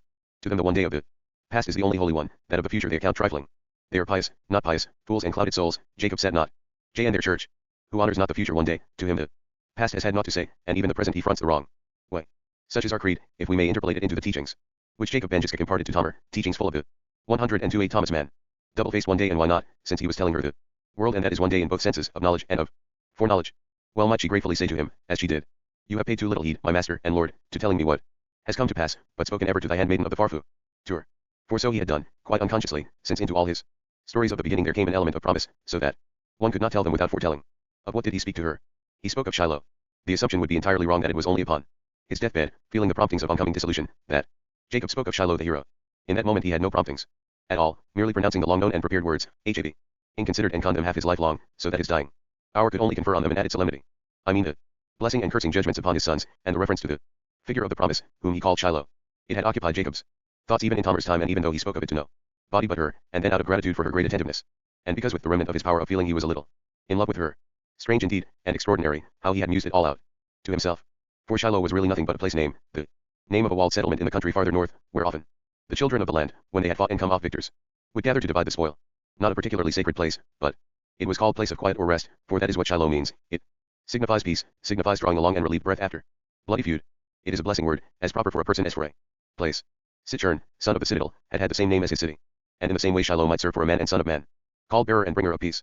In Jacob's thoughts he was the man of expectation, promised in those earliest and ever renewed vows and precepts, promised to the womb of the woman, promised in Noah's blessing on Shem, promised to Abraham, through whose seed all the bleeds on the earth should be blessed, the Prince of Peace, and the Anointed, who should reign from sea to sea and from river to the end of the world, to whom all kings should bow, and all the peoples cleave to the hero who one day should be awoken out of the chosen seed, and to whom the seed of his kingdom should be confirmed forever. Him who would then come he called Shiloh. And now we are challenged to use our imagination as well as we can and picture to ourselves how the old man, endowed with such rich gifts of expression and impressiveness, spoke to Tamar of Shiloh in these hours, and Joseph the Provider 1029 bound up the earliest beginning with the furthest future. His land gauge was powerful, it was weighty with meaning. Tamar, the male, the single soul deemed worthy to hear it, sat motionless, even Watching very closely you could not be sure of even the slightest swaying of her earrings. She heard the world, which in the early things hid promise of the late, a vast, ever-branching eventful his story, through which ran the scarlet thread of promise and expectancy. From one day to one day, from the earliest one day to the furthest future one. On that one day, in a cosmic catastrophe of salvation, two stars which flamed in wrath against each other, the star of might and the star of right, would rush upon each other in consummating thunder crash to be henceforward one and shine with mild and mighty radiance forever on the heads of men, the star of peace. That was Shiloh's star, star of the Son of Man, the son of the election, who was promised to the seed of the woman, that he should tread the serpent underfoot. Now Tamar was a woman, she was the woman, for every woman is the woman, instrument of the fall and womb of salvation, Astarte, and the mother of God, and at the feet of the Father man she sat, on whom at a confirming nod the blessing had fallen, and who should pass it on in history to one in Israel. Who was it? Above whose brow would the Father lift up his horn that he anoint him as his heir? Tamar had fingers whereon to reckon it up. 3 of the sons had been cursed, the favored, son of the true wife, was dead. Not love could guide the course of inheritance, and where love has gone, nothing but justice remains. Justice was the horn out of which the oil of anointing must trickle on the brow of the 4th. Judah, he was the heir, the resolute one. From now on, the standing furrows between Tamar's brows took on yet another meaning. Not only of anger against her beauty they spoke, of searching and strain, but also of determination. Here let me impress upon you, Tamar had made up her mind, cost what it might, by dint of her womanhood to squeeze herself into the history of the world. So ambitious she was.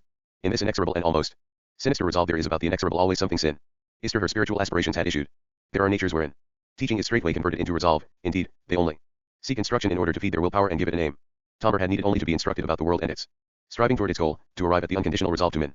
Gle her womanhood with these strivings and to become historic. Fet me be clear, everybody has a place in the history of the world. Simply to be born into it one must, one way or the other and roughly. IO3O Thomas Mann. Speaking, contribute by one's little span one's might to the whole of the world span. Most of us, however, swarm in the periphery, far off to one side, unaware of the world history, unsharing in it, modest, and at bottom not displeased at not belonging to its illustrious dramatis personae. For such an attitude Tamar had only contempt. Scarcely had she received instruction when she resolved and willed, or, better put, she had taken instruction to learn what it was she willed and did not will, and she made up her mind to put herself in line, into the line of the promise. She wanted to be of the family, to shove herself and her womb into the course of history, which led, through time, to salvation. She was the woman, the dispensation had come to her seed. She would be the foremother of Shiloh, no more and no less. Firm stood the folds between her velvet brows. They already meant 3 things, they could not fail to mean yet a 4th, they came to mean anger and envious scorn for Shuah's daughter, Jehudah's wife. This Jade was already in the line, she had a privileged place, and that without merit, knowledge, or willpower, for Tamar counted these as merits, she was a cipher dignified by history. Tamar bore her ill will, she hated her, quite consciously and most femininely. She would have, equally open-eyed, wished for her death if that had had any sense. But it had none because the woman had already borne 3 sons to Judah, so that Tamar would have had to wish all 3 of them dead too to have things put back and a free place made for her self at the side of the inheritor of the blessing. It was in this character that she loved Judah and desired him, her love was ambition. Prob. Ably never or never up till then did a woman love and desire a man so entirely apart from his own sake and so entirely for the sake of an idea as Tamar loved Judah. It was a new basis for love, for the first time in existence, love which comes not from the flesh but from the idea, so that one might well call it demonic, as we did the unrest which Tamar herself evoked in men aside from her fleshly form. She could have got at Judah with her Astarte side and would probably have been pleased to do so, for she knew him much too well as slave to the mistress not to be sure of success. But it was too late. Which always means too late in time. She came too late, her ambition. Love was in the wrong time place. She could no longer shove herself in at this link in the chain and put herself into the line. So she would have to take a step forward or else back in time and the generations. She would have to change her own generation and address her ambitious designs to the point where she would have preferred to be mother. The idea was not a difficult one, for in the highest sphere, mother and beloved had always been one. In short, she would have to avert her gaze from Judah and direct it upon his sons, the grandsons of the inheritance, whom under other circumstances she could almost have wished out of the way, in order to bear them Jane herself to Joseph the provider IOJI. Better purpose. And first, of course, she directed it solely upon the boy Er, he being the heir. Her personal position in time made the descent quite possible. She would not have been much too young for Judah, and for Er not entirely too old. Still, she took the step without joy. She was put off by the sickliness and degeneracy of the brothers, no matter how much charm they had. But her ambition came to her aid, and luckily, for otherwise she would have found it inadequate. Ambition told her that the promise did not always take the promising or even the suitable course, that it might run through a great deal that was dubious, or worthless or even depraved without exhausting itself. That this ease did not always come of disease, but that it can issue in tested and develop strength and continue on the way of salvation, especially when brought out and developed by dint of such a resolute will as Tamar called her own. Besides, the scions of Judah were just eager to 8 males, just that. It depended on the female, on the right person, coming in at the weak point. The first promise had to do with the womb of the woman. What in fact had the men got to do with it? So, then, to reach her goal she had to rise in time to the 3rd generation, otherwise the thing was not possible. She did indeed practice her start whiles on the young man, but his response was both childish and vicious. Er only wanted to sport with her, and when she set the darkness of her brows against him he fell away and was incapable of being serious. A certain delicacy restrained her from going further up and working on Judah, for it had been he whom she actually wanted or would have wanted, and though he did not know that, yet she did, and was ashamed to beg from him the son whom she would gladly have borne him. Therefore she got behind the head of the tribe, her master, Jacob, and worked on his dignified weakness for her, of which she was fully aware, of course, and more flattered than wounded it by wooing for admission and desiring from him his grandson for her husband. They sat in the tent, on the very spot where Joseph had once talked the old man out of the many-colored coat. Her task was easier than his. Master and Lord, she said, little father, dear and great, hear. Now thy handmaid and incline thine ear to her prayer and her earnest and yearning desire. Lo, thou hast made me distinguished and great. Before the daughters of the land, hast instructed me in the world and in God, the only highest, hast opened my eyes, and taught me so, that I am thy creation. But how has this been vouchsafed to me that I found favor in thine eyes, and thou hast comforted me and spoken to thy handmaid with kindness, which may the Lord requite thee, and may thy reward be perfect in the God of Israel, to whom I have come by thy hand, so that I have safety beneath his wings. For I guard myself and keep well my soul, that I forget not the tales which Jot to Thomas Mann you have made me see, and that they shall not come away from my heart as long as I live. My children and my children's children. If God give me such, then will I tell, that they destroy themselves not, nor make themselves any image like unto man or woman or cattle, on earth or birds beneath the sky or reptiles or fishes, nor that they shall lift up their eyes and see the sun, the moon, and the stars, and fall away from me to worship them. Thy people are my people, and thy God my God. So if he give me children, they shall not come to me from a man of a strange people, it may not be a man from out of thy house, my Lord, perchance may take a daughter of the land, such as I was, and lead her to God. But I as I now am, newborn, and thine image cannot be bride to an uninstructed one, and who prays to images of wood and stone from the hand of the artificer, which can neither hear nor see nor smell.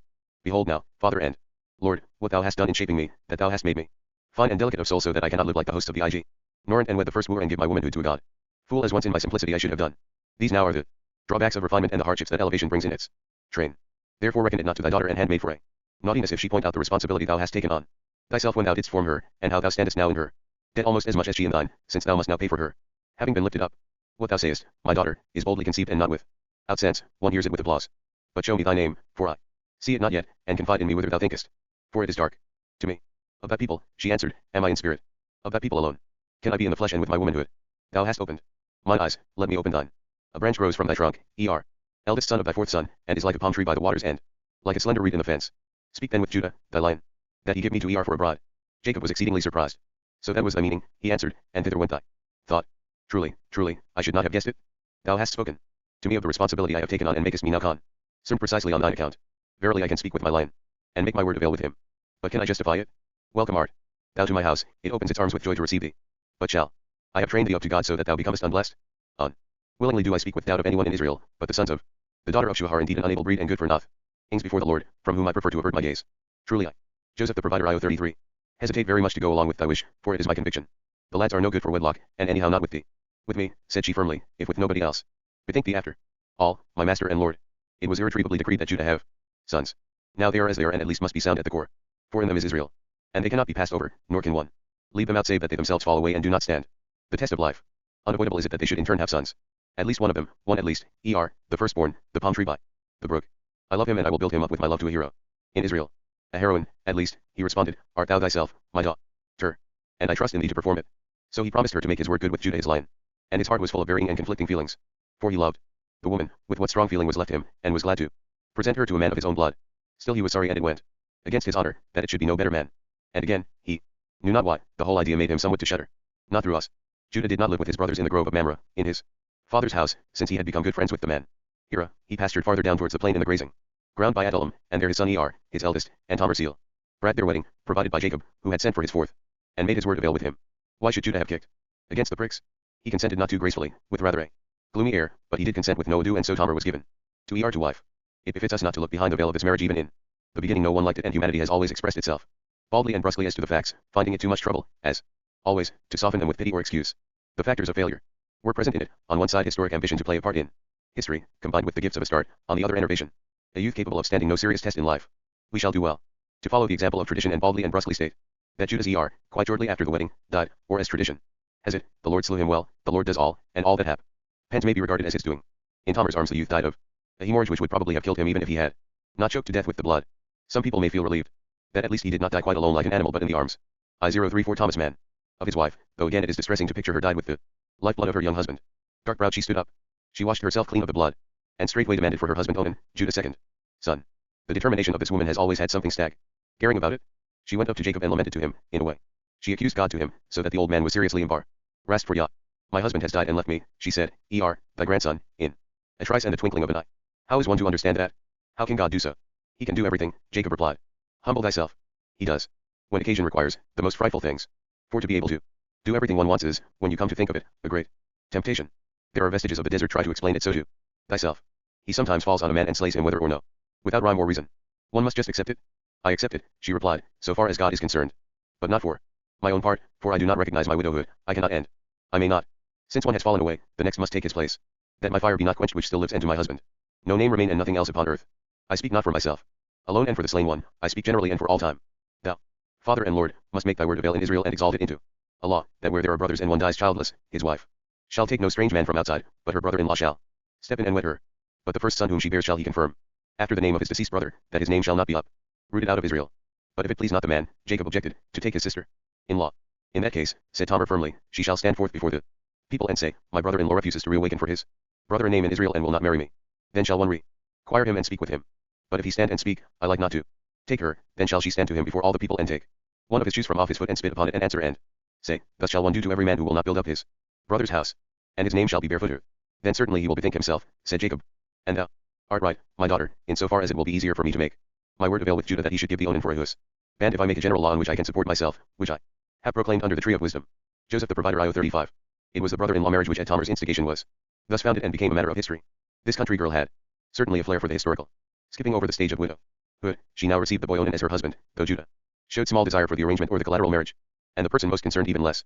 Judah, sent for to his father from the grazing ground of Adullam, rebelled a long time against the father's counsel and denied that it was advisable to repeat with his second what had turned out so unhappily with his first. Besides, Onan was only 20, and if capable of marriage at all, certainly not yet ripe for it, and neither willing nor disposed thereto. But she will take off his shoe and all that if he refuse to build up his brother's house, and will be called barefooted all his days.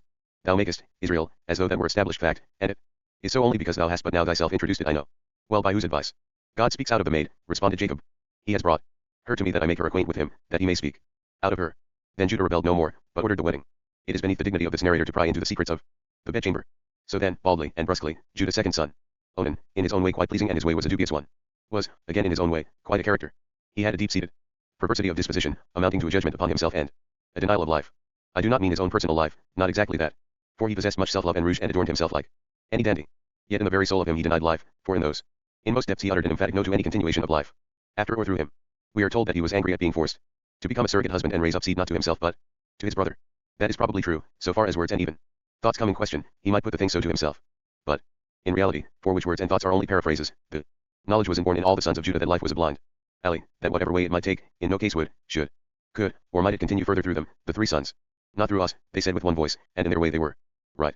Life and lustiness might go their ways, the three turned up their noses. Particularly Onan, and his prettiness and charm were merely an expression of the narcissism of a man beyond whom the line does not continue. Forced into marriage, he resolved to make a fool of the womb. But he reckoned without Tamar's strength of will and her astart equipment, which confronted his perversity as one thundercloud. 10 to the power of 6 Thomas Mann.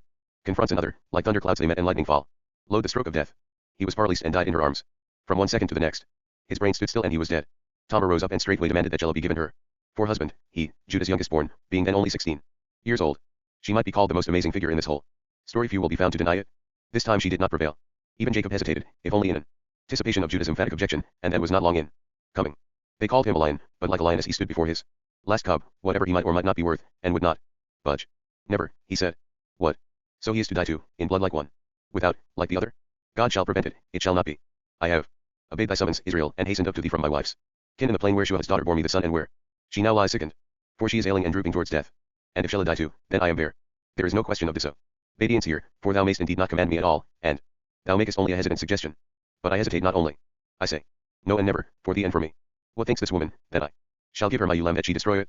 That is an Ishtar, who slays her beloved. A devourer of youth is she, a greed insatiable. Besides, this one is still a boy, still under full years, so that the lamb will avail her nothing in the fold of her arms. Really nobody could have imagined Shelah, at least not now, in the role of married man. He looked more like an angel than a human being, very smug and unserviceable, and had neither beard nor base. It is only on account of the shoe and the rest of it, Jacob reminded him quaveringly, if the boy refuses to build up his brother's house. I will tell thee a thing, my friend, quoth Judah.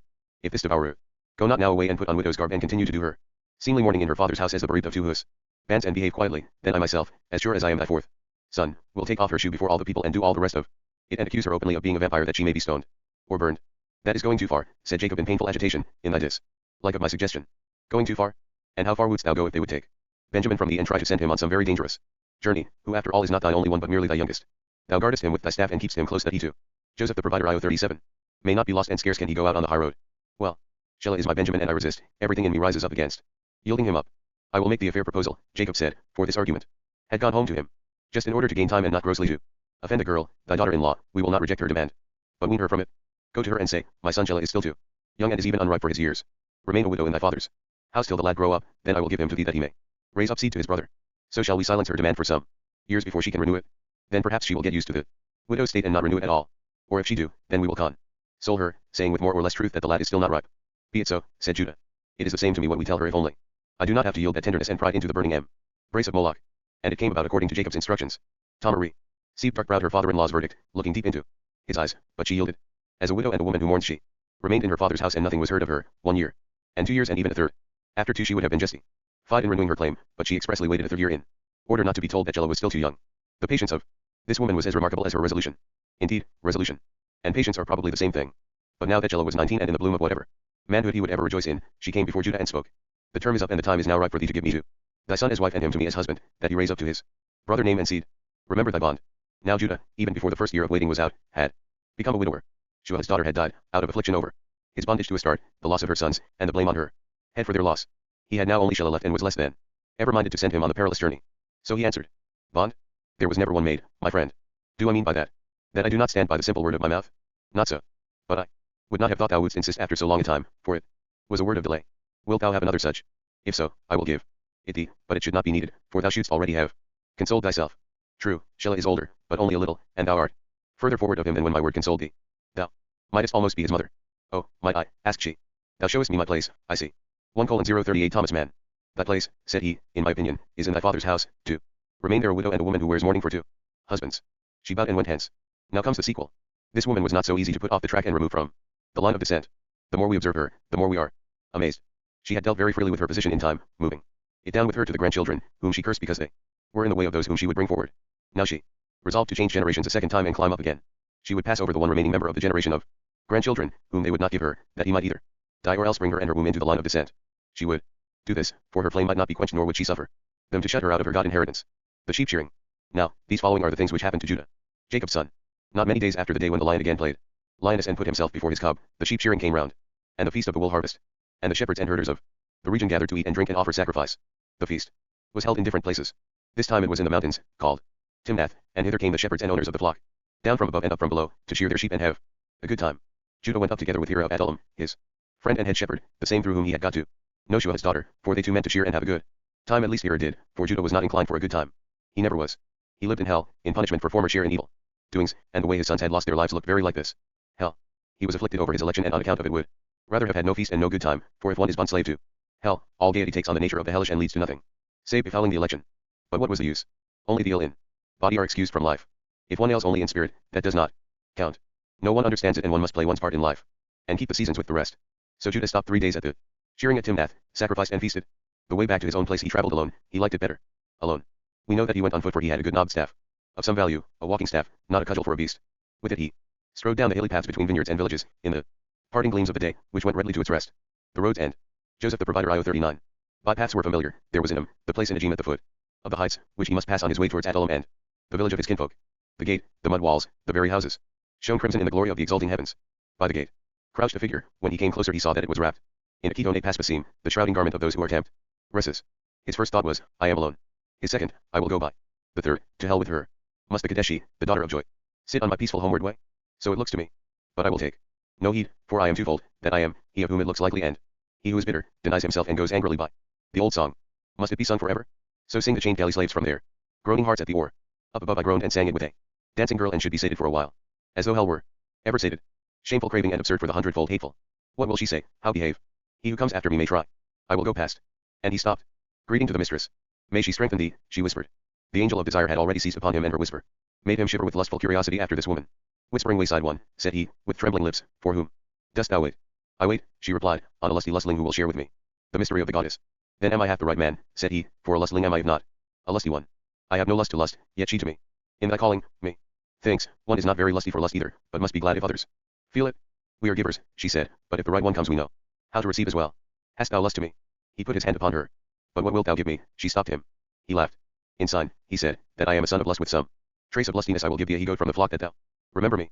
But thou hast it not by thee. I will send it thee. A man says that beforehand. Afterwards he is a different man and remembers not his former word.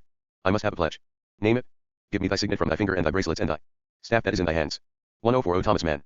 Thou knowest how to look out for the mistress, he said. Take them.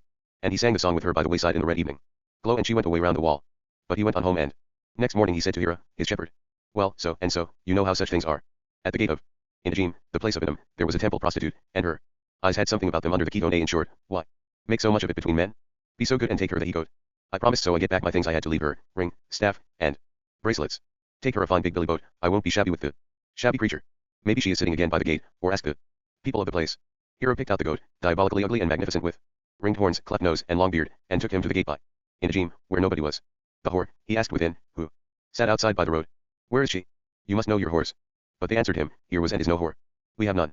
Here, we are a decent little place. Look elsewhere for the she-goat. For the he-goat, or stones will be flying. Herod told that to Judah, who shrugged his shoulders. If she cannot be found, then the fault is hers. We have offered to pay, nobody can reproach us. Of course, I have lost my things. The staff had a crystal knob. Put the goat back to the herd. With that he forgot it. But 3 months later it became plain that Tamar was with child. It was a scandal such as the neighborhood had not seen for a long time. She had lived a widow, in mourning garments, in her parents' house, and now it came to light and could no longer be hid that she had carried on shamelessly, in a manner worthy death. The men growled in their beards, the women screeched their scorn and curses. For Tamar had always been arrogant and behaved as though she were above them. The hue and cry soon came to Judah's ears. Hast thou heard? Hast thou heard? Tamar, thy daughter-in-law, has so behaved that she cannot hide it longer. She is with child by whoredom. Judah went pale. His stag eyes stood out, his nostrils flickered. Sin. Nis can be extremely sensitive to the sins of the world. Besides, he had bad blood towards the woman because she had consumed his 2 sons. And also because he had broken his promise about his third. She is guilty of crime, said he. Brazen be the sky above her head and iron the earth beneath her. She should be burnt with fire. Long ago she was due to the stake, but now the sin is open. She has committed an abomination in Israel and besmirched her mourning garment. They shall set her out before the door of her father's house, and burn her to ashes.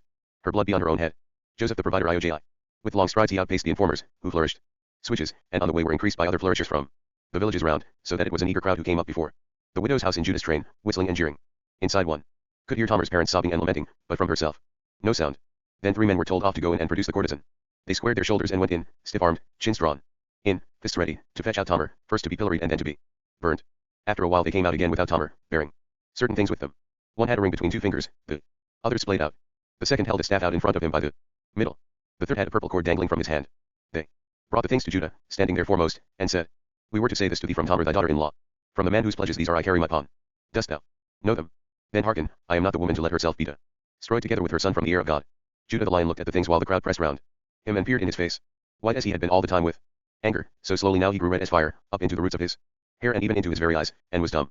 And then a woman began to laugh, and then another, and then a man, and then several men and women, and at length the whole place rang with their laugh. Going on and on, they bent over with laughing, and their mouths gaped up towards the sky, and they cried, Judah, 'twas thou. Ho, ho, ho. Judah hath got his son in heir from his whore. Ha, ha, ho, ho, ho. And Leah's forth. He spoke very low, standing there in the crowd, she is more justified than I. And went with bowed head out of their midst. But when 6 months later Tamar's hour came, she gave birth to twins, and they became mighty men. 2 sons she had destroyed out of Israel when she descended in time, and for them she gave back to others incomparably better when she climbed up again. The first, come, for Ray, was in particular a most doughty man, and in the Sev and remove he begot one who was dowdiness itself, named Boaz, husband of a lovely one. They waxed great in Ephrathah and were praised in Bethlehem, for their grandson was Isaiah the Bethlehemite, father of 7 sons and of a little one who kept the sheep, brown, with beautiful eyes. He could play on the lute, and with the sling he brought the giant low. By then he had been secretly anointed king. All that lies far hence in the open future and belongs to the great history, of which the history of Joseph is only an interlude. But into this history has been interpolated and therefore ever remains the R0/J.2 Thomas Mann story of the woman who would not at any price let herself be put aside, but with astounding tenacity wormed herself into a place in the line of descent. There she stands, tall and almost sinister, on the slope of her native hills, one hand on her body, the other shading her eyes. She looks out upon the fruitful plains where the light breaks from towering clouds to radiate in waves of glory across the land. IO 43:1. Chapter 6. The God Story of Waters and Winds. The children of Egypt, even the wisest and best instructed of them, had in general the most childish ideas about the nature of their Isha God, that aspect and manifestation of divinity which the Abram people called El Shaddai, the god of feeding, and the children of the black earth Happy, the unswelling, surging one, the stream which had built up their marvelous oasis between the deserts and fed their existence and their comfortable, pious life and death philosophy, in other words, the river Nile. They believed, and from generation to generation taught their children, that the river God knew where and how arose out of the underworld, on its way to the great green, that is to say, the immeasurable ocean, as which they envisaged the Mediterranean, and that its subsidence, after its fructifying rise, was in the nature of a return to the lower world. In short, there reigned among them the most utterly superstitious ignorance on this whole subject, and only the fact that there was no more enlightenment, indeed rather less, in the rest of the world, got them through life at all in such a darkened state. True, in spite of it they built up a mighty and magnificent kingdom, admired on all hands and holding out for many millennia, produced many beautiful things, and in particular were geniuses at dealing with the object of their uninstructedness, namely, the river that fed them. Still, we who know so much more, in fact know everything, cannot but regret that none of us was on the spot at that time, to lighten the darkness within their souls and give them real understanding of the nature of Egypt's great river.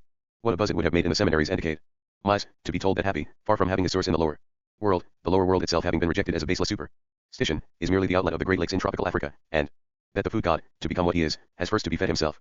by taking in all the rivers that flow down westwards from the Ethiopian Alps. In the rainy season, mountain brooks, full of fine detritus. 1044 Thomas Mann. Rush and tumble down from the heights and flow together to form the two watercourses which are, so to speak, the prehistory of the future river, the Blue Nile and the Atbara. These, then, at a later locality, namely at Khartoum and Berber, go together to bed and turn into the creative stream, the river Nile. For this, their common bed, about the middle of the summer, gradually becomes so full with the volume of water and liquid mud that the river spreads out widely over its banks, so widely, indeed, that the common epithet for it is the overflowing one. The flood lasts for months, then just as gradually it subsides within its bounds. But the crust of mud, the deposit left by its overflowing, forms, as the seminarists well knew to, the fertile soil of Kemet. But they would probably have been amazed, and even embittered, against the harbingers of truth, when they heard that the Nile comes, not from below but from above, in the last analysis from heights as high as the rain that in other less exceptional countries plays the fertilizing role. There, they used to say, meaning in the wretched foreign countries, the Nile is set in heaven, meaning by that the rain. And it must be confessed that a surprising intuition, almost approaching enlightenment, expresses itself in the florid phraseology, an insight, that is, into the relations existing between all the watercourses and water sources in the world. The rise of the Nile depends on the amount of rainfall in the high mountains of Abyssinia, but the rains, in turn, are actually cloudbursts from clouds formed over the Mediterranean and driven by the wind into those regions. The well-being of Egypt depends on how high the Nile rises, and in the same way, the well-being of Canaan, the land Kanata, the Upper Red, as it was once called, or Palestine as we in our enlightenment designate Joseph's homeland and his father's, is conditioned by the rains which, in the rule, fall twice in the year, the early rain in the late autumn, the latter rain in the early part of the year. For the country is poor in springs, and not much can be done with the water of the rivers that run in the deep gorges. So everything depends on the rains, especially on the latter ones, and from the earliest times the rainfall has been collected. If the rains do not come, if instead of the moisture-bearing west wind it blows regularly from the south and east, from off the desert, then there is no hope of a harvest, aridity, crop failure, and famine follow, and not only here. For if it does not rain in Canaan, then there are no downpours in the Ethiopian hills, the mountain torrents do not tumble down from the heights, the two issues of the nourisher are not nourished, at least not enough for him to become great, as the children of Egypt always put it, not great enough to fill the canals which carry the water to the higher levels. Then crop failure and want ensue, even here in the country, where the Nile is not in heaven but on earth. And thus we see the Joseph the provider IO 45. Connection between all the waters of the earth, in their sources and courses. Though we ourselves are enlightened only in a general way on these matters, we see nothing strange, though much that is unfortunate, in the phenomenon that hard times come at the same time in all lands, not only in the land of mud but also in Syria, the land of the Philistines, Canaan, even the countries on the Red Sea, probably even in Mesopotamia and Babylonia, and that the dearth was great in all lands. Yes, things can go from bad to worse, 1 year of irregularity, failure, and want can follow on another in ill-tempered succession. The strands of misfortune may spin themselves out over a number of years, until even the fabulous number of 7 is reached. Or perhaps not quite 7, but then even 5 is bad enough. Joseph enjoys life. For 5 whole years now the winds and the waters had behaved their best, and the harvest been so rich that in sheer gratitude people made a 7 out of the 5, and the 5 fully deserved it. But now the page turned. Pharaoh, maternally concerned for the kingdom of the black earth, had unclearly dreamed, and Joseph had boldly interpreted. The Nile failed to rise, because in Canaan the winter that is, the latter rain did not fall. It failed once, that was a misfortune. It failed twice, and that was ground for lamentation. It failed 3 times, there was blenching and wringing of hands. After that it might as well keep right on failing and go down in the records as a 7 years drought. We human beings, when so unnaturally visited by nature, always behave the same way. At first we deceive ourselves, in our day-by-day minds, about the nature of the event. We do not understand what it means. We good-naturedly take it for an ordinary, average episode. After we have gradually learned that it is extraordinary, a first-class calamity such as we could never have dreamed could attack us in our lifetime, we look back in amazement on our former blindness. Thus, the children of Egypt. It was long before they grasped the fact that this which they were enduring was the phenomenon called the 7 lean years. It had probably come to pass before now, in earlier times. In their legendary history, it had played a gruesome role, but they had never thought of it as affecting themselves. Their dullness of comprehension was not even as excusable as short-sightedness sometimes is. For Pharaoh had dreamed, and Joseph had interpreted, that they had really experienced the 7 fat years might have been enough evidence that the 7 lean ones would come along in their turn. But during the fat years the children of Egypt had put the lean ones out of their minds, as the man in the legend forgets the devil's book. 1046 Thomas Mann. Keeping. Now the day of reckoning was at hand. When the nourisher had been pitiably low once, twice, and thrice, they had to admit it. And the patent result of the admission was a vast enlargement of Joseph's reputation. Of course the two had steadily waxed in the years of fatness. How much more now must his fame have increased when the incidents of the lean ones proved that the measures he had taken were inspired by the profoundest wisdom. In times of crop failure and hunger a minister of agriculture is in a bad position. The dull-witted population, never at the best very reasonable, always tending to make their feelings their guide, lay the blame for disaster on the shoulders of the highest responsible official. But if that official have acted in time to erect a magic barrier against evil, so that even if it work great changes, it is at least robbed of its character of a major catastrophe, if the official have done this, then he is a glorious and awe-inspiring leader of men. Men living in a land which is theirs merely by adoption sometimes display the national traits more strongly than even the native born. During the 20 years of Joseph's adoption into the land of Egypt, the typically Egyptian idea of careful, preventive preservation had got into his flesh and bones. He put it into practice. It was the motive for his acts. But it was a conscious motive, for he preserved enough distance from his guiding principle to keep in mind the truth that it was also popular with the Egyptians, and to deal accordingly. And this was a combination of sincerity and a sense of humor which goes down better than sincerity by itself. And now his harvest time had come, and he reaped as he had sown. The sowing was his tax economy during the good years, the harvest time was the distribution, a crown business of proportions never son of Re had known since the time of that God. For as it is set down, and Told in song and story, the dearth was in all lands, but in all the land of Egypt there was bread. Which of course does not mean that there was not scarcity in Egypt too. What the price of corn rose to in response to frenzied demand, anyone can imagine who has even a vague idea of the working of economic laws. He may grow pale at the realization, but at the same time he will also see that the scarcity was controlled, as the plenty had been before, by the same shrewd and kindly man, that the scarcity lay in his hand and he could wield it as he would. For Pharaoh he got out of it all that he could, but he did the same for those least able to cope with it, the little people. He did this by a combination of liberality and exploitation, of government usury and fiscal measures such as had never been seen before. His mingling of severity and mildness impressed everyone, even the hardest hit, as superhuman and godlike, for the gods do behave in Joseph the Provider IO 47. Just this ambivalent way, and one never knows whether to call it cruel or kind. The situation was fantastic. Agriculture was in a state that made the dream of the 7 years not even a parable but the bare bald truth. The dream years were burnt by the east wind, namely Kamsin, a scorching southeaster, and now Kamsin blew all summer long, and throughout the harvest time, called Chamu, from February to June, almost without cease. Often it was a tempest like an oven, filling the air with the dust like ashes that coated the young growth. What ever feeble green the unnourished nourisher had bred was charred by this desert breath. 7 years. Yes, actually, and literally there were no more. In other words, the ears were not there, the harvest was not. But what was there, in quantity most scrupulously dealt out, was corn, every kind of grain and cereal, in the royal magazines and pits up and down the river in all the cities and towns and their Vegan age, throughout the length and breadth of Egypt, but only Egypt. Elsewhere there had been no provision, no building of bins, no foresight before the flood. Yes, in all Egypt, and only there was bread, in the hand of the state, in the hand of Joseph, the superintendent of all that the heavens had given, and now he himself became like the heavens which gave and the river Nile which provides. He opened his chambers not wide open, but with circumspection, and gave bread and grain to all who needed, and that was every body, Egyptians as well as strangers from afar traveled hither to get food from Pharaoh's land, which now more correctly than ever was called the granary of the world. He gave, that is, he sold to them that had, at prices not they but he fixed, corresponding to the extraordinary economic situation, so that he made Pharaoh gold and silver and still could give in more literal sense to the little lean-ribbed. To them he distributed, in measure, what they clamored for, to the small farmers and the dwellers in the little guttered alleys of the big towns, gave them bread and grain, that they might not die. That was godlike, but it was a praiseworthy human pattern too. There had always been good officials, who with justice had writ 10 in their tombs that they had fed the king's subjects in time of need, given to the widow, not favored the great before the small, and afterwards, when the Nile had once more grown, had not taken the peasants' arrears, that is, had not pressed for advance payment, or a fixed date. The people thought of these tomb inscriptions as they saw Joseph's business methods. But since the days of Set no official had shown such benevolence, or was equipped with such plenary powers and such a truly godlike manipulation of them. The grain business, superintended by a staff of 10,000 scribes and under scribes, reached out all over Egypt, but all the threads ran back to 048 Thomas Mann, into the palace of the king's shadow dispenser and universal friend. There was not one final decision upon sale, loan, or gift which he had not reserved to himself. The rich man, the landed proprietor, came before him and cried for grain.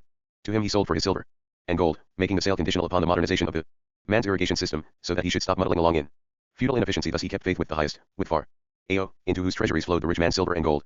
The cry of the poor came before him too, and to them he distributed from the stores for nothing and again for nothing, that they might not hunger but eat.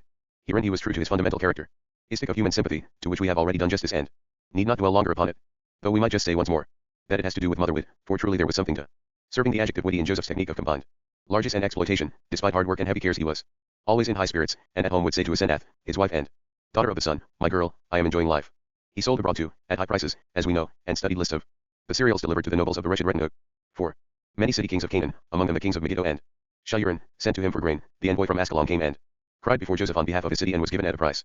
But here too Joseph struck a balance between strict interest and friendliness, and starving sand rabbits, shepherd stock from Syria and Lebanon barbarians, who do not know how to live, as his scribes said he allowed to enter with their flocks, past the well-guarded gates of the land and east of the river, towards stony Arabia, to find a living on the fat pastures of Zoan, on the Tanatic arm of the Nile, if they promised not to trespass beyond their allotted territory. Thus he would get from the frontier reports which ran like this: we have passed Bedouins from Edom through the fortress of Mer Nepta and toward the lakes of Merneptah, to pasture their flocks on the great meadows of Pharaoh, the exalted son of the lands. He read very carefully.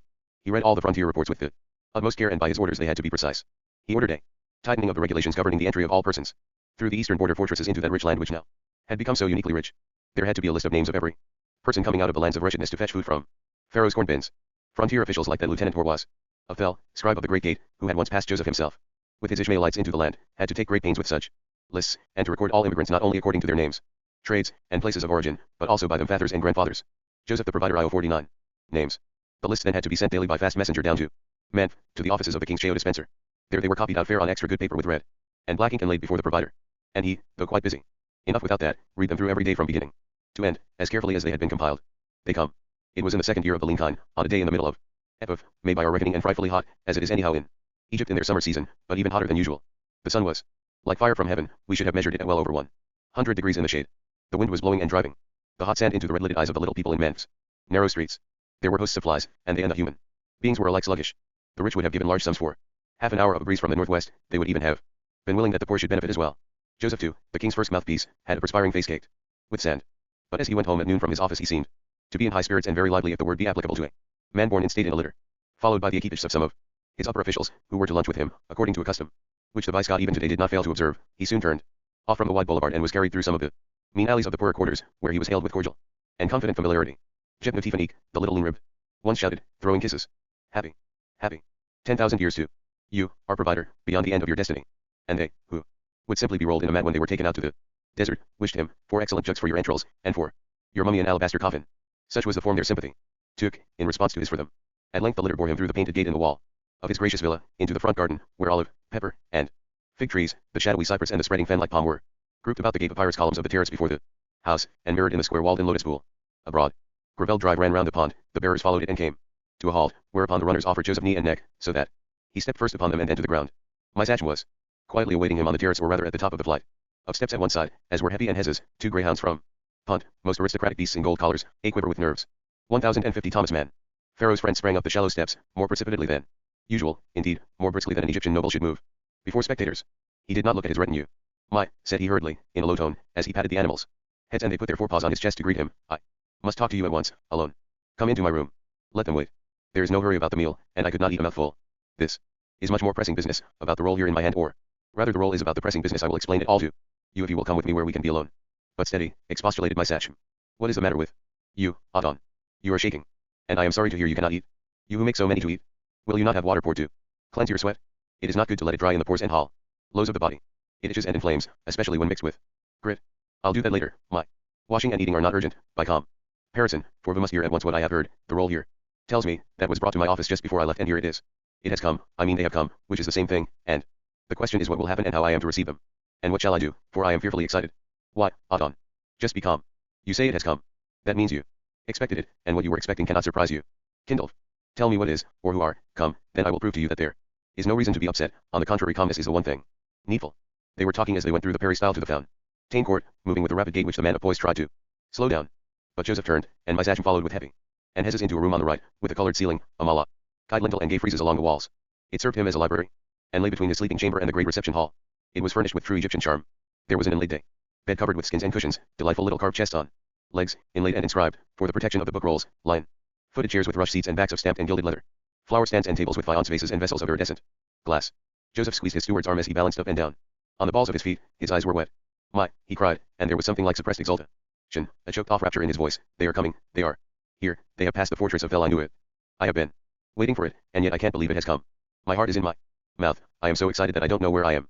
Joseph the Provider, IO 51. Be so good, Adon, as to stop dancing up and down in front of me. I am a man of peace and quiet. Pray make it clear to me who has come. My brothers, my brothers. Joseph cried, and bounced up and down the moor. Your brothers. The ones who rent your garments and threw you into the well and sold you into slavery? Asked the captain, who had long since learned the whole story by heart. Yes, yes. To whom I owe all my good luck and my glory down here. But, Adon, that is certainly putting things too much in their favor. God has put it that way, oh my steward. God has turned all to good, to everyone's good, and we must look at the results which he had in mind. Before we could see how it turned out, and had only the fact but not the result, I agree that it had a bad look. But now we must judge the fact according to the result. That is a question, after all, my good lord. Imhotep the wise might have had a different view. And they showed your father the blood of an animal for yours. Yes, that was beastly. He must certainly have fallen on his back. But that probably had to be, because things could not go on as they were. For my father, great-hearted and soft-hearted as he was, and then I myself, what a young peacock I was in those days, a regular young cock of the walk, full of really vicious vanity and self-importance. It is a shame how long some people take to grow up. Even supposing I am grown up even now. Perhaps it takes you your whole life to grow up. It may be, Adon, that there is still a good deal of the boy about you. So you are convinced it is really your brother's? Convinced? There cannot be the slightest doubt. Why else did I give such strict orders for records and reports? All that was not for nothing, be sure, and as for giving Manasseh, my eldest, the name I gave him, that was just for form's sake. I have not forgotten my father's house, oh, not in the very least. I have thought of it daily, hourly, all these years, and how I promised my little brother Ben in the hiding place of the mangled one that I would have them all come after me when I had been lifted up and had the power of binding and loosing. Convinced. Here, look, it is written down, it came by running messenger and is a day or so ahead of them, the sons of Jacob, son of Yitzchak from the grove of Mamre which is at Hebron, Ru, Ben, Simeon, Levi, Judah, Dan, Naphtali, and so on, to buy corn. And you talk as though there were any doubt? It is the brothers. All 10 of them. They entered with a troop of buyers. The scribes never dreamed, when they wrote it down. Nor did they have not. IO 52 Thomas Mann. The least idea before whom they will be brought, nor who it is sells in the king's name, as his first mouthpiece. My, if you only knew how I feel. But I do not know myself, it is El Tohu and Bohu within Me if you know what that means. And yet I knew and have been expecting it for years. I knew what I stood before Pharaoh and when I interpreted to him I was doing it to myself too, reading the purposes of God and how he guides our history. What a history. My, is this we are in. One of the very best. And now it depends on us. It is our affair to give it a fine form and make something perfectly beautiful of it, putting all our wits at the service of God. How shall we begin, in order to do justice to such a story? That is what excites me so much. Do you think they will recognize me? How should I know, Adon? No, I should think not. You are considerably matured since the time they pulled you to pieces. And any. How they could never dream of such a thing, and that will make them blind, so they will never think of it or even trust their own eyes. To recognize and to know that you recognize are two very different things. Right, right. But I fear they will, I fear it so much that my heart is pounding in my chest. You mean you do not want them to? Not first off, not on any account. They must only grasp it. By degrees, the thing must draw itself out before I speak the words. And say I am I. In the first place, that is required for the shaping and adorning of the tale, and secondly, there is so much to be gone through and so many tests to make, and there will be a great deal of beating about the bush, first of all in the business about Benjamin. Is Benjamin with them? That is just the thing of it, he is not. I tell you there are 10, not 11 of them. And we are 12, all together. It is the red-eyed ones and the sons of the maids, but not my mother's son, not the little one. Do you know what that means? You are so calm, your wits move slowly. Ben not being here might mean one of two things. It may mean, I hope it does, that my father is still alive. Think of it, that he still lives, that old man, and keeps guard over his youngest, so that he forbade him the journey and did not want him to take it, for fear harm might come. His Rachel died on a journey, I died on a journey. Why should he not be prejudiced against them and keep at home with him the last pledge of his lovely one? This may be the meaning.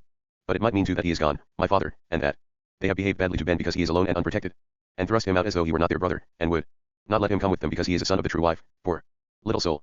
You keep calling him little, Adon, you do not take into account Joseph the provider. IO 53. That he must have grown up to, in the meantime, this only real brother of yours. When you think of it, he must be a man in the prime of life. Quite right, it is quite possible. But he remains the youngest, my friend, the youngest of 12, why should I not call him the little one? And there is always something sweet about the youngest in the family. All over the world the youngest is the favorite and leads a charmed life. It is almost as much in the picture for the older ones to conspire against him. Hearing your story, my lord, it almost seems as though you had been the youngest. Just so, just so. I will not deny it, there may be some truth in what you say. Maybe history here repeats itself with a difference. But it is on my conscience, I am determined the little one shall have his due. As the youngest, and if the 10 have thrust him out or treated him badly, if they have played fast and loose, which I do not like to think, as they did with me, then may the Elohim have mercy on them, for they will come up against me.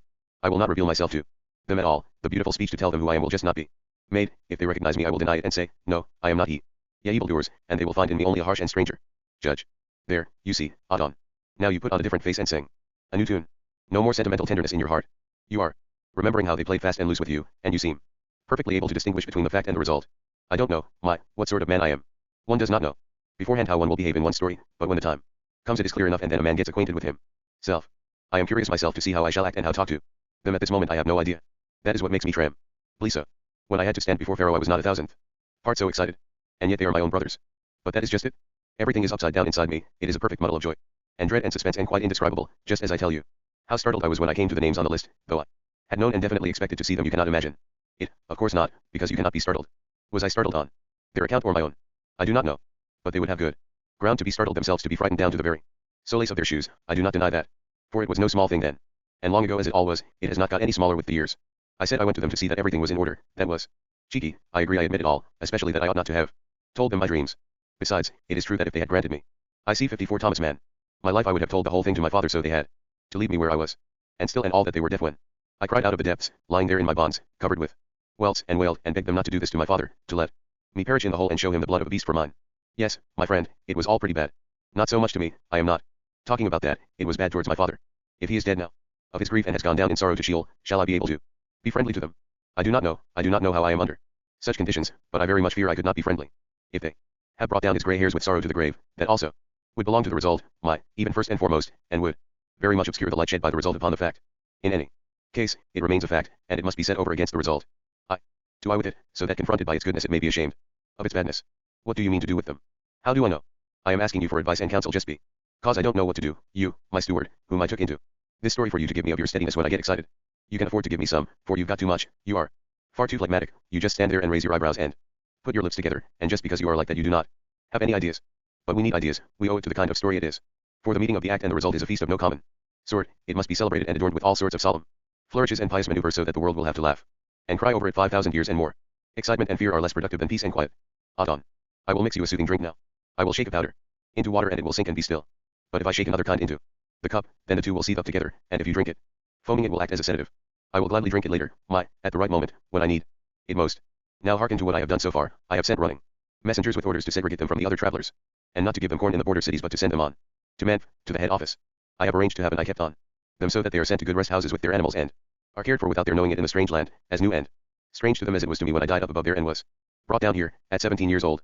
I was flexible then, but they, I realize, are all getting to the end of the 40s, except Benjamin, and he is not with them, and all I know is that he must be fetched, in the first place so I can see him, and in the second place, Joseph the provider IO 55. Because if he is here the Father will come too. In short, I have laid upon our people to make smooth the way under their feet so that they strike not against a stone if the figure means anything to you. And they shall be brought before me in the ministry, in the hall of Audi. Inns. Not in your house. No, not yet. At first quite formally at the office. Between you and me, the hall there is much bigger and more impressive. And what will you do with them there? Yes, of course that will be the moment for me to drink your foaming draught. Because I have not the least idea in the world what I shall do, when they do not know me, nor what when I tell them who I am, but one thing I do know, I will not be so clumsy as to spoil the beautiful story and burst out headlong with the climax like an inexperienced storyteller. No, I will sit tight when they come in, and treat them like strangers. You mean you will be unfriendly? I mean formal to the point of unfriendliness. For I think, I shall hardly succeed in being strange unless I force myself to be unfriendly. That will be easier. I must think of some reason why one have to speak harshly and can go at them properly. I must act as though their case was suspicious and strict investigations had to be made and all the circumstances cleared up, whether or no. Will you speak with them in their tongue? That is the first useful word your stolid ID has managed to utter, cried Joseph, striking his brow. I certainly needed to be reminded of that, for the fact is I am always speaking Canaanitish with them. In my mind, like the fool that I am. How should I come to know Canaanitish? That would be a frightful faux pas. I do speak it with the children. I suppose I am giving them an Egyptian accent. Well, that is the least of my troubles. I seem to be talking at random, saving things that might be important under less exciting circumstances, but not now. Of course, I cannot know any Canaanitish. I must speak through an interpreter. We must have one here. I will give orders in the ministry, the good one, who knows both languages about equal, so that he can render what I say exactly without making it any weaker or stronger. For what they say themselves, for instance, big Reuben, oh, Reuben, my God, he was at the empty pit to save me. I know it from the watchman. I don't know if I told you about that. Sometime I will what they say themselves, of course I shall understand, but I must not show that I do or forget and answer what they say before the long-winded interpreter has translated. When you have taken it in, Adon, you will do it all right. And then perhaps you might pretend you take them for scouts come to spy out the weakness of the land. 105-6 Thomas Mann. I beg of you, spare me your ideas. How do you come to make big eyes and suggest things to me? I thought I was supposed to, my lord. I thought so at first myself, my friend. But I see after all that nobody can or should advise me in this most solemn business. I must shape its course all by myself. Remember how you are using your ingenuity in the story of the three love affairs to make it as exciting and delightful as possible, and let me use mine on my own. Who told you I had not got the idea of pretending I took them for spies? So we both have the same idea. Of course, because it is the only right one and as good as written down already. In fact, this whole story is written down already in God's book, and we shall read it together between laughing and tears. For you will be there, won't you, and come to the office when they are here, tomorrow or day after, and are brought into the great hall of the nourisher with himself painted over and over on the walls. Of course you will be among my train. I must have a stately retinue when I receive them.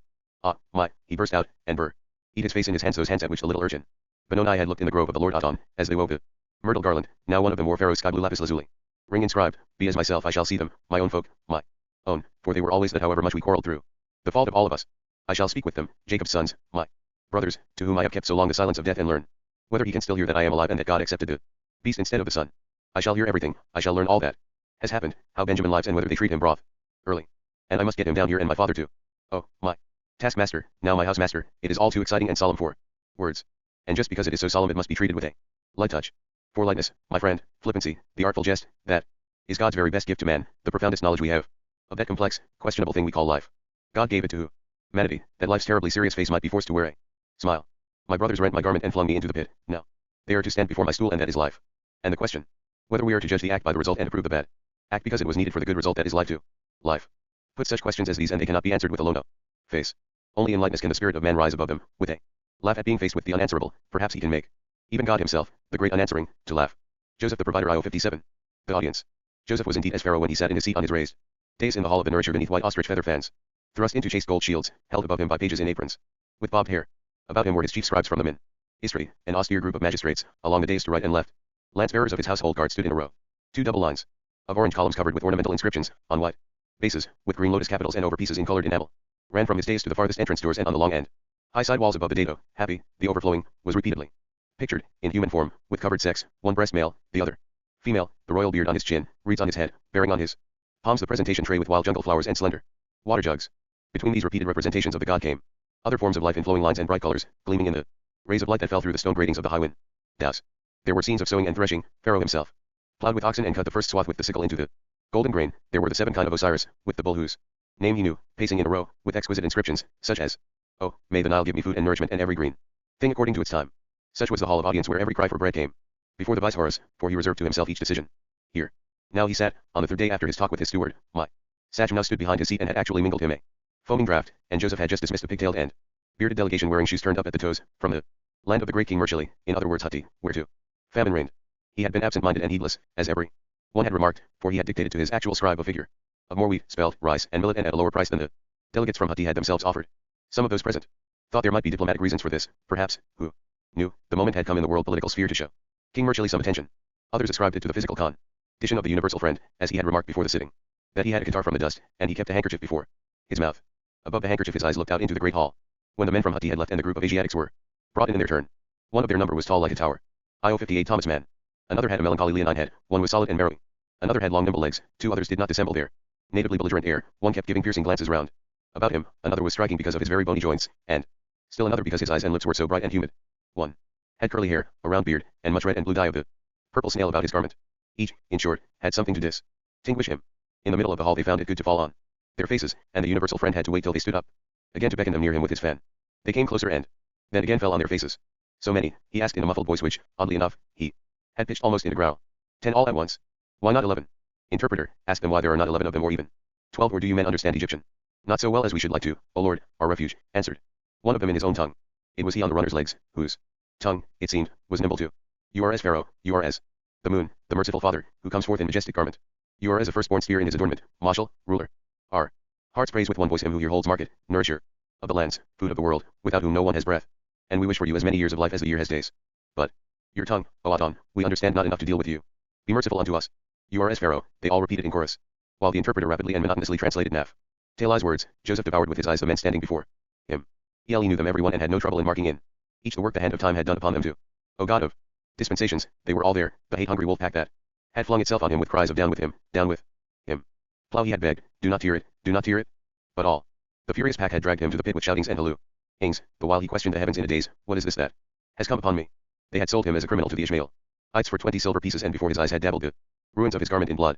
Here they were now, his brothers in Jacob, come up out of long ago time, his murderers because of dreams, led to him by dreams, and the whole past was like one dream. There were the red-eyed ones, all 6 of them, and the 4 of the maids, Bilhag's adder and snake and her prattler of news, Zil. Pa's sturdy eldest in his tunic, the forthright Gad, and his brother, the sweet tooth. He was one of the youngest next to Issachar the beast of burden and the Tari Zebulun, and he had wrinkles already. Joseph the provider IO59. And lines in his face and much silver in his beard and his smooth oiled hair. Good God, how old they had got. It was very moving as all life is moving. But he shrank back at sight of them, for with them so old it was unbelievable that the father was still alive. With his heart full of laughing and weeping and dismay he looked at them, recognized every single one despite the beards, which some of them in his time had not yet worn. But they, looking at him in their turn, had no such thoughts, for their seeing eyes were wrapped in blindness against the possibility that it could be he. They had once sold the blood brother and shameless brat away into the world, out into far horizons and misty distances, that they never ceased to know. They knew it now. But that the aristocratic even there in his throne chair under the feather fans, in brilliant white that blazed against the perfectly Egyptian brownness of his brow and arms, that the potentate and provider here to whom they had come in their need, he who had about his neck the collar of favor, an amazing piece of goldsmith's work and an equally marvelous breast piece with falcons, sun beetles, and life crosses arranged with the utmost art, that he there, under the waving fly fans, the silver ceremonial hatchet in his belt, his head cloth wound in the manner of the country, with stiff lappets falling on the shoulders, that this could be the one time outcast, mourned by the father till he mourned himself out, the dreamer of dreams to such a thought they were immune, they were shut and bolted against it. Besides, the man kept his handkerchief to his face all the time and made even the barely possible possible. He spoke again, and every time, directly he paused, the interpreter beside him rattled off what he had said in monotonous Canaanitish. Whether there can be any dealing here at all, or any delivery of grain, he said crossly, is still a question. We must consider it. It may easily turn out otherwise. That you do not speak the language of men is the least of your troubles. I pity you, if you thought you could hold speech in your jargon with Pharaoh's first mouthpiece. A man like me speaks the tongue of Babylon, and Chettitish, but he can hardly let himself in for Kabirish and such like gibberish, and if he had ever known it he would make haste to forget it. Pause for translation. You look at me, he went on, not waiting for an answer, you stare at me, like men without culture, and take private note that I keep a handkerchief before my face from which you conclude that I am not feeling well. Well, I am not. What is there in that to mark and take down and draw conclusions from? I have a catarrh. From the dust even a man like me can suffer from catarrh. My physicians will cure me. Medical science is far advanced in Egypt. My own house steward, the overseer of my private palace, is a Phy. IOO Thomas Mann. Sicilian himself. So you see, he will treat me. But people, however remote from me, who had to undertake a journey, and furthermore a journey through desert lands, under these abnormal and unfavorable meteorological conditions, have my sincere sympathy. I feel keenly what they must have had to endure on the journey. Whence do you come? From Hebron, great Adon, from Kirjath Arba, the foursquare town, and from the terebinths of Mamre in the land of Canaan, to buy food in Egypt. We are all. Stop. Who is that speaking? Who is the little man with the shin-ing lips? Why is it he speaks? Why not that tall tower over there? He is built like one, at least. He seems to be the oldest and most intelligent amongst your crew. It is Asher, by your favor, Asher, so is your servant's name, brother among brothers. For we are all brothers and sons of one man. In the bond of brotherhood, and when a thing concerns all of us it is. Asher, your humble servant, who is accustomed to take the word. Oh, so you are the common mouth for commonplaces. Good. But, now I come to look at you all, it does not escape my penetration that, although you are supposed to be brothers, you are very different. Among yourselves, some belonging in one group and some in another. This common mouth here looks like the man over there in a short coat with bits of bronze sewed on it, the one beyond with eyes like a snake has something or other in common with the man next to him, standing first on one leg and then on the other. But several of you seem to belong together by virtue of the red eyes you have in common. It was Reuben who took upon himself to reply. Verily you see all, Lord, Joseph heard him say. Likenesses and differences are due to our being from different mothers, 4 from 2 and 6 from 1. But we are one man's sons, Jacob your servant, who begot us and who sent us to you to buy bread. He sent you to me, repeated Joseph, and lifted the hand to your chief until it almost covered his whole face. He looked at them over it. Man, you surprise me by the thinness of your voice, coming from such a tower of a body, but I am still more surprised at your words. Time has silvered all your hair and beards, and the eldest of you, who has no beard, has more silver hair to make up for it. Your looks contradict your words, for you do not look like people whose father is still alive. By your favor, he lives, O Lord. Judah took up the tale. Let me bear witness to my brother's words. We deal in truth. Our father, your servant, lives in his state and really he is not so old after all. Maybe 80 or 90, which is not unusual in our stock. For our Joseph the provider IO6L ancestor was 100 years old when he begot the true and right son, our father's father. How uncivilized, said Joseph, his voice breaking. He turned round to his steward, then back, and for a while said nothing, to the unease of his audience. You might, he said at length, answer my questions more precisely, without going off into unessentials. What I asked was how you stood the journey under such hard conditions, whether you suffered much from the drought, whether your water supply held out, whether you were attacked by roving bands or a dust, whether anybody was overcome by the heat. That was what I asked. We got on reasonably well, Adon, thank you for the kind inquiry. Our train was strong against roving bands, we were well supplied with water, we scarcely lost even an ass, and we were all in good health. Just one dust of medium severity, was the most we had to bear. So much the better. My inquiry was not kind, it was strictly practical. A journey like yours is after all not so uncommon. There is much travel in the world, 17 days' journeys, even 7 times 17, are no rarity, and they have to be put behind the traveler. Step by step, for seldom does the earth spring to meet him. Merchants take the road from Gilead, leading from the town of Bison through Yemen and the valley of Wait. I knew it once, it will come back to me, the valley of Dothan, whence they meet the great caravan route from Damascus to Laun and Ramley and the port of Kadadi. You had it better, you simply came down from Hebron to Gaza and then along the coast down towards our land. As you say, O Lord. You know all. I know a great deal. Partly because of my natural shrewdness. Partly by other means which a man like me knows how to command. But at Gaza, where you probably joined the caravan, begins the worst part of the trip. You have to survive an iron city and an AC cursed sea bottom covered with skeletons. We did not look round, and with God's help we came safe through the horrors. I am glad to hear it. Perhaps you had a column of fire to guide you. There was one, once, that went on in front of us. It collapsed. And then came the dust of moderate severity. You refrained from boasting of its terrors, but it might easily have been the death of you. It concerns me that travelers are exposed to such hardship on the way down to Egypt. I say that quite objectively. But you thought yourselves lucky when you got into the regions of our watchtowers and bastions. 1062 Thomas Mann. Yes, we counted ourselves fortunate and praised God aloud for our being spared. Were you afraid at the fortress of Vel and its armed troops? We feared only in the sense of awe. And what happened to you there? They did not forbid us to pass when we told them we were by ERS come to buy corn from this granary that our wives and children may live and not die. But they separated us from the others. I wanted to hear about that. Were you surprised at the measure? It had not happened before, to your knowledge, to say nothing of your being the object. At least they had provision put up for you. In full number, all 10 of you, if 10 can be called a full number.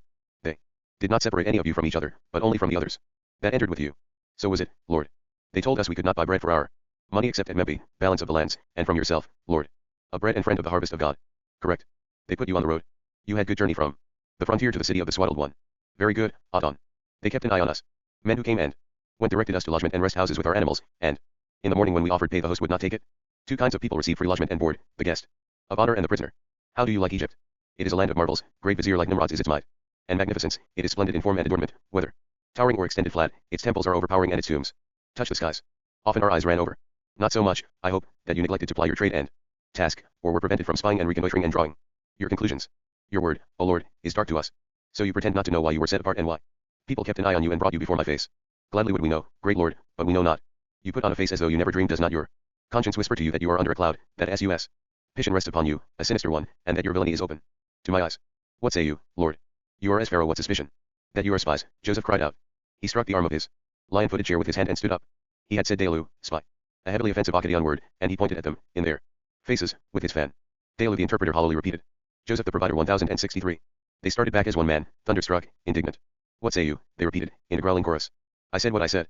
Spies you are, come to spy out the secret bare-ness of the land that you may discover it and reveal the way for invasion and plunder. That is my conviction. If you can gainsay it, do so.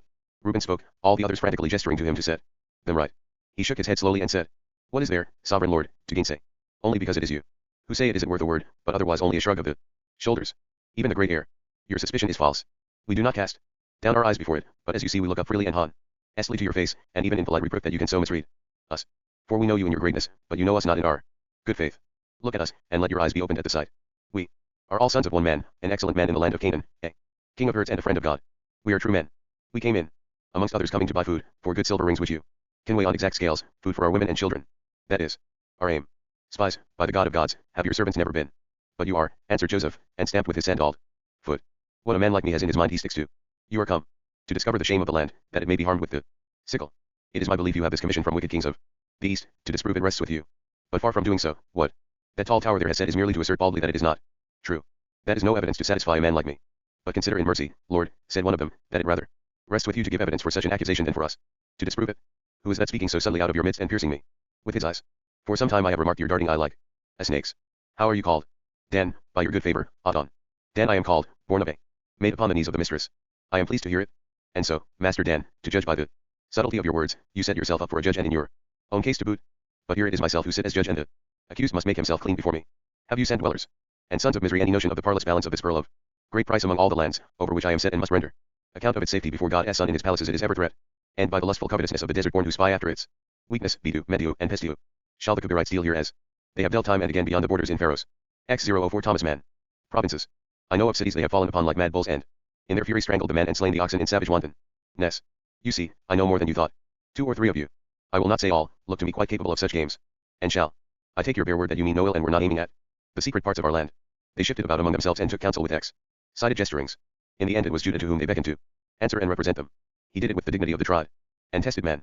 Lord, said he, let me speak before you and set forth our state, according to the exact truth, that you may know we are true men. Lo, we your servants are 12 brothers, sons of one father, in the land. Stop, cried Joseph, who had sat down but now stood up again. What? So now all of a sudden you are 12 men? So then you have not dealt in truth when you said you were 10. In the land of Canaan, finished Judah firmly. His face wore a look which seemed to say that he found it uncalled for and premature to interrupt him when he was about to launch out into a full explanation.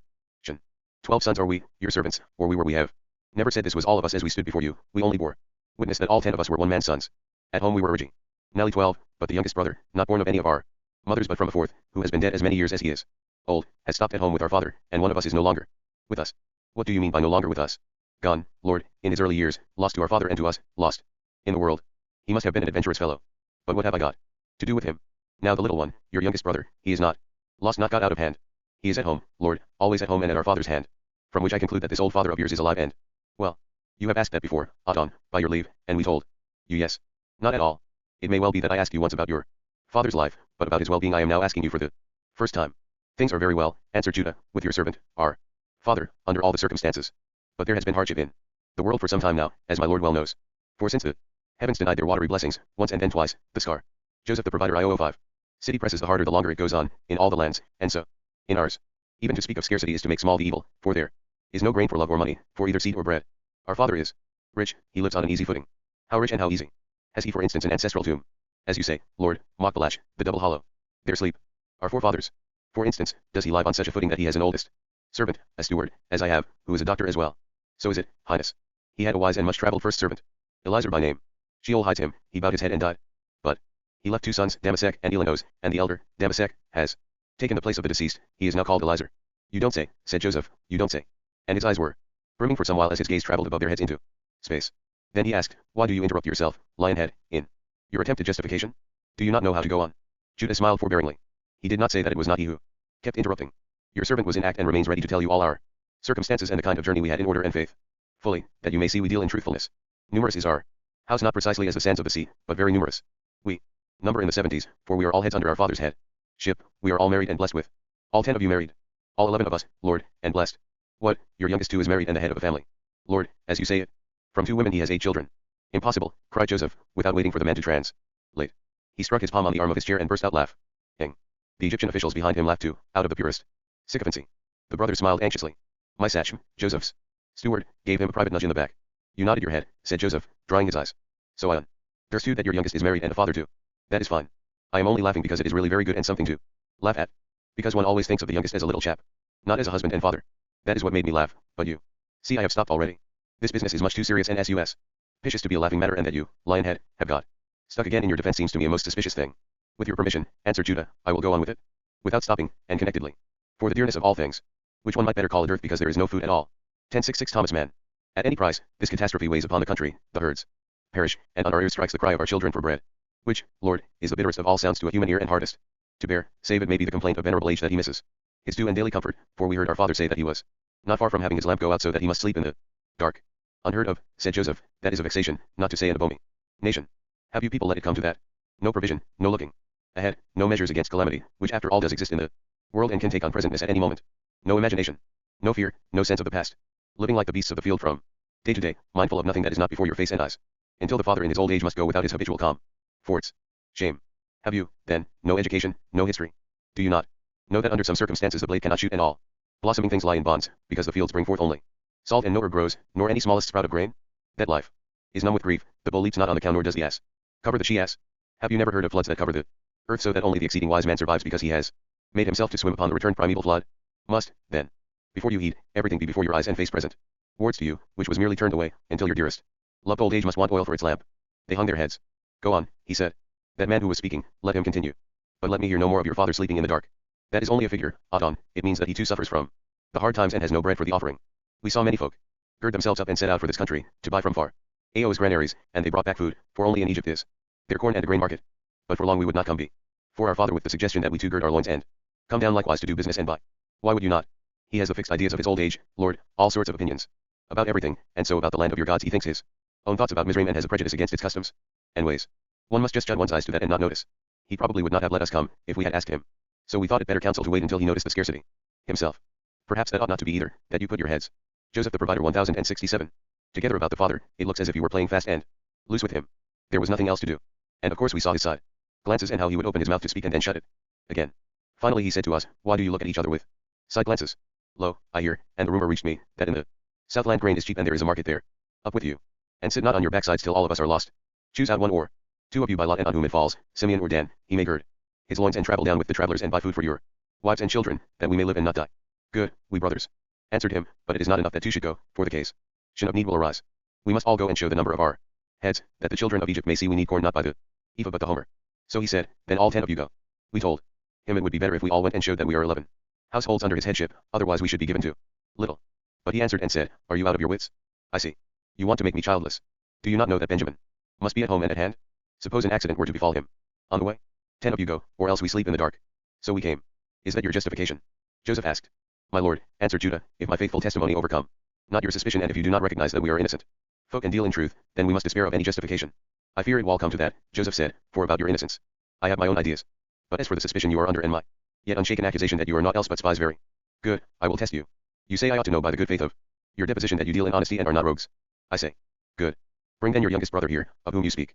Set him here with yourselves before my face, that I may convince myself that your details all hang together and have weight, then I shall begin to doubt my suspicions and be slowly shaken in my accusation.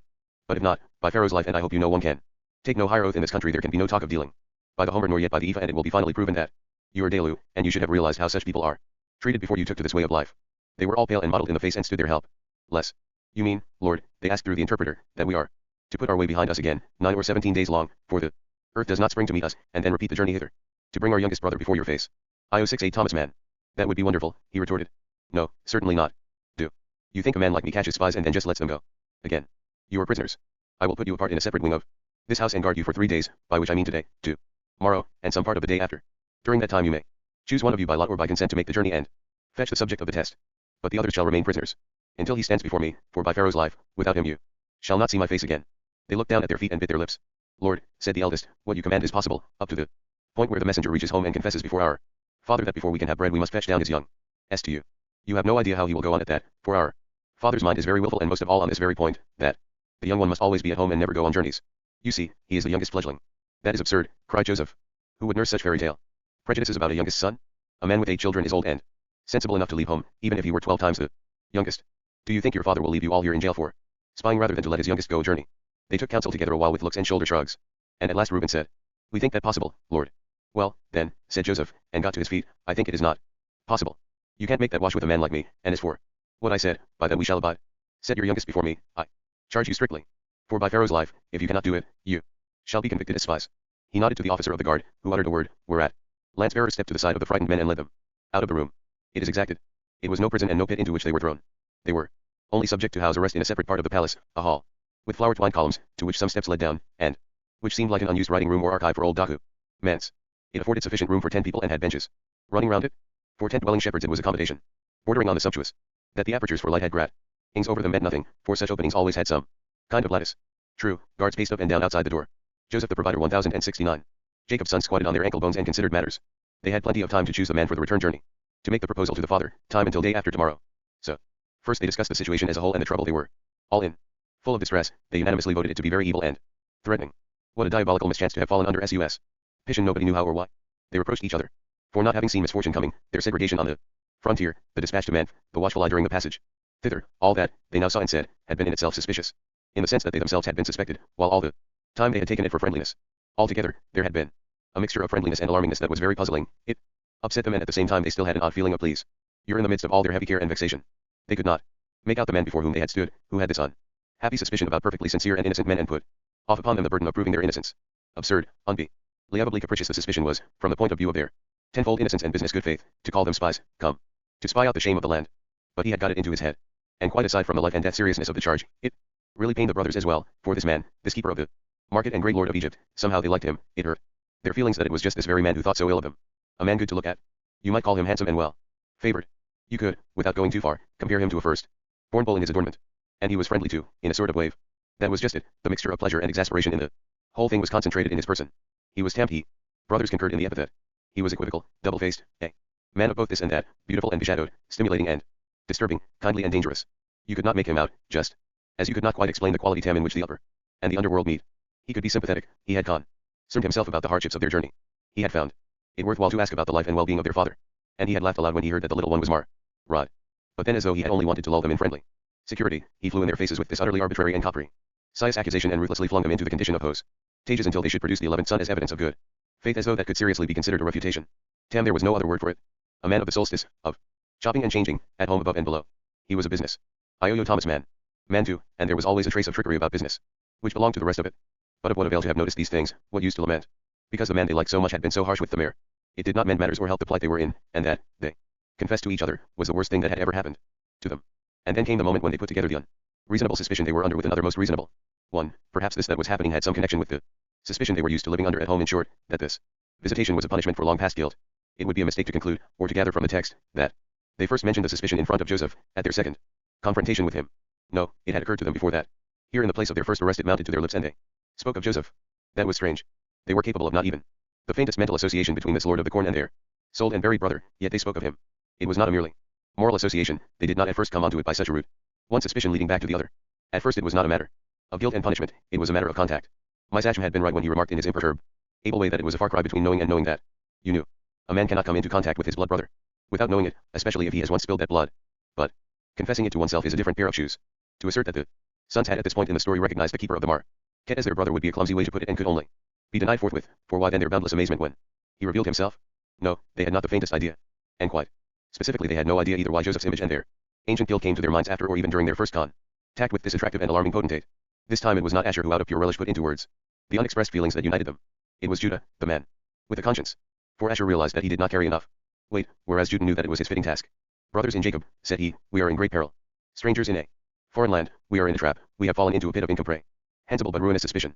If Israel refuses Benjamin to our mess, Senger, as I fear he will, either we are dead men, and they will lead us into the house of martyrdom and execution, as the children of Egypt say, or we shall be sold into bondage, either building tombs or wash in gold in some horrible place, and never see our children again. And Joseph the Provider, IO 71. The lash of the Egyptian house of bondage will make wheels on our backs. How is it that this is happening to us? Bethink yourselves, brothers, why this comes upon us, and learn to know God. For God, our Father, is a God of vengeance, and he forgets not. Neither has he allowed us to forget, but least of all does he himself forget. Why?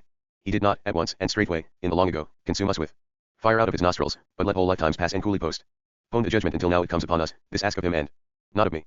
For we were young when we did it, and he a little lad, and we are not the same people on whom punishment now falls. But I say to you, we have been guilty towards our brother, when we saw the anguish of his soul when he cried up to us from below, and we would not hearken. Therefore this calamity comes upon us. They all nodded heavily, for he had uttered the thought of each. And they murmured, Shaddai, Yehu, Elo. But Reuben, his grey head between his fists, red in the face with distress, the veins swollen on his forehead, burst out through drawn lips. Yes, yes, remember now, grumble and groan. Did I not say so? Did I not tell you what I warned you and said, lay not your hand on the boy? But who would not hear but you? So now you have it. His blood is exacted of us. Precisely that the good Reuben had not really said. Yet he had prevented something. He had prevented Joseph's blood from being shed, at least not more than from the superficial marring of his beauty. And it was not accurate to say that his blood was exacted from them. Or did Reuben mean the blood of the beast which had stood to the father for Joseph's blood? But at least the others did agree that he had warned them of repayment to come. They nodded their heads again, and said, "True, true, it is exacted." They were given food, and very good food it was, white bread and beer. Here again, they felt, was that odd mixture of kindliness and threat. They slept at night on the benches, which even had supports for the lifting up of their heads. Next day they had to choose the messenger who according to the will of this man should travel back to fetch their youngest and who perhaps might never come again. If Jacob said no, it took them actually the whole day, for they would not leave it to the drawing of lots, but took their reason to their guide in this weighty case, which had to be considered in all its vari uslights. Who amongst them had most influence with the father to prevail with him? Whom could they themselves best spare in their grave? IOI2 Thomas Mann. Peril. Who was the most indispensable for the seed, that it might serve after they perished? All that had to be weighed and sifted, and the varying answers reconciled. By evening they had not got to the end. Those among them already accursed in so far as Israel could be accursed were not the men. So there was much in favor of sending Judah. True, they would be loath to spare him, but he might be the right one to win the father over, and they united in seeing in him the most indispensable for the seed. But he himself took exception. He shook his leonine head and said he was a sinner and bondman, neither worthy nor willing to survive. So whom should they designate? To whom should the finger point? To Dan, because of his shrewdness. To Gadiel, on account of his forthright way. To Asher, because he liked to move his moist lips to represent them all. Zebulun and Issachar both felt there was nothing to be said in their favor. The lot would probably have fallen upon Naphtali, Bilhah's son, in the end. His tail-bearing zeal urged him to be gone, his long legs twitched, his tongue already ran, though to the others, and even to himself, he seemed not weighty or considerable enough, either spiritually or mentally, in any but a superficially mythical sense. So up till the third morning the finger did not point peaceably at any one of them, but it would probably have pointed to Naphtali if the next audience had not shown all their brain-racking to be vain, since it turned out that the stern keeper of the market had thought of another plan. The money in the sacks. Joseph was scarcely once more alone with my Sachem, after receiving and dismissing his train of notables, when with still glowing face, rapt and exulting, he said, "My, did you hear? He still lives, Jacob is alive, he can still hear that I am alive and not dead, and Benjamin is a married man, with a host of children. That was a bad slip you made, Adon, when you burst out laughing before it was repeated to you. No matter. I patched it up all right. In such an exciting moment, one cannot think of everything. But aside from that, how was it? How did I do? Did I manage well? Did I adorn the God story prop early? Did I give it some impressive detail? You did it very well, Adon. Wonderful. Very pretty. It was a rewarding situation too. Yes, rewarding. But what is not rewarding is you. You take every thing for granted, you only make big eyes. When I stood up and accused them, wasn't that pretty telling? I had led up to it, you could see it coming, but when it came it was impressive. And when big. Joseph the provider IO 73. Reuben said, "We recognize you in your greatness, but you not us. In our innocence wasn't that silver and gold. You had nothing to do with his saying it, Adon. But I had led up to it. And, after all, the details of the feast are all my affair. No, you are ungrateful, and I cannot get at you. And you cannot be surprised. But now I will tell you something, I am not at all as satisfied as I seem, because I was stupid. How so, Adon? You did it charmingly. One important thing I did badly, and I saw it directly, but it was too late to alter it then. Keeping 9 of them as hostages and sending one back was clumsy, a much worse blunder than my laughing was. I must correct it. What should I do with 9 of them here?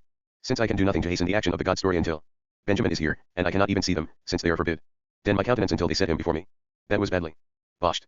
Are they just to sit here in pawn, while at home there is no food and my father has no bread for the offering? No, it must be AR. Ranged just the other way, one stops on here as guarantee, one by whom the father sets least store, say one of the twins, just between ourselves, they were the ones who behaved the most savagely when they all fell upon me, the rest shall go and take home the needful for their hunger, for which they must pay. Of course, if I gave it to them, it would look too suspicious. I do not for a moment think they would leave the hostage to his fate and confess themselves guilty to the charge, by sacrificing him and not coming back with the little one. But that may take a long time, my dear lord. My mind misgives me lest your father refuse to let the little married man go, until the bread is all gone and the lamp again threatens to go out. You are tacking a long time for your tale. Well, yes, and why should not such a God story take time? And we not patiently work on its careful embellishment? If it is a whole year before they come back with Benjamin, it will not be too long for me. What is a year, anyhow, in this story? After all, I have taken you into it expressly because you are patience itself and can lend me some when I get fidgety. With pleasure, Adon. It is an honor to be present in it. I can see ahead and guess some of the things you will do to give it form. I think you mean to have them pay for the food you give them to take with them, but secretly, before they leave, you will have the money put in the top of their sacks, so that they will find it at their first stage. That will give them something to puzzle over. Joseph looked at him big-eyed. My, said he, that is capital. That is silver and gold. You remind me of a detail I should probably have come on by myself, because of I-074 Thomas Mann. Of course it belongs to the story, yet I might have overlooked it. I should never have thought that one who could not be astonished could think up anything so astonishing as that. I should not be astonished, my lord, but they will be. Yes, they will be bewildered, and they will guess but not yet know that they guess. And they will feel they are dealing with a man who means well by them and plays tricks on them. I leave it to you to arrange, it is as good as set down in the tale. I charge you to slip the money into the fodder bag so that everyone finds his own as soon as they feed. Aside from the hostage, they will feel even more bound to come back. And now till day after tomorrow. We must just wait till then, and then I will tell them the new arrangement. But what are a year and a day in a tale like this? So on the third day the brothers stood again in the hall of audience, before the chair of Joseph the provider, or rather they pressed their foreheads to the pavement, they rose halfway, lifting their arms palms upwards, then they fell down again, murmuring in chorus, "You are as Pharaoh. Your servants are without guilt before you. Yes, yes, you think you can get round me with bendings and bowings, but you are just a sheaf of hollow ears. Interpreter, tell them what I said, that they have ears but they hear not. And by hollow I mean hypocritical, dishonest. But you cannot pull the wool over the ears of a man like me with shows of that kind, my spy. Signs are not to be put to sleep by your bobbing up and down. So long as you have not brought up the evidence and said it here before me, I mean your youngest brother you talk about, just so long you are rascals in my eyes, and fear not God. But I fear him. Therefore I will tell you how it is ordained. I do not want your children to suffer hunger or your old father to sleep in the dark. You will be given provision according to your numbers at the price fixed by the market. Even you could not imagine that I would give you bread because you are this or that, all sons of one man, and 12 of you in all. That is no reason why a man like me should not deal with you in a business-like way, especially when I am in all probability dealing with spies. You shall receive for 10 families if you can pay for it, but I will let only 9 of you carry it home. 1 of you must remain as hostage and be held here until you get back and wash yourselves clean, by setting all 11 of you before me, who once were 12. And the pawn shall be the one on whom my eye first lights, in other words, he. And he pointed with his fan to Simeon, who looked defiantly straight ahead as though it did not concern him at all. They laid him in bonds, while the soldiers put them on the broth. ERS pressed round and spoke to him. Then it was they came back to Joseph the provider. IO 75. What they had already said in private, speaking what was not meant for Joseph's ears, but he heard and understood it. Simeon, they said, courage, man. So it is to be you, he has picked you up. Bear it like the man you are, a stout man and brave. Alantek. We will do everything to get back and set you free. But you need not fear, it will not be too bad in the meantime, not any thing beyond your considerable powers to endure. The man is only half hostile, he is half friendly too. He will not send you to the mines unconvicted. Remember he sent us roast goose into our prison. He is perfectly unaccountable, but he is by no means a bad sort. 8 you will not be kept in bonds all that time, but if you are, even that is better than washing gold. We do pity you, but the lot has fallen upon you by the man's whim, so what can you do? It might have been any one of us, and indeed it is all of us, God knows. But at least you do get out of one thing, you do not have to stand before Jacob and tell him we have left one of us in pawn and have to take back the youngest born with us. The whole thing is a calamity, an affliction sent upon us by avenging powers. For remember what Judah said, when he spoke to us all from the depths of his heart and reminded us how our brother cried to us out of the depths of the well, and we were deaf to his weeping when he pleaded with us for our father's sake, that he might not fall on his back. And you cannot deny that you too, you and Levi, were the most savage of all in your treatment of him. And Reuben added, courage, twin, your children shall have what to eat. All this has come upon us because none of you would listen when I warned you, and said, do not lay hands on the boy. But no, you would not be checked, and when I came back to the pit the boy was gone. Now, God is asking us, where is your brother Abel? Joseph heard it. His nose began to prickle inside, he sniffed a little, and his eyes all at once ran over, so that he had to turn round as he sat, and my sachem had to thump him on the back. It did not help him at once. Even when he turned round, he was blinking his eyes, and his speech was halting and thick. I will not, said he, charge you the highest price which the market permits. You shall not be able to say that Pharaoh's friend exploited you when you came to the father of the famine. What you can carry and your sacks can hold will be given, I assign it to you. I am granting you wheat and barley, I recommend you the kind that comes from Udo, the land of the serpent, it is the best sort. What I further advise is that you use the corn for bread and not risk much on the sowing. The drought may continue, in fact it certainly will, and the seed would be wasted. Farewell. I bid you farewell like honest people, for after all you are not yet convicted, however sorely. Koi 6 Thomas Mann. Suspect, and in case you set the 11th brother before me I will believe you, and not take you for monsters of the prime but 11 sacred signs of the zodiac. Yet where is your 12th sign? It is hid. Den by the sun. Shall it be so, men? Good luck on the journey. You are a strange, riddling folk. Take heedful way now that ye go, and very heedful when you come back. For now only necessity is your God, and that is hard enough, but when you return you will be bringing your youngest. The God of your fathers be your shield and buckler. And forget not Egypt, where Uzzur was lured into the chest and mangled, but became the first in the kingdom of the dead and lighted the underearthly sheepfold. So then he broke off the audience and rose from his seat beneath the feather fans. The brothers received their vouchers in an office in the building, whither they were led, and the price was fixed by bushel and measure and load, and their animals and beasts of burden were fetched from the courtyard, and the purchase price was weighed out to the sworn officers presiding over the scales, from each of them 10 silver rings, so there was a just balance between rings and weights. And the wheat and the barley poured forth out of the bins and filled their sacks to bursting, great double sacks they were, bulging out over the flanks of the heavy laden beasts. The fodder sacks, however, were hung on the riding animals, in front of the saddles. Now they would have set off, to lose no time but get a good piece from Manf, towards the frontier on their first day. But the officials first spread them a meal for their strengthening, while the caravan waited in the court, beer soup with raisins, and legs of mutton. Likewise, they were given food for the first days of the journey, packed in gay packages to keep it fresh. That was the custom, they were told. The provisions were included in the purchase price, for this was Egypt, the land of the gods, a land that could well afford to be generous. It was my sachem, steward of the Lord's house, who said this to them. He had supervised all these arrangements with the greatest care, lifting his heavy black brows above his round brown eyes. They very much liked him and his easy ways, especially when he comforted them about Simeon, and said that he thought his lot would be fairly tolerable. The business of putting him in bonds had been mostly symbolic, it would probably not last. Only if they decamped and left him in the lurch and did not come back with the youngest born by a year from now at the latest, then, of course, he would answer for nothing. For his master, well, of course, he was a potentate, friendly, yes, certainly, very pleasant, but on the other hand, quite relentless once he had got a thing into his head. He thought it quite possible things would go very hard with Simeon if they did not follow out what his master had said. Then there would be two gone. Joseph the provider IO 77. Instead of one which surely would not please the old man there. Father any better? Oh no, they said. And they would do all they could. But it was hard to live between two fires. Spoken in all honor, of course, so far as his master was concerned, for he was Tarn, a man of the soul. Stice, and had something godlike in his goodness and his awfulness. That you may well say, he responded. Have you had enough? Then good journey to you. And remember my words. So then they pulled out from the city, silent at first, for they were depressed about Simeon and also about the problem of bringing home to the father that they had forfeited him, and breaking to him the only way there was to redeem the forfeit. But it was a long way yet to the father, and they talked among themselves too, after a while. They said how much they liked the Egyptian beer soup, and how in deep trouble had overtaken them, but yet they had had easy bargain. And come out well after all, the father ought to be pleased at that. They spoke of the stocky steward and what a pleasant, composed man he was, not tame but quite simply friendly and without any sharp corners. But who knew how he would have behaved if he had been not just an eldest servant, but the master and keeper of the market? Simple people are less tempted, they can easily be kind-hearted. Whereas greatness without bounds inevitably made people capricious and unaccountable. The All-Highest himself was an instance, often. He was hard to understand with his uncanny ways. Anyhow, the marshal had been almost entirely friendly today up to the point where he had put Simeon in bonds. He had given them good advice, blessed them, and almost solemnly compared them with the signs of the zodiac, of which one was hidden. Probably he was an astrologer, besides being a reader and interpreter of signs. Indeed, he had let fall a hint that he was not without higher means of increasing his own perceptions. It would not surprise them to hear that he could read the stars. But if the stars had told him this about the brothers being spies, then it was sheer nonsense he read in them. They talked over all these matters, and on the same day got a good peace on in the direction of the Bitter Lakes. But when it began to grow dark they chose a camping ground for the night, a pleasant, convenient spot, half surrounded by lime cliffs, from which in one place a crooked palm tree grew out and then straightened itself to make a shade. There was a well, and a shelter hut, and the blackened earth showed that other people had camped here and made fire. The locality has a further role to play in the rest of the story. We shall know it again by the palm tree, the well, and the hut. The 9 brothers made themselves comfortable there. Some loaded the asses and put the packs together. Others drew water and oiled branches for a fire. But one of them, Issachar, at once set about IO 78 Thomas Mann, feeding his animal, for his nickname of the bony ass gave him special sympathy with the wants of his beast, and the animal had several times brayed piteously for its food. The son of Leah opened his feed bag. He gave a shout. Halloo, he cried. Look here. See what I have here, brothers in Jacob. Come hither, all of you. They come up from all sides, stretch their necks, and look. Right. At the top of the feed bag Issachar had found his 10 silver rings, the price of his load of corn. They stand and are amazed, they shake their heads and make signs to ward off evil. Well, bony one, they cry, what has happened to you? Suddenly they rush each to his own bag. Each one looks, and needs not to search. At the top of each man's bag lies his purchase money. They sit down where they are on the ground. What does it mean? The money had been fairly counted out against the weights, now they have it back again. Their hearts sink under the sheer incomprehensibility of it. What in all the world could it mean? Certainly it is good, it makes the face light up, to get one's money back along with the goods. But yet it was uncanny, particularly because they were under suspicion as it was. There was a mutual good feeling that in itself was suspicious, and cast a distorted light in both directions. It still remained warming and satisfying, but again, there was a screw loose somewhere, for why, oh, why had God done this?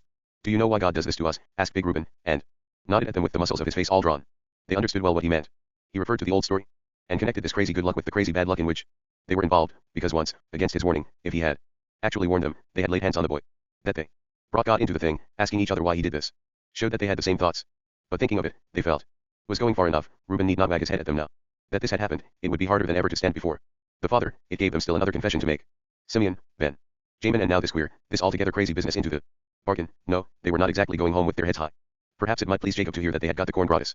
On the other hand, his business honor might be touched, and more than ever they should stand in a bad light before him. Once they all jumped up at the same time to run to their asses and return the purchase price. But then they all saw the futility of that and sat down again. No sense in that, they said. And truly there was as little sense in returning the money as there was in their having it back in the first place. Joseph the provider IO 79. They shook their heads. They even kept on shaking their heads. In their sleep, often several at a time. And they sighed, too, as they slept. Probably not one of them but unconsciously heaved a sigh. Twice or thrice in the night. Yet not a smile would play on the lips of this or that sleeper. Yes, several of them smiled happily in their sleep. The missing number. Good news. The return of his sons was announced to Jacob, and their approach towards the paternal tent, with their asses moving heavily under the burden of Mizraim's corn. At first it was not noticed that there were only 9 of them, instead of the 10 who had gone forth. 9 makes a sizable group, and with all their animals, 9 was almost like 10 to the eye. Only a very sharp eye will notice that it is not one more. Benjamin, standing with his father before the house of hair, the old man had him by the hand, the husband of Mahalia and Arbath, like a little lad, did Asterisk not notice anything wrong. He saw neither 9 nor 10, just the brothers, moving up in their goodly numbers. But Jacob saw at once. Astonishing. After all, the patriarch was close to 90, one would not expect keenness of vision from those brown eyes, faded and blinking from age, with the flabby sacks beneath them. For unimportant things, and how much has not become unimportant? They were not keen. But the deficiencies of age are more mental than physical. The senses have seen and heard and felt enough, let them grow dull. But there are things for which they can surprisingly regain. The keen ear of the hunter, the quick eye of the sheep-counting shepherd, and the integral idea of Israel was a subject on which Jacob saw better than anybody else. There are only 9, he said in a decisive though somewhat quavering tone, and pointed. After a very brief space he added, Simeon is not there. Yes, Simeon is missing, replied Benjamin after a careful look. I don't see him either. He must be coming after them. We will hope so, said the old man very firmly, and clasped the hand of his youngest in his. Thus he let them come up. He did not smile, he said not a word of greeting. He only asked, "Where is Simeon?" There they had it. Obviously he was minded, as before, to make things as hard as he could for them. Of Simeon later, answered Judah. Greeting, father. Of him. Presently, for the moment only this much, that you have no cause for worry about him. Look, we are back from our journey and once more with the head of our house. I08 Thomas Mann. But not all, said he immovably. To you too greetings, but where is Simeon? Well, yes, he is missing for the moment, they told him. He is not here just now. That is because of the business we did and the way the man down there. Perhaps you have sold my son for bread. Of course not. But we bring corn, as our Lord sees, plenty of corn. At least plenty for a while and very good quality, wheat and prime. Barley from Lower Egypt, and you will have your little white loaves. For the offerings. That is the first thing we have to tell you. And the second. The second may sound somewhat strange, one might even say. More than strange, if you like, even abnormal. But we did think it would please you. We have all this good corn for nothing. That is, it was not for nothing at first, we paid for it, and our money faithfully balanced the weights of the land. But when we camped the first night, Issachar found his money in his feed bag and, lo and behold, we all found ours too, so that we are bringing home the goods and the money too, for which we count on your approval. But my son Simeon you do not bring home. It is as good as said. Fled that you have traded him for common bread. Again.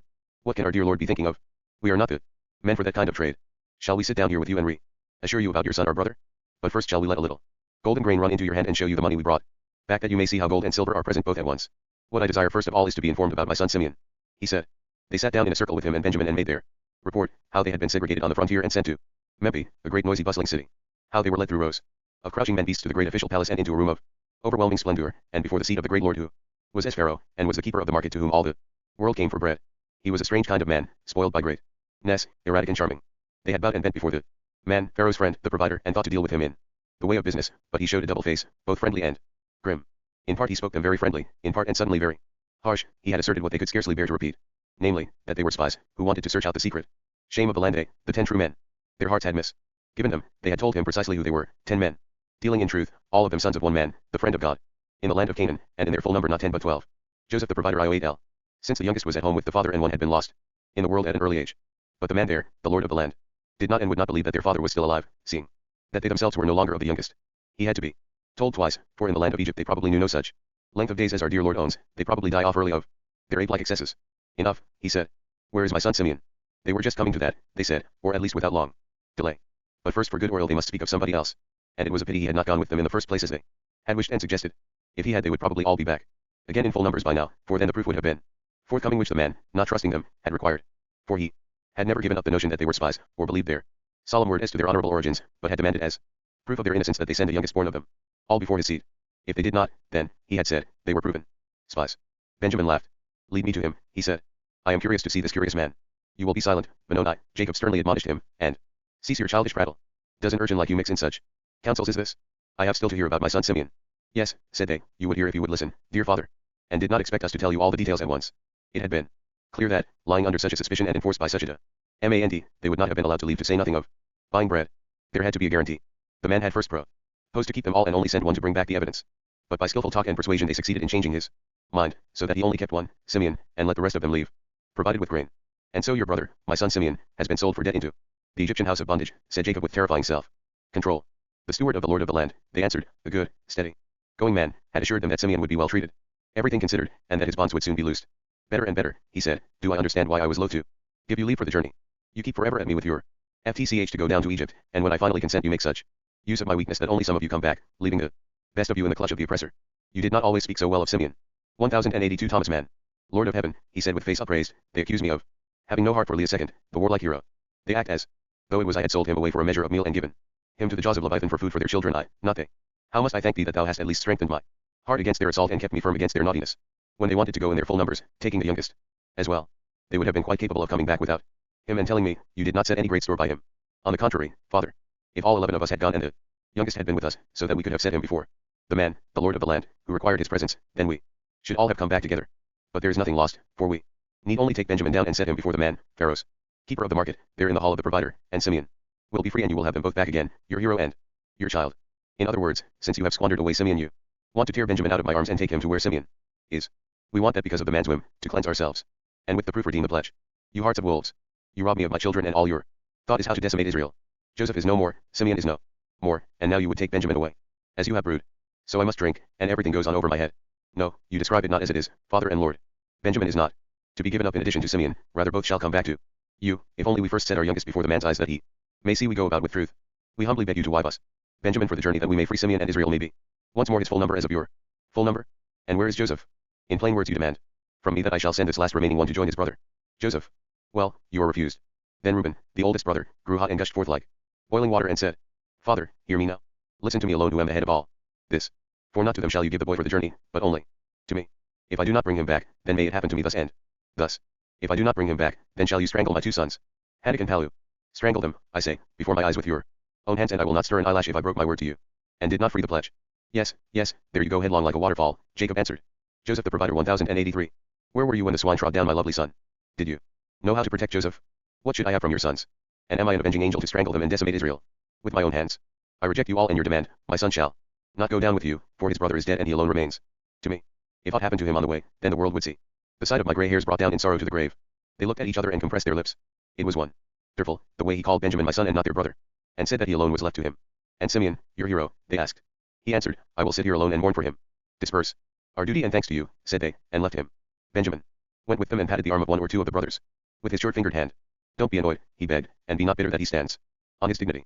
Do you think it flatters me to be called his only son, or that I brag because he said I am all that is left him and he refuses to let me go with you? I always know he never forgets how Rachel died to give me my life, and this tutelage I suffer under he practices in bitterness. Think how long it took for him to let you go down without me, and see how dear you are to him. Now it will only take a little time till he will yield and send me down with you to the land. For he will not leave our brother in the hands of the heathen, he can not, and besides, how long will the bread last which you were so clever as to get for nothing? So be of good cheer. The little one will have his journey yet. But now tell me a bit more about this keeper of the market, the stern lord who accused you so outrageously and asked such outlandish questions about the youngest of the family. I might almost boast about that he wants to see me at all and use me for a witness. Tell me about him. The highest, you said, among all those lower than the highest, and lifted up above all. How did he look to you? How does he speak? It is no wonder I am curious about a man who is so curious about me. Jacob wrestles at Jabbok. Yes, what is a year compared with this tale, and who would be me? Surely with time or patience on its account. Joseph practiced patience. He had to live and be a statesman and a businessman in the mean time. The brothers practiced patience, well or ill, with Jacob's self will, and Benjamin did too, restraining his curiosity about the journey. And the curious keeper of the market. We are better off than they. And that not because we already know how it all turned out. That, indeed, is a disadvantage compared with the position of those who 1084 Thomas Mann lived in the story and experienced it in their own persons, for we must summon up a lively feeling of suspense whereby rights there can be none. But yet we do have a certain advantage, because we have power over the whole quantum of time to stretch or shrink it at will. We do not have to pay for the year of waiting in all its daily ups and downs as Jacob had to pay with his 7 years in Mesopotamia. We may simply open our lips and say, a year passed and lo, it has passed. It has passed, and Jacob is ripe. It is a well-known fact, of course, that meteorological conditions in this quarter of the globe remained erratic for a considerable time. The drought continued to oppress the lands in which our story moves. Misfortunes, they say, never come singly, one leads to another and then to another, until instead of the hit or miss pattern usually obtained in this world of chance and change, it seems as though fate took a diabolic delight in making the same bad luck come to pass time after time with infuriating repetition. Of course, there simply has to come a turn sooner or later, otherwise it would end by nullifying itself. But it can go on and on for years without rhyme or reason. That it should repeat itself as many as 7 times is not, generally speaking, anything extraordinary. In our explanations of the cloud movements between the sea and the African Alps in the land of the Moors where the waters of the Nile take their rise, we have, indeed, considered the how but not the why of the situation. For once you begin with the why you can never get to the end. It is like the dunes by the sea, where behind each foreland lies still another, and the space of time where you might come to final rest is somewhere in dim infinity. The nurture did not grow great and overflow its banks, because in the land of the Moors it did not rain. It did not rain because no rain fell in Canaan. And that was because the sea manufactured no clouds for 7, or certainly at least for 5 years on end. Why not? Here too there are overarching reasons reaching into cosmic matters and to the heavenly bodies which doubtless control our wind and weather. There are the sunspots. They are a sufficiently remote cause perhaps, yet since every child knows that the sun is not the last and highest, and since Abram, in his time, refused to worship it as the final cause, we ourselves should be ashamed to stop at it. There are higher orders in the all, which compelled even the sun's fixed regal status to subordinate its motions, and the sunspots on its disk are in their turn, so to speak, a subordinate what, but even from this you must not conclude that the final and ultimate resting place lies in those super systems or in still superior systems. The ultimate obviously lies or has its seat in a remoteness which is at the same time a nearness, since in it farness and nearness, cause and effect are all one. It is where we find ourselves BV. Joseph the provider 1085. Losing ourselves and where we suspect a design which for the sake of its ends renounces even the bread for the offering. The drought and the scarcity were sore and oppressive indeed. It did not take even a whole year for Jacob to be ripe. The provisions, which his sons had so luckily and uncannily got for nothing, had all been consumed. They had not been much among so many, and more were not to be had anywhere in the land at any price. So, a few moons earlier than the year before, Israel brought up the subject the brothers had been waiting for. Tell me what you think, he said. For to me it seems that there is a preposterous contradiction yawning between the riches which I own and which have increased since I broke the dusty bolts of Laban's kingdom, and the present bad state of things, for we have neither seed, corn nor bake stuff, and our children cry for bread. Yes, they told him, that was due to the bad times. They are strange times, said he. A man has a whole troop of grown sons whom with God's help he did not fail to raise up to his aid, and they sit here on their backsides and lift not a finger against The want that consumes us. Yes, that is easy to say, but what can we do? Do? In Egypt, as I hear on all sides, there is grain market. How would it be if you gird yourselves for the journey and go down and buy a little bread? That would be splendid, father, and we would have gone already.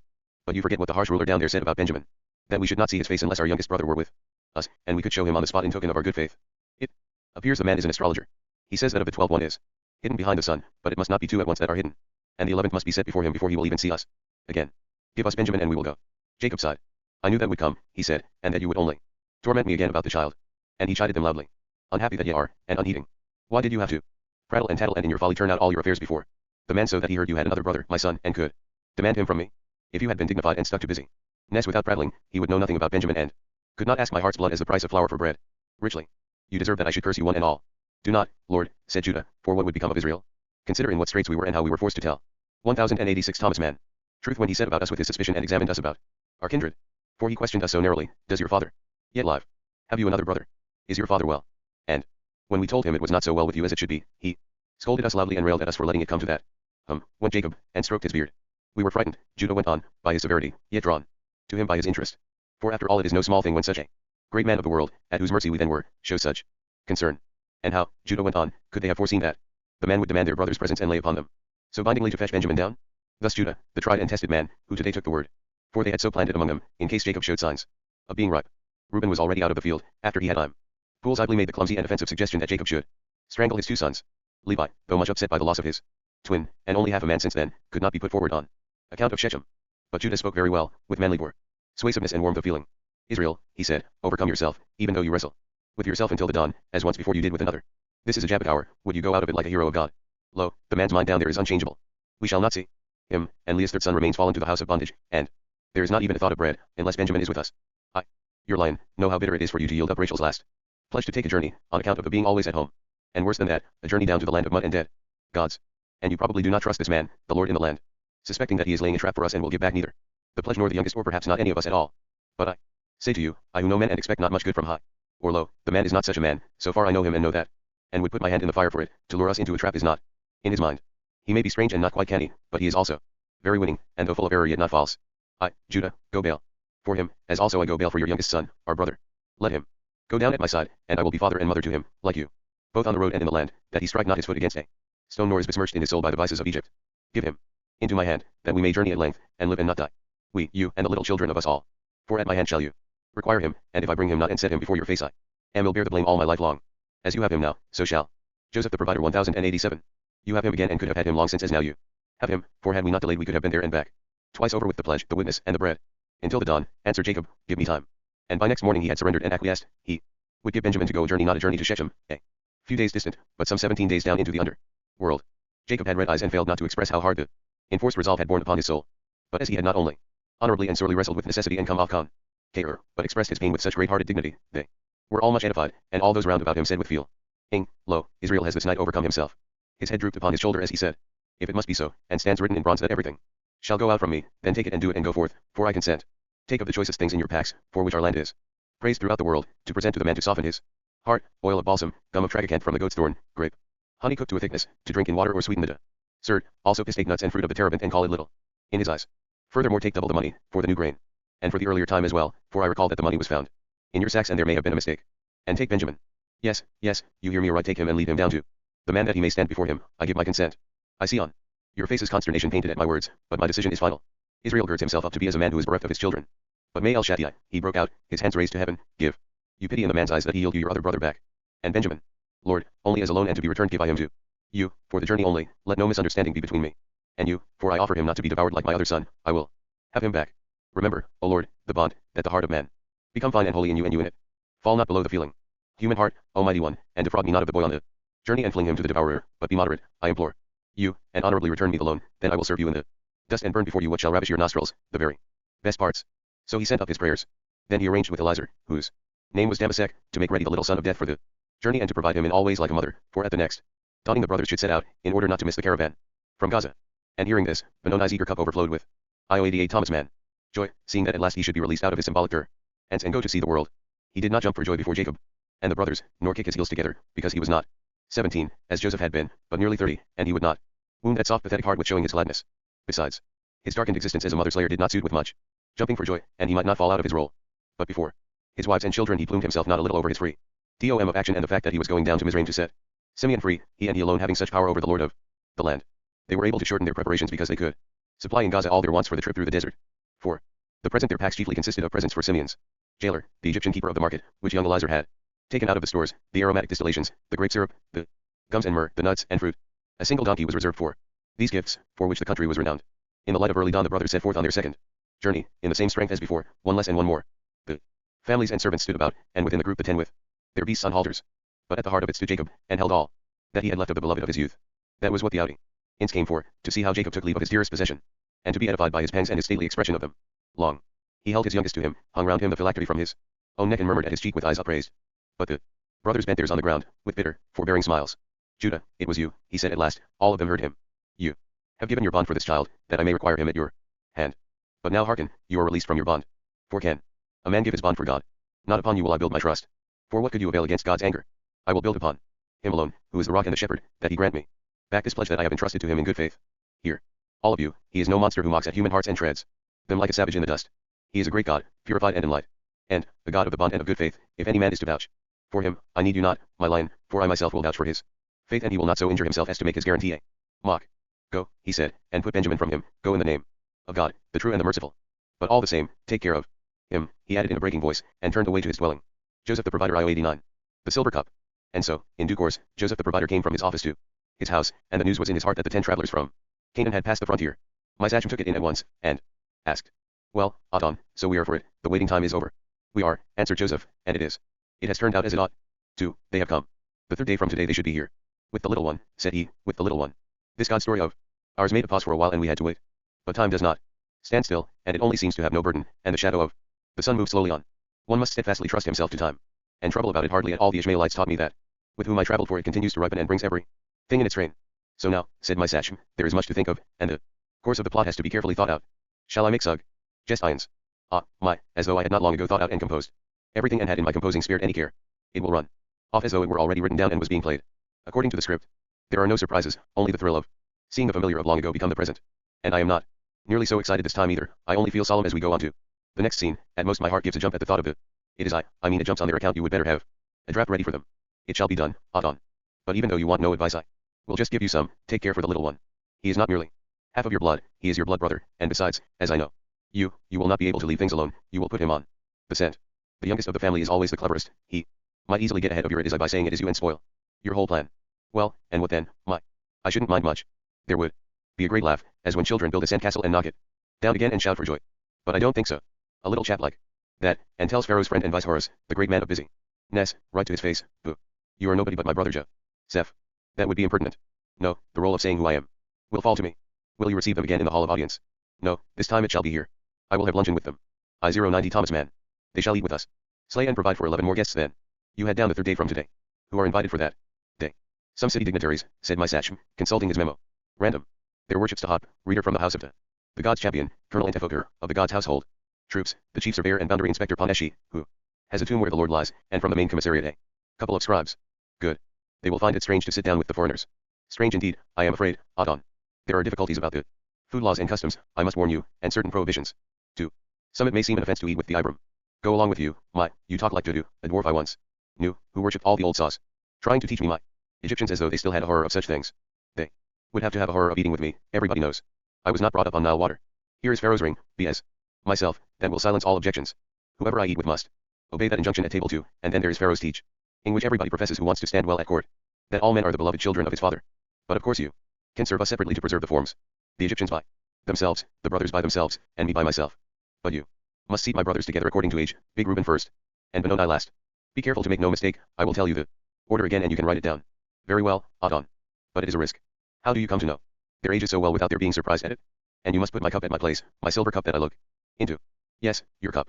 Will you tell them their ages out of it? I could use it for that too. I wish, Adon, I could use it for prophesying too. I wish I could. Read, the way gold pieces and gems look in clear water, what you plan for the story and how you build it up to the point where you make yourself known. If I do not know, I fear I shall be able to serve you but poorly, but I must serve you and be useful to you in order not merely to stand about in the story into which you have so kindly taken me. That you certainly shall not. It would not be right. In the first place you aie to put the cup at my place out of which I sometimes read, just for fun. The cup very good, the cup, said my sachem, widening his eyes as though in an effort to remember. They bring you Benja. Joseph the provider IO 91. Men, and you see your little brother again among his brothers. And, when you have eaten with them and filled their sacks a second time, they will take the youngest born away with them again and go home to your father, and there you will be. Look again into the cup, see how it looks in the water. They go away again, of course, but perhaps they have forgotten some thing, so they have to come back again. The captain shook his head. Or they have taken something with them and we miss it, and go after them on account of it and fetch them back again. My Sachem looked at him round-eyed, his brows drawn up. Slowly his small mouth widened in a smile. When a man has a little mouth, no matter how square and strongly he may be built, when he smiles it is like a woman smiling. Thus my Sachem smiled, and, despite his growth of black beard, his smile was sweet and almost feminine. He must have been pleased with what he read in the cup, for he nodded to Joseph with a twinkle in his eye, and Joseph nodded too. He lifted his hand and clapped his steward on the back. And my Sachem, despite the fact that Joseph had once been a convict in his prison, lifted his hand too and patted the other's shoulder. Thus they stood, nodding and clapping. It was clear that both fully understood how the story was to run off. The meal with the brothers. Fragrance of myrtle. And here is how it ran off, in its appointed hour. Jacob's sons made their entry into Manf, the house of the, and alighted at the same inn as before. They were relieved to have brought Benjamin safely. So far, during the nearly 17 days of the journey, they had handled him like a basket of eggs, partly out of fear of Jacob, partly because he was the most important member of their party, the Indies. Pensible evidence to convince the two-faced keeper of the market. Without Benjamin they would neither see the man's face nor get Simeon back. These would have been reasons enough to treat the little one like the apple of their eye, to give him of the best in food and lodgment, and guard him as they did their precious water supply. Fear of the man stood in the foreground, and behind it fear of the father. But behind those was still a third motive for their assiduity, namely, that they wanted to make good in Benjamin what they had sinned in Joseph. For the memory of him and of their evil deed was astir in them now after all these years, owing to the events of their first journey. It had risen up out of the drift of the years, till now it seemed only yesterday that they had sold their brother and uprooted a stem out of Israel. Retribution was in the air, they felt it. IO 92 Thomas Mann. Like a hand drawing them to an accounting, a zealous care for Rachel's second child seemed to them the best means of making the hand relax its grip. They dressed Benjamin in a fine gay smock with fringes and draperies, to introduce him to the lord of the land. His furry thatch of hair they anointed till it truly looked like a shiny helmet. They lengthened his eyes with a pointed pencil. But when they announced themselves at the great office where tickets were issued and grain delivered, they were sent on to the provider's own house. That alarmed them, as everything alarmed them that did not go as it had before, and seemed to involve them in fresh complications. Why were they set apart and sent to the man's private house? Did it portend good or ill? Possibly it had to do with the money returned to them in so strange a way. Perhaps the trick was now being used against them in a new trick, and because of the money they had right off, all 11 of them were now to be enslaved. They had the wretched money with them as well as more for fresh supplies, but the fact did little to reassure them. They were strongly tempted to turn round, not to show themselves to the man but to take refuge in flight, and particularly because they feared for Benjamin. But the little brother spoke up boldly and insisted on being brought before the keeper of the market. He was adorned and anointed, he said, and he had no reason to hide from the man. As a matter of fact, neither had they, for it was only a mistake that the money had been returned, and innocent men must not behave as though they were guilty. Yes, guilty, they said. A little guilty in general they always did feel, not in this particular case, of course. It was only that they never did feel quite comfortable. He, Benjamin, could say what he liked. He was always at home, he had never been exposed, he never found unexplained money in his feedback, whereas they had had to be out in the world, where it was hard to keep oneself entirely pure. Benoni tried to cheer them. The man, he said, was a man of the world, he would understand that kind of sense of guilt about the money. It was certainly a puzzle, but probably perfectly all right. And had they not come, among other reasons, in order to give it back? But they knew as well as he did that Simeon must be released, and that they had to have more provisions. There could be no talk of running away, that was to be called spies and thieves and brother murderers to boot. They knew it all as well as he did. They knew they had to face the music at the risk of being made slaves all round. The delicacies they had brought with them, Jacob's presents and bribes, the pride of their native land, gave them a little hope, and they felt something might be gained by trying to speak first with that pleasant and equable steward, if they could get hold of him. Joseph the provider, IO 93. This they succeeded in doing. They reached the gracious villa, which Pharaoh had given his friend in the best quarter of the town, dismounted from their asses at the gate, and led them round the lotus pond to the house. And there he was, the man who had inspired their confidence. He came towards them down the terrace, greeted them, and thanked them for keeping their word even after this lapse of time. They presented their youngest brother, at whom he looked round-eyed and said bravo. The animals were led round to the courtyard, where the servants unloaded them and carried into the house the bales containing Canaan's pride. My Sachem led the brothers up the steps, and as they went they consulted anxiously with him about the money. Some of them had already begun as soon as they saw him, almost from afar, so eager they were. Worthy house steward, head superintendent, said they, thus and so it was, incredible as it seems, so it was. But here was double the money, for they were honest men. They had found the previously paid out silver, first one of them and then all of them, in their feed bags at the first camp, and the mysterious treasure trove had greatly troubled them. Here it was again full weight, along with more money for the new purchases. His master, Pharaoh's friend, would not lay it up against them and condemn them. They all talked at once. They tugged his arm in their distress and vowed they would not enter under the beautiful doors of the house unless he swore that his master was playing them no trick nor laying the mysterious chance to their charge. But he was calmness itself. He quieted them and said, calm yourselves, my friends, do not be afraid, for everything is in order. Or even if out of the natural order, it is a benign miracle. We got our money, and that must content us. It is no reason why we should play tricks on you. After all you have told me, I can only assume that your God and the God of your fathers amused himself by putting the treasure in your sacks. No other explanation suggests itself to me. Probably you are his good and faithful servants, and he would show you his awareness once in a way that one can understand. But you seem to me very much excited, and that is not good. I will have some footbaths prepared for you, first for hospitality's sake, for you are our guests and are to take the meal with Pharaoh's friend, but also they draw the blood from the head and will have a soothing effect. Now go inside and see who is waiting for you in the hall. And lo, inside there stood their brother Simeon, quite unattended, and not in the least hollow-eyed or wasted, but as bouncing and heroic as ever. He had fared very well, he told his brothers as they crowded round him. He had lived in a room in the office building and been very comfortable for a hostage, though he had not seen the 1094 Thomas Mann Marshall's face again and had lived in fear lest they come not back. But the excellent food and drink had kept him up. They asked Leah's second to forgive them for taking so long, on account of Jacob's obstinacy. Of course he would know how it was, and of course he did, and he rejoiced with them, especially with his brother Levi, for the two ruffians had missed each other sorely. There was no kissing and embracing, but they could scarcely leave off punching each other in the ribs. The brothers all sat down together and washed their feet.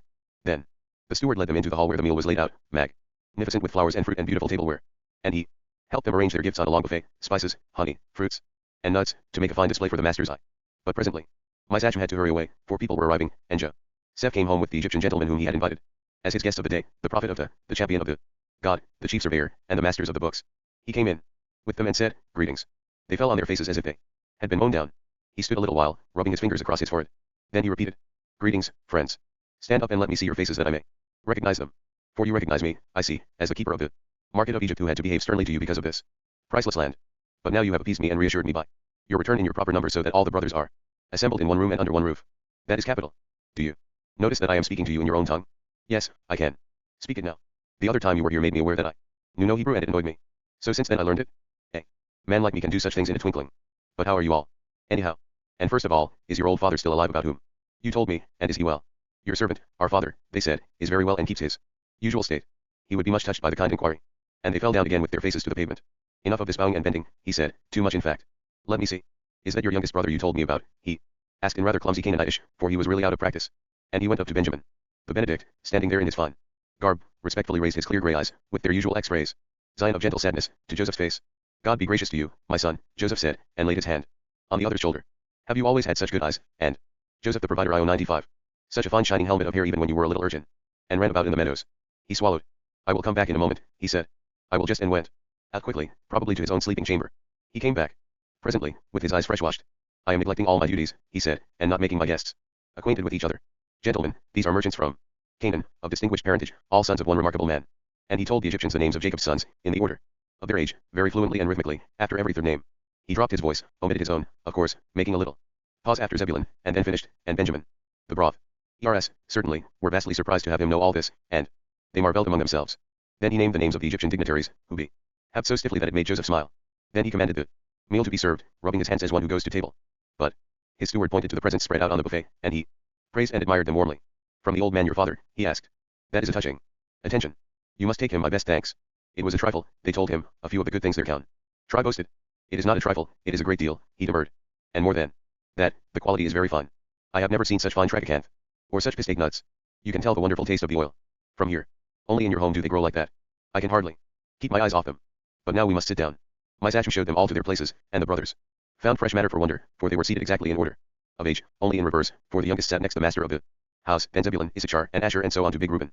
The feast was laid so that the dishes stood in an open triangle between the columns running round the hall, and the apex of the triangle was the host's seat. On his right were the Egyptian notables, on his left the Asiatic foreigners, so that he presided over both, with Benjamin on his left hand and the prophet of on his right. In hearty and hospitable spirit he exhorted them all to fall to and not to spare the food and drink. The meal that followed is world famous for being merry. The early stiffness of the Egyptian guests was put to rout. They soon thawed out and forgot that it was an abomination to break bread with the Hebrews.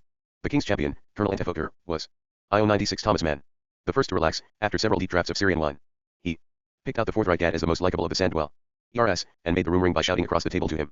We must not be put off by the fact that tradition makes no mention of the presence of Joseph's wife, the daughter of the sun priest, but represents the banquet as being entirely masculine, though it was Egyptian practice for married couples to eat together, and the mistress of the house was regularly present at banquets. But the description that has been handed down is correct. Asenath was not present at the meal. That might be explained by recalling the terms of the marriage contract and concluding that the maiden was visiting her parents at the time. However, the true explanation lies in the routine of Joseph's days, which seldom permitted the exalted one to eat with his wife and children. This meal with the brothers and the resident Han Arables, however lively and enjoyable it was not a social but a business function, and Pharaoh's friend had to perform it nearly every day. Thus he usually took only the evening meal with his wife, in the women's wing of the house, after spending a little time playing with his charming half-breed sons, Alanasa and Ephraim, at midday. Then, he took his meal in male society, either with the ranking and upper officials of the office or with important traveling dignitaries, or emissaries or plenipotentiaries of foreign powers. The present feast was no exception in the house of the friend of the harvest of God. That is, it was outwardly no exception, for its actual significance, its place in the structure and development of a marvelous God story, and recurrent feast, or the reason why the exalted host was so uncommonly and infectiously hilarious. None of the guests knew aught of all this at the time. None of the guests. Can we bear out that comprehensive state? meant. My sachem, standing stockily in the open side of the triangle, and pointing the nimble cupbearers and dappers hither and thither. With a white pointer, he knew, but he was not a guest. Was there any other for whom the disguise had a disturbing, delicious, uncanny, unconfessed semi-transparence? The question must certainly refer to little Turtur Benoni, sitting at the left of the host, but it must as certainly remain unanswered. Benjamin's feelings were indescribable. They have never been described, and this narrative will not attempt. What has never been attempted, will not put into words the feigned intuition, with its accompanying mingled sweetness and terror, for a long time not even daring to be a conscious intuition but always stopping short at a sudden brief dream-like attack of memory, which made the heart beat fast, but was after all only a recognition of this, or that point of likeness between two quite different and remote phenomena, one of them from childhood days long gone and one here, present in the flesh. Let us try to imagine what it was like. Joseph the Provider IO 97. They sat at ease in comfortable chairs with footstools, each had a table at his side, laden with delights for the eye and the appetite. Fruit, cakes, vegetables, pastries, cucumbers and melons, cornucopias, with flowers and spun sugar ornaments. At the other side of each chair was a dainty washing stand with amphora and copper refuse basin. Each person had the same apron. Servants supervised by the wine steward kept the beakers full, others received the main dishes, veal, mutton, fish, fowl, and game, from the steward of the buffet, and brought them to the guests, who, because of the high rank of the host, did not have precedence over him. For Adon not only was served first but also received the best and in greater quantity than the rest to the end, indeed, that he could share with others. It is written, food was given them from his own dish. In other words, he sent with his compliments to various guests now a roast duck, now a quince jelly or a gilded bone trimmed with delicious ringlets of crust. He sent to the Egyptians, he sent to the stranger guests. But to the youngest of the Asiatics, his neighbor on the left, he gave over and over from his own plate. Such proofs of favor meant a great deal and were watched and counted by the Egyptians. They won it up to each other and related it afterwards, so that it has come down to us, that the young Bedouin actually had 5 times as much as anyone else at the master's table. Benjamin was embarrassed, he begged to be excused from all these gifts and looked round apologetically at the Egyptians as well as at his own brothers. He could not have eaten all he got even if he had felt like eating. He was possessed by a dazed and uneasy feeling, it sought, found, lost, and then so suddenly and unmistakably found again that his heart would give a quick, heavy, irregular throb. He looked into the beardless face of his host, framed in the hieratic winged cap, this man who had demanded him in evidence, this great Egyptian, a somewhat heavy figure, in the white garment with glittering jewels on his breast. He looked at the mouth moving after its own fashion as it smiled and spoke.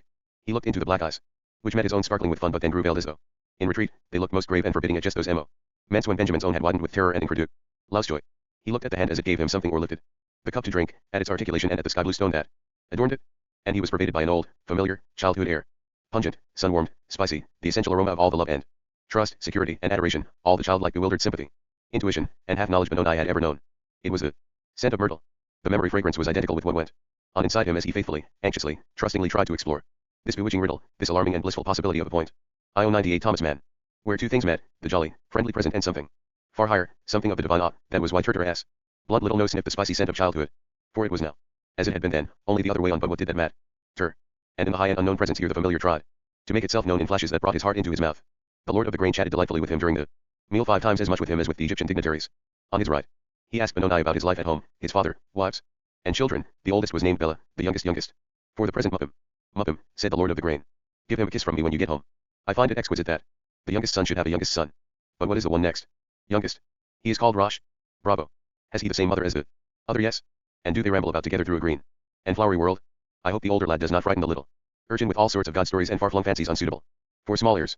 You must look out for that, Father Benjamin. Then he talked about Manasseh and Ephraim, his own sons, born to him by the daughter of the son. How did Benjamin like the names? Very much, said Benjamin, and was on the point of asking why he had chosen such significant ones, but hesitated and just sat there, wide-eyed. So the prince in the land of Ig began to tell anecdotes about Manasseh and Ephraim, the funny things they said and the mischief they did. Benjamin was reminded of some nursery tale of his own, and the two were seen to be rocking with laughter over their stories. As they talked and laughed, Benjamin took heart to say, "Would your excellency perhaps answer a question which puzzles me?" "To the best of my ability," the other replied. "It is only," said the little man, "that you should gratify my curiosity about the knowledge of us which you show in your arrangements. You have our names by heart, my brothers, and mine, also our ages in their right order, so you could reel them off the way our Father says all the children in the world will have to know them, because we are a chosen people of God. How do you know, and how is it your steward could seat us in order of age from firstborn to last?" "Ah," answered the keeper of the market, "you are surprised at that? It is quite simple. Do you see this cup here? Silver, with a cuneiform inscription. I drink out of it, but I can see things in it too. Of course, I have a good intelligence, it may be above the average, for I am what I am, and Pharaoh himself wished to be higher than I only by the height of the royal throne. But even so I could scarcely get on without my cup." The king of Babylon presented it to Pharaoh's Joseph the Provider IO 99. "Father, I do not mean myself, though you might think so because of my title, father of Pharaoh. Pharaoh by the by calls me uncle. I mean his real earthly father, not divine Pharaoh's predecessor, King Nebmari. The king of Babylon sent the cup to him as a present, and so it came to my lord and master, who deigned to please me with it. It is a thing I can really use, its properties are most helpful to me. I can read the past and future in it, penetrate the mysteries of the world, and lay open the relationships between them. Take for instance the order of your birth, I read it out of my cup, with no trouble at all. A good part of my cleverness, pretty much all that is above the average, comes from this cup. I don't give this away To all and sundry, of course, but as you are my guest and my nay. Bore at table I don't mind telling you. You would not believe it, but when I hold the cup in the right way I can see pictures of distant places and things that happened there. Shall I describe your mother's grave to you? You know she is dead. Your brothers told me that she had gone westwards early in life, a lovely one whose cheeks smelled like rose leaves. I do not pretend to have got this knowledge by supernatural means. But now I need only put the magic cup to my forehead, like this, and I see your mother's grave, so clearly that it surprises even me. The clearness of the picture comes from the brightness of the morning sun. There are mountains, there is your own town on a slope, not far away at all, not more than a furlong. There are small plowed fields. In among the shingle, vineyards on the right and a dry masonry wall in the foreground. And there is a mulberry tree growing on the wall. Old and partly hollow, the trunk leans over and is propped up with stones. No one has ever seen a tree more clearly than I see that mulberry tree with the morning breeze playing in its leaves. Near the tree is the grave with a stone marker. And lo, someone is kneeling at the spot. He has brought food and water and unleavened bread. He must be the rider of the ass waiting under the tree. What a nice animal, white with sensitive ears and a curly forelock growing down into its friendly eyes. I would never have thought the cup could make me see all that so plainly. Is that your mother's grave? Yes, it is hers, said Benjamin. But tell me, my lord, can you see the ass so clearly and not the rider? Him I see, if possible, even more clearly. But there is not much to see. He is just a young chap, 17 at most, kneeling with his offering. He has got some kind of bright-colored finery draped round him, the silly youth, with figures woven in it. He must be foolish in his head, for he thinks he is just going a ride, but actually, he is riding to his destruction. Only a day or so away from this grave. His own awaits him. J.I.O. Thomas Mann. That is my brother Joseph, said Benjamin, and his grey eyes brimmed over with tears. Oh, forgive me, his neighbor begged in dismay and put down the cup. I would not have spoken so lightly if I had known it was your lost brother. And what I said about the grave, I mean his grave. You must not take that too seriously. I mean do not exaggerate. Sir. Tamely the grave is serious enough, a deep dark pit, but its power to hold fast is not so great after all. Its nature is to be empty, you must know that empty is the hollow when it awaits the prey, and if you come when it has taken it in, lo, it is empty again, the stone is rolled away. I do not say it is worth no weeping, the grave, one must even wail surely in its honor, for it is there, a fact, a profoundly melancholy dispensation throughout the world, and part of the story of the feast in all its hours. I would go so far as to say that out of reverence for the grave one should not betray one's knowledge of its inherent emptiness and impotence. That would be treating a serious matter far too lightly. So shall we weep and wail, aloud and surely. But privately we may tell ourselves that there is no descent whatever upon which rising does not follow. The two belong together. Else how fragmentary would everything be, the feast would be only half a feast which got as far as the grave and knew no more to follow. No, the world is not half but whole, the feast too is a whole, and in the whole lies comfort that cannot be taken away. So do not let your heart be troubled by what I said about your brother's grave, but be of good cheer. And he took Benjamin's hand by the wrist and waved it in the air, like a little fan. Benoni was aghast. His situation had reached a pitch of singularity impossible to describe. His breath left him, his brows were fiercely drawn, tears stood in his eyes, and through them he looked into the face of the master of the corn, the mixture making an impossible conflict of expressions. His mouth stood open as though he would cry out, but he did not, for instead his head drooped somewhat to one side, the mouth closed, and the whole expression of his tearful face became one heartfelt, urgent prayer. Before it the others' eyes went on the defensive, they shrouded themselves once more. It would be a bold man who dared to say there might be something like assent in the drooping lid. Ah, yes, let anyone try to think or say what was now going on in Benjamin's breast, the breast of a man near to belief. Let us get up now, he heard his neighbor say. I hope you have all eaten well and enjoyed yourselves. Unfortunately I must now go to the office and be there until the evening. Your brothers will probably set out for home early tomorrow morning, after picking up the grain I will assign to you, food for 12 houses this time, yours, Joseph the provider Hoy, and your father's. And I will gladly take pay for it for Pharaoh's trees. Yuri, what would you have? I am the god's man of business. Fair. Well, in case I do not see you again. But by the by and in all friend. Linus, why do you not take heart and exchange your own country? For this one, migrate into Egypt, father, sons, wives, and children. All 70 of you, or however many there are, and graze on Pharaoh's land. That is a proposal from me to you, think it over, it would not be the most foolish thing you could do. They would show you the most suitable grazing ground, it would take only a word from me. For whatever I say here goes. I know that Canaan means a good deal to you, but after all, Egypt is the great world and Canaan a provincial whole, where they do not know how to live. You are a migrant folk, not a people of walled dwellings. Here there is a good living, you could trade and make profit freely through the country. Well, there is my advice to you, take it or not as you see fit. I must be off to hear the pleas of the improvident. A servant had poured water on his hands as he talked in this man of the world vein with the brothers. He got up, said goodbye to all the guests, and broke up the table. The tradition suggests that his brothers were drunken with Joseph at this meal. But that is a mistake, they were no more than merry. No one would have dared to get actually drunk, not even the wild twins. Only Benjamin was drunk, but not even he with wine. The cry kept back indefinitely better spirits. This time, did the brothers take the road from Ment towards the Bitter Lakes and the fortified frontier. Everything had gone off so well that it could not have gone better. The lord of the land had been unequivocally charming, Benjamin was safe, Simeon freed, and they were honorably acquitted of the charge of espionage, so honorably, indeed, that they had even broken bread with the all-powerful lord and his courtiers. It put them in a jovial frame, made their hearts light and prideful. For so is man. When he has been found innocent and pronounced blameless in some one connection, he straightway thinks he is innocent in all, oblivious of anything else he might have on his conscience. We can easily pardon the brothers. They had been wrongfully accused, and involuntarily they had associated the accusation with their ancient guilt. No wonder, then, that when they were cleared they promptly as some that their former guilt was of no importance whatever. They were soon to learn that they would not get off so cheaply or blithely, their sacks full to bursting with food for 12 houses, all duly paid for. Too soon they would learn that they were dragging a chain which would pull them back to fresh disaster. At first, Thomas Mann. Their spirits were so high they could have shouted and sung for joy. In their newfound innocence. When the grain was given out they had been feasted again, my Sachem had quietly supervised every thing, and made them all presents as they took their leave. All that could give them credit in the Father's eyes they had as they moved off. Benjamin, Simeon, provisions for 12 houses, even though Joseph was no longer there. They were still only 11, but thanks to their proven innocence, they were still that. Such was the color of the brothers' minds, at least the minds of Leah's sons and the sons of the maids. No trouble to describe. But the mental state of Rachel's second son remains quite indescribable. Enough, the little man had scarcely slept that night at the inn, or else with wild, confused, anomalous dreams, anomalous yet not nameless, for they did have a name, a dear and precious name, Impos. Sibyl and Mad, for they were called Joseph. Benoni had seen a man. In whom was Joseph? How could that possibly be described? It has happened that men have encountered gods who have chosen to assume a familiar human form and behaved accordingly, though not willing to be so addressed. Here it was the other way round. The who manly familiar was not semi-transparent for the divine, but the high and divine semi-transparent for the long familiar childhood, the mem. Or being metamorphosed into this unknown, exalted shape. It would not let itself be addressed, it kept withdrawing behind its eyelids. Yet the disguise is not that behind which he disguises himself and from behind which he looks. They remain two. To recognize the one in the other does not mean to make one out of two, to relieve one's breast with the cry, it is he. It is impossible to produce the one out of the other, however desperately the mind struggles to do it. The cry was dammed back in Benjamin's breast, though his heart nearly burst to contain it. Or rather, it is not quite right to say it was dammed back, for it was not yet there, it had no voice or body, and therein precisely lay the indescribable thing. Its only refuge was in mad, dissolving dreams, which in the morning melted into pure distress, which was not existence at all and had no other relation to outward circumstances than just this, that Benjamin could not understand. How the brothers could now do their business and go, leaving the situation as it was behind them. By the Eternal, he swore to himself, it is impossible for us to go. We must stay here and watch this. This man and vice God, Pharaoh's great keeper of the market. There is still a cry due that is not yet, with it still in our breasts we cannot just leave and go home to our father and live as though nothing had happened. This cry is just on the point of bursting out and filling the whole world with the sound of it. For indeed it is so great a cry that it will crack my heart. In his distress Benjamin turned to big Reuben. Large-eyed he put Joseph the provider IO3. The question, did Reuben think they should now leave for home, or did it seem to him, perhaps, that they were not quite finished here? Or rather not finished at all, that there were good and sound reasons for stopping? What do you mean? Reuben asked in his turn. What are the good and sound reasons? Everything has been done and accomplished. And the man dismissed us graciously when we produced you. Now, the thing is to get back with all speed to the father, waiting and fearing there on your account, that we may bring him what we have bought and he can have bread again for the offering. Do you remember how angry the man was when he heard Jacob's complaint that his lamp went out and he had to sleep in the dark? Yes, Benjamin said, I remember. And he looked up urgently into the big brother's beardless, muscular face. Suddenly he saw, or was it an illusion, that the redly eyes retreated before his gaze behind the blinking lids. Only yesterday he had had that same defensive, half-assenting motion from other eyes. He said no more. Perhaps he only thought he saw it because he had seen it yesterday. And by night in his dreams. The plans were not changed, they took their leave, there being no words in which to suggest that they should stay. But Benjamin's distress was great. Their gracious dismissal by the keeper of the market was the sorest point of all. They could not go, not at any price, but on the other hand, if he himself sent them, then what else could they do? They set out. Benjamin rode beside Reuben.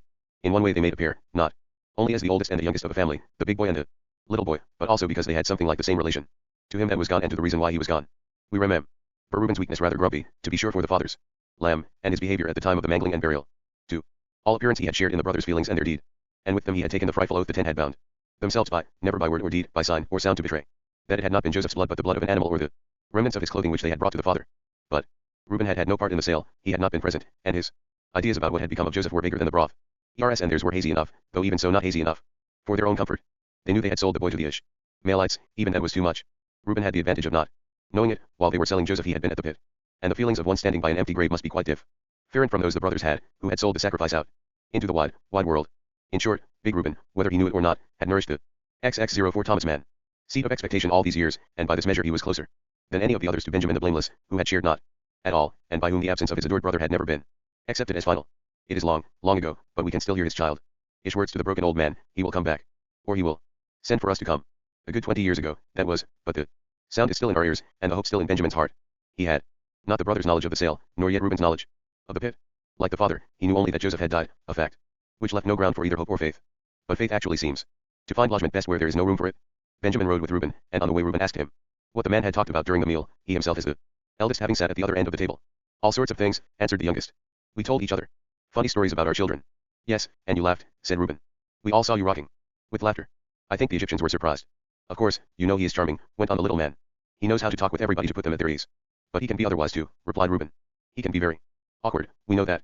Of course, said Benjamin, you know all about that. And yet, he wishes us well, I am certain of it.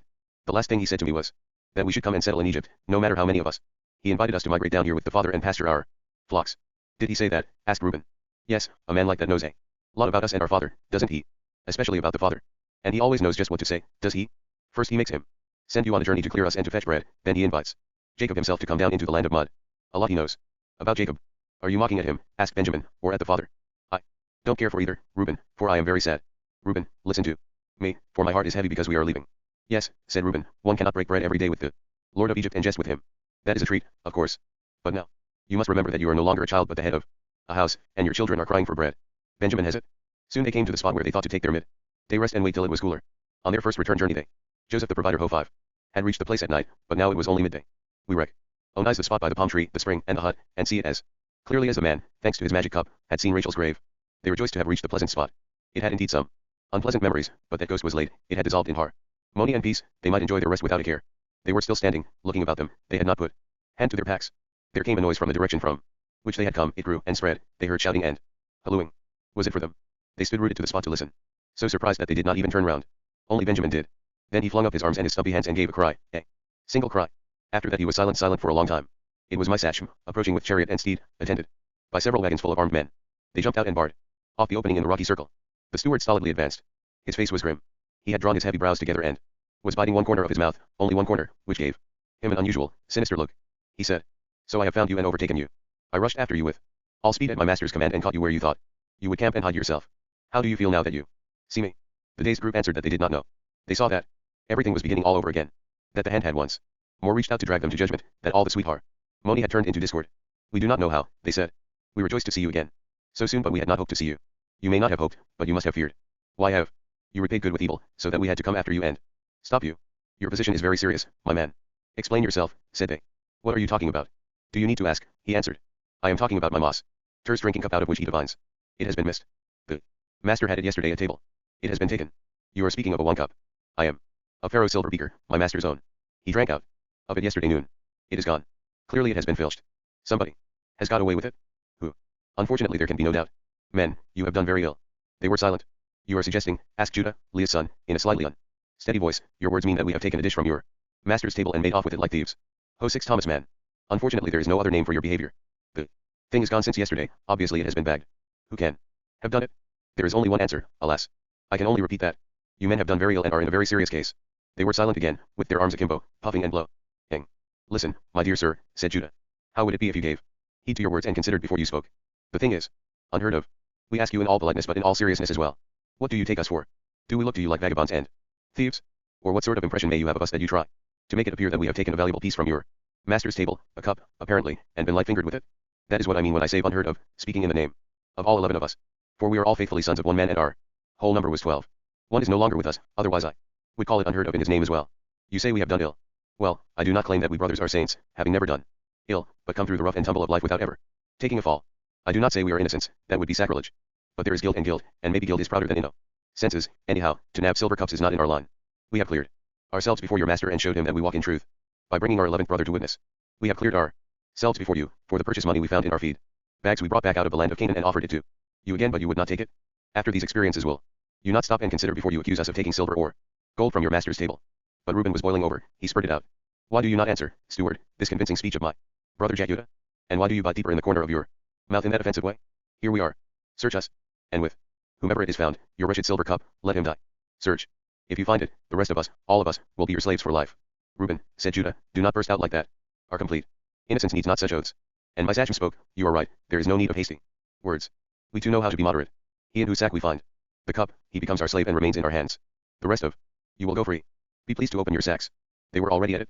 They had run to their sacks, they could not take them down fast enough from their asses and tear them open. "Laban," they cried with laughter, "Laban, searching on the morn. Joseph the provider 207 of Gilead. Ha, ha. Let him sweat and swear. Here, master steward. Come and search mine first." "Quietly, quietly," said my Sachem. "Everything in order and in turn, the way my master knew your names. We will begin with the big hothead." As he searched they mocked, their triumph mounting as he went on. They called him Laban and jeered at him for a sweating clod, as he moved from sack to sack, stooped and looked with his hands on his hips, shook his head and shrugged his shoulders, then went on to the next. He searched Asher and Issachar and came to Zebulun. Nothing there. He was almost at the end of his search, only Benjamin was left. They jeered yet more loudly. "Now he is looking in Benjamin's," they cried. "What luck with the most innocent of all, not only in this but in all other respects, for he has never done ill in his life. Watch how he searches in the last bag. Listen to what he will say next to justify." All at once they were still. They saw it shining in the steward's hand. Out of Benjamin's feed bag, from not very far down, he had drawn the silver cup. "Here it is," he said. "Found in the youngest sack. I should have begun at the other end and spared myself trouble and abuse. So young and already so thievish. Of course, I am glad to have found the cup, but my pleasure is marred by the knowledge of such early corruption and ingratitude. Young one, you are in a bad fix. And the others? They held their heads, staring at the cup till their eyes bulged out. They whistled through lips so puffed out that they could not speak but only whistle. Benoni, they cried, their voices shrilled to breaking. Defend yourself. Open your mouth. How did you come by the cup? But Benjamin was silent. He dropped his chin on his chest so that no one could see his eyes, and was dumb. They tore their clothing. Some of them actually seized the hem of their smocks and with one pull rent them from bottom to top. We are shamed, they wailed. Shamed by our youngest. Benjamin, for the last time open your mouth and justify yourself. But Benjamin was silent. He did not lift his head, he spoke no word. His silence was quite impossible to describe. He did cry out at first, shouted Bilhazdan, now I remember. He gave a great cry when this man came up. Terror tore the shriek out of him, he knew why the man came after us. Then they fell on Benjamin with loud railing and reviling and called him a thief and the son of a thief, reminding him how his mother had stolen her father's care of him. It is inherited, he has it in his blood. Oh, thief's blood, did you have to apply your inheritance? Thomas Mann. Just here, to bring us all to shame with you, us and our whole stock. The father and all of us and our children. Now you are exaggerating, said my sachem. That is not our way. The rest of you are all cleared and free. We do not assume your guilt, but rather that your youngest stole on his own account. You can freely go home to your honorable father. Only he who took the cup, he falls to us. But Judah answered him, there can be no talk of that, steward. For I will speak with your master, he shall hear the words of Judah, I am resolved upon it. We all go back with you before his face and he shall judge us all. For we are all liable in this matter and are as one. With respect to what has happened. Lo, our youngest was innocent. All his years, for he was at home. But we others were out in the world. And became guilty. We are not minded to play the guiltless and leave him in the lurch because he became guilty on his travels while we in this one respect are innocent. Up with us all, lead us together with him. Before the throne of the keeper of the market. Be it so, said my sachem. As you will. So they went back to the city, surrounded with the troop of lank ers, taking the road they had lately covered so free from care. But Benjamin said no word. I am he. It was already the latter part of the afternoon when they came before Joseph's house, for the steward led them thither and not to the great office where they had first bowed and bent their knees. Joseph was not there, he was in his own house. He was yet there, the story says, and it is correct. After the merry meeting of the day before, Pharaoh's friend had gone back to his office, but today he could not have left his house. He knew that his steward was at his task, and he waited with extreme impatience. The feast was nearing its climax and it rested with the 10 whether they would be on the scene or only hear what happened at second hand. Would they make the youngest come back alone with my sachem? Or would they all stick together? Joseph's suspense was great. On this point depended his future relations with the brothers. We, of course, are in no suspense. In the first place we know all the phases of the story by heart, moreover we have just been present at the search for the cup and have seen that the brothers did not forsake Benjamin in his guilt, whereas the fact was still hidden from Joseph. So in our wisdom we may smile at him as he wandered up and down and to and fro, from the book room to the reception hall, thence to the quitting hall, back through all the rooms into his sleeping chamber, where he feverishly gave this or that last touch to his toilette, like an actor nervously adjusting his makeup before the curtain goes up. Joseph the provider IO9. He went to see his wife Asenath, in the women's quarters. They sat together watching Manasseh and Ephraim at their play, and he could not disguise his stage fright. My husband and dear lord, said she, what is the matter? You are nervous, you keep shuffling your feet and listening for something. What have you on your mind? Shall we have a game to divert you, or shall some of my women dance before you? No, my girl, he replied. Thank you, not now. I have other moves in my head from those in the game, and I cannot watch the dancing. I have too much jigging and juggling to do myself, while God and the world look on. I must get back nearer to the hall, that is the theater. But for your maids I know a better task than dancing, for I came to tell them to make you beautiful even beyond your beauty, and dress and adorn you, and the nurses must wash Manasseh's and Ephraim's hands and put on their embroidered smocks, for I am expecting very special guests and will present you all as my family so soon as the word has been spoken and they know who I am and whose you are. Yes, you are making big eyes, my shield maid with the tiny waist. But just do as I say and make yourselves fine, and you shall hear from me. With that he was off again into the other part of the house. He would gladly have luxuriated in pure waiting and the pleasure of sus pence, but as always there was business to transact, officials to see, accounts and papers to examine and sign, brought to him in his book room by his reader and his acting scribe. He cursed them mentally, yet welcomed them for their company too. The sun declined as he sat over his papers, with one ear cocked. At last he heard a confusion of sounds in front of the house. The hour had come, the brothers were here. My sachem entered, the corner of his mouth drawn tighter than ever, the cup in his hand. He handed it to his master. The youngest had it, said he. After a long search. They are in the hall, awaiting your sentence. All of them? Joseph asked. All of them, my sachem replied. You see that I am busy, said Joseph. These gentlemen here are not here for fun, we are occupied with the business of the crown. You have been my steward long enough to know whether I can take time from pressing official business for such petty matters. You and your men can wait. And he bent again over the roll held open for him by an official. But as he could see nothing that was written there, he said after a pause. We might as well get that little matter over with first. It is a case of criminal ingratitude, and I must pass judgment. Gentlemen, follow me to the hall, where the evildoers are awaiting sentence. 30 Thomas Mann. They attended him as he went up 3 steps and through a hanging out onto the raised dais of the hall, where stood his chair. With the cup in his hand he sat down. Servants straightway held fans over his head, for he was always thus protected the moment he sat down. A slanting rayful of dancing motes shone from one of the left hand upper openings between the columns and the sphinxes and the red sandstone crouching lions with pharaoh heads. It fell upon the group of sinners who had flung themselves down a few paces from Joseph's chair with their foreheads to the ground. Spears guarded them on either side. A host of the curious, cooks and waiting boys, sprinklers and flower table stewards, crowded round the doors. Brothers, stand up, said Joseph. I should not have thought to see you again, and on such an occasion. But there are many things I Should not have thought. I should not have thought you could do as you have done, when I had treated you like gentlemen. I am glad, of course, to have my cup back again, out of which I drink and from which I divine. But I am greatly cast down by your gross behavior. It is incomprehensible to me. How could you bring yourself so crudely to repay good with evil, to offend a man like me by taking away something he is fond of and which is useful to him? The deed was as stupid as it was hateful, for you might have guessed that a man like me would miss so valuable a piece at once and know every thing. Did you imagine that when I saw I had been robbed I could not divine where it had gone? And now I assume that you have admitted your guilt. It was Judah who answered. He became the spokesman for them all this day, for he had passed through trials in life which they had been spared. He had familiar knowledge of sin and guilt, and therefore he could fitly represent the brothers on their way back to Manf. This had been settled among them, and he had considered what to say. Now, with his garments rent, he stood among his brothers and spoke. What shall we say unto my Lord, and what sense would there be in trying to clear ourselves before him? We are guilty before you, O Lord, guilty in the sense that your cup was found among us, with one of us, and that means with all. How the cup came into the sack of the youngest and most innocent of us all, who was always safe at home, I do not know. We do not know. We are powerless to speculate about it before your seat. You are a mighty one of earth, you are good and evil, you raise up and cast down. We are your servants. No defense of ours has any worth before you, and foolish is the sinner who sums upon present innocence when the avenger demands pay for all misdeeds. Not for nothing did our old father lament that we would make him childless in his old age. Lo, he was right. We and he with whom the cup was found are fallen to my Lord as slaves. In this opening speech of Judah's, which was not yet the one for Joseph the provider which he is famous, there were points which Joseph preferred to Ig. No. He therefore answered only the one touching on their slavery. To reject it? No, not so, he said. Far from it. There is no behavior so bad that it can make a man like me behave inhumanly. You have bought food for the old man your father in the land of Egypt, and he is waiting for it. I am Pharaoh's great man of business. No one shall say I took advantage of your crime to keep the money, the goods, and the buyers too. Whether only one of you sinned or all of you together, I will not inquire. To your youngest I talked familiarly at table. We were married together, and I told him the virtues of my beloved cup, and by its means showed him his mother's grave. It may be he prattled to you about it, and all of you concerted the ungrateful plot of stealing the treasure. I assume it was not for the sake of the silver you took it. You wanted to use its magic for yourselves, perhaps to find out what became of your missing brother, the one who left home. How can I tell? But again, maybe your youngest committed the crime on his own, told you nothing, and took the cup. I do not wish to hear. The booty was found with the thief. He shall be my servant. But the rest of you may go home in peace to your father, the old man, that he may not be childless and may have food to eat. Thus the exalted, and for a while there was silence. Then Judah, the man of afflictions, to whom they had given the word, strode out of the group. He trod before the throne, close up to Joseph, took a long breath, and spoke. Hear me now, my lord, for I will hold speech before your ears, and relate how it all came about and what you did and how it stands with these and with me, with us brothers all. My words will make clear, beyond peradventure, that you cannot and may not separate our youngest from us, and you may not keep him to belong to you.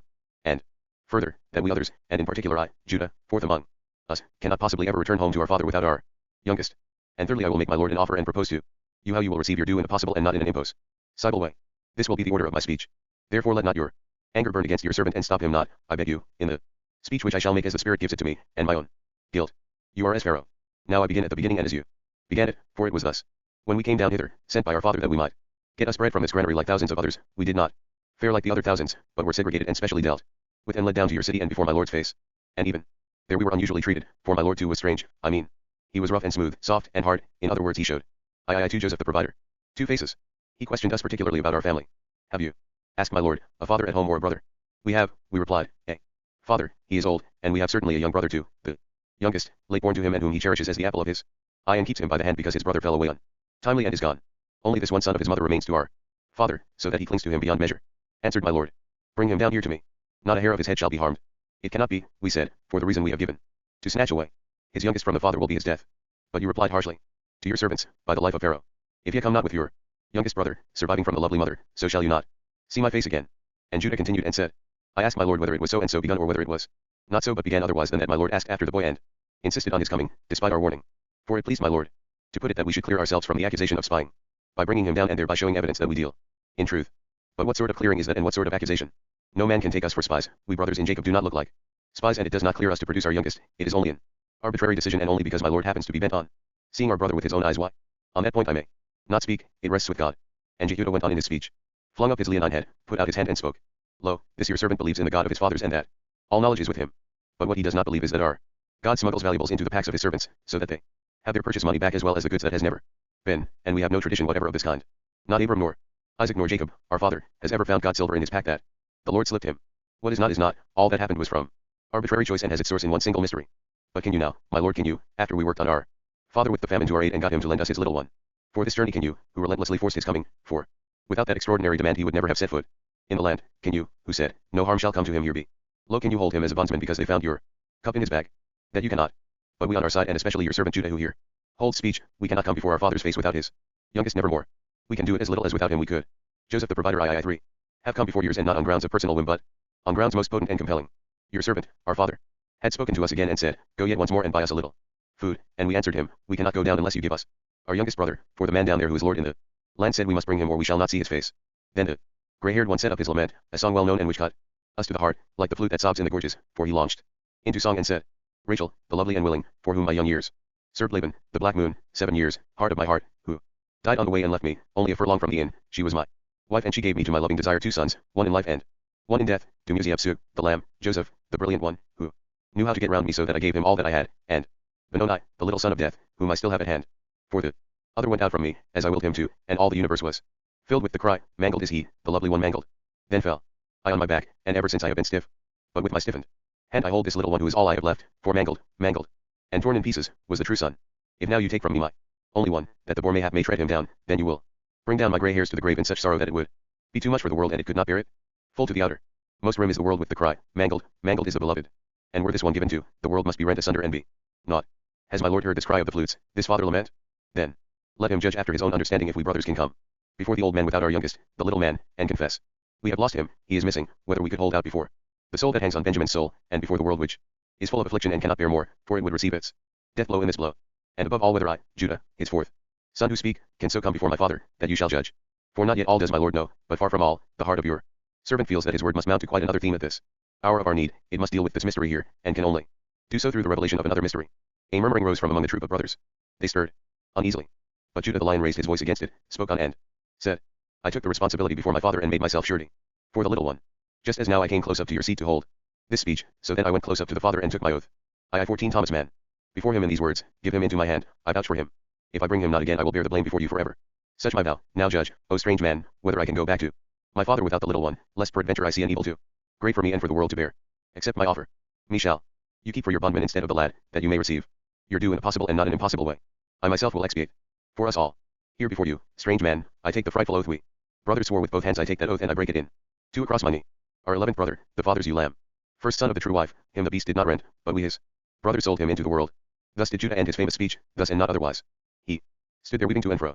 The brothers had gone pale, yet they were deeply relieved that the secret was out at last. For it is not impossible to go pale and yet feel relieved at the same time. But 2 of them cried out, and they were the oldest and the youngest. Reuben shouted, What do I hear? And Benjamin did just as he had done before when the steward overtook them. He flung up his arms and gave an indescribable cry. And Joseph, he had got up from his seat and glittering tears ran down his cheeks. For it happened that the shaft of light which had been falling aslant upon the group of brothers had now moved round and was coming through an opening at the end of the hall. It fell directly on Joseph's face and in it his tears glittered like jewels. All that is Egyptian go out from me, said he. Out with you. Go. For I invited God and the world to this play, but now shall God alone be witness. Reluctantly they obeyed. My sachem put his hands on the backs of the scribes on the platform, urged them towards the door with nods and gestures, and helped them out. The crowds vanished from the entrance, though it is not likely they moved very far. They all stood in and out of the book room with their heads cocked in the direction of the hall. Some even held their hands to their ears. And Joseph, heedless of the tears on his face, stretched out his arms and made himself known. Often before now he had done the same, and made people stare, giving them to think that some higher power moved in him other than what he was himself and mingled in his single person with a dreamy and seductive charm. But now quite simply, and despite the outstretched arms with a deprecating little love th_, he said, 05. Children, here I am your brother Joseph. Of course he is, shouted Benjamin, almost choking with joy. He stumbled forwards and up the steps, fell on his knees, and stormily embraced the newfound brother's knees. Joseph the provider I 5. Jashup, Joseph L, Jehoshaphat, he sobbed, with his head tipped back to look up in his brother's face. You are, of course. You are not dead, you have overturned the great abode of the shadow of death, you have risen up to the 7th threshold, you are set as Metatron and inner prince. I knew it, you are lifted up on high, the Lord has made you a seat like to his own. But me you know still, your mother's son, and you fanned the air with my hand. Little one, said Joseph. Little one. He raised Benjamin up, and put their heads together. Do not talk, it is none of it so great, nor so remote, and I have no such glory, and the great thing of all is that we are 12 once more. Wrangle not. He put his arm around Benoni's shoulders and went down with him. To the brothers, yes, the brothers, how was it with them as they stood there? Some stood with legs apart and arms dangling awkwardly down almost to their knees. They stared open-mouthed into space. Some held their clenched fists upon breasts that heaved up and down with the fury of their panting. All of them had gone pale at Judah's confession. Now they were crimson, a deep dark red like the color of pine trunks, red as that time when squatting on their hands they had seen Joseph coming towards them in the coat of many colors. Without Benoni's rapturous cry they would not have believed or even grasped what the man said. But now the sons of Rachel came with their arms about each other to stand among them, and a mere association, for all of them had long since felt that this man had something or other to do with Joseph, swelled and changed into an identification, and what wonder that their brains felt as though they would burst. At one moment they would succeed in putting together the sacrificed lamb yonder and the Lord here in his glory. The next moment the two ideas fell apart again. They had work to hold them together, and that was because their chagrin and horror were so great. Come here to me, said Joseph as he approached. Yes, yes, I am. Your brother Joseph whom you sold down into Egypt, but never mind about that, for you did me no harm. Tell me, my father is truly alive. Speak to me, don't be afraid. Judah, that was a great speech. You made. You made it forever and ever. I dearly embrace and congratulate you, I greet you and kiss your lion's head. See, it is a kiss. You gave me in front of the Medes, today I give it back, my brother. And it is all blotted out. I kiss you all in one, never think I am angry. That you sold me down here. That all had to be, God did it, not you. El Shaddai estranged me early from my father's house, he separated me according to his plan. He sent me on ahead of you to be. I 6 Thomas Mann. Your provider, and in his beautiful providence he brought it about. That I should feed Israel together with all strangers in time of dearth. That was a perfectly simple, practical matter though physically important, of course, but nothing to make a shout about. For your brother is no God hero, no harbinger of spiritual salvation. He is just a farmer and manager. Remember how your sheep bowed down to mine in the dream I prattled about when I was a young brat, and the stars that made curtsies? Well, that has turned out to mean nothing so very extraordinary, just that my fathers and brothers would thank me for what I could give them. When a man receives bread, he says, not Hosanna in the highest, but just thank you very much. However, bread there has to be. Bread comes first, before all the Hosannas. Now do you understand how simple the thing was that the Lord meant, and will you not believe that I am alive? You know yourselves that I did not stop in the pit, because the children of Ishmael drew me up out of it and you sold me to them. Put your hands on me, take hold of me, feel and see that I am your brother Joseph and I am alive. 2 or 3 of them actually did touch him. They cautiously ran their hands down his garment and timidly grinned. Then it was only a joke and you just behaved like a prince, asked Issachar. And you are really only our brother Joseph? Only, he answered. That is the best that I am. But you must try to understand that I am both. I am Joseph, whom the Lord Pharaoh has set as father and prince in all Egypt. Joseph I am, arrayed in the splendor of this world. Then, said Zebulun, we must not say you are only the one and not the other, for actually you are both in one. We had a glimmer of it all along. And it is good that you are not the lord of the market all the way through, else it would go hard with us. But under your fine raiment you are our brother Joseph, who will protect us from the wrath of the keeper of the market. But you must understand, my lord. Will you drop it, stupid, just leave off this lord business, once and for all. You must see that we have to seek the protection of the keeper of thy market against our brother, for in time past we did him ill. That you did, said Reuben, with the muscles of his jaw standing out. It is unheard of, Jehoshaphat, what I have been ignorant of up till now. They sold you behind my back and never gave me a hint, and all these years I did not know that they got rid of you and took money for you, J. That will do, Reuben, said Bilhah. You did this and that behind our backs too, and went secretly to the pit meaning to steal the boy. As for the purchase price, it was no great sum, as Joseph's grace. Joseph the provider III 7. Well knows. 20 shekels Phoenician, that was all, thanks to the old man's bargaining powers, and we can settle it any time and you can get your due. Wrangle not, men, said Joseph, don't dispute about what one of you did without the other knowing. For God has put all right. I thank you, Reuben, my big brother, that you came to the pit with your rope to pull me out and give me back to the father. But I was not there. And that was good, for it was not to be so and would not have been right. But now it is right. Now we must all of us think of nothing but the father. Yes, yes, nodded Naphtali, and his tongue went like a clapper, and his legs twitched. What our exalted brother said is quite right. For it must not be that Jacob sits far away in his house of hair or outside it without the dimmest idea of what has happened here, that Joseph is alive and has got high up in the world and has a glittering post among the heathen. Only think, there he sits, Jacob, wrapped in ignorance that we stand here talking face to face with the lost one, and touch his garment to convince ourselves. Everything was misunderstanding and wrong information, and the father's high-flown law meant is as not, and as not the worm that has gnawed us all our lives. All that is so thrilling it is enough to make a man jump out of his skin. Everything in the world is so unbearably awry that we are here and know, and he does not know only because he is there, and great and foolish distances divide his knowledge from ours, so that the truth can only get a few paces ahead and then lies still and can know more. Oh, if I could just put my hands to my mouth and shout across 17 days distance and say, Father, halloo. Joseph is alive and he is as Pharaoh in the land of Egypt. That is the latest news. But however loud one might shout, there he sits unhearing and unmoved.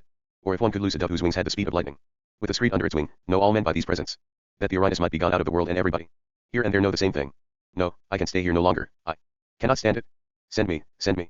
I will do it. I will run, defying the fleet stag, to give him good account. For could any account be better than that which tells the latest news? Joseph applauded his zeal, but he said, let well alone, Naphtali. Do not be precipitate, for you may not run off alone, and no one has a right to say to our father what I will have said to him and what I planned to say long ago when I lay at night and mused on this story. You shall all stay with me 7 days and share all my honors, and I will set you before my wife the sun maid, and my sons shall bow before you. After that you shall load your animals and go up together with Benjamin, and tell him, Joseph your son is not dead but lives, and speaks to you with his living voice and says, God gave me rank. I Thomas Mann. Among strangers, and folk I know not are subject to me. Come down here to me, delay not nor fear, dear father, fear not the land of tombs, whither Abram too came in time of famine.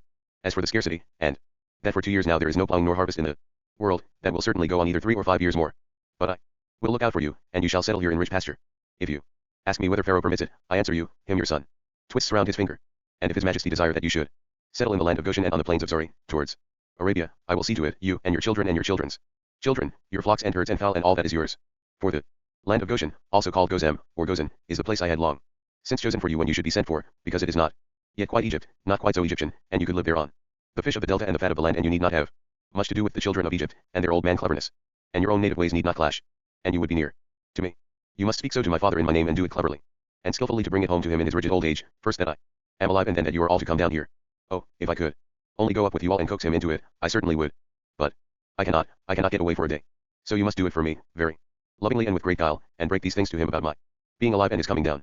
Don't say to him all at once, Joseph is alive. Begin by asking, suppose it were true that Joseph had not died, how would our Lord and Father feel? So he could come on to it gradually. And then do not blurt out that you are all to come down and settle down below in the land of the corpse gods, say in the neighborhood of Goshen. Can you do it like that without me, sly and loving at once? In these next days we can talk about how it should be done. Now I will show you my wife, the sun-maid, and my boys, Manasseh and Ephraim. And we shall eat and drink all 12 of us together and be merry, and recall old times, yet forgetting much. But while I think of it, when you get home to our father, tell him all that you have seen and stint not your description of my glory here below. For his heart has been sorely bruised, and it must be healed by the sweet music of his son's magnificence. Pharaoh writes to Joseph, it would be a pity if now, having heard all these things, our audience were to disperse, or to turn away its ears, thinking, well, that was that, the great revelation has been made, the climax reached nothing better can be coming, there is only the end of the tale, and we know how it turned out already, we cannot get excited. Take my word for Joseph the provider II-19. You are wrong. The author of this tale, by whom I mean him, who has made all tales, has given it many climaxes, and he knows how to get its effects one through the other. With him it is always the best is still to come, he always gives us something to look forward to. That was a lovely place where Joseph heard that his father was alive, but where Jacob, the old man, rigid with suffering in body and brain, slowly opens his senses to the song of spring and resurrection and girds himself to go down and embrace his living son. There is nothing thrilling in that. Some who still stay to listen might tell the others how thrilling it was, then they will be sorry all their lives for not having been there when Jacob blessed his Egyptian grandchildren with his hands crossed, and when the venerable man encountered his last hour. We know already? But that is a foolish thought. Anybody can know the story. To have been there is the thing. But it seems the injunction was needless, nobody had stirred. So, then, when Joseph had thus spoken with the 11, they went out thence together from where he had revealed himself, to Asenath, the maiden, his wife, to bow before her. And they saw their nephews, Manasseh and Ephraim with the Egyptian youth lock on their heads. Through the whole great house there was a bustling and much joyous laughter, for all the household staff had listened at the door's end. Joseph needed to make no announcement, no, for everybody knew. And one shouted to another that the provider's brothers were come, and the sons of his father had found their way hither from Zeheland. It was the greatest fun for them all, especially because they could count on cakes and ale being given out to celebrate the event. But the scribes from the office had also listened and spread the news throughout the city, and it would have rejoiced the nimble Naph Tali's heart to see it run like a forest fire throughout all men, so that everybody was quickly on an equal footing of knowledge. They all knew something at the same time, that the troop of brothers of Pharaoh's universal friend had arrived at his house. There was much jumping for joy in the streets and a crowd in front of Joseph's house, in the best suburb of Men shouting hurrahs and demanding the sight of him surrounded by his Asiatic kin. They were finally gratified. The 12 showed themselves on the terrace. What a pity. Men's folk knew not how to manipulate light rays as we do, so that the group could be perpetuated in a photograph. They were satisfied with their own natural lenses and did not miss anything, because they could not even conceive of such an idea. The titillating news did not long stop within the walls of the metropolis of tombs. It flew like a dove out into the land, and first to get wind of it was Pharaoh, who, and his whole court with him, was, of course, greatly delighted. Pharaoh was now called Ignaton, having laid aside the Harshamun name and assumed one which contained 112 Thomas Mann, that of his father in heaven. Some years before, he had moved nearer to the city of his minister and favorite. He had ceased to reside in Thebes, the house of Amun-Re, and gone down further north into the upper Egyptian Hair district. There, after long search, he had found a spot suitable for the erection of a new city entirely dedicated to his beloved deity. The site was a little south of Nanu, the house of Thoth, at a place where a little island rose from the stream that simply cried out for the erection of elegant little pleasure pavilions. The rocks on the left bank retreated in a curve affording space for laying out temples, palaces, and terraces, adequate to a thinker on God who had a hard time in life and ought also to have an easy one. The Lord of the sweet breath had found a place after his own heart, needing no counsel save his own thoughts and him who dwelt therein, to whom alone in this sweet spot the songs of praise should swell. The gracious command of his majesty went forth to his art is and stonemasons to build here with the greatest speed a city, the city of his father, the city of the horizon Akitehan.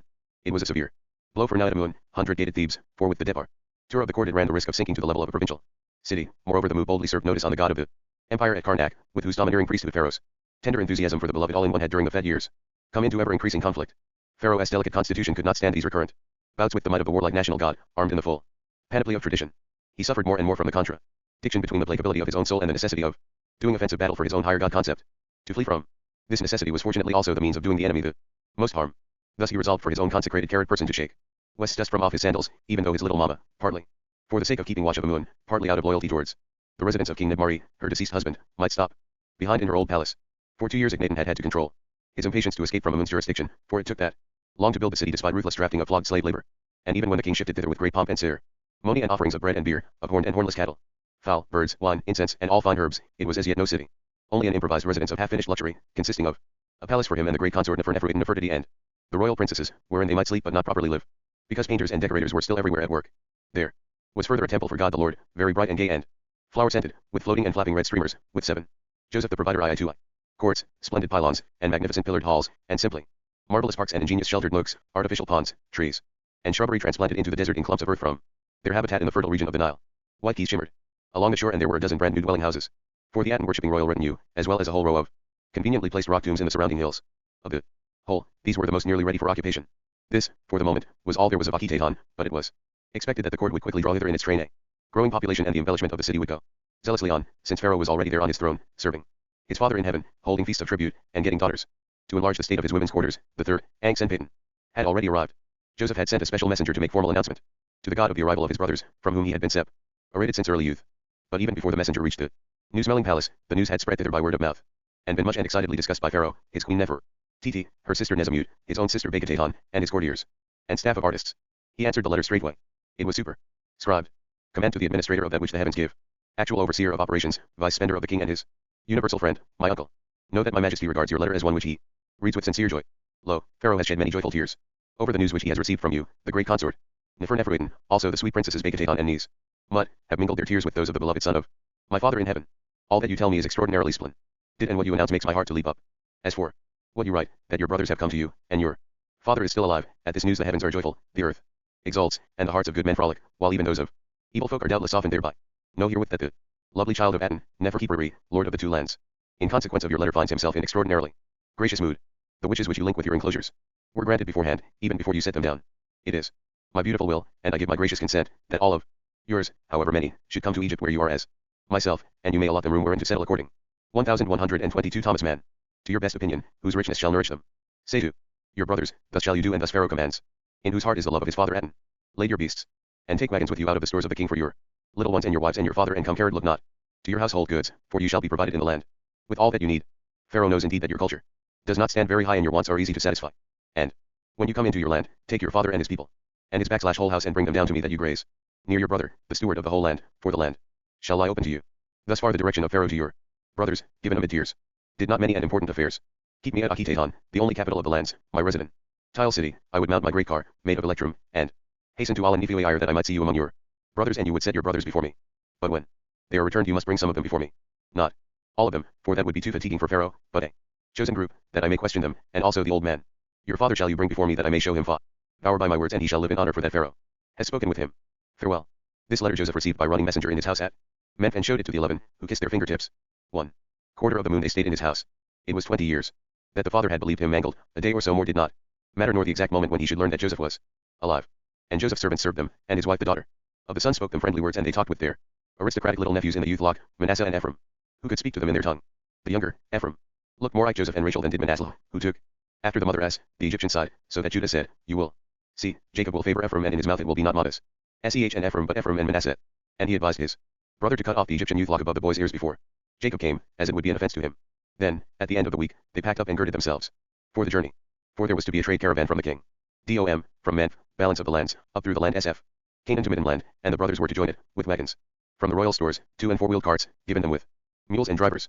Considering the 10 asses, laden with all sorts of Joseph the provider II-23 luxurious specialties of Egypt, exclusive and costly specimens of a lofty culture and fastidious taste, presented by Joseph to Jacob, and the 10 she-asses, likewise for Jacob, whose loads consisted of grain, wine, preserves, smoked meats, and unguents. Considering all this, it is clear that the brothers' own train was a stately one even by itself, swollen as their possessions were in addition by presents from their brother.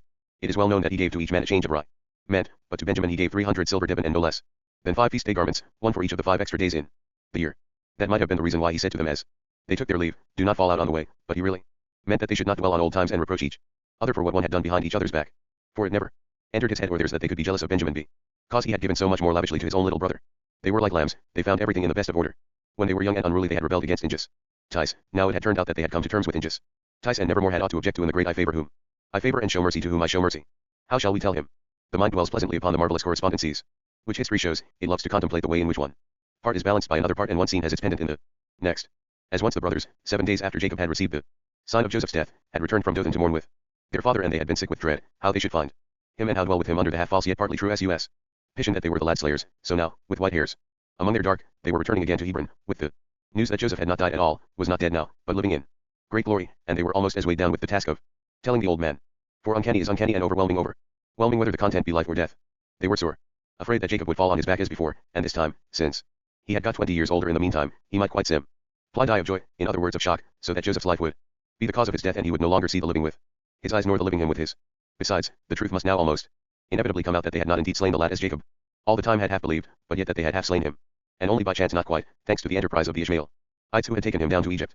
The thought added to their 1124 Thomas Mann. Pangs of conflicting joy and dread. But they drew some comfort from the thought that Jacob would be impressed, seeing they had been saved from murder by his messengers, the Midianites. This power which God had shown the brothers would prevent Jacob from quarreling with or cursing them. They discussed all this during the whole 17-day journey. With all their impatience to bring it to an end, they even found it too short a time in which to decide how to tell Jacob in the least Jero's way and how they would stand in his eyes once they had done so. Children, they said to each other, for since Joseph had said, children, I am your brother, they often used the word to each other, though it could never have been their habit before children. You will see, we shall have him falling on his back when we tell him, unless we go about it very tactfully and cautiously. But whether well or ill told, do you think he will believe what we say? The chances are he will not. For in so many years the idea of death fixes itself firmly in head and heart and is not easily dislodged or changed, for the thought of life it is not welcome to the mind, for the mind clings to habit. Brother Joseph thinks it will be a great joy to the old man, and so, of course, it will be a tremendous joy, but let us hope not too tremendous for his strength. But does a man know how to take hold of a joy straight off, when sorrow was his portion for years on end, and does he want to be told that he spent his life in a delusion and his days in error? For his affliction was all his life, and now it is all bitterness. It is passing strange that we shall have to talk him out of something we once talked him into by means of the blood-stained garment, so that he clings to it now. And in the end we shall suffer more because we take it away than because we did it to him in the first place. Certainly he will close his mind and not believe us. And that is all for the best. For some time he must and may not leave us, for if he grasped it all at once it would lay him out. The question is, how to tell him so that the joy shall not be too abrupt and we do not suddenly thwart his settled sorrow. The best things would be if we did not need to say anything, but could just take him down to FGYPT and set him before Joseph his son, so he could see him with his own eyes and make all words superfluous. But it will be hard enough to get him down to Mizraim, to the fat feeding grounds. Even when he knows that Joseph lives there, he has to know it before and or he surely will not go. But truth has not only words, it has also signs, such as the presence of the exalted ones and Pharaoh's wagons at our disposal. We will show him them, perhaps first of all before we say anything, and then explain the signs. But by the signs he will see how kindly the exalted one means by us and how we are one heart and soul with him we sold, so when it comes out, the old man will, Joseph the provider I 1-5, not be able to scold us for long, neither curse us, for can he then curse Israel? 10 out of 12. That he cannot, for it would be to kick against God's plan, who sent Joseph down thither before us as quartermaster in Egypt. Therefore, children, let us not be too fearful. The hour will come, and the moment whisper us how we shall use it. First we will spread out the gifts before him, the pride of Egypt, and ask, where do you suppose they come from, father, and from whom? Guess. Well, they come from the great keeper of the market. Down yonder, he sent them to you. But then it must be he loves you very much. He must love you almost as a son loves his father. But when we have got as far as the little word son, then we are more than halfway, we are past the worst. And then we play for a while on the word, and finally, instead of saying the keeper of the market sent it, we say, your son sent it, Joseph sent it to you, for he is still alive and is a lord over all Egypt. Thus the 11 planned and took counsel together under their nightly tent, and almost too swiftly for their misgivings the now familiar road lay behind them, from Menphop to the frontier fortress, through the wilderness, and then towards the land of the Philistines, and Gaza the seaport Kadadi, where they separated from the merchant caravan they had marched with and struck inland into the hills. Towards Hebron in short day marches, and mainly by night, for it was flowery spring when they came and the nights were beautiful, still veered by an almost full moon. Moreover, they found very trouble some the curiosity they excited everywhere by reason of their train, swollen as it was by the Egyptian wagons, the mules, and mule boys, and a herd of almost 50 asses. So they regularly rested by day and by nightly stages pushed nearer home to the terebinths of the grove of Mamre, where stood the father's house of hair and the huts of nearly all the tribe. But the last day they set out early in the morning, and by 5 in the afternoon were close to the goal, though it was still hidden by the familiar hills as they climbed the last slope. They had left the luggage a little distance back, and they rode on before it, 11 silent donkey riders who had left off talking, for their hearts were pounding in their chests, and despite all their previous planning none of them was clear how to begin to break the news to the father without upsetting him. Now they had come to the point, all the plans misliked them. They found them stupid and unsuitable, in particular such foolishness as just guess, and who could it be, seemed to them frightfully out of place. Each one of them privately rejected it with scorn, and some at the very last minute tried to think of another idea. Perhaps they ought to send one of them on ahead, for instance Naphtali the runner, to tell Jacob they were all close at hand with Benjamin, and brought great, incredible news, incredible partly in the sense that one I-26 Thomas Mann could not believe it, partly because it went so counter to all their habits of thought that perhaps one could not even wish to believe it. And yet it was the living truth of God. So, thought some of them, the father's heart would best be attuned to receive the news and be best prepared for it by a forerunner before the others came up. They rode at a foot pace, telling the news. It was a rough, stony slope where their animals were picking their way, but strewn thickly with spring flowers. There was larger sized rubble as well as small, but wherever there was any soil, or even, it seemed, out of the stones themselves, wild flowers gushed, blossoms far and wide, white, yellow, sky blue, purple, and rose, low bushes, mats and tussocks of bloom, a riot of gaiety and charm. The spring had summoned them, and they had blossomed at their due hour. Even in the absence of the winter rains, it seemed they drew moisture enough from the morning dew, if only for a fleeting, soon fading splendor. Even the bushes here and there bloomed in their season, rose-colored and white. Only the merest flaky cloudlets gathered high up in the heavenly blue. On a little rock, against which a foam of blossoms beat like surf on a cliff, sat a figure almost, as seen from afar, like a flower itself. Soon they could tell it was a little maid, alone under the white sky, in red smock with daisies in her hair. On her arm she held a zither, and her slender brown fingers travelled up and down the strings. It was Sarah, Asher's child. Her father was the first to recognize her, and with fatherly pride he said, "That is my little Sarah, sitting there on a stone, playing herself a little tune on her zither. The little wench is like that, she loves to sit alone and practice herself in psalmody. She belongs to the tribe of whistlers and fiddlers. God knows where she gets it, but she has had it ever since she was born. She has to make psalter and psalm. She can play on the strings till they ring and mingle her voice in songs of praise, clearer and stronger than you could believe, seeing her wisp of a body. Someday she will be famous in Israel, the little Mon. He look, she sees us, she flings up her arms and runs toward us. Hello, Sarah. Here is your father Asher coming with your uncles. The child was already there. She ran barefoot through blossoms and rubble till the silver rings on wrists and ankles clashed and a yellow and white wreath bobbed up and down on her head. She laughed for pleasure and panted out breathless words of greeting. But even the gasping sounds she made had something sonorous about them, though one would not have known whence it came, her body being so frail. Joseph the provider II 27. She was a proper little maid, no longer a child and not yet a maiden. At most 12 years old. Asher's wife was supposed to be a great grandchild of Ishmael. Had Sarah something in her of Isaac's wild and beautiful half-brother that made her sing? Or since men's traits to undergo the strangest transformations in their posterity did Father Asher's moist and sensual lips and eyes, his greedy love of sensation and feeling combined become a musical quality in little Sarah. Perhaps it is too bold and far-fetched to trace back to the father's sweet tooth the child's love of the art of song. But some explanation there must be, so why not that, for little Sarah's strange gift? The 11 looked down from their long-legged asses upon the little maid, gave her greeting, caressed her, and their eyes grew speculative. Most of them dismounted and stood round Sarah, their hands on their backs, nodding and wagging their heads, saying well, and now, and so, little music lips, have you run out to meet us and be the first to greet us, sitting here and playing on your zither like this? But finally Dan, nicknamed Snake and Adder, said, listen, children, I see by your eyes that we all have the same idea. And it is Asher who should be saying what I now say, but being her father he does not think of it. Now, I have often shown that I am a good judge, and my native shrewdness tells me this is not just chance. That the little monkey, Sarah the songmaker, should meet us here before any of the others. God has sent her as a sign, to show what we should do. For the things we were planning about how to tell the father and hint to him so as not to harm him, that was all nonsense. Sarah shall tell him, in her own way, so that the truth speaks to him. In song, which is always the gentlest, whether sweet or bittersweet in one. Sarah shall go on before us and sing to him, and, even if he does not believe it, at least we shall have softened the soil of his soul and shall find it prepared for the seed of truth when we follow it up with chapter and verse, and he will be forced to believe that song and truth are the same, just as we had to believe, however hard, that Pharaoh's keeper of the market was the same as our brother Joseph. Now have I spoken truly and put on solid ground what hung in the air in front of all your eyes when you saw Sarah's childish little head dreaming into space? Yes, they said, he had, and he judged correctly. So it should be. It was the hand of heaven and a great relief. And then they took the child to instruct her and to stamp the truth on her mind. It was not easy, for they all talked at once and one would not let another speak. And Sarah looked with darting, delighted eyes at their excited faces and their waving hands. Sarah, said they, it is thus and so. Believe it or not, just sing it and then we will come and prove it.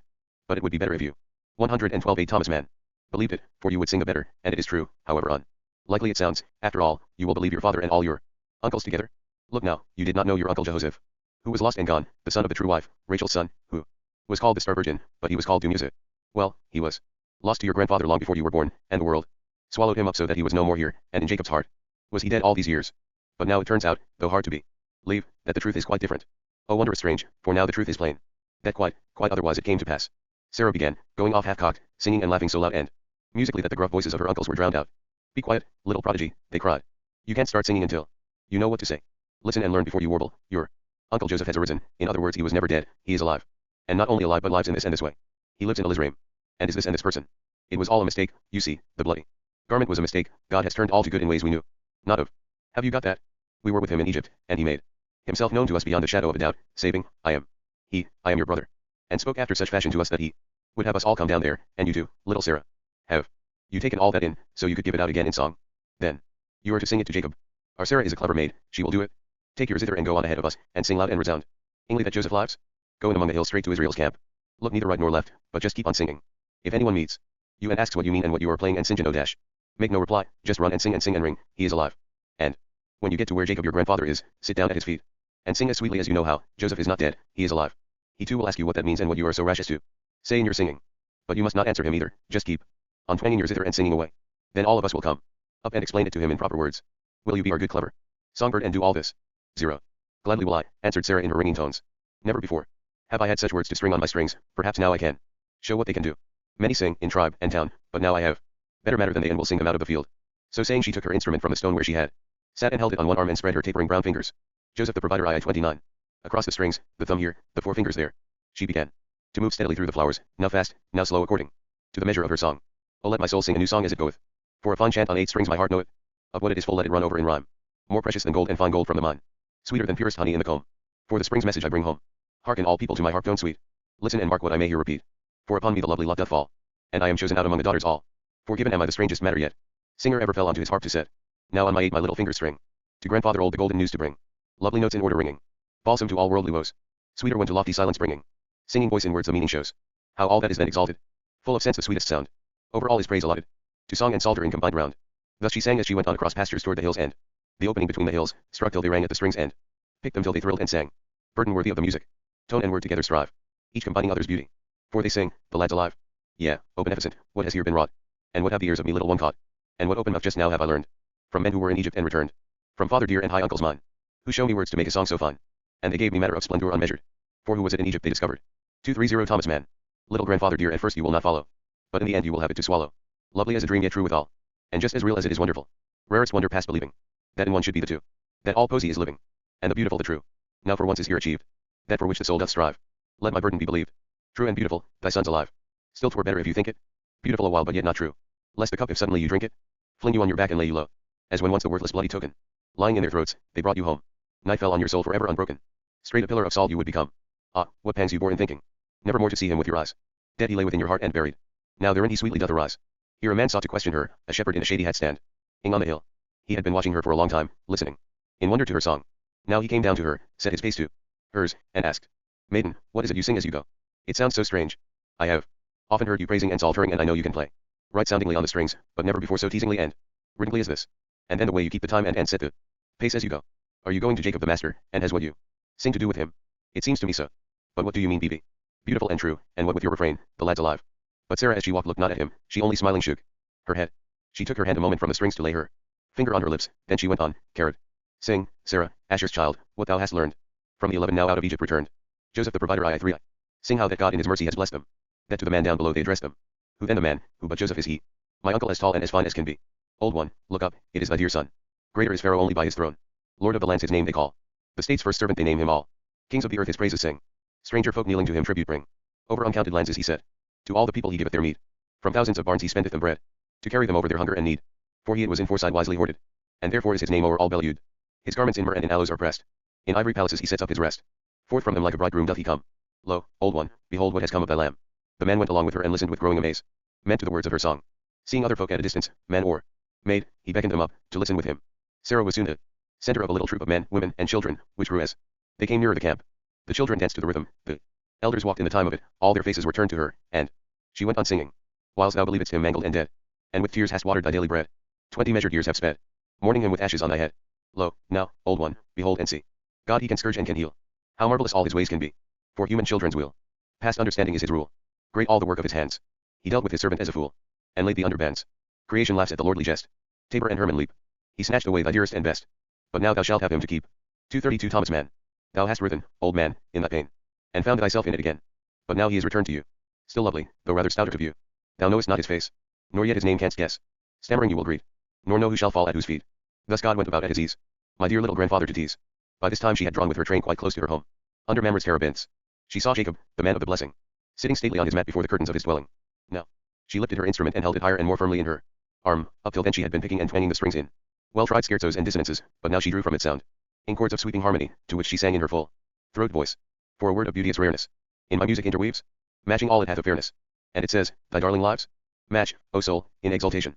Golden music of the strings. For the grave no longer hath him. Heart, he is arisen sing. Heart, it is the sorely missed. For whom the earth its anguish bore. Whom they lured into the coffin. Whom the boar's vile tushes tore. Ah, he was no longer present. Desolate the barren earth. Till we heard, he is arisen. Dear old father, pray have faith. Godlike in his steps he paces. Round his head bright summer birds do reel. As across the flowery spaces. Lo, he greets thee with a smile. Wintry grief and deathly anguish. From his kiss away have flown. On his lips and cheeks and forehead. Hath the eternal favor strewn. 1133 Joseph the provider. Read it in his laughing features. All was but a godlike jest. And in late believing raptures. Take him to thy father breast. Jacob had long since seen his grandchild, his little music lips. Coming towards him, and listened well pleased to her voice. He even clapped his hands benevolently, just like the audience at a play. When she reached him the maid, without other greeting than her song, sat down on the mat at his feet, her troop of followers stayed. At some distance away. The old man listened, and his applauding hands slowly fell, his nodding as slowly turned into a doubtful head shake. When she came to an end of her verse he said, good and charming, my granddaughter, so far. It is sweet of you, Sarah, and thoughtful, to come and give a little pleasure to the lonely old man. You see, I know you well by name, as I do not all of my grandchildren, for there are too many. But you stand out for your gift of song, it makes a real person of you, so that one remembers your name. But listen now, my gifted one, while I say I have heard with pleasure the music and the poetry, but yet not without some misgiving the sense. For poesy, dear little one, poesy is always an alluring, seductive, dangerous thing. Sense and senses lie close together, and song rhymes all too easily with wrong, grace and charm. Are prone to gracelessness and harm, if they are not bridled by concern with God. Lovely is the play of thought, but holy the spirit alone. Poesy is play of heart and mind, willingly I applaud it, so long as it loses not sight of spirit but remains in the end concerned with God. Now what was it you were saying in your warbling and trilling, and what can I make of a man like a god tripping across the fields with birds flitting about him and laughing at his own jest? He sounds to me like one of these nature gods hereabouts, whom I hold in great suspicion. The folk of the countryside call him Lord, and darken the counsels of the children of Abraham with their folly. We too speak of the Lord, of course, but our meaning is altogether different. Never can I be sufficiently concerned for Israel's soul, nor preach enough under the tree of wisdom, that this Lord is not the Lord. Our people are always on the point of confusing the two and relapsing into idol uttery. For God is a high and difficult task, but the gods are a pleasant sin. Can I then, dear child, applaud, when you lend your gift to please and psaltery after the loose ways of the land? But Sarah only shook her head with a smile, plucked her strings anew, and sang. Who then do I sing, O grandfather mine? Who but my uncle so tall and so fine? Look up, old man, it is thy dear son. 11 Thomas Mann. Greater is Pharaoh only by his throne. Grandfather, at first you cannot follow, but in the end you will have it to swallow. For a word of wonder rareness in my music interweaves, matching all it hath of fairness. And it says, thy darling lives? Child, said Jacob, greatly moved, truly it is lovely and pleasant that you come before me and sing of my son Joseph, whom you never knew, and devote your gift to divert me. But your song is riddling. The rhymes are well enough but not the reason, and so it hath neither rhyme nor reason. I cannot let it pass, for how can you sing the lad as alive? Such words can give me no joy, they are but lying flourishes. For Joseph died long since. Mangled is he, mangled and dead. But Sarah answered him in ringing chords. Match, O soul, with exaltation. Golden music of the strings. For the grave no longer hath him. Heart, he is arisen sing. Ah, he was no longer present. Desolate the barren earth. Till we heard, he is arisen. Dear old father, pray have faith. From thousands of barns he spendeth them bread, to carry them over their hunger and need. For he like Noah wisely hath provided, and therefore is his name o'er all beloved. His garments in myrrh and in aloes are pressed. In ivory palaces he sets up his rest, and issueth like bridegroom forth from them. Old one, behold what hath come of thy lamb. Sarah, my grandchild, reckless little one, said Jacob impressively. What shall I think of your loose-mouthed song? I have let much pass as poetic license, though I find it little respectful that you address me as old man. But poetic license is not the only license in your song. It is altogether a string of disrespectful and cheating make-believe. You may think to please me by it, but pleasure founded on falseness is no true pleasure, nor can it profit the soul. Dare poesy lend itself to such? Is that its province? Are you not abusing your gift from God to dress in it such untrue and unreasonable things? Verily there must be some reason allied to the beauty, else it only mocks the heart. Rarest wonder, sang Sarah, unheeding. Joseph the provider I 3:5. Rarest wonder, past believing, that in one should be the two, that all poesy is living, and the beautiful the true. Here for once is now achieved, that for which the soul doth strive. Let my burden be believed. True and beautiful, thy son's alive. Child, said Jacob, and his head was shaking on his shoulders. Dearest child. But her voice soared and rebelled, borne on the leaping, exulting music of the strings. Lo, now, old one, behold and see. God he can scourge and can heal. How marvelous all his ways can be. For his human children's will. He snatched away thy dearest and best. But thou shalt take him again to thy breast. Thou hast writhen, old one, in thy pain. Yet found thyself in it again. But now he returneth to you. Still lovely, though rather stouter to view. So God goes about as he pleases. And dear little grandfather teases. Jacob, with his head turned away, for the brown eyes were full of tears, put out one hand as though to stop her. Child, he said again. And only that. He seemed not to hear the sudden bustle and movement among the tents, nor paid any heed to the joyous announcement now made him. For the group who had come up with Sarah was increased by others approaching to bring glad tidings. Servants and other folk came round Jacob from all sides, and two of them addressed him. Israel, the 11 are back from Egypt, your sons with men and carts and many more asses than they set out with. But even as the men spoke, here were the brothers already. They dismounted and came up, with Benjamin in their midst and the rest, pulling and pushing him forward, each one zealous to be the one to bring him before the Father. Peace and good health, they said, to our father and dear Lord. Here is Benjamin. We have kept him safe for you, though he was at one time in some danger. But now you can have him once more at your apron strings. And here is your hero Simeon. Furthermore, we bring abundance of food and rich presents from the giver of bread. JJY Thomas Mann. Lo, we are all well and happily returned. Happily, in truth, is a word nowhere near strong enough for it. Boys, answered Jacob, who had got to his feet. Boys, yes, of course, I am glad to see you. He put his hand possessively on Benjamin's arm, yet half absently, too, and his gaze was bewildered. Why, oh, you are here again, said he, safe. Home again after perilous journey under other circumstances. This would be a great moment and quite fill my soul if it were not taken up with other matters. Yes, you find me greatly taken up, I mean by this little maid here Asher, she is your child who came and sat by me, and played on her zither, singing so sweetly, yet harping upon such folly about my son Joseph that I know not how to defend my reason from her. I am tempted to welcome your coming solely because I count on you to protect me from this child and the lying tongue her music has, since I know you would not allow my gray hairs to be mocked. Never will we do so, responded Judah, so far as we can prevent it. But in the opinion of all of us, father, and it is a well-founded opinion, you would do better even though at first afar off to consider whether there might not be some truth in her harping. Some truth, repeated the old man. He stood up very straight. You dare come to me with such cowardly advice and speak to Israel of half measures and half truths. Where should we be, and where, God, if we had ever let ourselves in to be half and half? For the truth is one and indivisible. 3 times this child has sung to me, thy son's alive.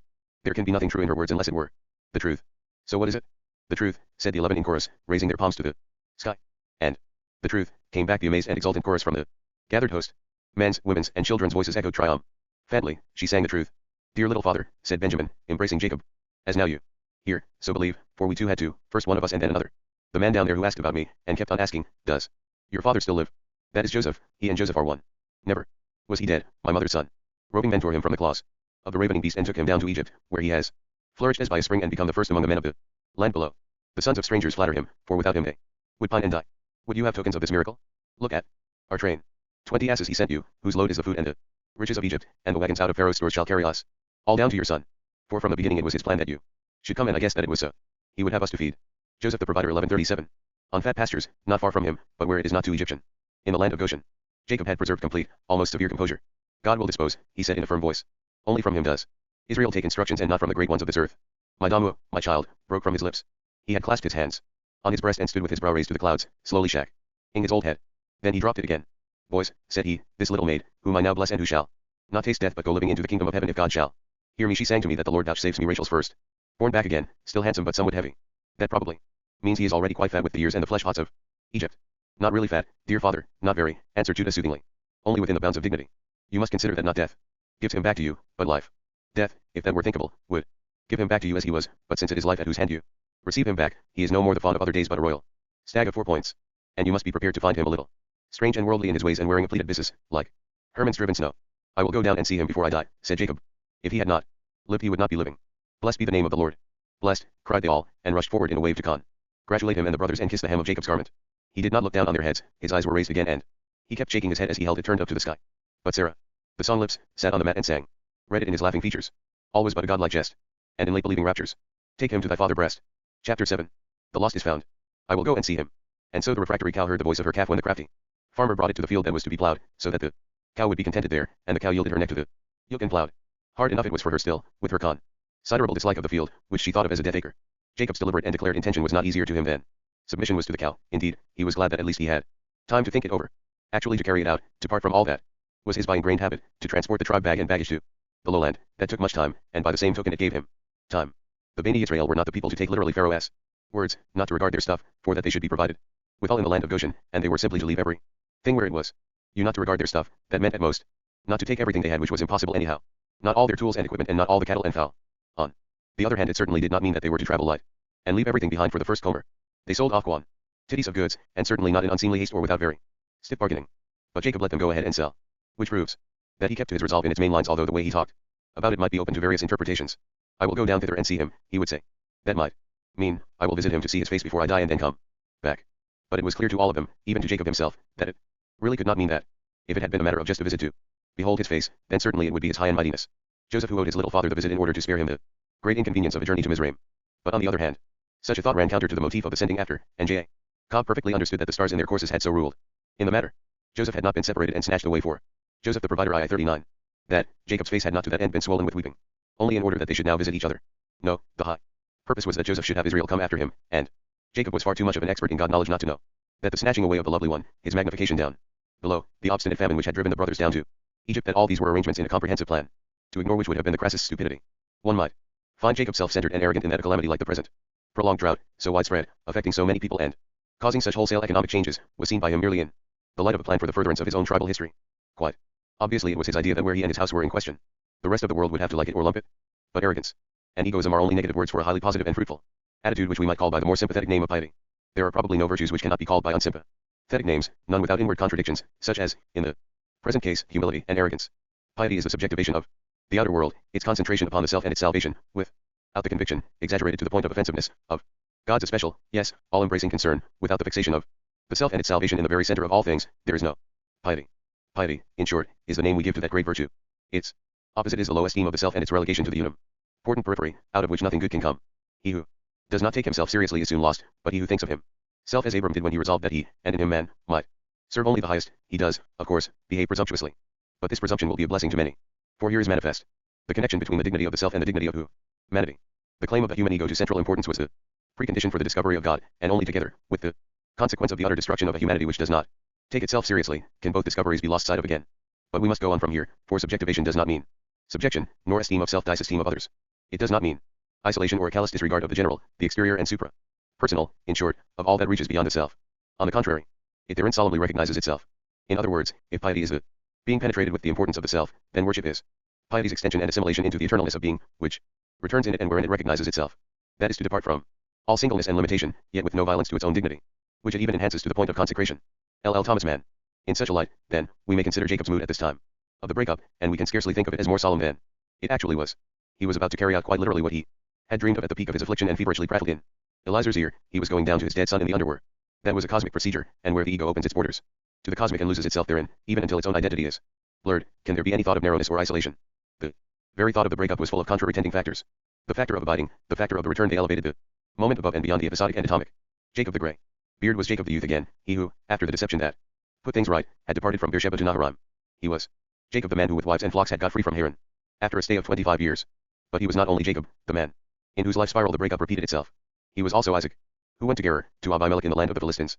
Again, and still further back, he was seeing repeat itself the primeval breakup, Abram the wanderer's exodus from Ur of the Chaldees. And even that was not the first form, but only the earthly reflection, an imitation of a celestial wandering, the wandering of the moon, who took her way and freed herself from one station to the next. Bel Haran, the lord of the way. But Abram, the first earthly wanderer, had made pause at Haran, so it was plain that Beersheba was to represent it and that Jacob would there make his first moon station. He took comfort in the thought of Abram, how during a famine, he too had gone to Egypt, to dwell there as a stranger. And Jacob had need of comfort. True, he was looking forward to a joy so keen that it was almost pain, after that he might depart in peace, since nothing to compare with it remained to look for. True, the migration to Egypt, there by Pharaoh's consent to pasture on fat land, was an enviable lot, and so esteemed by many. But when all was said and done, the decision was hard for Jacob. It was hard for him to adapt himself to God's command to void the land of his fathers and change it for the offensive land of the animal gods, the land of mud, the land of the children of Ham. He had settled in the land whither Abram had wandered, had done it provisionally, as it were, and like his forefathers had always been half a stranger there. Still he had thought to die as they had in this spot. He had always considered to refer to this land where he was born and where his dead rested. The prophecy made to Abram that his seed would be strange in the land. But now it turned out that the prophecy which, not for nothing, was bound up with thoughts of terror and great darkness actually pointed to the land whither he was now going, to Mizraim, the Egyptian house of bondage. That, we know, had always been Jacob's. Joseph the Provider I-141.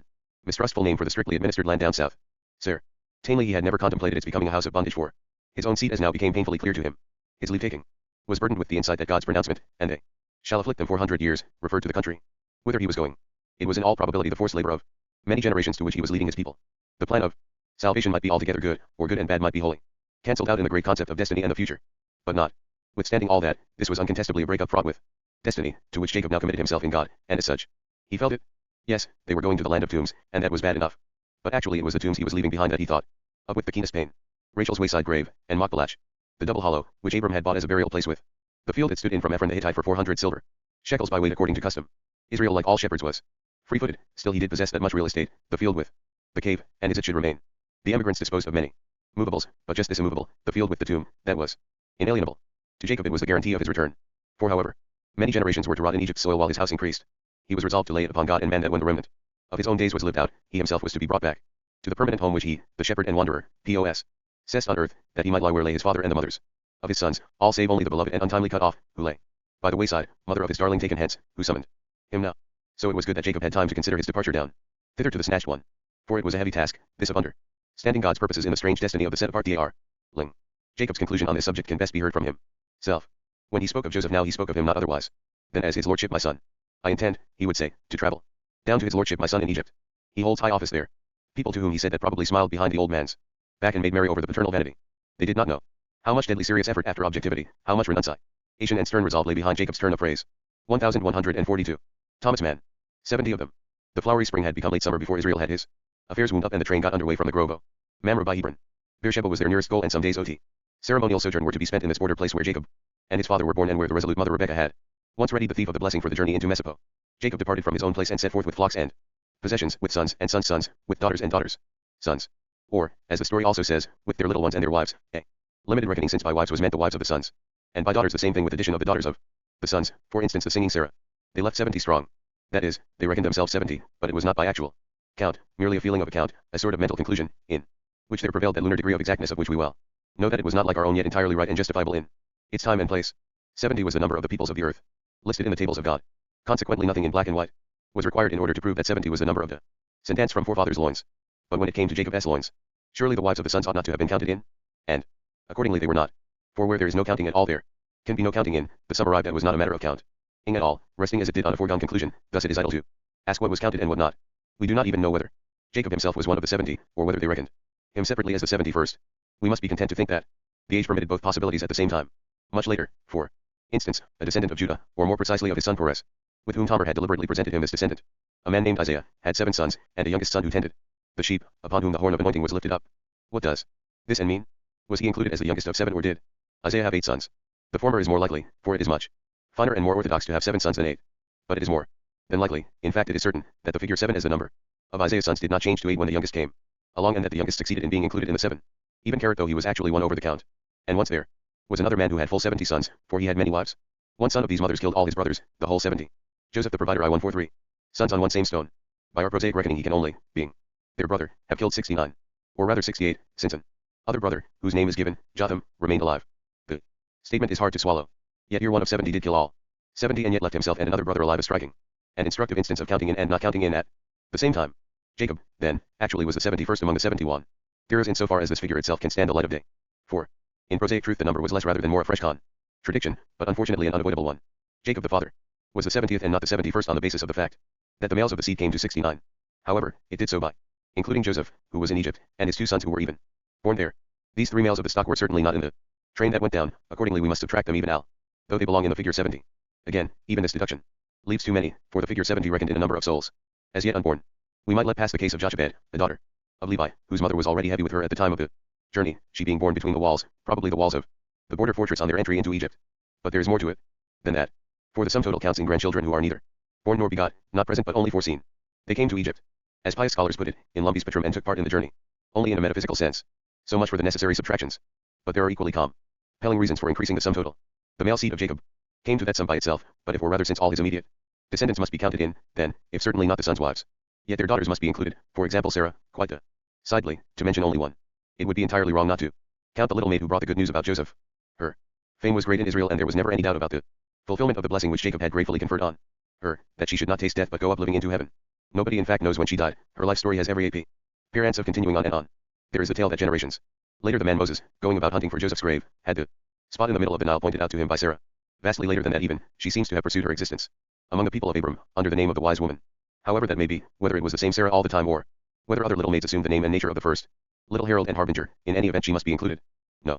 Thomas Mann. Objecting voice will be raised, no matter how her inclusion affects. But we cannot be so thoroughgoing about the wives of the sons. In other words, the mothers of Jacob's grandchildren. The word mothers is better than wives in this connection, on account of Tamar, who, conformably to the whither thou goest I will go made one in the train with her 2 stout Judah sons. Mostly she went on foot, leaning on a long staff, taking for a woman very long strides. Tall and dark, with round nostrils and proud mouth, and that strange, distant dwelling look of hers. This resolute woman, who would not, at any price be counted out, should she not be counted in? As for her 2 husbands, Er and Onan, they could not be counted, neither by moon nor by daylight reckoning, for they were dead, and even if Israel counted unborn souls, surely he did not count dead ones. Shelah, on the other hand, the husband whom she did not get, but whom she no longer needed, since she had given him 2 fine stout half-brothers, went along, being one among Leah's 32 grand children.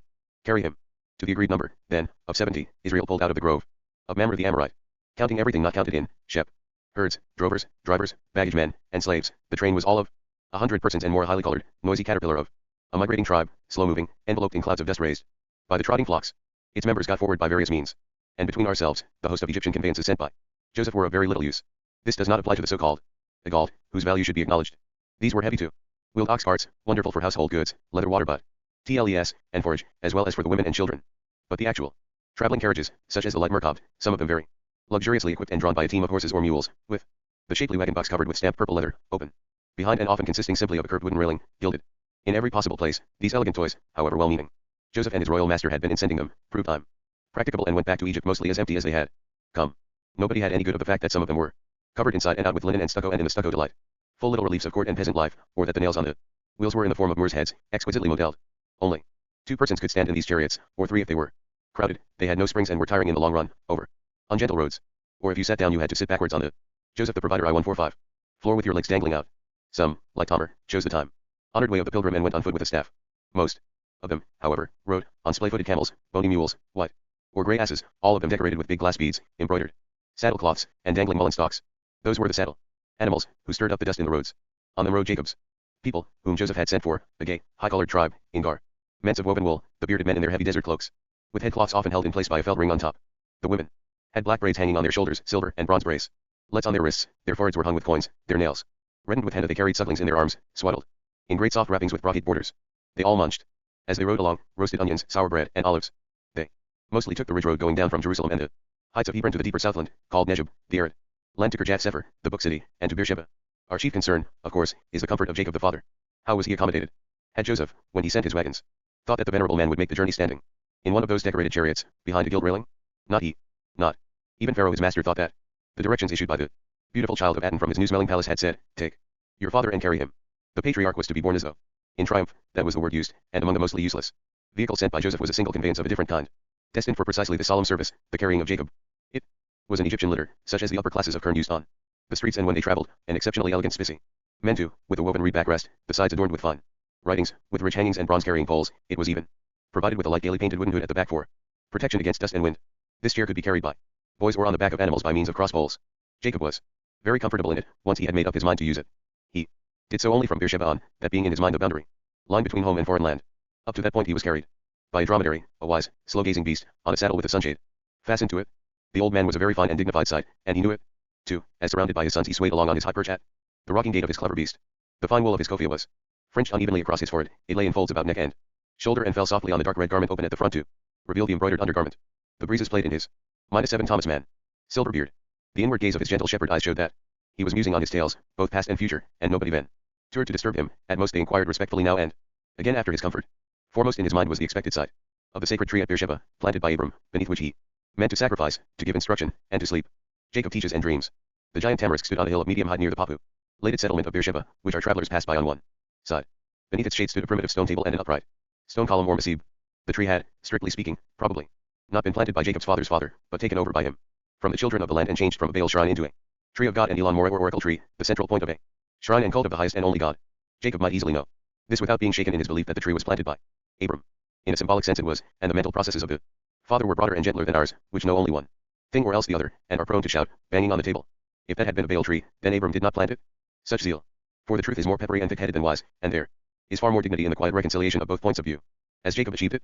But the forms in which Israel worshipped the eternal God under the tree did not after all differ much from the cult of the children of Canaan, aside from all the offensive sporting and unseemliness, in which the worship of those children used inevitably to wind up. At the foot of the sacred hill, round about, the rest tents were set up, and preparations for the slaughtering got under way at once, to be performed on the dolmen, the primitive stone table, and afterwards partaken of in common, the sacrificial meal. Had the children of Baal done otherwise? Had not they too let the blood of sheep and goats run down upon the altar and struck the cake side posts with the blood? Surely they had. But the children of Israel did it in a different and spirit and in more enlightened wise, as is clear from the fact that after the sacred meal they did not sport with each other in pairs, at least not publicly. And Jacob instructed them in God, too, under the tree. And it did not bore them. Even the young found his words most interesting and important, because they were all more or less gifted in that way and eagerly seized even on the subtleties of his remarks. He showed them the difference between the many-namedness of Baal and that of their father the highest and only. The many-named Baal was a true plural. L. Joseph the provider I-147. Ity, there was no one Baal but many the occupants, possessors, and patrons of cult sites, groves, shrines, springs, trees, a host of gods of dwelling and soil who worked singly and locally, had in their collectivity no face, no person, no proper name, and at most were called Melkart, city king, if they were that sort of deity, as for instance him of Tyre. One was called Baal Peor after his site, or Baal Hermon, or Baal Elion. One was Baal of the Bond, of course, which had been useful in Abram's work on God. There was even one called, quite absurdly, Dense Baal. There was not much dignity about this and very little collective majesty. Quite otherwise was it with the many names of God the Father, which did no violence whatsoever to his personal one-ness. He was called El Elyon, the highest, El Roi, the God that sees. 1. El Olam, God of the scones, or, after Jacob's great vision sprung from his humiliation, El Bethel, the God of loose. But all these were only interchangeable designations for one and the same highest impersonal God, not localized, existing in everything, like the law-belled multiplicity of the Baal gods of town and country, the single proprietorship of which was ascribed to them, the fertility they bestowed, the springs they guarded, the trees wherein they dwelt and murmured, the tempest they raged in, the burgeoning spring, the parching east wind. He was all this that they singly were, to him. It all belonged, he was the all God of all of it, for from him it came. In himself he comprehended it, saying I, the being of all being, Elo. Him, the many is one. On the subject of this name Jacob exhausted himself. He spoke most engrossingly for his audience and not without subtlety. It was clear whence Dan, his fifth son, got his type of mind, though it was only a poor second-generation derivative from his father's much higher qualities. The question Jacob discussed was whether one was to regard Elohim as singular or plural, to say Elohim wills it or the Elohim will it. If you admitted the importance of correct syntax, you must make the distinction, and Jacob seemed to make it correctly in deciding for the singular. God was one, and he who thought that Elohim was the plural of El or God involved himself in grave error. The plural of God would be Elohim. Elohim was something quite different. It did not mean a multiplicity any more than the name Abram. The man from Ur had been named Abram and then had the honor of having his name expanded into Abraham. The same was true of Elohim. It was an honorific expansion, nothing else. Certainly it had no taint of what one condemned as polytheism. The teacher stressed the point. Elohim was one. But then again it transpired that there were several of him. Some three men came to Abraham in the grove of Mamre, as he sat at the door of his house in the heat of the day. And the 3 men were, as the hasting. Abraham soon saw, God the Lord. Lord, he had said, bowing to J.G. Thomas Mann. The earth, Lord, and thou. But also now and then Lords and you. And had prayed them to sit down in the shade and strengthen themselves with milk and the flesh of cows. And they ate. And then They said, I will come to you in a year. That was God. He was one, but he was explicitly threefold. He practiced manifoldness. But always and on principle said I, whereas Abraham had addressed him by turns in the singular and the plural. The use of the name Elo, him as a plural, his audience heard Jacob further say, had, despite all the above stress to the contrary, something in its favor after all. \es. As they heard him go on, they got a glimmer of an idea that his rents of God, like Abram's, had been threefold, and comprised three men. Three independent and yet again coincident persons. He spoke. That is, first of all of the Father God, or God the Father, second of a good shepherd who fed his flocks, and third of one whom he called the angel, of whom the 70 got the impression that he overshadowed as with the wings of doves. Altogether they were Elohim, the threefold unity. I cannot tell whether all that goes home to you, but for Jacob's hearers under the tree it was vastly interesting and exciting. They had taste and gifts for such things. As they dispersed, and afterwards, in their tents before they slept, they discussed what they had heard, long and eagerly. The honorific expansion and Abram's threefold guest, the avoidance of polytheism enjoined upon them in view of a God out of whose manifold existence there yet went a certain temptation in that direction, all that being like a test of their capacity for God thoughts, a test to which all of Jacob's people, even the youngest, felt blithely adequate. Their head and chief had his place spread under the sacred tree. All the 3 nights he spent at Beersheba. The first 2 nights he did not dream, but the third brought him the vision to receive which he slept and which he needed for consolement and strength. He was afraid of Egypt. He urgently needed the assurance that he need not fear to go down thither, since the God of his fathers was not a local deity and would be with him in the lower world as he had been with him in Laban's land. He had need to his heart's depths of the confirmation that God did not only go down with him but after he had made them a multitude would lead him, or at least his seed, back into the land of his fathers. That was the land between Nimrod's king Dom's, an ignorant land indeed, and full of foolish aborigines, but yet no Nimrod kingdom, they're better than anywhere else one might serve a spiritual God.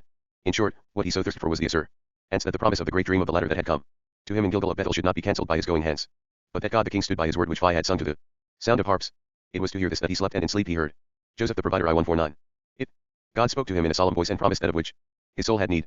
But sweetest of all was the promise that Joseph should put his hands upon thine eyes, of profound and meaning full expression which might signify that the all-powerful Son would protect him and care for his old age among the heathen, but also that his darling would one day close his eyes, a dream in which for so long now Jacob had not let himself indulge.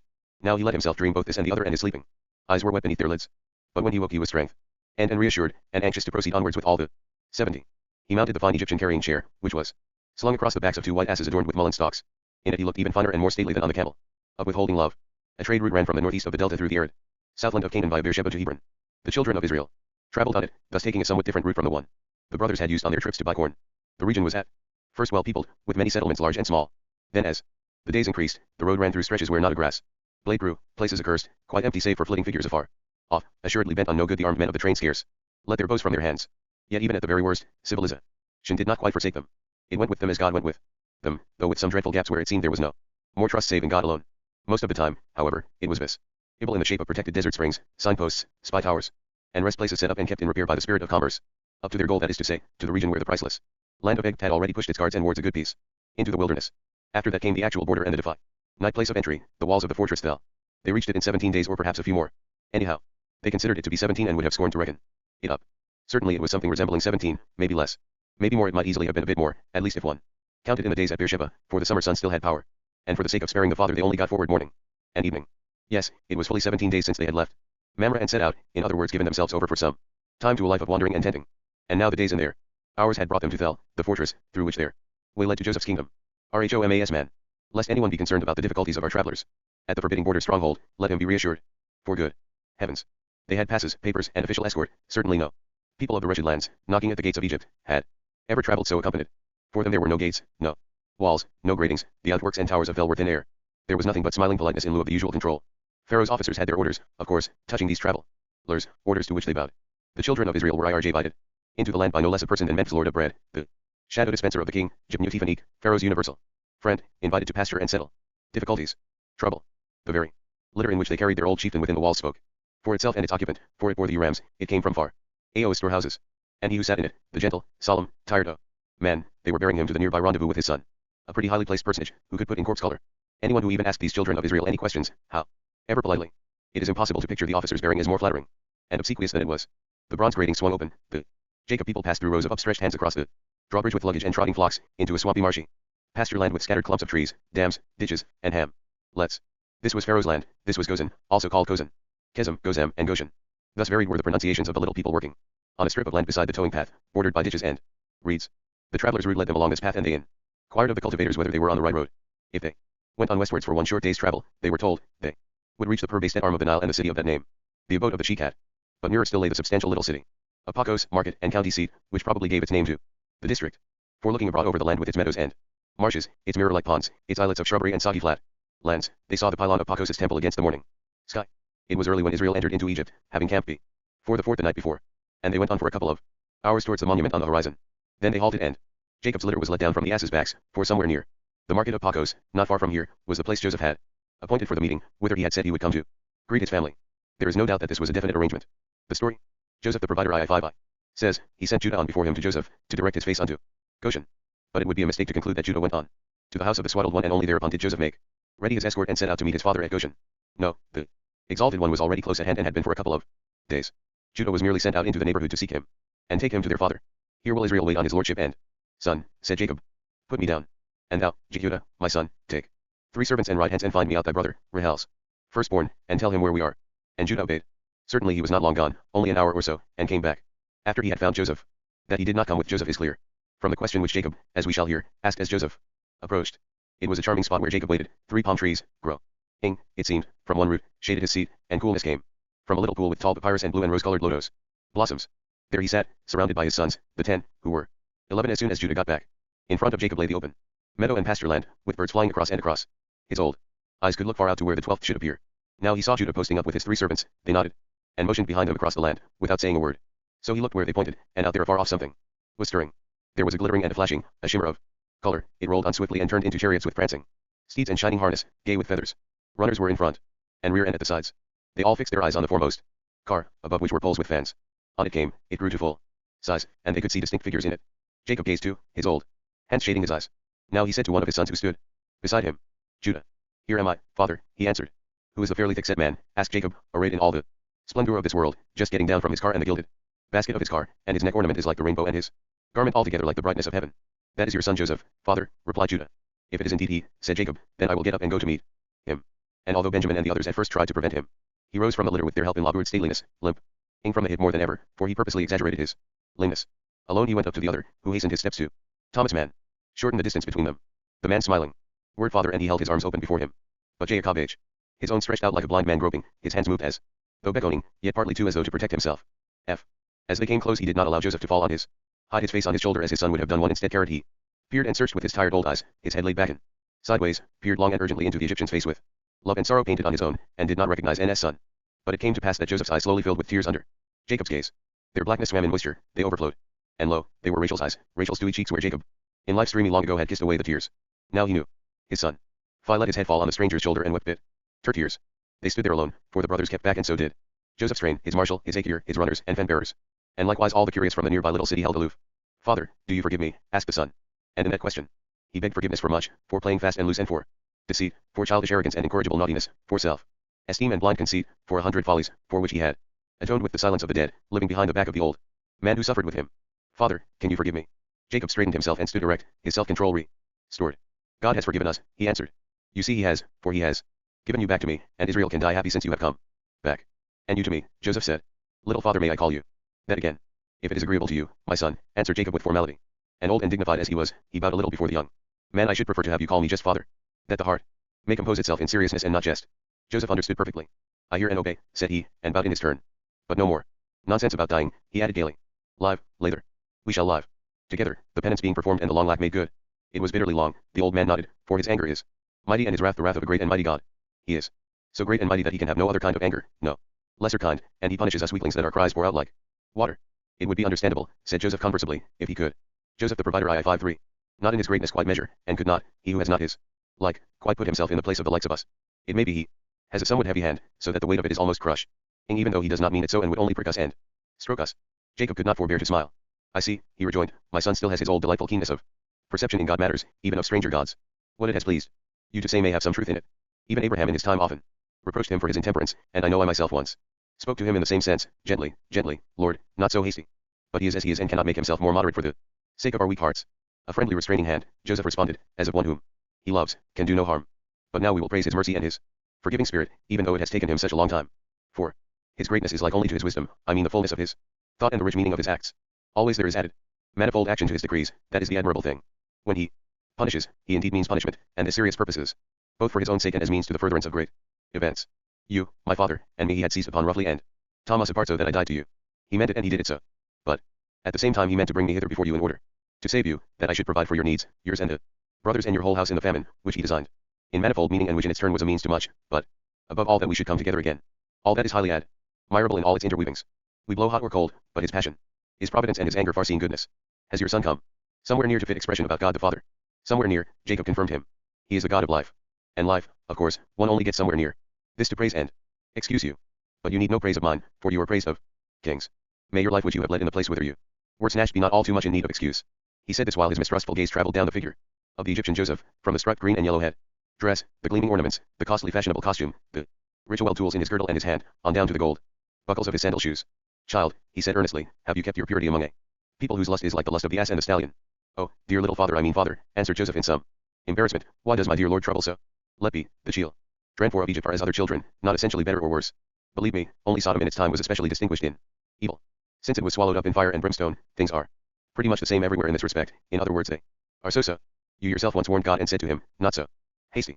So it will not be a sin if now I, your child, warn you and would like in my love to advise you that since you are here, do not let the people of this country see what you think of them. Do not sit in judgment on their behavior in the light of your own spirit. Rather forget not that we are strangers, and Jerem here and Pharaoh has made me great among these children, therefore take a position among them according to God's will. I know, my son, I know, answered Jacob, and again he made a little bow. Do not doubt of my respect for the world. You say you have sons, he added. Yes indeed, father. From my maiden, the daughter of the sun, a very aristocratic woman. Their names. Maiden? Daughter of the sun? That does not put me off. I have grandchildren from Shechem, and grandchildren from Moab, and have grandchildren from Midian. Why not grandchildren from a daughter of On? After all, it is myself from whom they descend. What are the boys called? Manasseh, father, and Ephraim. Ephraim and Manasseh. Good, my son, my lamb, it is very good that you have sons, 2 of them, and have given them such names. I will see them. As soon as possible you will bring them before me. If you will. At your command, father, said Joseph. And do you know, dear child, Jacob went on softly and wet-eyed, why it is so good and so fitting before the ford. He laid his arm about Joseph's neck and spoke in his ear, which the son bent to his mouth by turning his face aside. Joseph, once I let you have the coat of many colors and gave it to you when you begged for it. You know that it did not mean the firstborn and the inheritance. I know, answered Joseph as softly. But I meant it so, I suppose, or more or less, in my heart, Jacob said, for my heart loved you and will always love you, whether you live or are dead, more than your brothers. But God tore your garment and admonished me with mighty hand, against which is no rebelling. He separated you and sent you away from my house, the branch he took away from the trunk and planted it out in the world. There is only submission left. Submission of purpose and deed, for the heart knows not submission. He cannot take my heart from me, or its election without taking MB life. But if this heart neither Thomas Mann. I caret. Joseph the provider I 55. Poses nor acts according to its love, that is submission. You understand. Joseph turned his head towards his father and nodded. He saw tears in the old brown eyes, and his own too were wet. I hear and know, he whispered, and again turned his ear to listen. God has given and has taken you, murmured Jacob, and he has given you back, but yet not quite, for he has kept you too. He did. Let the blood of the beast count for that of the son, yet you are not like Isaac, a saved sacrifice. You have spoken of the fullness of his thought and the high double meaning of his counsel, and you have spoken wisely. For wisdom is his, but shrewdness is man's, to think himself carefully into the knowledge of wisdom. He has elevated and rejected you both in one. I say it in your ear, beloved child, and you are wise enough to be able to hear it. He has raised you above your brothers just as in your dream, and I have, my darling, ever held your dreams in my heart. But he has raised you in a worldly way, not in the sense of salvation and the inheritance of the blessing. You know that. I hear and know, repeated Joseph, as for a moment he took his ear away and turned his whispering mouth instead. You are blessed, my dear one, went on Jacob, blessed from the heavens above downward and from the depths that lie beneath. Blessed with blindness and with destiny, with wit and with dreams. Still, it is a worldly blessing, not a spiritual one. Have you ever heard the voice of self-denying love? Then you hear it now in your ear, in all submissiveness. God too loves you, child, though at the same time he denies you the inheritance and has punished me because secretly I wanted you to have it. The firstborn you are, in earthly things, and a benefactor, as to strangers, so to your own. But through you salvation is not to reach the peoples, and the leadership is denied. You know it? I know, answered Joseph. It is well, said Jacob. It is well to look at fate with cheerful, admiring eyes, one's own as well. But I will do as did God, who granted to you in denying to you. You are the set apart, severed from your stem, you are and shall be no stem. But I will exalt you in the father rank, so that your sons, the firstborn, shall be as my sons. Those you are still to get shall be yours, but these mine, for I will take them as sons. You are not like the fathers, my child, for you are no spiritual prince, but a worldly one. Yet you shall sit at my side, at the side of the progenitor, as a father of tribes. Are you content? I thank you as low as your feet, answered Joseph softly, as once more he turned his ear away and put his mouth to Jacob's ear. Then Israel loosed him from his embrace. 1156. Thomas Mann. The reception.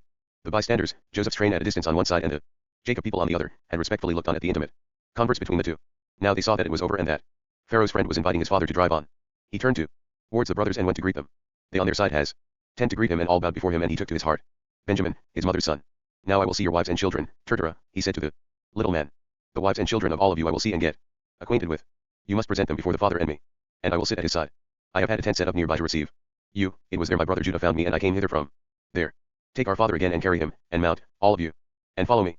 I will go ahead in my car, but if one of you will drive with me, for instance Judah, who was so kind as to come and meet me, there is room enough for us both and the driver. Judah, it is you whom I invite. Will you come with me? And Judah thanked him and mounted into the car that Joseph beckoned up. He drove in the car of the exalted one and stood with him in the gilded basket of the car with the prancing steeds in front, with their gay feathers and purple leather harness. Joseph's people followed, and then the children of Israel, at their head Jacob in his swaying sedan. The people from the marketplace of Pachos ran alongside, for they were eager to see all that went on. So they came to a fine and spacious tent gaily painted and carpeted, with servants inside. Along the walls were garlanded wine jugs in reed holders, there were cushions and mats, drinking vessels and water basins and all sorts of cakes and fruits.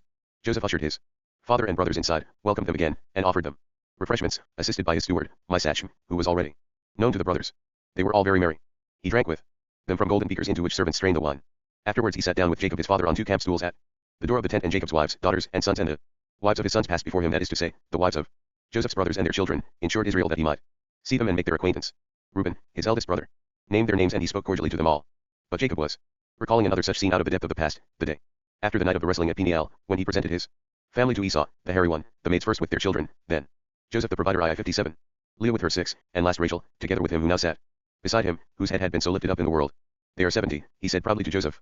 His son did not ask whether he meant 70 with or without Jacob, and with or without himself. He did not ask for a count, just looked blithely at them. As they walked before him, drew Benjamin's youngest sons, Muppim and Rosh, to his knee to stand beside him, and was most interested and pleased when Sarah, Asher's child, was set before him, and he learned that it was she who had first sung to Jacob the news that Joseph was alive. He thanked the little maid and said, as soon as Sibyl, as soon as he had time, she must sing the song to him to upon her 8 strings, so that he might hear it. Among the brothers' wives, Tamar passed over with her 2 sons from Judah. Reuben, naming their names, forbore to tell her story, it was too long and would have to go over to a more suitable time. Tall and dark, Tamar strode past, a son on either hand, and bowed haughtily to the shadow dispenser. For to herself she was saying, I am in the line of descent and you are not, no matter how much you glitter. When they had all been introduced, the wives and the sons of the daughters and the daughters of the wives were all served to refresh men's in the tent. But Joseph gathered the heads of houses about him and his father, and with worldly foresight and circumspection struck them in the details of his arrangements. You are now in the land of Goshen, Pharaoh's beautiful pasture land, he said, and I will so arrange that you will stay here, where things are still not too Egyptian, and you shall live here as Jerem, free-footed and at will as you did in Canaan. Graze your flocks only.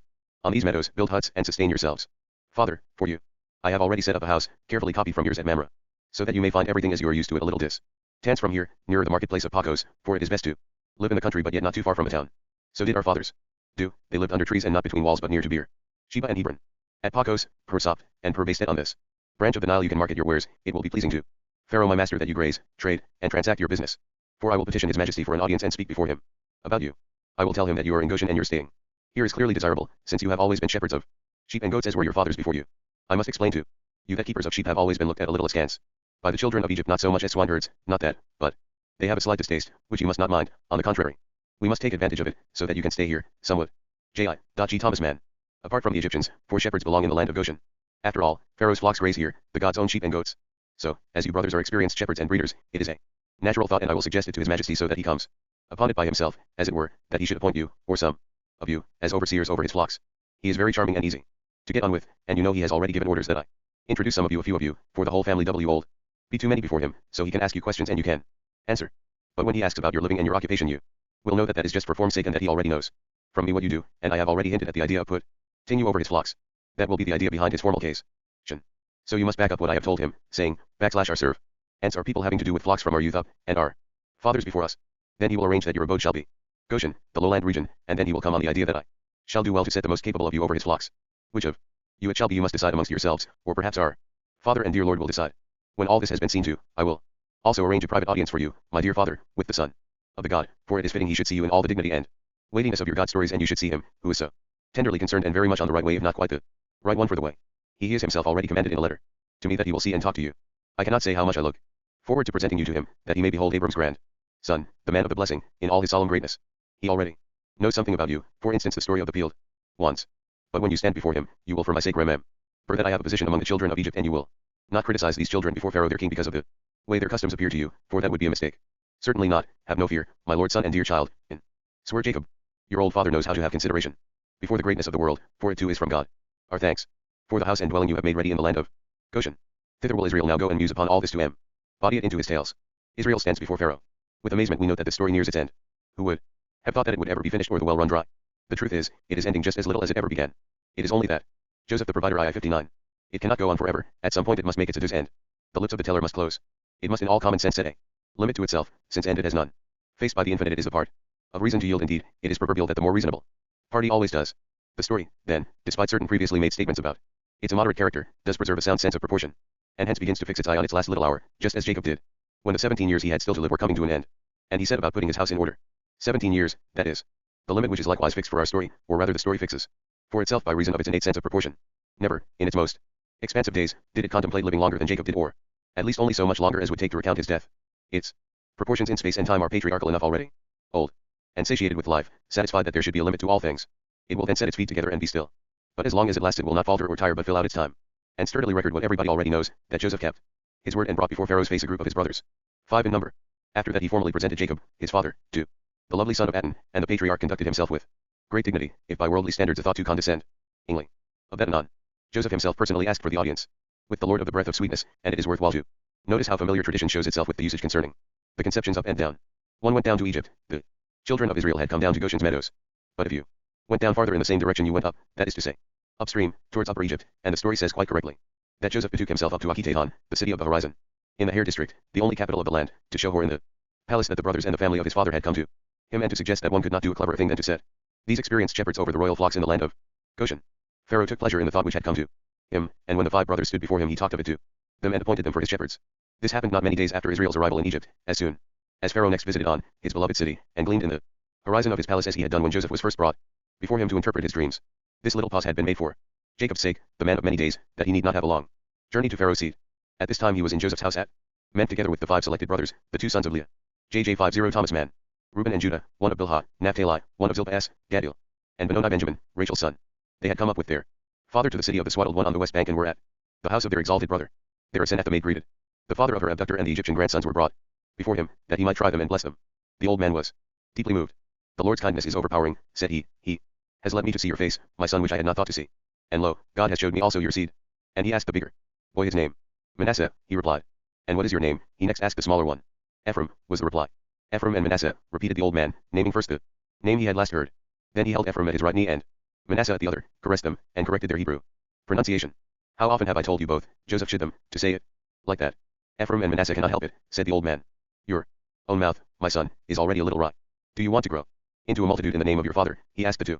We should like to, answered Ephraim, who had remarked that he was the favorite. And Jacob blessed them both for the time being. Next it was reported that Pharaoh had come to the dwelling of Rehorak at On, and Joseph drove down to him, followed by the 5 chosen brethren. But Jacob was carried. Should anyone ask why? He, the man of years and stateliness, was not the first to be received in audience by Pharaoh, instead of the brothers, as we are told was the case. The answer is, for the sake of heightening the interest in the ordering of any festal occasion, the best feature is seldom put first. It begins as a rule with some minor attraction, then comes something a bit better, and only at the end does true excellence and honor come swaying up, while the crescendo of applause and shouting rises to its climax. That is an old dispute, the struggle for precedence. But from the ceremonial point of view it was always an idle one. The poorer attraction has the pot, when it insists, its betters will always give way. With a smile. Furthermore, the audience with the brothers had something to call in view. It was a business appointment, with a certain matter to discuss and settle. Whereas Jacob's presentation to the young god was merely a graceful formality, with so little content indeed that Pharaoh was gravelled for lack of subject matter and hit on nothing better than to ask the patriarch how old he was. His talk with the sons had more sense. On the other hand it was quite stereotyped. Joseph the provider il6l. Vain carrot like all the king's audiences, arranged beforehand by his ministers. The 5 brothers were ushered by the mincing chamberlain into the council and audience chamber. Young Pharaoh sat there surrounded by a ring of standing palace officials. He bore the crook, the scourge, and a life symbol and sat under a beribboned bald ashen, on a carved chair of the ancient and traditional uncomfortableness, yet he somehow contrived to relax and sit at ease in it, for he did not approve of the hieratic posture of the limbs, the stiffness of which he felt was out of harmony with the lovely naturalness of his god. His first mouthpiece, the lord of the bread, Jibnutifanik, the provider, stood at the right forepost and saw to it that the interview, which was conducted through an interpreter, ran off according to plan. The newcomers duly brought their foreheads into contact with the pavement of the hall, then they mumbled a paean of adulation. Not too long a one, having been drilled by Joseph, who had so composed it that it answered the court requirements without offending their own beliefs.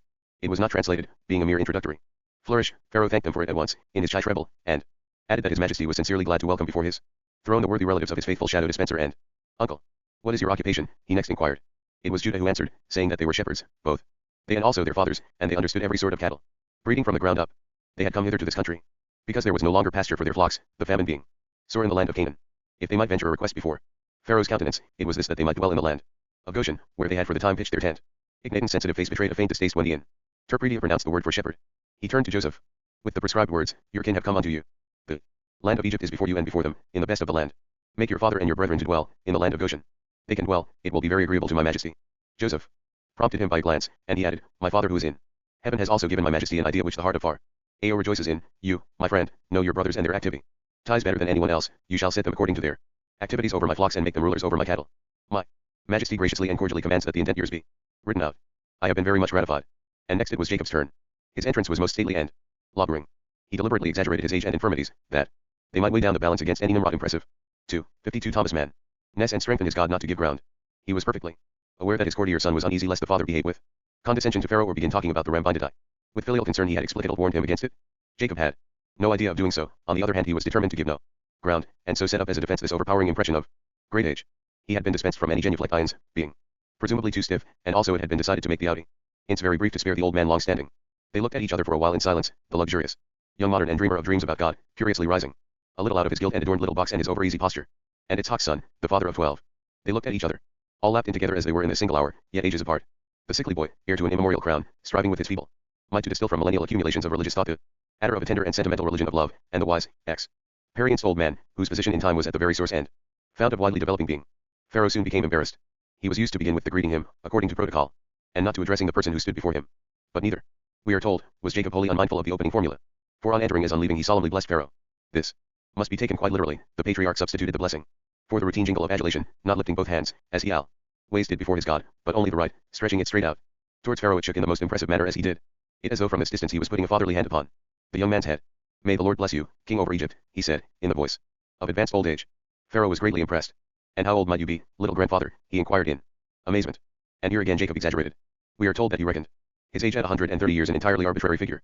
For in the first place he did not know with any exactness, even to day, in his part of the world, people are not very clear on the point of age, and aside from that, we know that he was to live 106 years in all, an age within the bounds of the possible, if close to its extreme limit. And according to this reckoning he had by now not yet reached 90, though very well preserved for so able an age. But the question gave him a chance to clothe himself in the uttermost solemnity before Pharaoh. His gesture was that of a blind prophet, his speech deliberately measured. The days of the years of my pilgrimage are 130 years, he said, and Joseph the provider II 6:3 added, few and evil have the days of the years of my life been, and have not attained unto the days of the years of the life of my fathers, in the days of their pilgrimage. Pharaoh shuddered. He was destined to die young, and his sensitive nature was attuned to the idea, so that the mere thought of all that mass of life seemed to horrify him. Ye heavenly powers, said he, in something like alarm. And have you always lived at Hebron, little grandfather, in the wretched Nook? Mostly, my child, answered Jacob, so that it went through the pleated one at the side of the canopy like a stroke. And Joseph shook his head warningly at his father. Jacob saw him but pretended not to see. Obstinately continuing to bear down with all the oppressive evidence of age, he added, 2,300, according to the wise man, are the years of Hebron, and even Memphis, the city of tombs, does not go back so far. Again Joseph hastily shook his head. But the old man paid not the least heed, and Pharaoh behaved with great compliance. It may be so, grandfather, it may be so, he hastened to say. But how can you call your lifetime evil when you begot a son whom Pharaoh loves as the apple of his eye, so that none is greater in the two lands save only the Lord of the double crown? I begot 12 sons, answered Jacob, and he was one of their number. Among them is cursing as well as blessing, and blessing as well as cursing. Some have been rejected and remained chosen. But as one has been chosen, he remains rejected in love. As I lost him, so should I find him, and as I found him, so was he lost to me. Upon a pedestal was he lifted up, and withdrew from among the number of those I begot, but in his stead there come in those whom he raised up to me, before the one the other. Pharaoh listened with his mouth open to these sibylline remarks, which had become even more obscure by the time the interpreter finished with them. He looked imploringly at Joseph, but the latter kept his eyes cast down. Yes, yes, said he. Of course, little grandfather, that is quite clear. Well and wisely said, as Pharaoh loves to have it. But now you must not tire yourself with standing longer before my majesty. Go in peace, and live, so long as you have joy of it, years without number. Added to your 130. And Jacob blessed Pharaoh again with lifted hand, and then, in given ground by not even the thickness of a hair, he went hence. Out of his presence, WDTH the same majestic formality and the same lowering gait as before. 1164. Thomas Mann. Of the twinkling eye. It may be in place here to set down a faithful account of Joseph's stewardship, in order once for all to take the ground from under the feet of the half-instructed chatterers whom we have always with us, very ready with their harsh judgment and abuse. The response I billed for these censures, which several times went so far as to use the word atrocious to describe Joseph's conduct of his office, must rest. The statement may not be shirked first of all upon the earliest NAR ration of the story, whose laconic style so little approaches the way in which it first told itself, I mean in the happening realism of once upon a time. They are hard dry facts, to which the first written account of the activities of Pharaoh's great man of business goes back. They give neither an idea of the general admiration which his measures originally called forth, nor any explanation of it, though it often came close to idolatry. Some of Joseph's titles, such as provider and lord of bread, were taken quite literally by great masses of the people, who hazily thought of him as a sort of Nile deity, yes, an incarnation of Happy himself, the preserver and life-giver. This legendary popularity which Joseph achieved he had ably counted on it from the beginning rested most of all on the mixed and changeable character of his technique, which operated as it were on two planes, and in a way quite peculiar to him. In short, he used the magic of his wit to reconcile conflicting aims. I use the word wit because this principle has its place in the little cosmos of our tale, and quite early on it was said that wit is of the nature of a mess. Sender to and fro and of a go between betwixt opposed spheres and influences, for instance between the power of the sun and of the moon, between father and mother inheritance, between the blessing of the day and the blessing of the night, yes, to put it directly and succinctly, between life and death. This spirit of mediation, brisk, blithe, and nimble at its reconciling task, was not represented by any deity in the pantheon of Joseph's adopted country, the land of the black earth. Thoth, the scribe and guide of the dead, inventor of manifold skills, comes closest to it. Pharaoh only, before whom in formation about the divine was born from distant lands, Pharaoh had inklings of a more consummate development of this god nature. In fact, the favor Joseph found in his eyes was due preponderantly to the circumstance that Pharaoh had recognized in him traits of the adroit child of the cave, the master of pranks, and rightly said to himself that no king could wish better for himself than to have as his minister a manifestation and incarnation of this most happy god nature. Joseph the provider. I-165. It was in the form of Joseph himself that the children of Egypt got acquainted with the winged figure. If they did not take it into their pantheon, it was only because the place was occupied by Jehudi, the white ape. However, the experience meant for them an enrichment of their religion in a certain field and a highly diverting experience as well, I mean in the field of magic, and the change their legendary conception of it underwent to their own great amazement. To the children of Egypt magic was a serious and solemn business, and gave them much concern. Its office was to build up walls against the dragon of evil, walls as thick as possible in order to fend it off and prevent its penetration. That was all the meaning the word had for them, and in that light they saw Joseph's preparations against famine, his hoarding of grain, the host of beds he built. But now for the first time they were seeing magic as a conjunction of evil and foresight. I mean this, that the shadow dispenser, thanks to his foresight, led the dragon by the nose, made it serve their profit and advantage in purposes which the dragon, bent only on destruction, could never have thought of. This was magic married to enlightenment and good cheer. It made the children of Egypt laugh instead of cry. In fact, there was much laughter among the people, admiring laughter at the way in which Joseph coolly exploited the price situation in dealing with the rich and great to the advantage of his master, who were in the palace, making him gold and silver by pouring vast sums into Pharaoh's treasury in exchange for the corn he gave the property owners. He was displaying therein a shrewd loyalty to the divine, which is the essence of all dutiful, devoted, and rewarding service. But hand in hand with this service went the free distribution of grain among the hungry little people of the cities, in the name of young Pharaoh, the god dreamer, to whom thus accrued as much, and even more profit than to Joseph by his gilding. It was a combination of crown politics and concern for the little man, a novel, in genius, and invigorating policy, the attractiveness of which can be gathered from the original narrator only by those who study his style with some care and know how to read between the lines. The relation of our source to its own original, I mean the self-narrating events themselves, is betrayed by certain crude phrases of comic relief, which seem like survivals of a popular farce. Through these the character of the original events faintly glimmers. For instance, when the famished folk cried before Joseph, "Give us bread, for why should we die in your presence, for that the money faileth?" A very poor way of talking, which does not occur elsewhere in the Pentateuch. But Joseph answered in the same style, namely, with the words, "Give your cattle and I will give you for your cattle, if money fail." Of course the needy folk and Pharaoh's great keeper of the market did not treat in this key, rather the style is reminiscent of the Thomas Mann mood in which the people experienced the actual event, a farcical mood quite devoid of moral self-pity. Still, the venerable document has not been able to stand aloof from the reproach of exploitation and harshness in Joseph's proceedings. Indeed, it has evoked the moral condemnation of serious minds, and, quite naturally, we learn that Joseph, in the course of the years of the lean years, first gathered all the money in the country unto himself. That is, into Pharaoh's treasury, then took the people's cattle in pawn and then their lands, and finally drove them from hearth and home, sent them to work on strange soil as servants of the state. It is an unpleasant hearing. But the actual situation was quite different, as we can glean from certain remarkable turns of phrase. One reads, "He gave them bread in exchange for horses and for the flocks and for the cattle of the herds and for the asses, and he fed them with bread for all the cattle of that year." But the translation is inexact, and makes us miss a certain reference which the original does not neglect to give.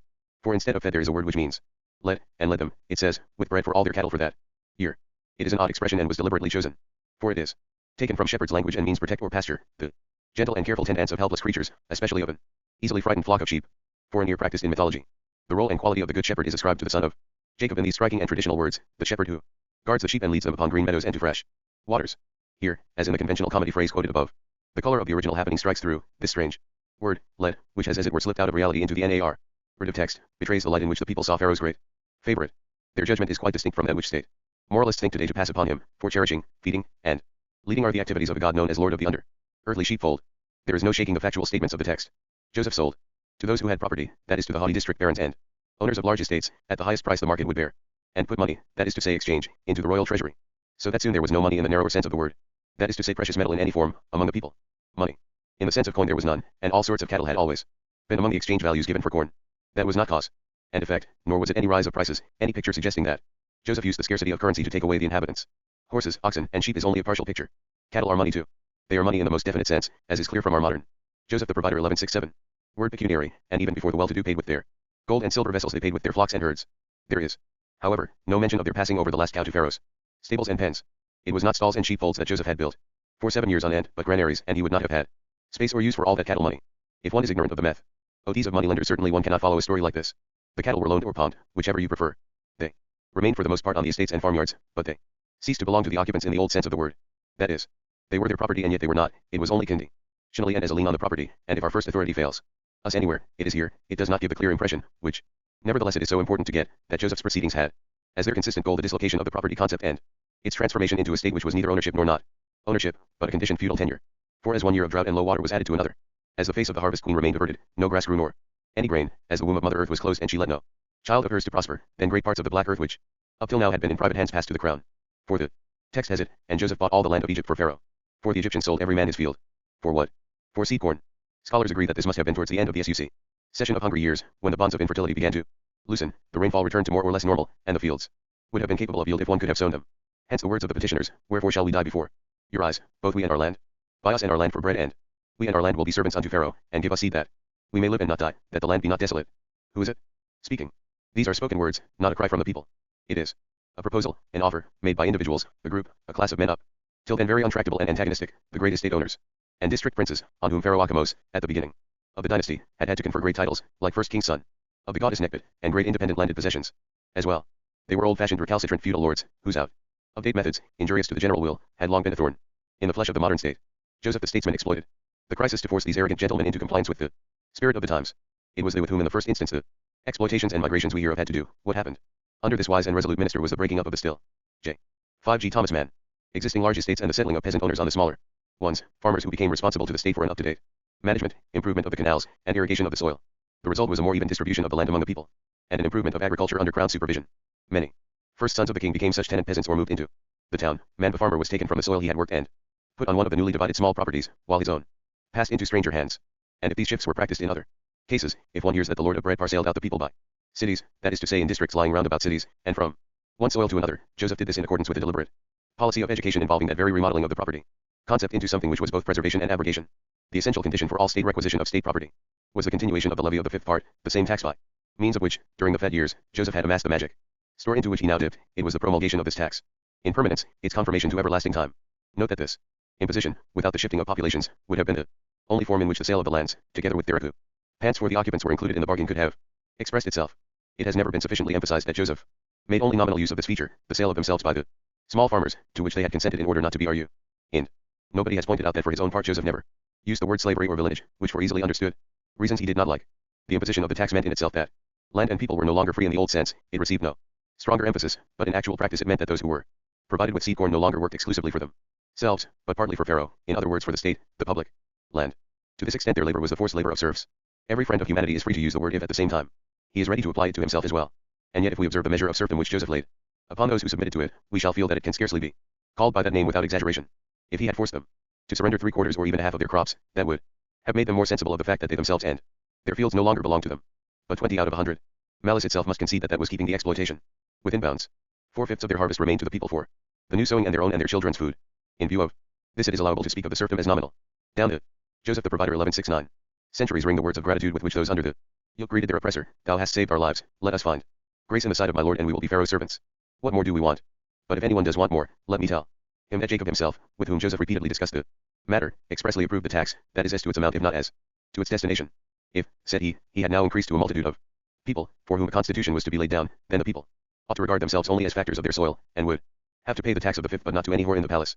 Rather to Yahweh, the only King and Lord, to whom all fields belong, and who grants all possession. But of course he understood that his Lord's son, the set-apart one, governing a heathen world, must deal in these things after his own way. And Joseph smiled. But there was little realization of the actual state of things among those submitting to the tax, so long as they remained in the dwelling places which were no longer theirs. Probably the imposition was too mild for that.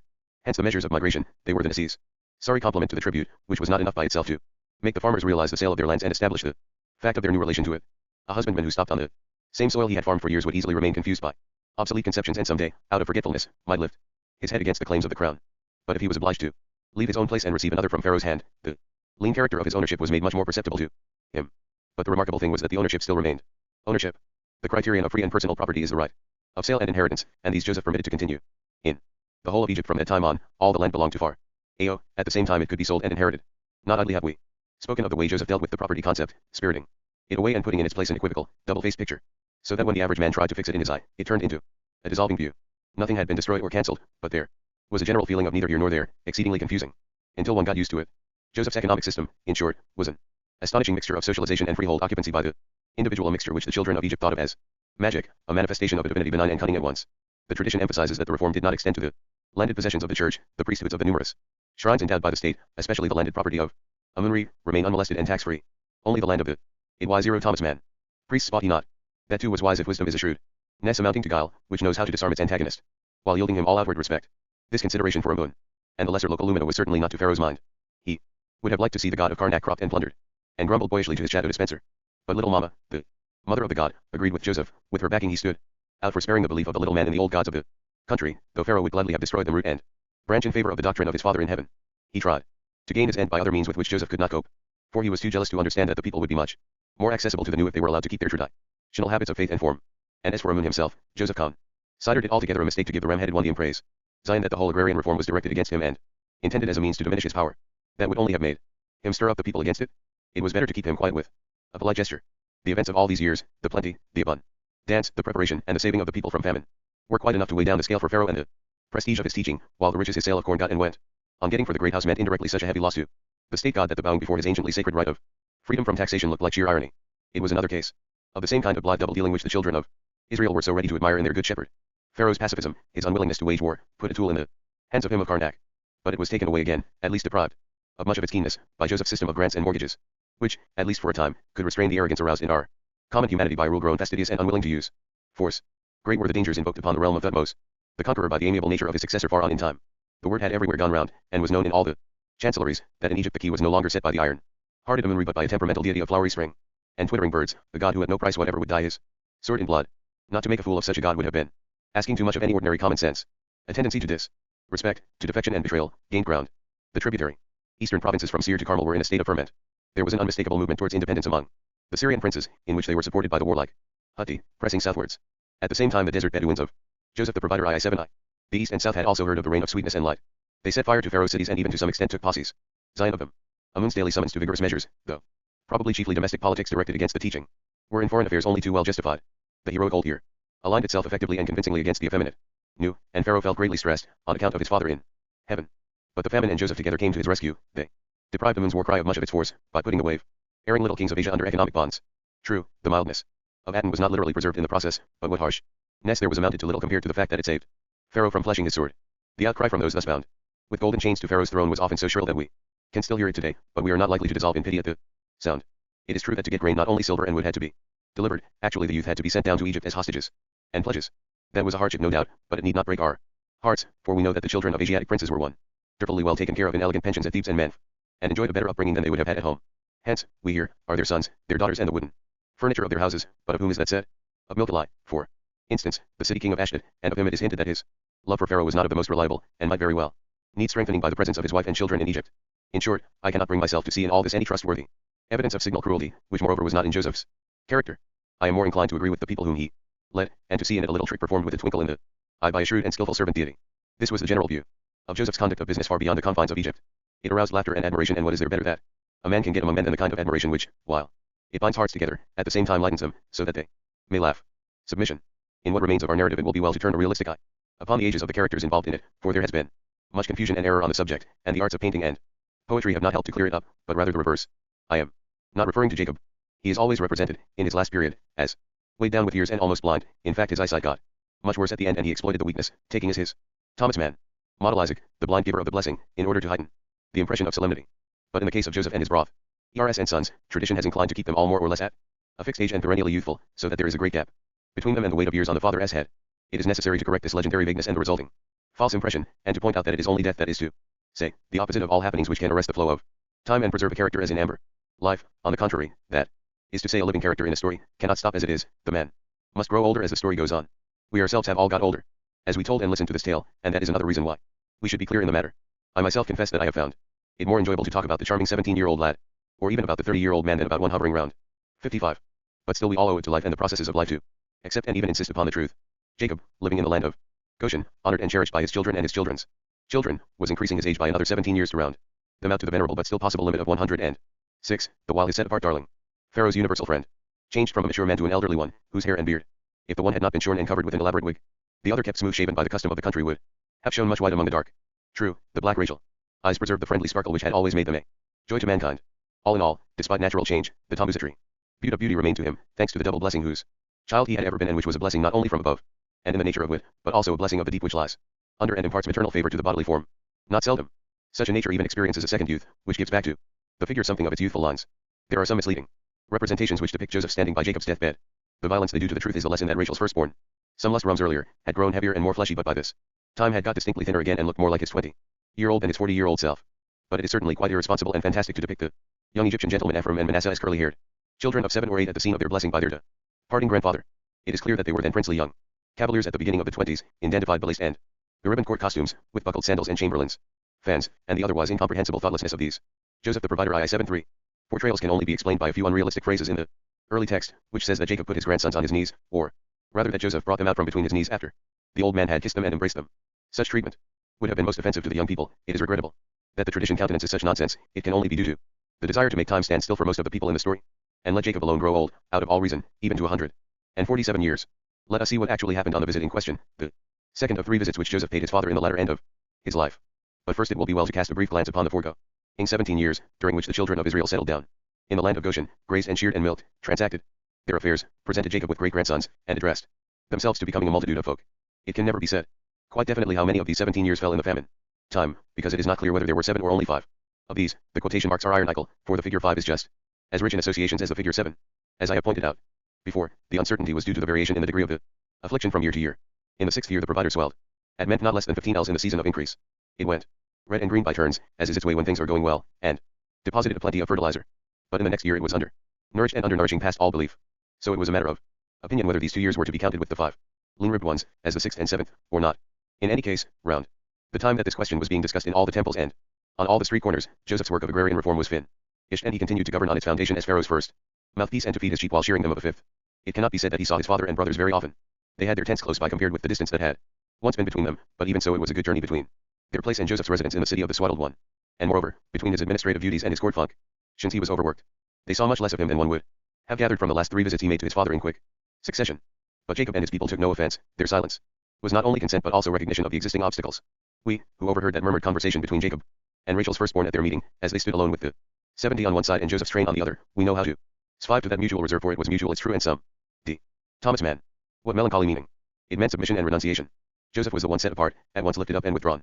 He was severed from the tribe and was not to be a tribe. The fate of his lovely mother, rejected despite goodwill, was, with appropriate variation, also her son's fate, its individual formula being denying love. The truth was understood and accepted, far more than distance or preoccupation. It was the reason for the reserve. And how clearly, how chillingly the reserve is expressed in the phrase used by Jacob when he made a certain request of his son. I mean the rhetorical flourish, if now I have found grace in thy sight. It is proof, it is almost shamefaced evidence of the distance between father and son, between Joseph and Israel. It reminds us, as it reminded Jacob, of that early dream, the dream of the threshing floor, when the 11 Kochubim together with sun and moon had bowed down before the dreamer. Joseph's dream had stirred the brothers up to a fiery mortal hatred and ravished them to the evil deed for which they had suffered. How strange it is to think, as they too thought among themselves without saying so, that their misdeed had achieved its purpose and brought them to their desired goal. True, it had turned out, contrary to all reasonable expectation, that they had actually lain on their bellies before him. Yet they had not sold him in vain into the world and also to the world, for he had lost and they had won. The inheritance which the man of feeling had in his willfulness wanted to give to Joseph was lost to him forever. From Rachel the beloved it had passed to Leah the rejected. Was that not worth a little bowing and scraping? If now I have found grace in thy sight. It was on the first of the 3 visits that Jacob so spoke to the beloved and lost one, at the one time when he felt his life fast waning and knew that it was far on in its last quarter, rising low and late and red and wearily over the horizon before the final darkness. He was not ill, he could tell that. There was no question of a sudden decline. For he had good control over his life and his powers. He reckoned shrewdly what was left and knew that the end was not quite yet. Still it was fully time to impress on him who alone had power to fulfill it a wish he had at heart, a wish which quite personally concerned him, Jacob. So he sent to Joseph and begged him to come. Whom did he send? Naphtali, of course, Bilhah's son, the nimble one, for Naphtali was still nimble of limbs and tongue, despite his years. We must speak of this matter of the brothers' ages because here too the tradition is careless and blurred. If we stop to consider we must conclude that the whole span covered a period between 47 and 78 years. For Benjamin, the little man, was not less than 21 years younger than Zebulun, who was the 3rd youngest before Joseph, and he was 68 years old. I speak of this in order that Joseph the provider II 75. When Jacob gathers his sons about him in his last hours for cursing and blessing, we shall not picture the tent as full of young men in the prime of life. I repeat that Naphtali despite his 5 and 70 years still rejoiced in the same sinewy long legs and the same tongue, like a bell clapper, nor had he abetted in his craving to equalize a state of knowledge among the kingdoms of the earth. Boy, said Jacob to the sinewy old man, go down from here to the great city where my son lives, Pharaoh's friend, and speak for him and save. Jacob, our father, would speak to your grace on an important matter. You must not alarm him or make him think I am dying. You are to tell him, our father, the old man, finds himself in good health at Goshen considering his years and thinks not now to depart hence. But he judges the hour is come to speak with you concerning himself, though the matter reaches out beyond his own life. Therefore in your kindness come to his dwelling place, which he mostly keeps, although not yet bedridden, in the house which you made for him. Go, boy, go, step out and tell him that. Naphtali glibly repeated the message and betook himself to his heels. He went afoot and took several days for the journey, otherwise Joseph would have been there at once, for he traveled in his chariot. With a small retinue, among them Misachem, his steward, who laid too great stress on being in the story to stop at home when Joseph went abroad. But Misachem waited outside with the others of Joseph's house while the exalted one was alone with his father in the tent, that well-garnished living and sleeping room which is the Utra to which our far-flung scene has now shrunk. For there on his bed in the background or not far from it Jacob spent the last days of his life, waited on by Damasek, Elizur's son, himself now called Elizur, a man in a white-belted smock, still youthful in the face, though bald on top with a fringe of grey hair. In reality the man was a nephew of Jacob, for Elizur, Joseph's teacher, was the half-brother of the man of the blessing, born of a maid. His position, however, was that of a servant, though higher than the others round the house. Like his father he called himself Jacob's eldest servant and was over his house as Joseph was over Pharaoh's house and captain Misachem over Joseph's.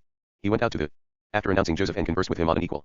The regent of Egypt knelt down when he entered the chamber, and touched with his forehead the felt and the carpet of the floor. Not so, my son, Jacob demurred. He sat on his bed. At the back of the room, a skin drawn over his knees, on either side of him were earthenware lamps on wooden consoles. We are in the world and the man of years and religion too much respects its great ness to acquiesce in your action. Welcome to me in my captain footing. Thomas Mann. Weakness and age, on account of which I may be pardoned for not coming in respect and fatherly feeling to greet you, my lifted up lamb. Take a stool here beside me, my dear one, Elizur, my eldest servant, might have drawn one up when he let you in. He is not what his father was, the wooer of the bride, towards whom the earth sprang, nor would he have been to me what his father was in the time of my shedding tears of blood. What time do I mean? The time when you were lost. He wiped my face with a damp cloth and tenderly reproved me for some refractory feeling that burst out of me against my God. But you were alive. Thank you for asking. I am well. Bilhah's boy, Naphtali, was to tell you that I was not calling you to my deathbed. Or rather this will of course be my deathbed. It is beginning by degrees to take on that character, but does not yet possess and it in fullness, for there is yet some life in me. I do not think to die at once and you will return hence twice or thrice to your Egyptian house and your affairs of state before I depart. Indeed, I am minded and resolved to economize the strength I yet have with measure and caution, for I shall still need them for various occasions, especially at the very end, and I must save my strength and my words. Therefore, my son, this our talk will be brief and confine itself to the necessary and important matter in hand, for it were against God to exhaust myself in a superfluity of words. It may even be that I have already talked more than is necessary. When I have said what is needful and put it to you in the form of an urgent plea, you may, if you have time, sit with me a little while in silence on my future deathbed, only for the sake of our being together without making me use my strength in speaking. I will silently lean my head on your shoulder and remember that it is you who are here and how my one true wife bore you to me in Mesopotamia with more than natural pangs, how I lost you and then to some extent got you back through the extraordinary goodness of God. But when you were born with the sun at his height and you lay in your swinging cradle beside the maid who sang and gasped her weariness in song, there was something like a dazzling sweetness about you and I knew, of course, how to recognize it for what it was, and your eyes, as you opened them, when I touched you, were as blue as heaven's light and only later got black with the twinkle of mischief in their blackness, which is why I turned over to you the pictured bride veil here in the house, out at the front. I will perhaps come to speak about it at the very last. But now it is probably unnecessary and does violence to economy. It is very hard for the heart to distinguish between necessary and unnecessary talk. See, you stroke me soothingly in sign of your love and your good faith.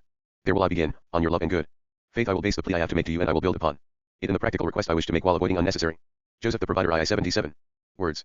For, Joseph L., my uplifted lamb, the time has come that I am to die, and though I am by no means yet at the final stage, Jacob has come to the time of his departing and to the time of the last will and testament.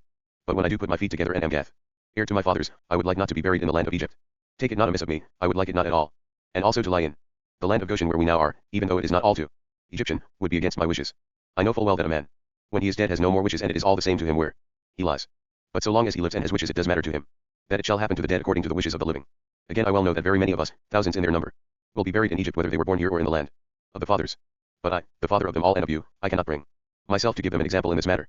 With them I came into your kingdom and into the country of your king, for that God sent you on ahead as the opener of the way. But in death it is my wish to part from them. If now I have found grace in your sight, put your hand under my thigh, as Elizur did to Abram, and swear to deal kindly and truly with me and not to bury me in the land of the dead. For I will lie with my fathers and be gathered unto them. Therefore, you shall carry my bones out of Egypt and lay them in their tomb, which is called Edakbalach or the double cave at Hebron in the land of Canaan. Abraham lies there, whose seed has been multiplied in honor, who in the cave of his birth was suckled by an angel in the form of a goat. He lies there by Sarai, the heroine, and heaven, highest queen. Yitzhak lies there, the late conceived, with Rebekah, the wise and resolute mother of Jacob and Esau, who put all things to rights. And Leah lies there too, whom I first knew, the mother of 6. Beside them all will I lie and well see that you are meeting my wish with filial respect and readiness to obey, even though a shadow of doubt and silent questioning may cross your brow. My eyes are no more of the best, for I have entered upon my time of death and my gaze is shrouded in darkness. But the shadow that crosses your face, that I see clearly, because I knew that it would come, for why should it not? There is a grave by the way, only a little piece towards Ephrath, which now they call Bethlehem, where I put to her last sleep that which was dearest to me on God's earth. Will I not lie by her side when you bring me home as I command and lie with her set apart, by the way? No, my son, I will not. I loved her too dearly, but things do not go according to feeling and the lux. Uriah softness of the heart but according to their importance and according to duty. It is not suitable that I lie by the way, rather with his fathers will Jacob lie and by Leah his first wife, from whom came the heir. Lo, now your black eyes are full of tears, that do I clearly. JJ7G Thomas Mann. See. They look so much like the eyes of the dearly beloved as to make me not believe my own. It is lovely, my son, that you are so like her. When you now in your mercy put your hand under my thigh in token that according to importance and duty you will bury me in mock Palash, the double cave. Joseph swore the oath. And when he had done so, Israel bowed himself upon the bed's head and gave thanks. Then the set apart one sat a while in silence beside his father's couch, and the old man leaned his head on his shoulder and saved his strength for what should come. Ephraim and Manasseh. A few weeks later he fell ill. His old cheeks were flushed with a slight fever, his breath came short, and he kept his bed, half sitting, propped up in cushions to ease his breathing. It was not necessary for Naphtali to run and tell Joseph, for Joseph had set up a messenger service between Goshen and Menf, and daily or twice daily had news of the old man. Now he was told, your father is ill, with slight fever, and he called his 2 sons and said in the Canaanitish tongue, get ready, we shall be going down into the lowlands to visit your grandfather on my side. They answered, but we have an engagement, father and lord, to hunt gazelles in the desert. Have you heard what I said? He asked in Egyptian, or have you not? We rejoice greatly to make our grandfather a visit, then sword, and sent word to their friends, the rich young exquisites of Menf, that for family reasons they could not join in the gazelle hunt. They were exquisites themselves, products of the highest culture, manicured, curled, perfumed, and touched up, with mother of pearl toenails, corseted waists, and colored ribbons flowing down their aprons at front, back, and sides. They were not bad, either of them, and their dandyism was a result of the society they lived in. They cannot be blamed for it. Manasseh, the elder, was very supercilious. Of course, he prided himself less on his father's renown than on his son priest blood from his mother's side. Ephraim, on the other hand, with his racial eyes, we may picture as harmless, jolly, and rather modest on the theory that a modest nature is more prone to jollity than a supercilious one. They stood behind their father in the bouncing car, steadying themselves with their banded arms around each other's shoulders, and drove northwards towards the Delta region.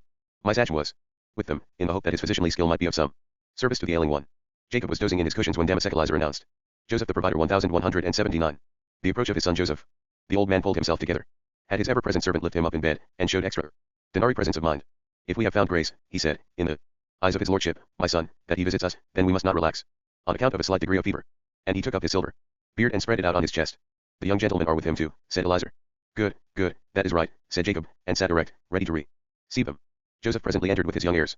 Manasseh and Ephraim greeted their grandfather gracefully and remained at the door while Joseph approached the bed and tenderly took the wan hands in his.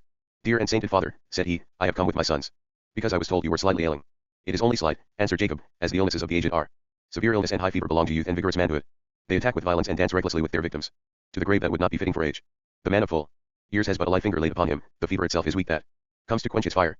But I am not yet quenched, my son. This fever is weaker than I, it has been deceived by my great years and it is not strong enough. You will go home again from this, your second visit to my dying bed, which has not yet become my deathbed. The first time I had you sent for, I begged you to come. This time you came of yourself, but yet once more will I summon you, for the third and last time and to the service for the dead. May it be far distant from my lord yet many a jubilee. How could it, child? Enough that its hour has not yet come, the hour of gathering together. It is courtly politeness that speaks in your words, but I am nigh my day of death, to which no flowers of speech are suited, only sternness and truth. And when we come to the hour of assembly they will be the only subject matter. I tell you so beforehand. Joseph bowed. Is it well with you, my child, before the Lord and before the gods of the land? Asked Jacob. You see, my illness is so much weaker than I that I can permit myself to ask after another's health. At least that of those whom I love. Are you getting in your tax crop early from the children of the land? It is not right, Jehoshaphat, for to the Lord alone should the fifth belong and not to any king. But I know, I well know, my exalted one. Do you probably burn incense to the sun and the stars as is due to your station in life? Dear father, I know, my snatched away lamb, I know so well. And how lovely. One I go Thomas Mann. It is of you to come of your own free will between the first time and the third to see the old man, despite the demand upon you with all your affairs and your incense burning. I will avail myself of your visit to come back to a matter we have not spoken of since you appeared to me again at the plain, sore missed and found again. Then I said in your ear, my darling, that I will divide you up in Jacob and disperse you in Israel and split you up into the tribes of the grand sons, that the sons of the true wife may become like Leah's sons, but you shall be one of us and rise into the rank of the fathers. In order that the words may be fulfilled, he is the exalted one. Joseph bent his head. Lo, there is a place in Canaan. Jacob began to give voice, his eyes lifted up. He was excited by the fever and most grateful to it for the stronger pulse of his blood. A place once called Luz, where they make a wonderful blue for dyeing wool. It is no longer called Luz but Bethel and Esagila, the house of the lifting up of the head. For there Almighty God appeared to me in a dream when I slept in Gilgal with my head propped on a stone, for there above on the ramp, the navel cord between heaven and earth, where the starry angels streamed up and down amid harmonies, he appeared to me in kingly guise, blessed me with the sign of life, and cried out upon dance of consolation to the sound of the harps, for he promised me his mighty favor and that he would make me to wax and increase to a great multitude and to countless children of his election. There. For now, Jehoshaphat, shall your 2 sons who were born to you in Egypt before I came to you, Ephraim and Manasseh, they shall be mine, just like Reuben and Simeon, and shall be called after my name. But those whom you will have begot later on, they shall be yours, and called after their brother's name, that they shall be like their sons. For you have been exiled from your seat in the circle of the 12, but with so much love that the 4th seat is there prepared for you. Next the 3 most important ones. Here Joseph got ready to present the heirs to him. But now the old man began to speak of Rachel. Once more he told how she had died and left him when he came out of Mesopotamia, in the land of Canaan. It was on the way, only a little way towards Ephrath, and how he had buried her just there on the way to Ephrath, which was now called Bethlehem. All this was in passing as it were, it had not much to do with the matter in hand. Perhaps he wanted to invoke the presence of his dear one at this hour. Perhaps his idea was to point out to the descendants of Rachel their own special shrine, since Machpelah, the double cave, was the place of pilgrimage for the rest of the brothers. It is possible that he was thinking of the little sleight of hand trick he had long had in mind and was trying to justify it. Our teachers disagree about his intentions in the matter. Joseph the provider I. But most likely he simply had none at all, and talked about the lovely one because he was in his solemn mood and thinking of his tales. How, he simply loved to speak of her, even where there was no point at all, just as he loved to speak of God. Perhaps he talked about Rachel because he feared he might never have a chance to do it again. And now, after he had buried her for the very last time in her way side grave, he looked about him, laid his hand over his eyes, and asked, "And who are these?" "These are my sons, dear and reverend father," answered Joseph. "The ones God gave me, as you know, here in this country. If they are, then bring them here to me, that I may bless them." What was there to bring? The heirs came forward of themselves, bowing from the hips with exaggerated good form. The old man wagged his head and made clucking noises with his tongue. "Lovely youth, so far as I can see," said he. "Fine and charming. Before God, both of them. Bend down to me, treasures, that I may caress the young blood in your cheeks with my 100 years old mouth. Is this Ephraim I am kissing, or Manasseh? No matter. If it was Manasseh before, it is Ephraim now whom I kiss on the cheeks and on the eyes. Lo, I have seen your face again." He turned to Joseph, still holding Ephraim embraced, "that I thought not to see, and not only that, but God has now showed me your seed. Is it too much to call him the source of infinite goodness?" "By no means," Joseph answered, rather absently, for he was concerned that his sons should stand in the right order before Jacob, who plainly did not distinguish between them. "Manasseh," he said in an undertone to the elder, "take care. Come here, and stand in your right order. Ephraim, stand there." And he took Ephraim by his right hand and pushed him towards Israel's left, and with his left he took Manasseh and put him at Israel's right, so that everything should be in order. But what, with surprise and annoyance, if with suppressed laughter at the same time, did he see? He saw this, the father, his blind face uplifted, laid his left hand upon Manasseh's bowed head, and crossing his arms, put his right hand over upon Ephraim's. With his blind eyes staring into space, he began, before Joseph could interrupt him, to speak and to bless. He invoked the threefold God, the Father, the Good Shepherd, and the angel, who should bless the lads, and see that his name and the names of his fathers should be named upon them, and that they should grow into a multitude, like to a multitude of fishes in number. Yeah, so be it. Stream, blessing, sacred gift, out of my heart, through my hands, upon your heads, into your flesh and your blood. Amen. It was quite impossible for Joseph to interrupt the blessing, and his sons did not notice what was happening. They were rather distirate. IRA to Thomas Mann, and a little out of sorts, particularly Manasseh, because the ceremony had made them miss the gazelle hunt in the desert. Each of them felt the blessing hand on his head, but even if they could have seen that the hands were crossed and the right hand lay on the younger brother's head, the left on the elder's, they would have made nothing of it, and simply thought it had to be that way on account of the outlandish customs of their foreign grandfather. They would not have been so far wrong. For Jacob, brother of the hairy one, was of course repeating a pattern. He was copying his own father, the blind man in the tent, who had given him the blessing before the red one. And to his way of thinking, the blessing did not work unless there was a trick in it. There must be an exchange, therefore he changed at least his hand so that the right one rested on the younger's head and he became the right one. Ephraim had Rachel's eyes and was obviously the more agreeable of the two, that very likely influenced him.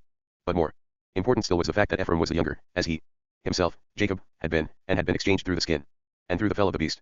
As he shifted his hands, there were humming in his ears the incantations which his stern-willed mother had muttered as she got him ready, but which themselves echoed hither from much further off, and were, in their beginnings, much older than his own experience. I cover the child, I cover the stone. Let the master eat, let the father eat, at thy feet must fall the brethren of the deeps. Joseph, as I said, was both amused and annoyed. His sense of who more was strong, but the statesman in him felt bound to come to the rescue of such order and justice as could still be saved. So soon as the old man had exhausted himself and his blessing, Joseph said, "Father, forgive me, but I had placed the lads in their right order before you. If I had known you meant to cross your hands I would have placed them differently. May I call your attention to the fact that you put your left hand on Manasseh, my elder son, the right on Ephraim, the later born? The bad light here is to blame for your having misspelled, so to speak. Will you not quickly correct it, change your hands back again, and perhaps just say amen? For the right hand is not the right hand for Ephraim, it belongs to Manasseh." And as he spoke he even took the old man's hands, which still lay upon the young heads, and would have respectfully changed them. But Jacob held them as they were. "I know it, my son, I know it," said he. "And let it be so. You rule in Egypt and take your fifth, but in these things I govern and I know what I do. Do not grieve. This one," he raised his left hand slightly, "will also become a people, and he also shall be great.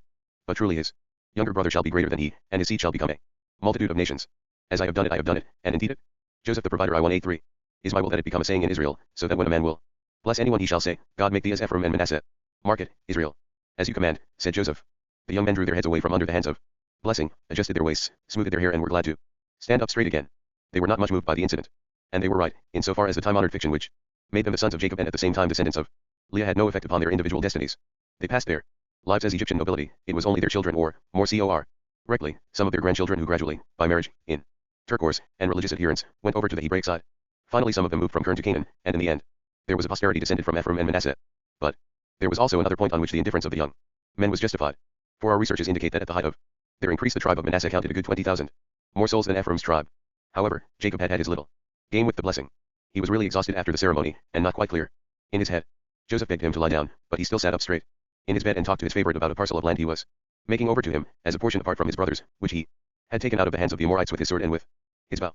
That could only be the piece of cornland before Shechem, by the gate of the city, which Jacob had once acquired of the gouty hammer or hemer for 100 pieces of silver, certainly not by his sword and his bow. And anyhow, how did Jacob, the man of tents and a piece, come by a sword or a bow?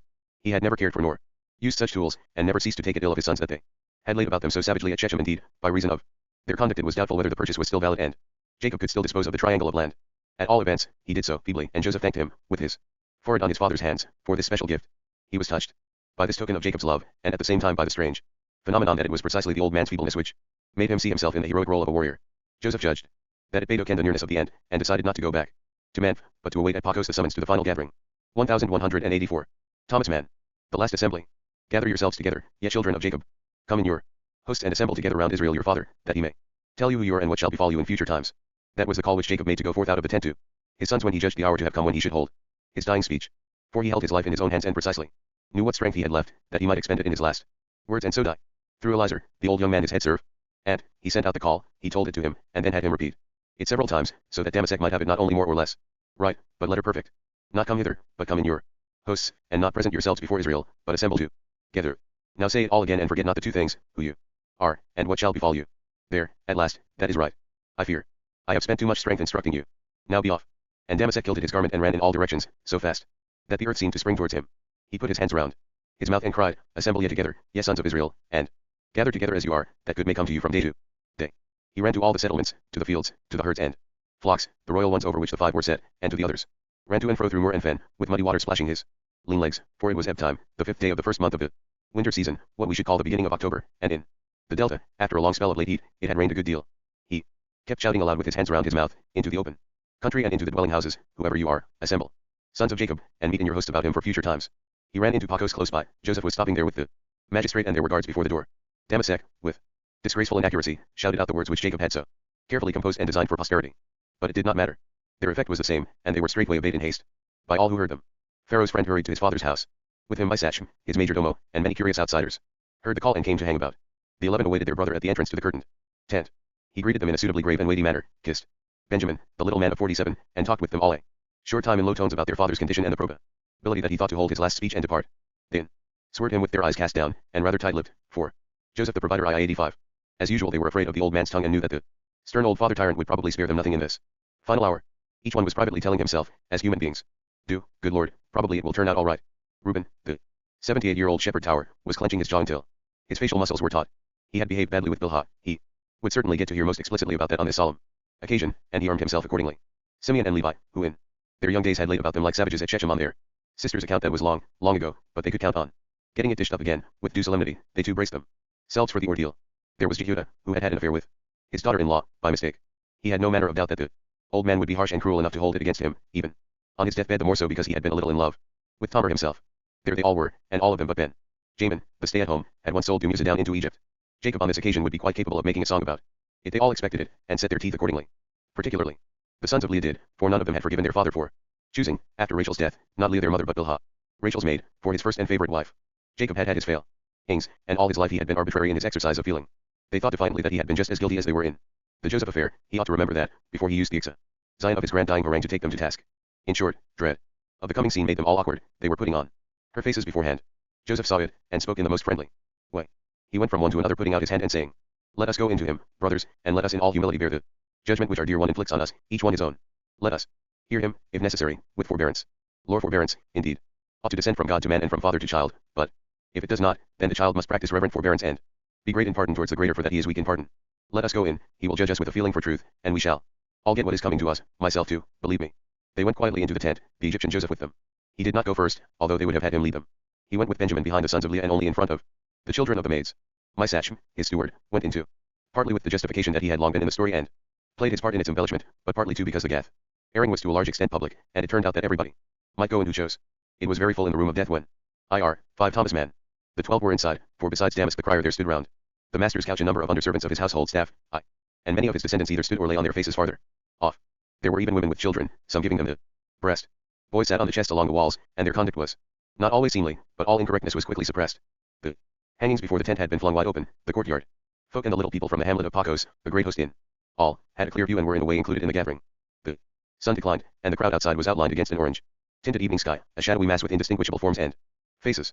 But the two oil lamps, flaring on high stands at the head and foot of the bed, sent their rays from within to pick out a striking figure, a gaunt matron in black, between two very broad-shouldered men. Her grey hair was covered with a veil. She was Tomer, the resolute woman, with her dowdy sons. She had not entered, she kept outside, for it might be that Jacob in his dying speech would come to speak of Judah's sin with her. But she was here, present and on the spot. And how was she present, now that the time had come for Jacob to hand down the blessing to him with whom she had sported by the way and brought herself into the succession? Even without the lamplight, that proud profile would have been unmistakable against the sallow rainy sky. He who had once instructed her in the world, and in the great story into which she had wormed her way, he who had summoned this deathbed gathering, Jacob ben Itzhak, blessed before Esau, lay propped on his cushions, under a sheepskin, on his deathbed at the back of the tent, in just so much command of his powers as he needed to be.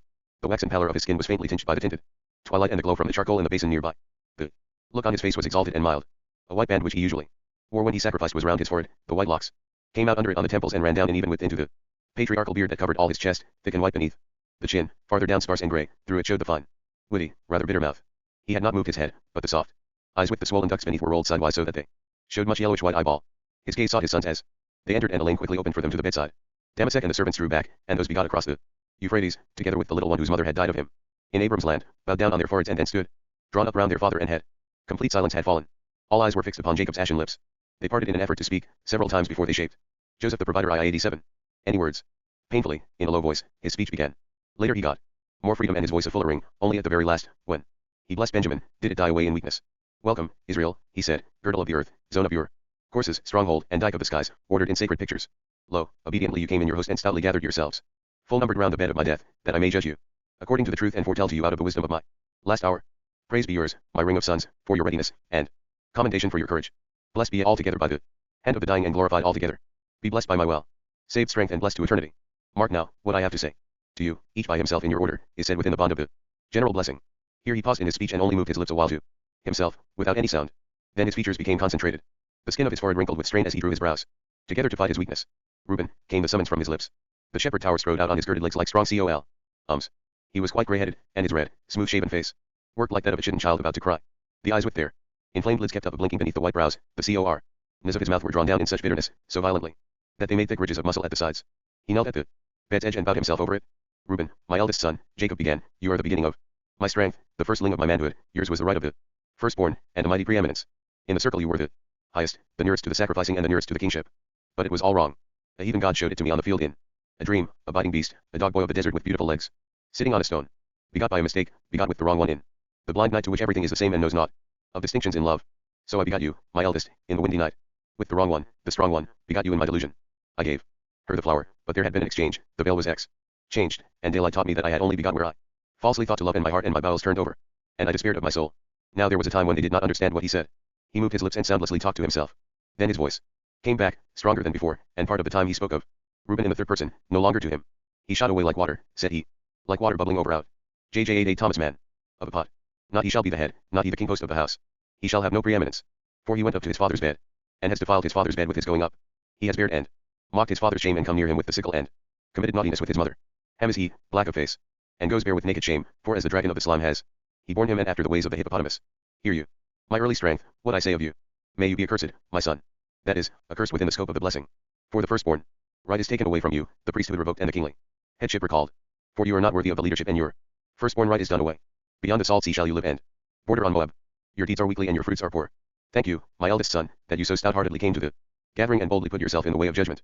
/ you are like a shepherd tower, and move on your legs like moving columns of a temple, because I scattered my first strength and manhood so mightily in the madness of the night. Receive a father's curse, and so farewell. He ceased, and the aging Reuben stepped back among the ranks, all the muscles of his face grim with dignity and his eyes cast down, just as his mother used to cast hers down to hide her squinting. The brothers. Jacob next commanded. The twin sons, inseparable in the skies. And Simeon and Levi bent and bowed down before him. They were 75 and 76 years old, for of course they were not twins, only inseparables, but they had astonishingly preserved their rough and blustering outward appearance. Oh, how scored and scarred with ingrained savagery, claimed their father. He even started back as though in fear. They kiss the instruments of cruelty, I will know not of them. For I love it not, yes, savage ones, may my soul come not in their counsels, nor my honor have any part with theirs. Their anger slew a man, and their self-will mutilated the cattle. Therefore the curse of the injured struck them down, and they were appointed for destruction. What have I said to them? Cursed be their anger that it was so fierce, and their wrath for that it was stubborn. That have I said to you. Be accursed, my dear ones, accursed within the blessing. Ye shall be divided and scattered, that ye commit not misdoing together forever. Be dispersed in Jacob, my Levi. Yours be a lot and land nonetheless. Stout Simeon, but I see it stands not alone but is consumed in Israel. Take your place in the background, double star, having heard the deathbed second side of the blessing one. Step back. They did so, not vastly upset by the judgment. They had long known it and expected nothing better. Having it once more expressly. Joseph the provider II-89. Served up in open meeting did not cut them up, for everybody knew it before and they still remained Israel. Their rejection was only within the scope of the general blessing. Besides, they and the whole audience espoused the view that rejection is a destiny like any other, with a dignity of its own. Every condition is a condition of honor. Such was their view, and the view of all the others. After all, it was pretty plain that part of what their father had said did not refer to them, but to the constellation of the twin brethren. Partly out of his native weakness for the elusive, partly in the mental confusion of his state, to which, on the same ground, he solemnly gave way, he had mixed them up with Gemini and brought in Babylonian allusions well known to them all, even to the lad sitting on the chest along the walls. Deliberately and blatantly he had at times confused them with Gilgamesh and Ebony in the song, so enraged about their sister that they had cut in pieces the heavenly sphere and for this blasphemy been cursed by Ishtar. But they had not paid particular attention to any sphere at Shechem, the city of Sichern, the scene of the butchery, nor did they recall having mutilated any.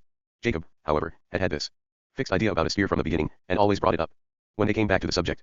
But can anyone be more horribly cursed than to be confused with the Dioscuri and the sun and moon? That is a rejection one can take, even in public. It is only half personal, the other half is spun out of the dream fancies of a dying man. It is necessary to emphasize here that many astral allusions were thus mixed into these pronouncements of Jacob to his sons. They gave elevation to his discourse and also imparted a certain touch of human fallibility. That was both weakness and willfulness, with a good deal of willfulness in the weakness. There was a hint of Aquarius in what he had said to Reuben. Now it was Judah's turn, and Jacob so nearly expended himself in the decisive and tremendous blessing he now bestowed that after it he had repeatedly to call on God for help, fearing he might not last out, and particularly that he might not get round to Joseph. Judah had always been called the lion, but Jacob's dying words to him played so untiringly on the epithet and showed him so explicitly lion-like, that Judah writhed in torment and nobody present could possibly fail to recognize the heavenly phenomenon. A great deal of cancer came out in Issachar. The constellation of the little asses, which stands in the sign of the zodiac, was brought into cosmic connection with his everyday nickname of the bony ass.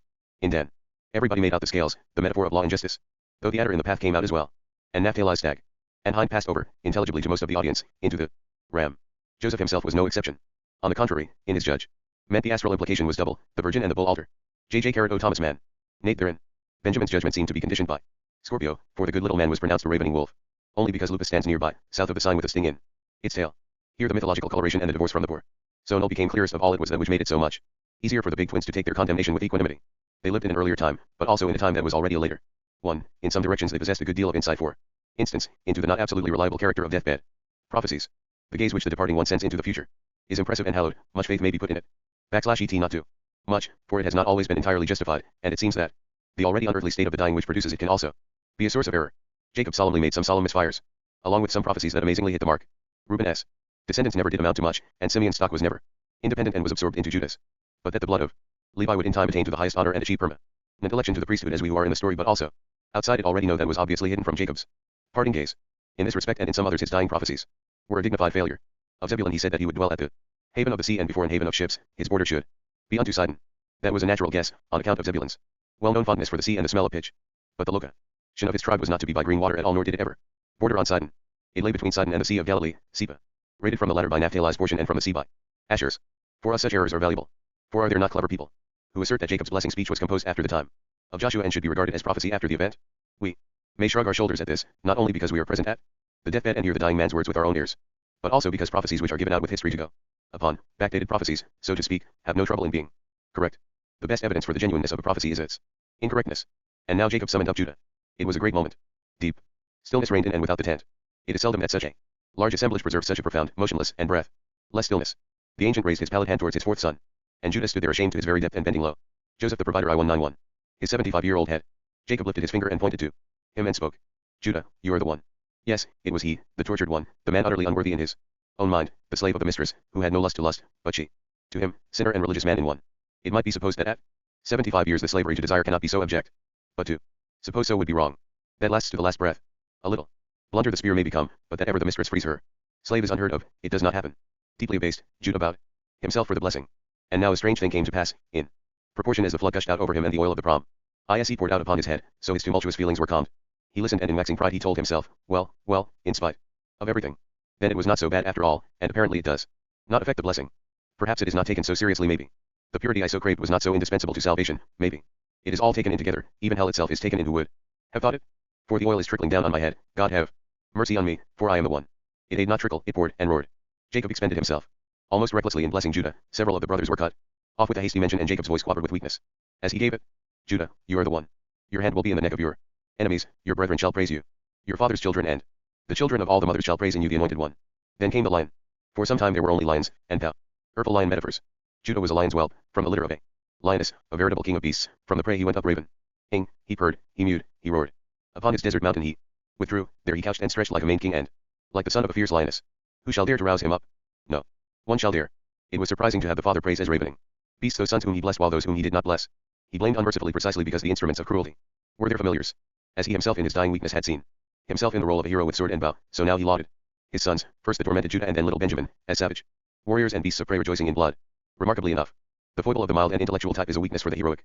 But Jacob did not end his Judah scene on the beast of prey note. The hero he had in view, whom he had sought out long since, was not the kind to make weakness forget itself in hero worship. Shiloh was Thomas Mann. His name. From lions to him was a long way, therefore the old man made a transition in his blessing. He introduced the great Fing. The king sat on his throne and the scepter leaned between his feet and should not move from there nor be taken from him until the hero appeared, until Shiloh came. To Judah, the king with the scepter between his legs, this promised name was quite new. Indeed, it was a surprise to the whole gathering. They listened amazed. One only among them all knew it and had waited eagerly to hear it. Our gaze turns involuntarily out to the shadowy profile. She stood there erect, in darkling pride to hear Jacob pronounce the seed of the woman. From Judah favor should not pass, he should not die, his eyes not close until his greatness should wax immense, for that out of him should come one upon whom all the people should depend, the bringer of peace, the man of the star.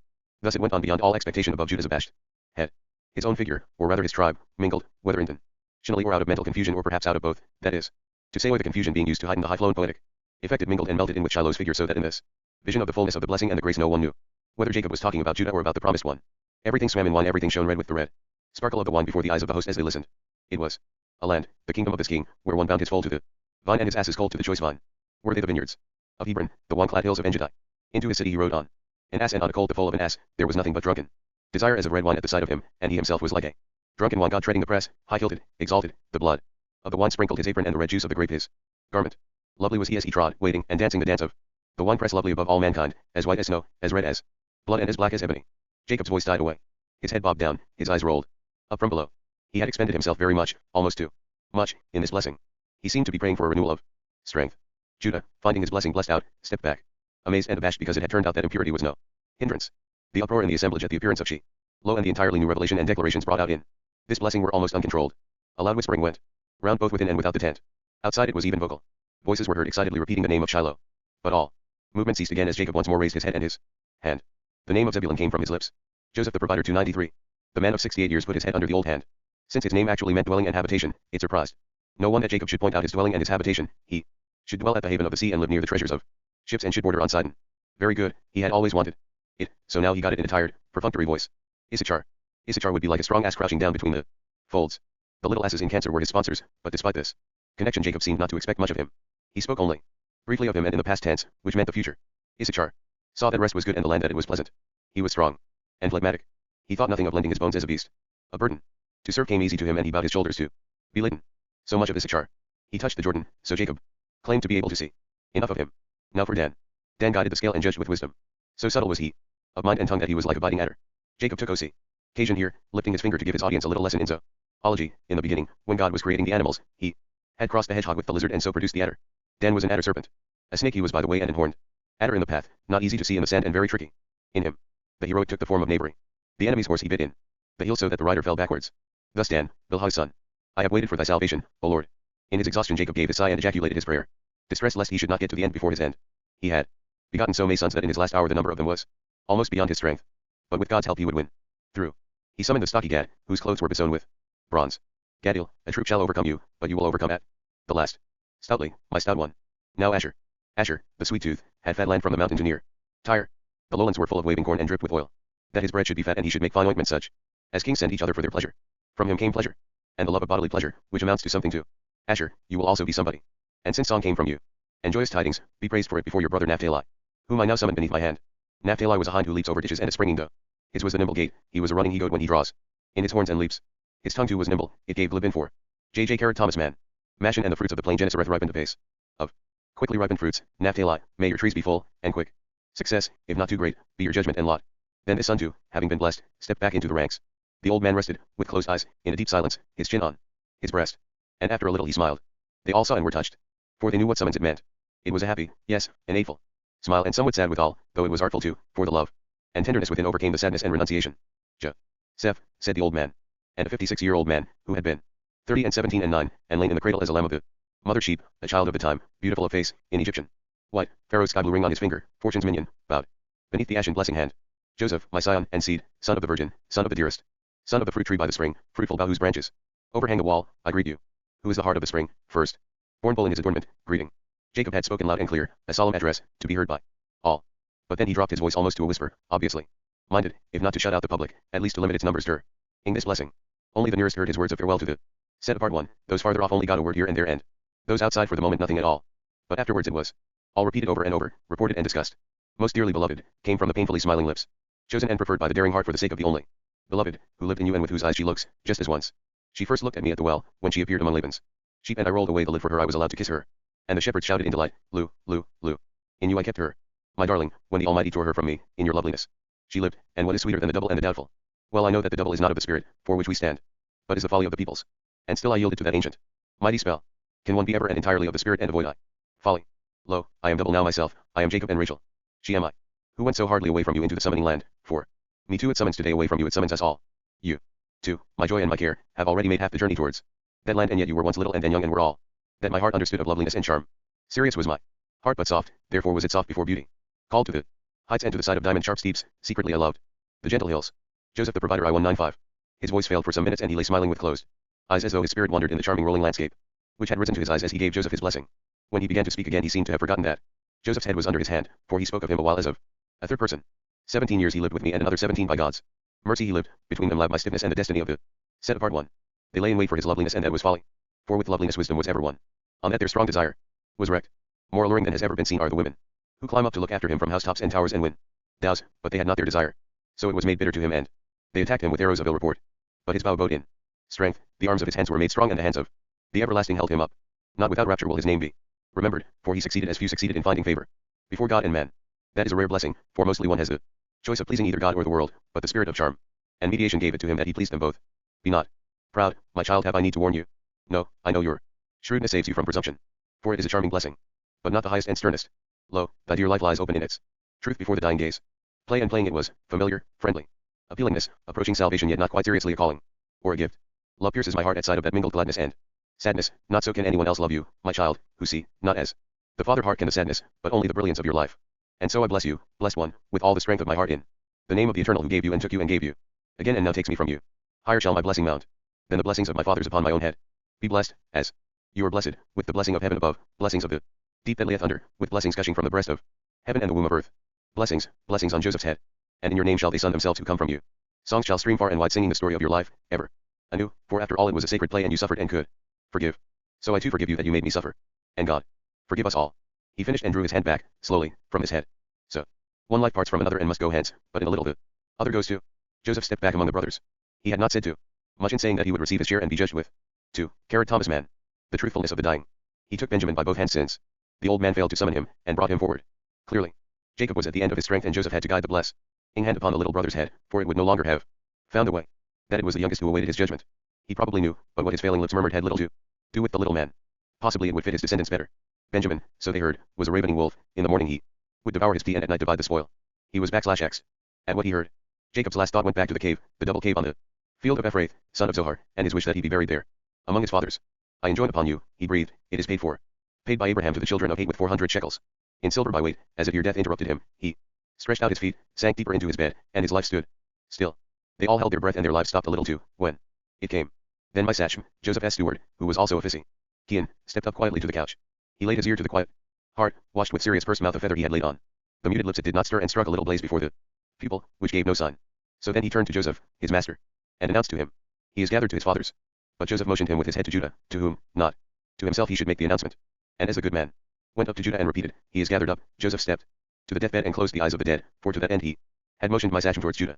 Then he laid his forehead on his father's brow and wept for Jacob. Judah, the heir, made the necessary arrangements. The mourners, male and female, were ordered, and male and female singers and flute players, and the body was washed, anointed, and wrapped up. Dama. Zechariah kindled an offering of incense in the chamber, stacked the neat's foot oil from the Red Sea, galbanum, and olibanum, mixed with salt. And as the spicy clouds floated round the dead, the guests streamed out, mingled with those outside, and moved away, eagerly discussing the judgment and the pronouncement that Jacob had made to the 12. Jacob is swaddled. And so now the story, grain of sand by grain of sand, has run steadily and silently through the neck in the glass. It lies below in a little heap. Joseph the provider I-197. Only a few grains are left to run. Nothing remains of all that happened. Ings accept what happens to a dead man. But that is not a little. You will be well advised to look reverently on as the last grains run through and fall gently on the heap beneath. For what happened to Jacob's husk was extraordinary, an honorific expenditure of an most unique kind. No king has ever been born to the grave as was Jacob, the man of years and dignity, by his son Joseph's command and disposition. Joseph, of course, after his father's death left to Judah, the heir of the blessing, the first and immediate arrangements, after that he took matters in hand himself, since only he could attend to them, and embarked on certain measures, empowered by a quickly assenting counsel of the brothers.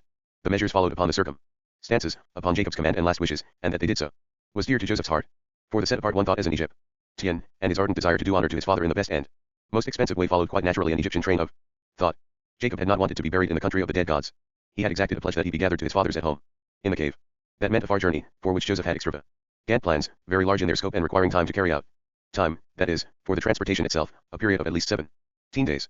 To that end the body must be preserved by the art of Egypt, pickled and embalmed, and if he who had gone hence would have rejected the idea, then he should have forborne insisting upon being carried home. For it followed from his own stipulation that he should not be buried in Egypt, that he had to be buried in the Egyptian way, magnificently dried and stuffed into an Osiris mummy.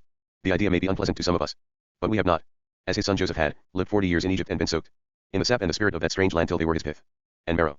To him it was a joy, a consolation in the midst of grief, that his father's command allowed him to deal with the beloved shell after the most honorable and exquisite customs of the country and give it a permanence only imparted by the most costly methods. Accordingly, as soon as he got back to his house in Menf, where he spent the period of mourning, he sent to Goshen men whom the brothers called his physicians. Actually they were not physicians, but professional embalmers, masters of the technique of making the dead undying, the most sought out and skilled in their line, who lived not at all by chance in the city of Menf. With them came masons and carpenters, goldsmiths and engravers, and these set up their workshop next the house of hair and death, while within it the physicians did upon the body what the brothers called anointing. H9a Thomas Mann. But that was not the right word. They drew his brains out through his nostrils with a bent iron and filled the empty skull with spices. They had an Ethiopian knife, made of obsidian and extremely sharp. They wielded it with great elegance, their fingers spread out, to open the left side of the abdomen in order to remove the entrails. These were preserved in special alabaster jars with the likeness of the deceased's head on the lid. The cavity they thoroughly washed out with date wine, and in place of the mezenteron put the very best materials inside, myrrh and spice bark from the shoots of a laurel. They took professional pride in their work, for death was their prov. And they enjoyed making a man's body so much cleaner and more attractive than when he was alive. Then they carefully sewed up the cut and put the corpse into a bath of saltpetre for a full 70 days. During that period they made holiday, ate and drank, and were paid high wages by the hour. When the time was up and the body salted, the bandaging could begin, and that was a considerable labor. Business bandages 400 ells long daubed with gum, endless strips of linen, the finest of which came next the body. These they wound round Jacob, round and round, now alongside, now on top of one another, and among them on the shrunken neck they laid a gold collar, and on the breast another ornament, a vulture without spread wings, made of flat hammered gold. For during the 70 days the other artists had got on with their task and now contributed these ornaments, likewise ribbons wrought out of sheet gold, inscribed with the name of the dead and with laudatory phrases. These were drawn round the band ages, round the shoulders, the middle, and the knees, and fastened to other gold bands running vertically front and back. Not content with this, that which had once been Jacob and was now in death, an adorned and durable doll, purified from all corruption, was wrapped from head to foot in thin flexible plates of purest gold, and then lifted into an aran, the chest which the cabinet makers, jewelers, and sculptors had meantime made to measure, in human form, richly decorated with precious stones and vitreous paste. The figure fitted into the figure, the outside head was carved out of wood and covered with a mask of thick sheet gold. It had the user beard on its chin. Thus it went with Jacob, in all honor and splendor, if not just AC according to his wishes, but rather those of his transplanted son. However, it is probably right to have things done according to the feelings of him who still has his living entrails in his body. To the other it cannot matter. To honor his father in death, to make his last wish the occasion of exceeding pomp, such was Joseph's dearest wish, the mainspring of all his actions. While the corpse was being got ready for the journey, the exalted one had taken steps to make the expedition an exa. Joseph the provider I-199. Zion to remember and marvel at, a tremendous triumph. To that end, he needed Pharaoh's consent, but the mourning ritual and prescribed neglect of his person prevented him from speaking before the king. Instead he sent up an embassy to him to the city of the horizon in the Hair district, and begged the lovely child of Aton for permission to accompany his father's body over the border into the land of his last resting place. It was Misach, his steward, whom Joseph trusted with this mission, to give the good man the chance of being in the story up to its end. Indeed, he might confide in Mai's loyalty and poise for the accomplishment of the diplomatic mission which, in fact it was, for it meant getting commands from Pharaoh which could only be suggested to, not asked of him. It meant procuring his consent for a highly solemn state funeral for the begetter of his first servant, or, in other words, to bring him to the point of order in a so-called great progress. Again we see how much the thoughts of Rachel's lamb had got used to going Egyptian ways. The great progress was a peculiarly Egyptian concept, a favorite festival and ceremonial of Kern's people. Joseph had derived from Jacob's command not only the bombing in the highest price range, but also the design of having a great procession which should be talked about beyond the Euphrates and the islands of the sea. It should be with the most famous embassy ever sent out, to Babel, Mitannaland, or to the great king Hadishalish of the Hittite lands, and be worthy to be entered in the annals of the realm for posterity to read. It was necessary that Pharaoh should grant him official leave for 70 days in order that he with his 11 brothers, his sons, and his brothers' sons should take their father across the border to his grave on the route of honor which he had chosen for him. But that was only a part, it was even the least part of the program. For so far it constituted no great procession, no royal progress, and Jacob's worldly son designed to bear his father to his grave not otherwise than as a king is born. Pharaoh must be brought to consent, and to direct, state, court, and military must he command as retinue, and that meant a considerable force of troops. to cover the long desert route. And Pharaoh so thought and so dared, after the steward had spoken before him. He so arranged. Partly out of feeling and the wish to show love and favor to his most deserving servant, who had done so much for him. But it was also out of the fear lest Joseph, if left uncovered by the power of Egypt to go into the country of his origin, might end by not coming back. That mean he seriously feared this, and also that Joseph one with this fear, shows in the words which the basic tradition puts into his mouth in his dealings with the court, let me go up, I pray thee, and bury my father and I will come again. It may be that he made the promise voluntarily in advance, it may also be that Pharaoh J200 Thomas Mann asked it of him. But it is clear that the suspicion was present and it must have been a satisfaction to Pharaoh that he could combine power with foresight and by means of a very heavy Egyptian escort, secure himself against the loss of the irreplaceable. The Lord of the Two Crowns was no longer of the youngest, the years of his life were more than 40 and that life was precarious and sad. He was already familiar with death. One of his daughters, the second of six, Mikataton, the most anemic of them all, had died at 9 years old, and Akhenaten, the father of daughters, was far more dissolved in tears at the loss than was Neferneferuiten, his queen. He wept much, tears came easy to him on all occasions, for he was lonely and unhappy, and the preciousness of his life, the soft refinements among which he lived, made him more and more sensitive to loneliness and misunderstanding. He liked to say that a man who suffered much should lie well, and in his case the good living went hand in hand with the tears. He lived too well to bear to suffer much, and he wept a great deal over himself. His dawn cloud, golden seemed, the queen, and his transparent daughters had constantly to dry with fine batiste handkerchiefs the tears on his already elderly childish face. It was his great pleasure to make offerings of flowers and coral services in the splendid court of the magnificent temple he had erected at Akhenaten, his only capital, to his father in heaven, that mild friend of nature, whom he conceived as weeping a good deal too. But his pleasure was embittered by mistrust of his courtiers, whose sincerity he doubted. They lived on him, and they had accepted the teaching. But all the evidence showed that they neither understood nor were capable of understanding it. Nobody was in the very least capable of understanding the teaching of his Father in heaven, who was infinitely distant yet tenderly concerned for every little mouse and worm, that Father of whom the sun's disk in heaven was only a symbol and a parable, and who whispered the truth about his nature and essence into the ears of Akhenaten, his beloved child. Nobody, he did not conceal the fact from himself. Nobody had the least or faintest idea about it. He was remote from the people and afraid of contact with them, with the state religion of his country, the temples, the priesthood, not only with them but also with the rest of the ancient and traditionally honored deities. The house of the sun on being the only exception between them all, and him was hopeless strife. In his anguished zeal for his own revelation, he had even gone so far as to take measures for their suppression and dissolution, again not only against Amunri but also against Uzur, Ford of the West, and Aset, the mother, against Anup, Engnum, Thoth, Sedek, and even to the master of the arts. Thus the gulf widened between him and his people, a people profoundly practiced in ideas and profoundly bent on loyalty to the old. Asterisk. 4. Joseph the Provider 1201. And its preservation everywhere. It made of him, shut off in his royal luxury, a stranger in their midst. What wonder that his narrow grey eyes, the eyes of a dreamer, were almost always red with weeping. When Mike came before him to ask in Joseph's name for leave and to bring him the news of Jacob's death, he wept at once. He was always just about to weep, and his tears found the occasion not one to miss. How frightfully sad, he said. So he is dead, that old man. That is a shock to Audi Majesty. He paid me a visit, I remember, when he was alive, and made no little impression on me. He was a great wretch in his youth. I know some pranks he played with his skins and his wands. My Majesty could still laugh till I cried at them. So now a term has been set to his ears, and my little uncle, who had ministers all the gifts of heaven, is bereaved. How infinitely sad is he sitting and weeping, my universal friend? I know he is no stranger to tears, that he is easy to weep, and my heart goes out to him, for it is always a good sign in a man. I know that when he revealed himself to his brothers and said to them, I am he wept too. And he is asking for leave for 70 days. That is a long time to bury a father, however great a wretch he was. Does it have to be 70 days? It is so hard to spare him.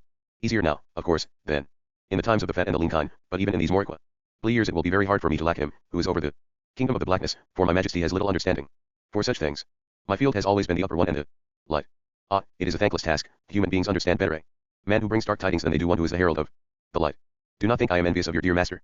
He shall be as Pharaoh to the very end of his life, for he has helped my poor Maj.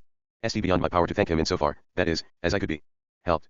He wept again a little, and then he said, of course he must bury his reverend father, the prankish old man, with explicit honors, and carry him abroad with his sons and broth, and the sons of his brothers and all the male seed of the house.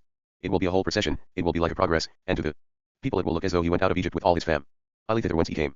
Such a misleading impression should be avoided. It might cause unrest in the land and lead to scenes and disorder if the people thought the provider was departing. I think they would feel it much less if Ali Majesty departed and forsook the land out of grief over its ingratitude. Hearken, friend. What sort of retinue would that be, of only the children and the children's children? In my opinion there is nothing else to do, and this conveyance is a perfectly good occasion for it, but to make a great progress. 1202 Thomas Mann. It must be one of the biggest that ever went abroad from Egypt, and in equal pomp returned again. What should I be if I granted a favor to my universal friend and did not make the granting of it far out? Bid the favor asked. Say to him, Pharaoh grants you 75 days and covers you with kisses, that you may convey your father to Asia, and not only your family and their entourage shall attend you, and the corpse, but Pharaoh will command a whole great progress, a journey of state, and the cream of Egypt shall bring your father to his grave. I will order my whole court. Akhenaten sends word to you, the highest of my servants and the most aristocratic in all the land, the heads of state with their retinues, wagons, and armed men, in very great strength. They shall all go with you, O apple of my eye, and follow the bier in front and behind and on both sides, and then just so escort you back to me, when you have deposited your dear burden in the place where he would lie. The great progress. Such was the answer which my sage brought back from Tate on to Joseph, and all was arranged and put in train accordingly.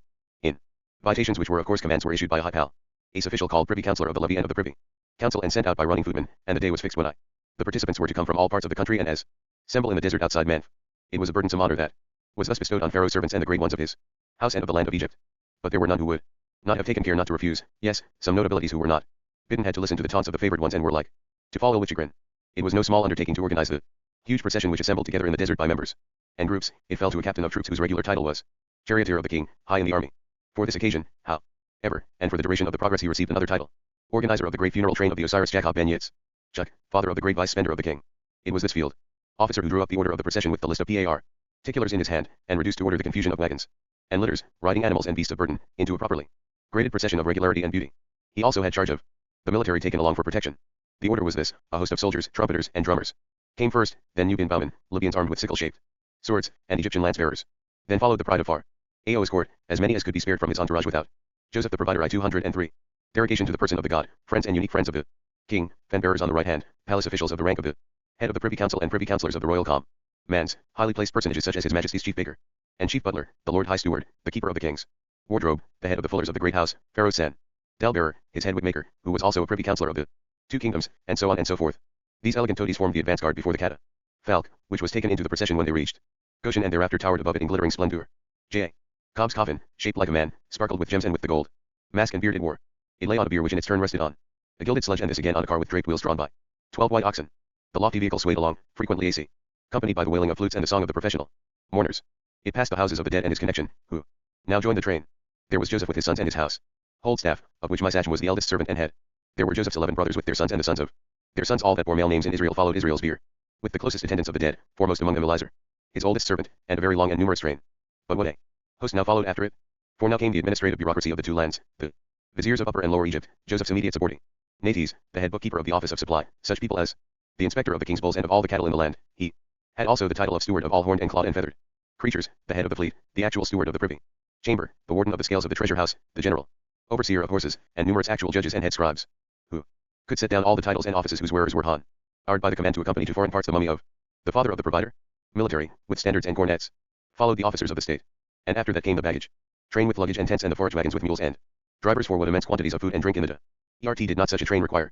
A very great company, as the tradition rightly says. One can only try to picture this long drawn-out caravan of splendid riding horses and luggage carts, of bright feathers and glittering weapons, all the snorting and rolling and marching, the whinnying of steeds, the braying of donkeys and bellowing of bulls, the crashing of trumpets, the throbbing of drums, the wailing of the professional mourners. 20-carat Thomas Mann. And out of the midst of it all the amazing, towering structure of the hearse with the mummy corpse inside. Joseph might be well pleased. Into Egypt the father heart had once lost him, now all Egypt must pay tribute to that agony and bear the dead Jacob on its shoulders to his grave. The amazing host wound its way eastward to the border, stared at everywhere on its way. Now it entered the desolate stretches which had to be covered in going from the bottom land of Happy and Far Ao's eastern provinces to the land of Elaru and Emer. It went along the upper edge of the desert tableland of Sinai, but then it took a direction which would have surprised anyone who knew its goal. For it did not go by the usual and shortest way, to Gaza on the sea, through the land of the Philistines and via Beersheba to Hebron. It followed the fall of the land which runs south of the port of Kadadi, eastwards to Amalek and towards Edom to the southern end of the Salt Sea.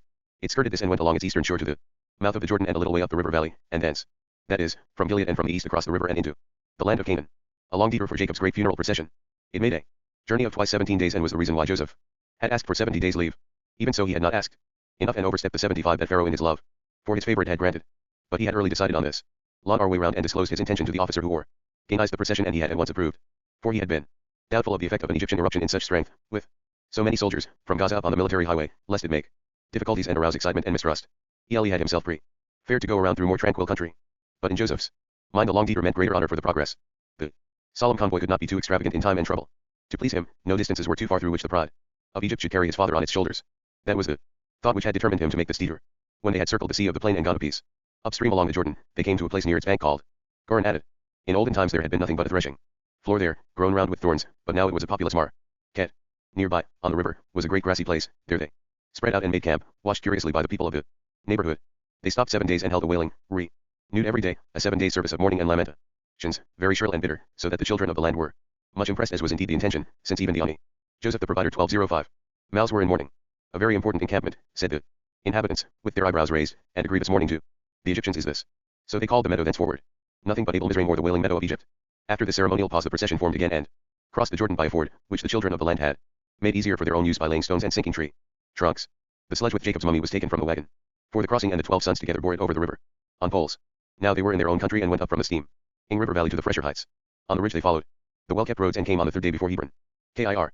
Jathar lay surrounded on the slope, and a multitude of folk rode down it to see the splendor which was moving in with its sacred burden and taking its place in the valley where the walled hollow was, the double cave, the ancestral burial place. Adapted by nature but enlarged and built up by the hand of man, it was not double on the outside and had only one door. But if you opened up the masonry, as they now did, a round shaft was revealed, leading downwards, and from it right and left 2 passages, closed by stone slabs, branched off and led into the 2 barrel vaulted tomb cells, which gave the place its name of the double hollow. But if one thinks of how many and who had found their eternal home in this hillside chamber, one pales with fear, as the brothers paled when they opened it. The Egyptians were not affected, some of them might even have stuck up their noses at such a homemade affair. But all that was Israel went pale. Shaft and passages were very low and narrow. Only 2 people of Jacob's house, his eldest servant and his second eldest, one in front and one behind, could enter, and even they could hardly squeeze in to carry the mummy down and lay it in the chamber. Whether the right or the left one is no longer known. If dust and bones could be surprised, certainly there must have been great astonishment in the hollow when the newcomer arrived decked out in his foreign folly. But absolute indifference reigned, and the 2 bearers hastened out of that band of corruption and stooped through the shaft into the sweet air of the living world. Their slave artisan stood ready with mortar and trowel, and in a trice the lodging was closed again, for it should receive no one else after Jacob. The father bestowed his house closed after him, the tent scared as the workmen filled the last hole. What were they thinking? They looked so sallow, and they bit their lips. They stole glances at the 11th and cast down their eyes. To be quite frank, they were afraid. They felt lost, forsaken, and forlorn. The father is gone, the I-206 Thomas Mann, 100-year-old father of these 70-year-old sons. Till this moment he had been present, if only as a mummy, but now he was walled away, and their hearts sank. Suddenly they felt that he had been their shield, he alone, he had stood where now nothing and no body stood, between them and the payment. They stuck close together and whispered in the fading light of day. The moon rose, the everlasting pictures hung themselves in the sky, the dampness of the mountain regions rose in a mist among the huts of Jacob's train. Then they called the 12th, Benjamin, Rachel's son. Benjamin, said they, stiff-lipped, listen to this.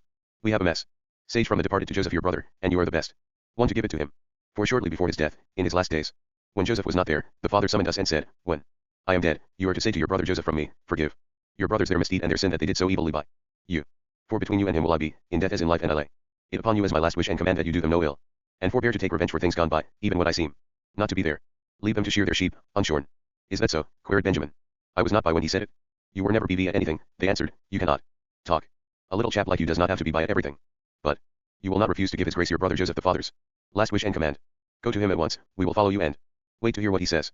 So Benjamin went into the tent, to the exalted one, and said hesitatingly, Joseph L., forgive me if I disturb you, but the brothers desire to say to you through me that on his deathbed our father solemnly adjured you not to do them harm after he was dead and gone, for what happened years ago, for even after death he would stand between you to protect them and forbid you your revenge.